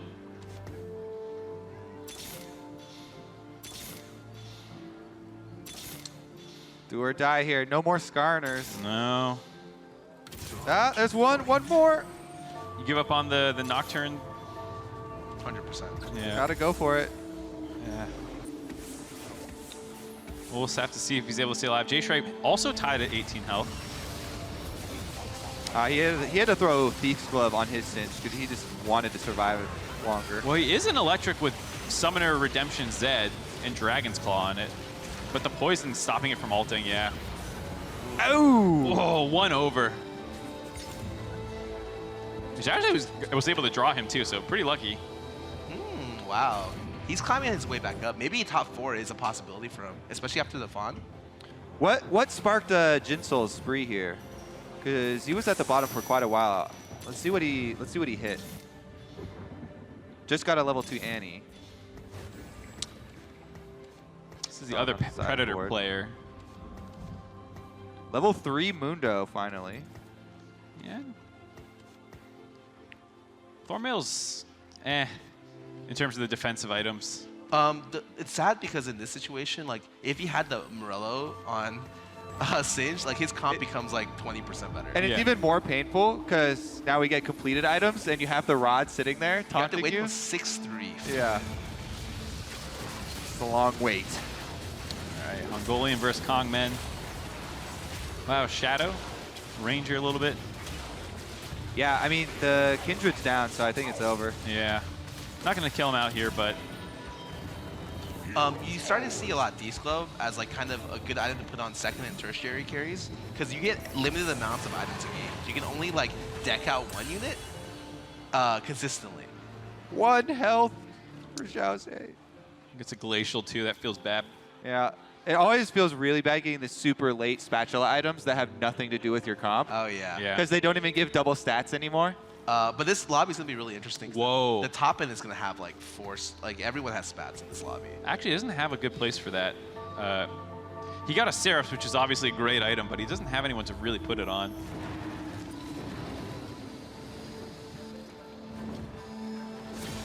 assassin item for a non-assassin player. Deathblade feels pretty good. All right, this was Jinsel that we were looking at. Yeah, so this he's got the fully rounded summoner Ocean Mage. That's like the most standard setup for the Yes. for the. Yeah. Ocean It's also Mage the comp that can't hit first place most of the times. Like you're really struggling out there to hit that. But it's recommended to a lot of people for climbing because Exactly. it's consistent. The one thing you can say though is if everyone's going for the high variance comps, maybe everyone whiffed. No, I mean somebody's gonna get a 2-star Zed. Yeah. 2-star So like how yeah. this comp transitions, you end up just selling the brand. Or when you hit the Nami 2, you put all those items on. Well, there's the Zed too, so he's already starting to do some of the transitions. The Zed into PD. Yeah. Yeah, he was waiting. Where'd he was jump? He was worried about it whiffing. I can respect that. So this is the third mage with Mage Zed in the lobby. But I think this is the first 2-star one. Evangelion actually has an insane comp because he ends up having almost perfect items for Zed as well as perfect items for Brand, which is really rare. And the brand, yeah, exactly, has the extra Dragon's Claws protected against all the other mage magic damage. Moves off Ocean to get the next item on there. I thought that Rek'Sai was a Skarner. Dude, but now he's just sitting one away from both. Yeah, it feels so bad. So when you're looking at the Predator player... 2-star Zed! Ooh. 2-star Zed! You have to give up on one of your Singe, though. Is it going to lock? Or you can sell something off the board. Ooh, bold move. Just going to wait it out. Oh, He's thinking about selling his Kazakhs, but like he realizes that Zed2 doesn't do anything in his comp. Yeah, he doesn't. Look at his items. At first I thought it was going to be maybe okay because GA down there, but it's from a Thief's Club GA. I mean, you can kind of just build it maybe and then wait because he's in first place with 42 health. The Zed doesn't need to come in right away. Yeah, I think it's nice. And it just to pick denies up. it. Yeah. Yep. Especially because the other two players are looking for Zed. Yeah. And then there were 4. Oh, Becca dropped out. Keep the denial. Oh, he locked. Yes.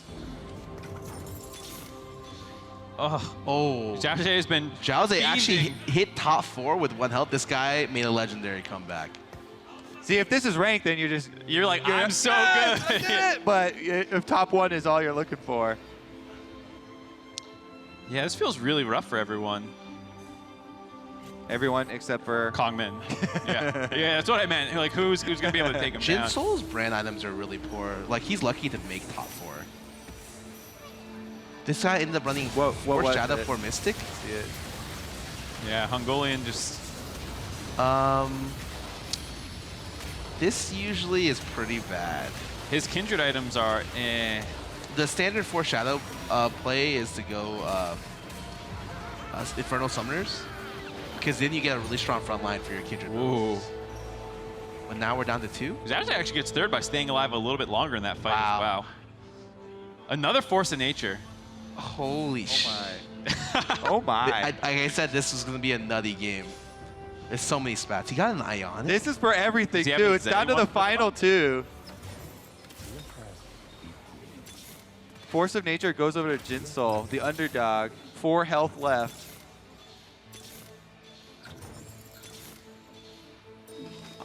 I'm shocked Jinsoul actually got this high. Oh my goodness. Yeah. I didn't see what you meant at first about the... The brand items are just really subpar. And he's like...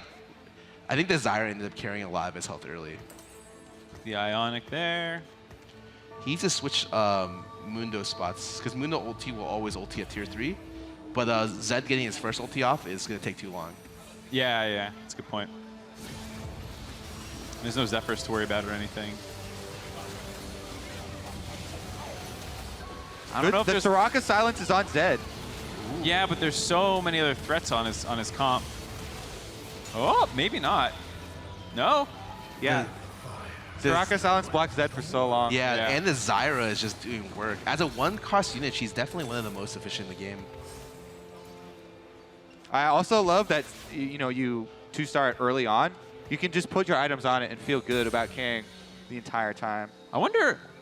So, you're Kongman here. He has a Nocturne for Steel. Oh, he just gave up on the Zed too. Okay. Yep. Never mind. He probably regrets Ionic. Yeah. It is not very good. Yeah, super late Ionic.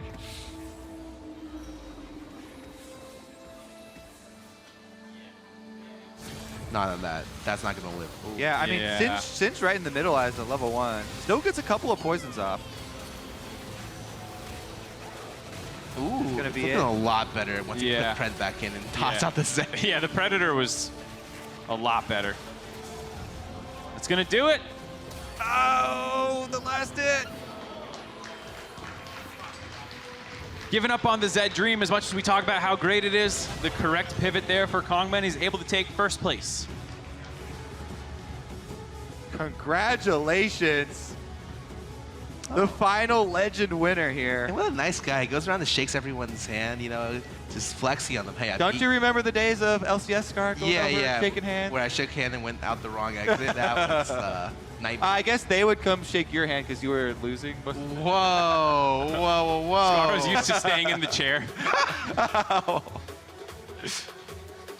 Are you excited to get back, grind some TFT? Have you seen actually the cheat sheet for the new patch? I'm really excited for the new patch. It changed up a lot, and I heard PD is getting nerfed, which means that I can play the game because it's a very, very tough item to play around. Did you test PBE at all?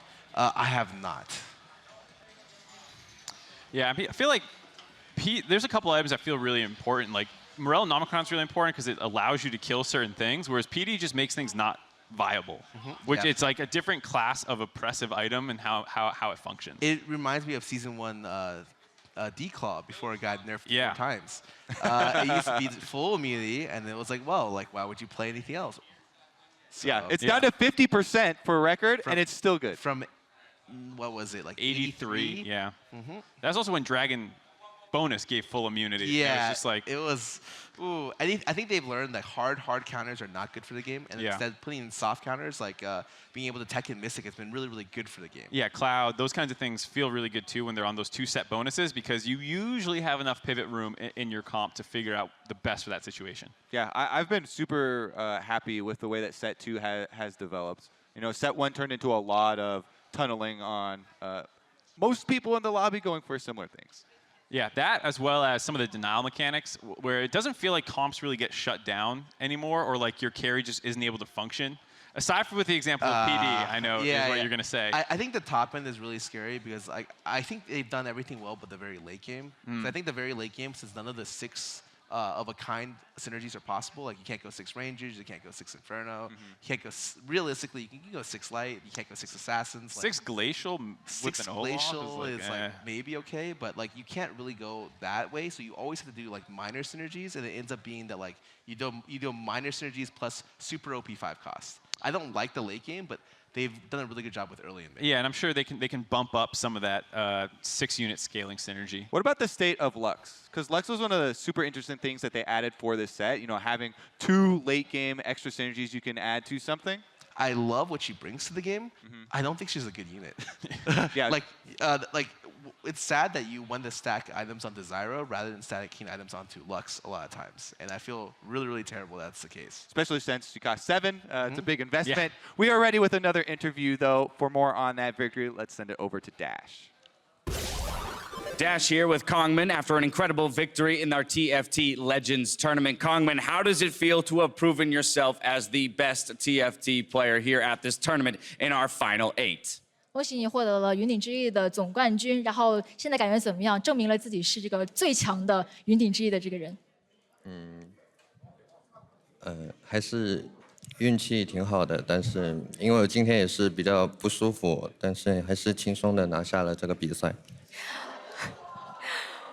I think I'm very lucky at this game, but actually I didn't feel really good. Well, my health situation is not that good, but well, I took the game really easily.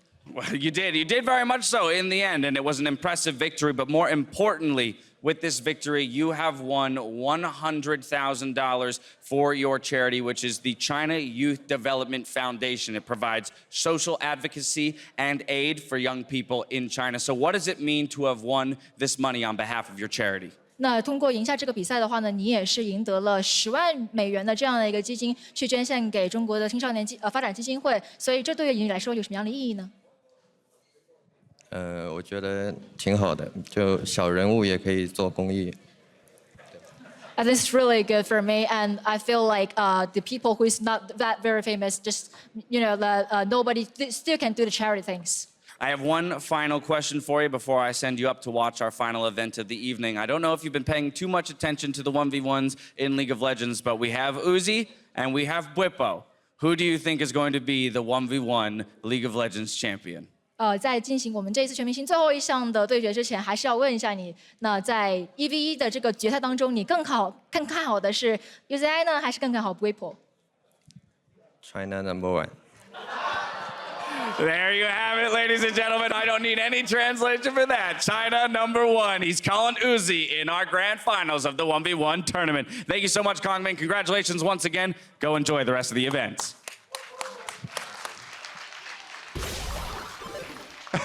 I think a lot of people agree. I called Uzi at the very beginning of the 1v1 tournament. Who you going with, Sky? I actually thought it was going to be someone from EU, and like one of their other people got taken out. Like that'd be Caps. I thought it was going to be actually Mickey. They had 4 of them in the semifinals, yeah, or quarterfinals. And then the last player remaining is Bwipo. And apparently Bwipo is just like a gaming god. Like he's good at everything, you know. Today has definitely been his day. I think I want to believe in him, but I'm going with Uzi as well. China #1. But your predictions have been curses. You even cursed Virus in this one. That's true. Oops. I think Bwipo can do it. He did the least 1v1 practice, but maybe he's just got a big brain, you know? Well, that's what's good about it being best of 3 for him, is that he has a lot of opportunities to use that big brain. If you make one mistake, it's not the end of the world, which we've sometimes seen people get countered out earlier on in the tournament with one bad decision. I think the changes to the 1v1 format actually helped him a lot. The Ring of Fire towards the end. You can play defensively super early on. There's catch-up experience with cannons, and you just try and go for your kill in the Ring of Fire with a Bruiser with Conqueror, maybe. Yeah, I think it's really interesting. The Ring of Fire allows you to play like Triss to ulti people out. You can play like Skarner. You can play like Kench. It's very, very strange. That adds a little bit of an extra dimension onto the champions that you pick. We've had some people really cheering hard for Poppies. Just oh, yeah. Just to play defensive the whole game and then wait for one moment to try and hit your ult at the Ring of Fire. That was so sad, too, because then he played into the Heimerdinger, and it was just the saddest, like, this. And don't even get to the Ring of Fire. Yeah.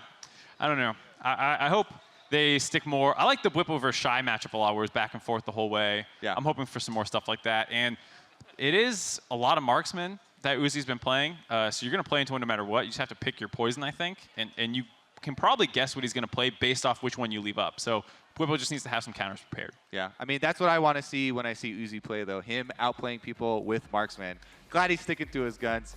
Thank you, Scar, for joining us. Time for a quick break. There's only one event left, and it is that 1v1 finals. See if Bwipo or Uzi can take the crown after this. Oh, GG. GG. GG.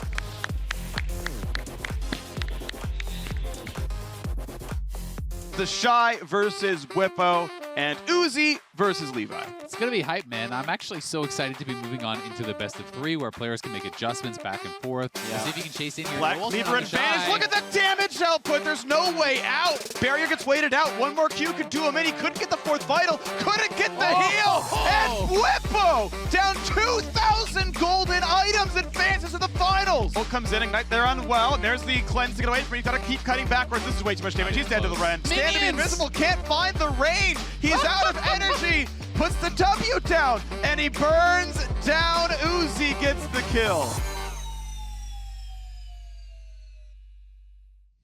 Hello and welcome back for the last piece of the 2019 All-Star event, the 1v1 finals. I am Freak. Azale's ready. I might be. Bwipo versus Uzi in the finals. How can you not be ready? We've been building up to it for a couple days. It's going to be really hype. Bwipo has been upsetting people left and right. Uzi, I think the only 2-time champion, looking for 3. Yeah. It's going to be a banger. It's going to be a banger. Best of 3 to figure out who is the best League player of all time. I think, look, it doesn't matter if you've won Worlds. It doesn't matter if you've won the LEC. If you win the 1v1 tournament, there's no skill greater. That's true. I mean, 1v1 me, bro. I would lose. I absolutely know that you're better than me at this. So you play 1v1 lanes, you have a better champion pool, you have better theory crafting, you would just win. There's no point. I've already succeeded.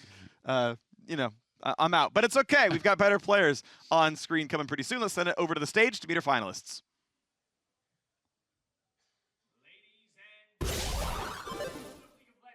This isn't over until the apex of competition concludes. A domestic title? How about an MSI title? Oh, okay, it's pretty good. It's pretty good. Right? A world championship. I mean, I'll take it if I have to. But perhaps the most difficult one to obtain. the one that everybody wants, the one that puts you a step above the rest.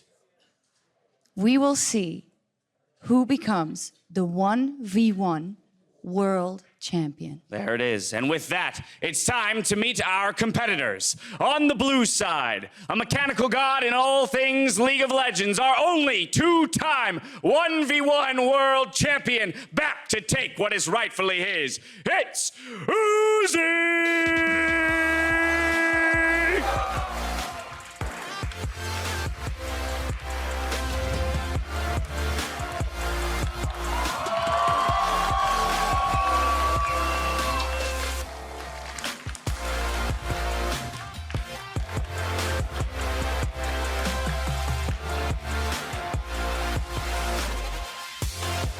Back to take what's rightfully his. Well, maybe Faker thought it was rightfully his, or maybe TheShy thought it was rightfully his. But he got taken down by a very special someone who carries the weight of Europe and the LEC on his shoulders once again. He went from rookie to the World Championship final last year. Can he go to the 1v1 championship this year? He has a big brain and an even bigger smile. It is Bwipo!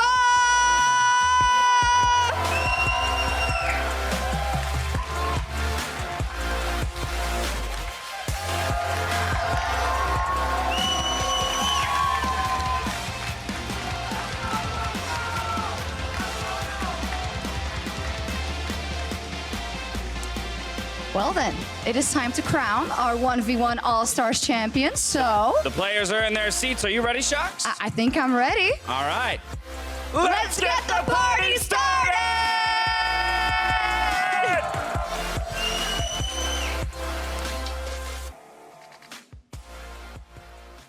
And the final matchup is coming up very soon. Once Champ Select starts, we'll bring that to you. The last matchup of 2019 All-Stars. Two fierce competitors, not one, two fierce competitors clashing for the coveted title of 1v1 King. I'm still Freak, that's still Ozale, and that's Uzi. That's true. Uzi versus Bwipo. I think so much of this is going to come down to can Bwipo kind of outsmart, outthink his opponent as far as the pick ban. Bwipo has been so good throughout the event at getting advantageous matchups, at anticipating what his opponents would be going for, what style they want to play, and at crafting a strategy that can take that down. And it's obviously not just that, though. He has to execute on it, and he has been so damn good at doing it. So interested to see where he's going to go, and also if Uzi is going to stick to marksman as he has pretty much throughout the entire event. Yeah, and of course, to really talk about Uzi here, he has been sticking with one style of play for the most part, but he's been so absurdly adept at it. Mechanically, he's been performing basically at perfection so far throughout the 1v1s. Absolutely incredible player. Rengar ban dropped out for seeing Vayne. Triss dropped away. Bwipo trying to get rid of some of the more kitey marksmen, which, I mean, he's playing mostly melees here on Bwipo's side, so I'm expecting some kind of all-in. I think one of the most impressive things about Uzi is, you know, throughout this event, we have watched various players kind of get, it felt like, trumped by the matchup, right? And at times it feels like, ooh, maybe Uzi isn't going to be able to do anything in this specific matchup. But he gets to the end, and he just absolutely outplays his opponent. He destroys them. When he played against Bang, you're in a small circle of fire. Varus versus level 11 Yasuo. You'd think that would be Yasuo's favor, but Uzi didn't even take any damage. Like, he just manages to make it work in all of these matchups, and let's find out what he has here. It is going to be the Draven. He's still hovering. He hasn't locked it in yet. I want to point out one thing, actually, which is I actually think insta-locking is wrong in a 1v1 because if you ban insta-lock, it means that you said, I prepped my champ select, I'm expecting what you're going to play, and I've got a counter ready. If you see an insta-lock, that means your opponent did all their homework and prepped you. If I see that, I'm going to, you know what? What would they expect me to play? A marksman? We're over on Syndra now, right? Like, just go somewhere else because they did their homework, and you're going to change the question. Like, if I'm making the metagame read, I'm throwing out the baby, throwing out the bathwater, fade of a champion in the 1v1. because it'll be an unexpected matchup. Regardless, we are marksman pick here. Of course, Varus coming back for him. Bwipo, his homework said play Ornn in game 1. Yeah, and this is really exciting because I actually got some time to talk to Bwipo before the matches, and he was telling me this is a strategy he wanted to try to craft. He was going to try to ban out the marksmen that he felt were strongest into the Ornn, and then try to force Uzi into a disadvantageous matchup. He has gotten what he thought would be a really good matchup for him. Ornn against one of the lower mobility champions who can't necessarily just punch through all of your tanky stats immediately. And now we get to see, can he make good on that, or will Uzi be able to outplay? Because there are some little things that can make a big difference in a matchup like Varus versus Ornn. For example, the activation of your R2, redirecting that excuse me, I can't even think RAM. The RAM, into your opponent, that can actually be prevented by the Varus ultimate. If you time that perfectly, you can actually prevent that stun and knock-up kind of from coming through. So we'll see if he's going to be able to play it out well, or if Uzi's going to be able to make it happen. It is Flash on Bwipo, and it is double combat sums on Uzi. So Uzi's not really going to have the ability to kind of kite out away from the Ornn. Yeah. If you get tagged by a knock-up and this guy gets on top of you, it could be tough. Right, if you asked me which player's going to bring Flash to the matchup, I would have said it was Uzi, to dodge R2, right, to get away from that stuff. Because if the Q hits and slows from Ornn, that charge is going to land and you're going to be knocked up into the W follow-through. Like, those are basically guaranteed once skill shot 1 lands. The other rest of the kit is all going to hit you as well. I actually expected to probably see Flash out of Uzi. So again, it's really interesting because this is something I kind of had the benefit of talking to Bwipo about. And he said the reason he thinks, Flash could actually be pretty important is if Uzi takes the blue trinket at level 9, he feels that he may actually need Flash to be able to get in on top of him. If he gets blue trinketed in the brush and his engage will be then getting interrupted, he felt he might need that Flash to get on top of his opponent and be able to take him down. Yeah, of course, melee versus range, you have to close the gap, obviously, and just the 1E is not always a ton. Of course, plenty of CC to set the one up. So there's the slow, the charge lands. Auto attack for grasp, W, and second auto is going to land as well, and that is a good trade. Of course, Uzi lands the E back and goes right to equal on health. Yeah, procced the press the attack, lands the E, so Uzi winning out on the extended trade here, but for Bwipo, it's going to be more about the long game. It's less about these early levels where you are at a pretty big disadvantage in that melee versus ranged matchup. But Bwipo, does have the early Doran Shield, which has been buffed for melee champions, helping them sustain against these range-style champions. And he's sitting on Sunfire, which is going to be, Balmy Cinder, but working towards Sunfire. And it does actually help you stay in combat, so you can use this to just burn the edge of a minion to ready your grasp at the beginning of the trade. And what this can sometimes allow you to do is actually get a grasp to start your trade and a grasp at the very end to end that trade and kind of just make it that much more powerful. Of course, Bwipo adding a Ruby Crystal here with the Forge. He's going to land the slow. There's W, Ignite. The charge going to land. A lot of damage available. He's got to run away because that Q would kill him. It would kill him, and it does. Uzi gets first blood. Didn't even have to burn barrier. Yeah, that is rough for Bwipo. He decided that this was the moment that he could actually win out on this fight, but not only is he wrong, I mean, he was down a level, he loses all these minions. This is kind of similar to what we saw happen to TheShy on the reverse end of the matchup, where he was engaging into this big minion wave and did end up getting taken down. So now it's going to be so punishing. He'll be so far behind in experience. He's going to be very far behind in gold. And Uzi, out to a great advantage, will be building towards a wit's end. So he's looking for that magic resistance to help sustain through a lot of this Ornn damage, which is pretty heavily magic. And Wit's End, as you get lower, really does start to sustain you up quite a bit. It's going to be some nice stuff right there. Now, if we can get to overtime, if you get to sudden death, we're still expecting Bwipo to reach level 11, but you're going to have the item deficit. You might see Uzi hit 12. And that's even if it goes that far. Yeah, we have seen Uzi be able to close out these matchups and make good on early advantages. I would say better than anyone else throughout the 1v1. He really has been one of the few guys to be able to snowball it. So we'll see how Bwipo wants to play it out. Does he just try to wait for sudden death now and play for that final kill there? Uzi already has the 1 kill advantage, so if they were to scrap and Bwipo is to fall before that Ring of Fire, the game is over. Whereas if Bwipo kills off Uzi, there's still one more death to give for Uzi. Do you want to point out ability order here? It is Searing Charge max here for the Ornn, which I believe is only a damage scaling. There's no CDR on the E rank up anymore, but it's decent damage. Problem is, Uzi hits him back and takes the better side of that trade with the Health Relic. Look at that damage. Yeah, at this point, it's going to be really rough for Bwipo. You have to really be able to kind of outstat your opponent as Ornn. You have to be able to kind of take that entire trade, because as soon as you retreat, Uzi is going to punish you for that. He is going to be able to take down a lot of your health, and second turret play likely to fall. as Uzi is just trying to extend this advantage. These range minions become very difficult for Bwipo to pick up, especially because you don't have actually a lot of points in W or Q to help you actually with that wave clear at your turret. So Bwipo in tough thus far. Yeah, decent damage coming across. There is that second plate going down. Third one being worked on as well. And gonna find the E-charge, knock down some minions, at least get some wave clear. 16 CS deficit though, 2 plates and the kill on top. Means we certainly got a pretty big gold lead here from Uzi's side. Pretty easy wave clear on top. Facing that damage looks like it's an E-max build.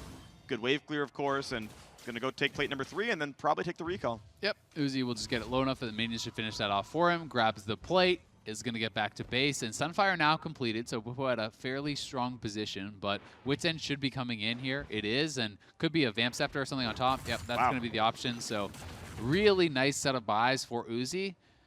And it is going to get pretty tough. I mean, at this point with these items, Uzi's fairly durable, right? If you don't actually kill him off pretty quick, if you don't kill him, especially in the duration of your Ignite, the healing will become very, very real. You have double Doran's Blade plus the Vamp Scepter for the lifesteal. You also have all that low HP healing that is going to come in from the Wits End. So if you can't finish him off, that extended fight goes more and more in the favor of Uzi. Can't dodge the R, but is it going to be enough on the top of it? Gets the brittle damage, Ignite comes on, and the Ornn hits are coming through, but it's not quite enough. But you can see what that fight's supposed to look like. I can see the way that Bwipo wins it eventually. The ult for ult problem is Summoner Spell advantage, of course, is on Uzi's side. Yeah, Uzi didn't even have to pop the barrier, and that's a big problem here. You know, he is going to be sitting on that Combat Summoner advantage. Luckily for Bwipo, this was a well-timed out fight. Well, not luckily, it was a well-timed out fight, and he should have Ignite back for the Ring of Fire. So it's all going to be kind of desperation attempt down to that. Uzi is going to be able to get another recall off here. It shouldn't be a turret victory, as he's not actually pressuring for that. He feels that he can win the straight-up fight, and we'll see if he's going to be right. Clap that down. E for the wave clear. Minions at least falling by the wayside, but still 26 CS difference. And this is what Sunfire's going to do for you. It gives you actually a little bit of wave control. You can actually knock these things down. E damage, of course, pretty good against minions when you need it for that kind of stuff, as it's now up to rank 5, 3 points in the queue. So pretty much one final reset here. And we're pretty quickly approaching. Yeah, there's the call right there. Nice recall stop by Uzi. Yeah, so probably a Tabby's buy from Bwipo is what I am expecting. Sunfire, he has the boots there. You could go to something like Bramble. I think that could be pretty strong here. The one thing I want to point out is the only thing you can't buy in the middle of the base itself, of the map itself, is consumables, because you can always just forge them anyway. True. You don't. It gives you health and mana. Like if you're injured, of course, it sustains you back up. Like there's no reason to recall, but in a lot of these cases, we'll see what comes through as the stuff comes down. Sudden death is on. Well, mind you, Bwipo still isn't level 11. That turret's about to die. I think it's just gone. It's gonna win my turret. Game 1's already over, and turns out we get the turret win after all. Yeah, Bwipo, I think, just didn't realize how quickly that turret was going to go down. Once sudden death starts, you lose all the additional armor on that turret that the plates have kind of given you from being chipped away at. So Uzi realized Bwipo had waited too long. I think Bwipo was trying to wait for level 11 for his rank 2 ultimate. He couldn't get there in time. Here is that previous all-in. Bwipo goes in and realizes, I don't have anything else. I can't actually finish him off with my next auto attack, and the 3-stack Q will kill me, so he flashed out. He tried to dodge, wasn't able to do it. And then this is just Uzi playing really intelligently. He has that 20% current health buff. There the turret plates fall. Uzi says, I can just go for this. Bwipo, you want level 11? You're not going to get it. Uzi right-clicks the turret, takes it straight down, and is going to take game number 1. And of course, he had to finish that turret before he was killed himself. I don't think he was in that much danger, but worth pointing out, the sudden death had happened. It's why the plates were off, and it meant that if Uzi had died, that was GG. Yeah, but he's pretty confident. He has the barrier, has overheal shield up. You know, really doesn't get below pretty much full health here. A tiny bit of damage comes through, but the barrier didn't even get broken. So Uzi calculated this very, very well. Smart. And did, I think, play out the matchup pretty much immaculately, as we have come to expect from him. Bwipo clearly a bit frustrated with himself, maybe not calculating how quickly that turret would have gone down. And you know, Uzi is one of these guys that is just so good at extending his advantage, at punishing you for the earlier mistake, right? Most of the time we have seen, even if someone gives up the 1 kill earlier, it's okay, because the other player can wait until the Ring of Fire spawns, they can get level 11, they can have that 100-0 fight, but Uzi found the timing window and knocks down the turret. And that's only our 3rd turret victory, actually, of the tournament. Right. Caps had 1. TheShy had one over Mickey, but that was after he had killed his opponent. He killed the turret, and yeah, this is the third here in the finals. All right, well, maybe one more game to go. This could be the final climax. A little bit superfluous, the word choice there, of All-Stars 2019. Uzi switches things around, sees the same 3 bans, says, this time, we'll go Kalista. I wonder, oh, wow. Nice. Hecarim. I was going to say, I wonder if he's actually willing to just go back to the Ornn if he felt like, hey, that was a mistake, not a champion error, but it is going to be Hecarim coming through here. Uzi could just go a complete different direction, and Kennen is a very difficult early matchup for Hecarim. I can't say I'm really certain who would actually win out at the later levels, but may not get locked in. Uzi could be baiting us. He's thinking through a little bit here. Sure. He did take his time last time around. You can see he seems very concentrated, wants to make sure he's going for the right pick. And the thought is, okay, we know Bwipo's trying to prepare things that are anti-marksman, like Uzi's shown his play style, but he's like, no, it's okay. Varus still feels comfortable. He's like thinking, what else is there that might counter me? He knows to expect Varus, and says, you know, I feel confident anyway. Varus it is again. Yeah, I think, you know, if you're Uzi, people have got to prove that they can beat this, right? We saw Yasuo into his Varus. He basically had a flawless victory, you know, didn't lose any health in the Ring of Fire. Yeah. Took down Bang again there. You know, Bwipo not really able to do anything to him as he loses his turret in that Ring of Fire. So Uzi has had 2 really dominant games on the Varus. I do think the advantage here to Bwipo is that you're thinking, if you're Bwipo, you're probably expecting the same pick, right? You're probably expecting him to go back towards a similar style of pick, and he does go up against that marksman, so we'll see if Bwipo can pull off any sort of really powerful all-in. Yeah. I do think the issue, again, is the extended fight, right? If you can't 100-0 Uzi, then you probably can't really win this out that well, I think, as the Hecarim. This one is at least closer, right? Like, Ornn is so front-loaded. Yeah. If you don't kill him through the, 50 MR on Wit's End and Barrier, he lifesteal tanks you, and there's no way back. Yeah. Hecarim at least has the eventually 1.5 second cooldown Q, right? There's a lot of front-loaded damage, right? R into E is going to put him at half at the very start. Yeah. He's going to go for the Triforce, which I think is correct, finish the item, and this looks more doable to me. It is, I think, in the extended fight, as far as DPS, more doable. My concern is that if you don't kill him with your devastating charge plus your ultimate, he has flash, you're going to get ulted, and you're going to get kited out. I don't think you ever actually get back to get on Uzi and finish off that fight. Between the ultimate route, between the E slow, and the flash to create distance there, and potentially a cutlass to slow you down and all these types of things. So we'll see how they can play it out. It is going to be Ignite, the combat summoner advantage here for Bwipo to help cut down that healing and help burst down his opponent, where Uzi is going for mobility this time around. So the shoe kind of on the other foot here. Yeah. Uzi starting out with the most powerful early game items, as he really has, I think, pretty much every single time gone for the double Dorans into Longsword. Yeah, it's pretty easy to put all the pieces together. I think for most marksmen, this is another matchup where I would like Jarm's Fist. I would like to make sure that I'm not at 20% HP after the first charge. There we go. Charge going to come in, got to decent damage, can keep spamming the Q and the W. Conqueror Force already stacked, and yeah, Uzi's pushed down pretty heavily, and you can see this is an easier trade. I feel like Bwipo came out ahead there a little bit. Yep. Difficulty being more lifesteal for Uzi makes it hard in the back half. Yeah, because Hecarim's rarely going to get advantage, the opportunity to actually have wave advantage, step in the middle of all your minions, use the W to kind of heal up with that. You rarely will do that. Uzi, the longer time goes on, the closer and closer he's going to get to full, and then Bwipo will just be getting zoned off the minion wave more and more and more. And even if you do get to jump in the minion wave, non-champion healing is capped anyway. Yep. And it's capped at less than 2 auto attacks of harass damage, which, by the way, he'll do to you while you sit there and wave clear with the Q. So yeah, it's never a winning proposition there. He's going to get what CS he can, but the E lands, gets more poke, and it's going to be, again, Uzi starting out by whittling his opponent down. But the thing you're thinking about here, if you're Bwipo, is that, okay, I started with a component to a completed item, right? He spent his gold on double Dorans. I spent my gold on Phage. So when I complete my Triforce, I'm going to be at a really powerful point. And I think that's what Bwipo needs to look towards. I don't want to see him go for any preemptive all-ins. He needs to try to play for farm. He needs to try to pick up enough gold as possible, because Triforce is a very expensive item. Yeah. He already missed that cannon there, not really due to any fault of his own, but when you're this low, it's so tough to actually walk forward and pick up the farm. And I just wonder if that earlier trade has just put him at such a deficit that he's not going to be able to collect any of this CS. That's difficulty. We're seeing him stuck at 7 to the 19, and soon to be 20-something of Uzi. He just can't even walk forward. And if you give up all this farm, he's getting the experience, but getting Triforce is going to be really tough. This is looking like another cannon going to go to his opponent. He does have Oh, so much damage there. He's already level 6. Oh my god. Nearly dies to it. Walked in melee range, took an ult, had to run away. Yeah, lived with about 10 health there. Barrier, ult in defense. But now, guess what? Uzi's going to stay around. You're going to lose the entirety of the next wave. Bwipo just felt like, I have to get this cannon because I'm so far behind. So he did go in for it. Uzi will take a turret plate, though. Will recall very far ahead. Bwipo is going to have to be hoping that he can get something done later on. And, you know, maybe thinking, hey, I don't even know if I can get to Triforce. So he did pick up a Doran's, you know, kind of making a little bit of a sidestep away from that. Feeling like he needs combat power now because Uzi's itemization is just ridiculously better when you look at double Doran's, double longsword, and the tabbies. Yeah, and I actually kind of like tabbies being picked up right here, just to kind of have the move speed lead. Yep. It's one of the ones where I actually think it's going to be worthwhile. It sort of cements his advantage. You can keep kiting the Hecarim. You're going to run fast most of the time. Going to try for the play right here. Oh, missed cannon. Goes for the big E, though. This is a decent chunk of damage as the health relic comes down, but again, you can't fight him underneath the turret.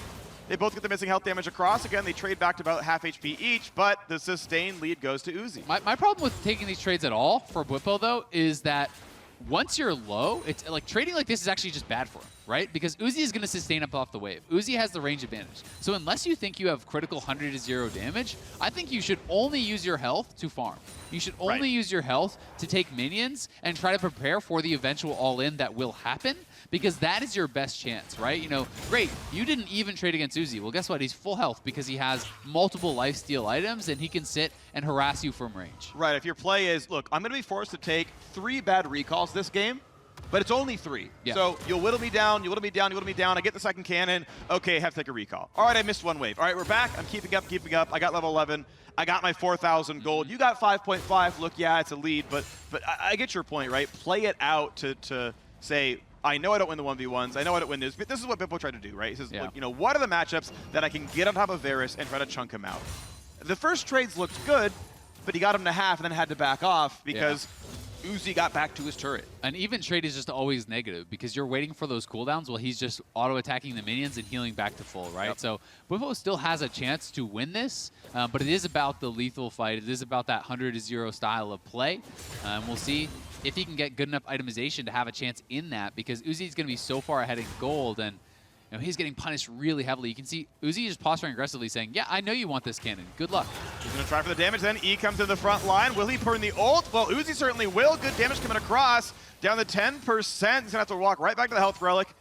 And that ult will be back in time for the sudden death. So I think this was actually reasonable for Bwipo. Yes, he got very low and he has to recall, but at least he got the gold. He got the huge amount of experience from that cannon minion. He picks up the health pack, so maybe he can get a bit of this wave. You got the ultimate out of Uzi, so at least you have less chance of being burst down while you're picking up some of this farm, because he needs to, at the very least, stay within range of kind of a decent amount of experience, right? Yeah. He's got to stay relevant somehow in this potential 1v1. Q down, he's going to try, maybe, at least knock the minions down, go for a big play right here. He might die for it. Barrier popped, and he gets a couple of minions, gets the cannon, 250. Okay.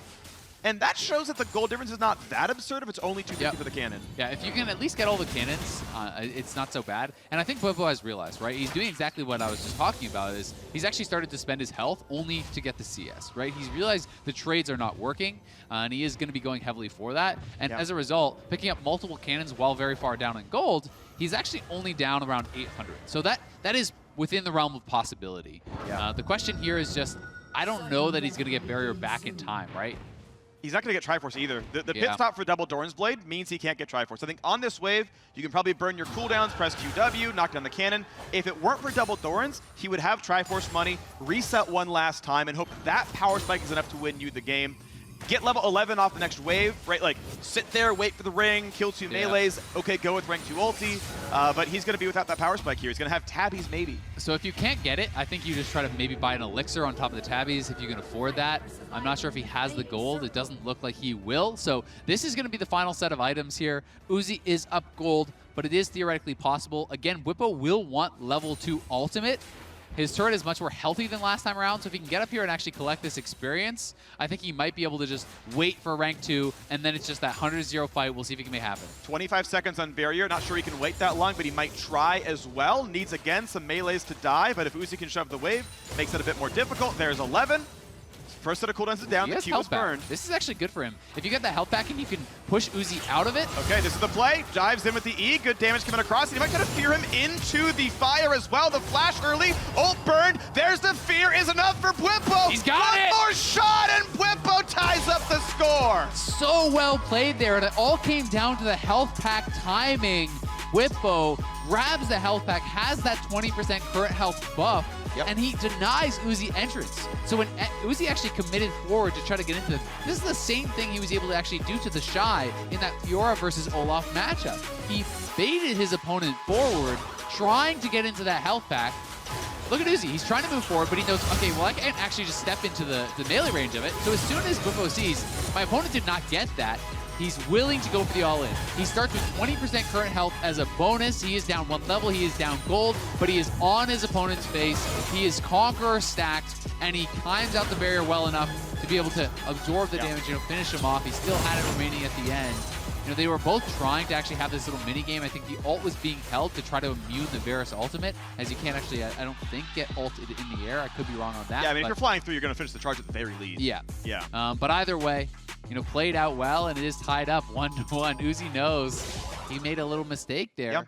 Couldn't actually get inside that health back, and that was kind of the big difference. One of the first mechanical misplays I saw, he did not land his E during the first health pack shuffle, so had 3 stacks of the passive, throws the lob, and that's when Hecarim dove forward. That's when he charged in, on the other side of the map now for that one. The other crucial part is the early trades. Part of the reason that Uzi won them is that even though it was a 2-stack Q and Hecarim was ready, Uzi was back under his turret. You have that fight with the Ring of Fire behind you. You can't run back to your turret. He's got to loop in circles, and that means Conqueror is stacked. He's ready to drain tank. That Q cooldown is 1.2 seconds, and suddenly that battle is a whole lot different, right? It's a 1v1 where Uzi's actually front-loaded and has the fallback pattern. When you don't have the fallback pattern, you're front-loaded, and now you're like trying to lifesteal tank versus a one-item Hecarim, and that's actually very different. So I like that pick. We're seeing Uzi not fan it out, though. So he's got to have he either thinks there's a different Hecarim counterpick out there that Bwipo can't play, or what? This is interesting, right? Like this is mind games on mind games, where you're saying, all right, I'm gonna leave Hecarim open.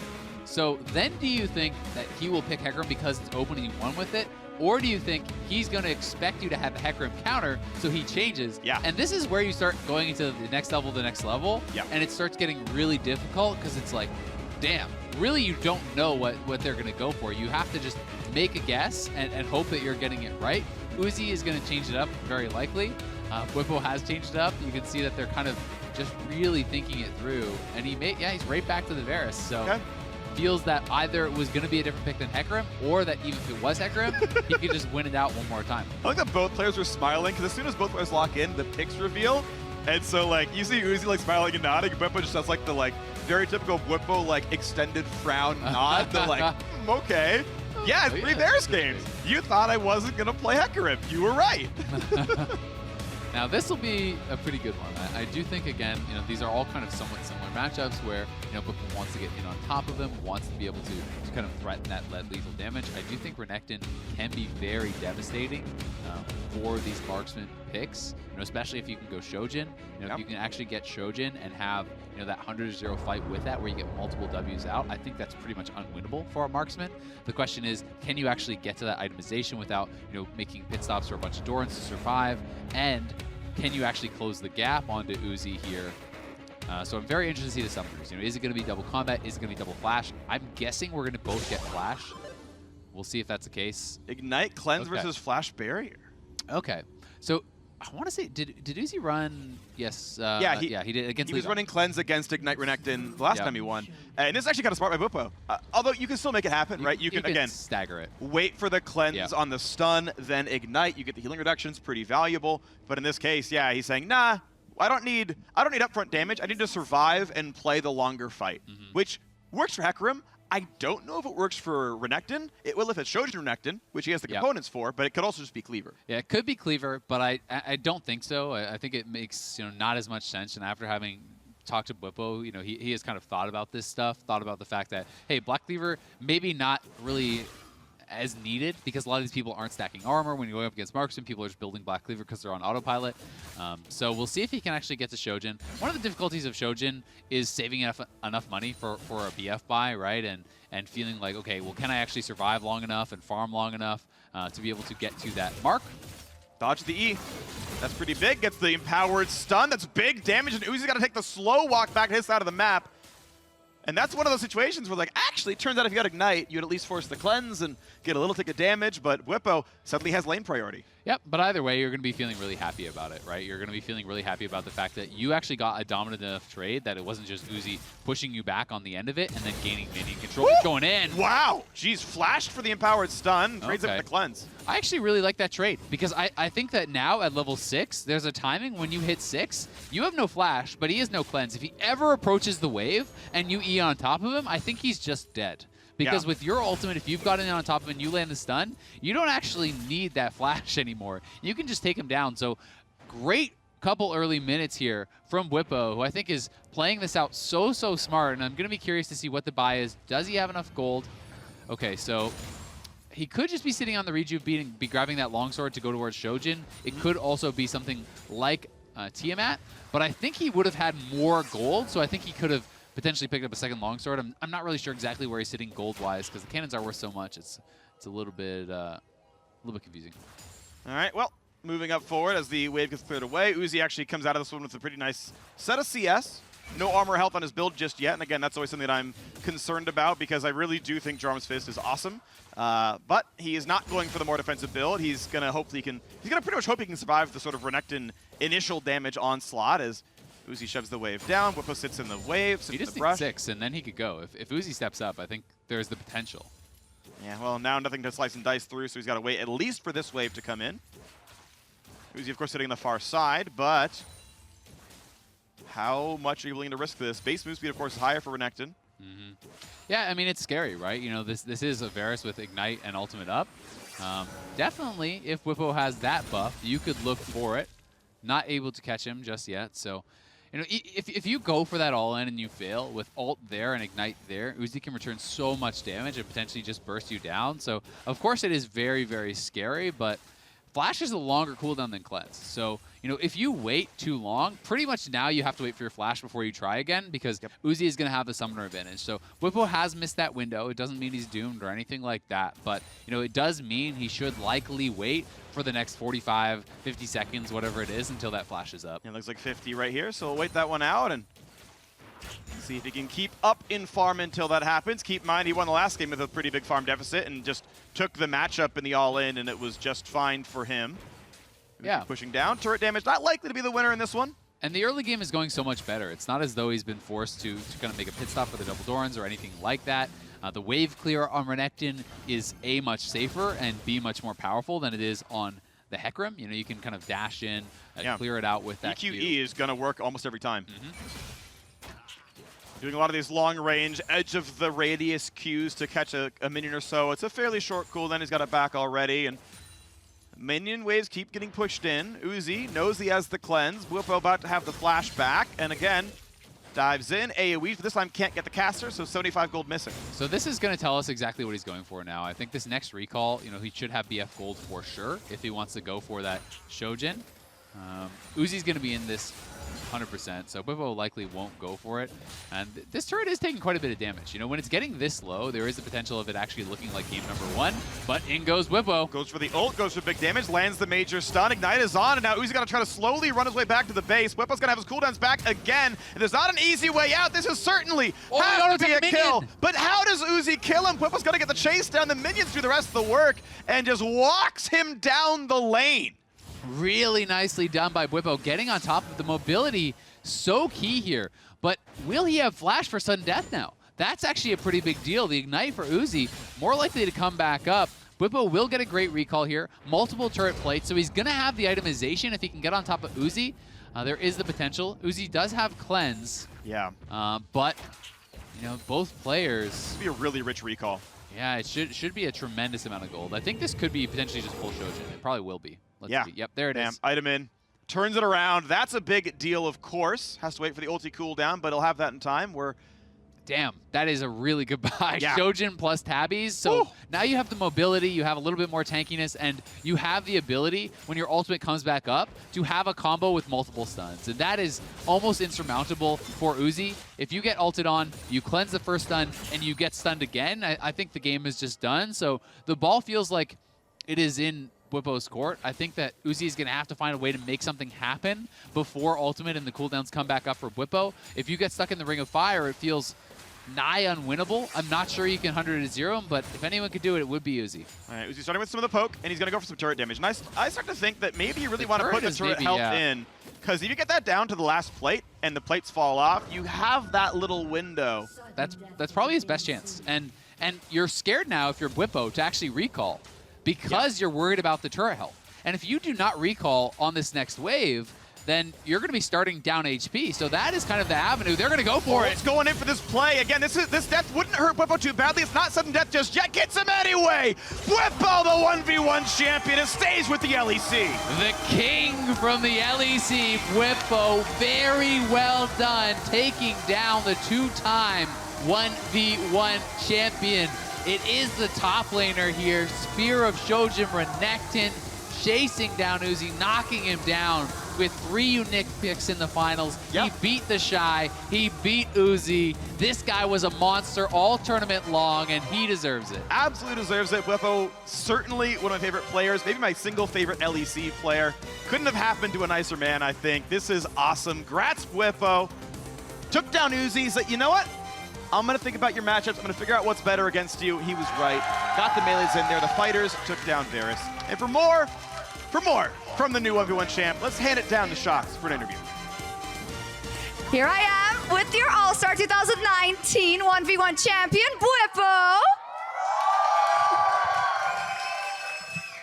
Wow, congratulations.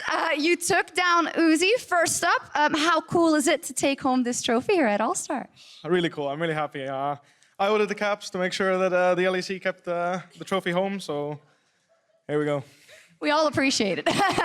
So tell me about this best of 3 versus Uzi, which is obviously very, very difficult. Specifically, the last game, your adaptations with the defensive summoners, with that last buy. Tell us all of it. I think I realized that Barrier is a bit overpowered in the sense that most champions run out of gas. So I figured, yeah, Varus is like a high burst champion, and then he runs out of gas. So if I just Barrier most of his burst, I should be okay. And then I went back to my old strat. So Ornn going all in didn't work out. So I picked something that was a bit stronger all in. Did you talk to him at all during the 1v1? I know usually you guys can. He was dead silent. And after the second game, I was like, wow, he's really good at Varus. So even though I won the second one, I was like, wow, you're so good at Varus. But other than that, there was no words exchanged. What can you give as a tip for people at home that want to beat their friends in 1v1s? Just Barrier or anything else? Yeah, I think Barrier is actually one of the best ones for sure. And then just cheese. Like, there's Shojin Renekton was a cheese I was holding for like the very end, and I figured, I could run back the Hecarim, but I feel like he might change it up. So I just decided to pull out my strongest strat, which was the Shojin Renekton, because if people didn't read the patch notes, it's still on ARAM. So even though we're playing on 9.20, like the new patch, Shojin was still in the game, so I could abuse it on Renekton. And that was a great call by you. And I gotta say, what a day you've had. You won the TFT tournament, you won the 1v1 tournament, you won the showdown as well, Earth rather, on Silas. What's going on? What was in your breakfast, Bwipo? Well, actually, I've been borrowing Mickey X's mousepad for the whole tournament, so maybe I gotta give him some credit, because I forgot mine at home. I'm sure my manager's face palming right now, but it's not the first time, but yeah, Mickey X up there, he borrowed me the mousepad. All right, it's all in the mouse pad. I think you might just be a really good player as well, but hey, that's neither here nor there. Congratulations one more time for your 1v1 All-Star champion, Bwipo. Awesome, back over to you. Thank you, Shox. Well, blessed be this day of Bwipo here at All-Star 2019. I'm stealing that mouse pad. I don't know what's in All there, right, but and Mickey X's I'm getting the diamond, I tell you. That's my strat. What an incredible victory here over 3 games, dropping the first to Uzi and then running it back. I did not expect this. Oh, hi, Shox. Oh, yeah. Okay, yeah. Okay, no, just, okay. Right through there. Yep. That's how that works. TLDR, what's going on? We're talking about that impressive run by Bwipo there in the finals and how he's taking it all day in, day out. What do you think of his run in finals? I didn't think it was going to happen because he was up versus TheShy to start today, but he's such a versatile player. Yeah. And yeah, I'm happy, of course. Really It was nice close. people. It That was game super two. close. That game two with the Hecarim Vivaris. We were sitting here, and we were definitely convinced it was Doom. Game 2, we saw the Renekton trades, we saw that Spirit Shojin finish, or Game 3 rather. We were like, it's gonna happen. But after Game 1, into the Hecarim, into watching Uzi, this man does not sweat. It's like he knows everything. He knows when he's alive. He knows. I've never seen someone more unfazed, totally and completely by anything his opponent is doing. He did say after the TheShy win that he's really good at adapting in these 1v1s. Like, he really reads what his mistakes are and then adapts on them, and I think you saw that throughout this best of 3. Yeah, I mean, honestly, Bwipo has, in my opinion, been the most exciting player to watch over the course of the 1v1 tournament with his unique picks. And then, of course, as he mentioned, some of those adaptations, holding on to some of those little tweaks that he was going to make. Renekton's been played plenty, but making sure that he gets that Shojin, that early kill, to have enough gold to get the items he needed in order to finish it off was very important. Yeah, trading his health for a cannon minion right at the very end before sudden death would happen. This one, not just full turtling, because then Uzi might have been able to take the turret, gets this clutch kill, recalls at the right time, and then in another kind of important way, right at the very end, Uzi was pressuring the turret and preventing the Bwipo recall, but rather than getting poked out more, since there's no way he was going to be able to recall at the base, he just all-ins with his Shojin because he could win. So Bwipo kind of the outsmart in terms of knowing the meta and knowing when to go in, and that's why he deserves this win. And Uzi denied his third title. Yeah. Kind of a heartbreaker, because it really looked like that was going to be the reconquering of the trophy for him. A bit of a heartbreaker, but I think it is still important to acknowledge that he's the only two-time 1v1 champion winner. He's made it to the finals yet again, and so by all accounts, still the most decorated in that 1v1 and a formidable opponent. Well, the one you want to beat if you're going to do it. He exists in his own meta. Because I was upstairs, I was talking to Mickey X and Caps, and they're like, wait, is this champion actually good in 1v1? And they're like, well, we didn't think so. No, at all. And then there's Uzi smashing people with, like, Callista. Are you kidding me? And I want, nope. There's It's Callista. good if you're Uzi, not if you're anyone else. He exists in his own world. He doesn't not only play AD carries, but any AD carry becomes viable in a 1v1 if Uzi's playing it. That's what my lesson was. And then, of course, importantly, the title and the trophy stays in Europe. Stays in Europe, and we get one up on the LPL at least this year. Well, I know that that whole squad, the EU squad, was talking about how they actually had been training together for it, and that, for people like Yankos and Bwipo, they were, at first maybe in it to help Caps defend his title, and then, the responsibility was kind of placed on them once he was eliminated. And I want to give some credit to Caps, because before this started, Caps was like, can I go over to the PCs that the fans can use and get on TR and help Bwipo warm up? It's like 2 minutes away. He's like trying to figure out if he can run over and get a couple practice rounds in with Bwipo. He's like, they can't stop me. I'm going to do it. I'm going to back him up. We're like, okay, dude, like, it's going to be okay. He's right there. It's 2 minutes away. You don't have time. But that's the kind of support and like friendship I love to see between players, even on different teams. The LPL may have won the last 2 world titles. But they may have. The LEC has won the last 2 1v1 titles definitively. If you look at like the net score of All-Star, I feel like It's won. like Bwipo said. I feel like you're ballparking that number. No. Well, I mean, in this one, I feel like Bwipo outdid every other region by himself. Yeah, He won it's true. every game. Yeah, it's true.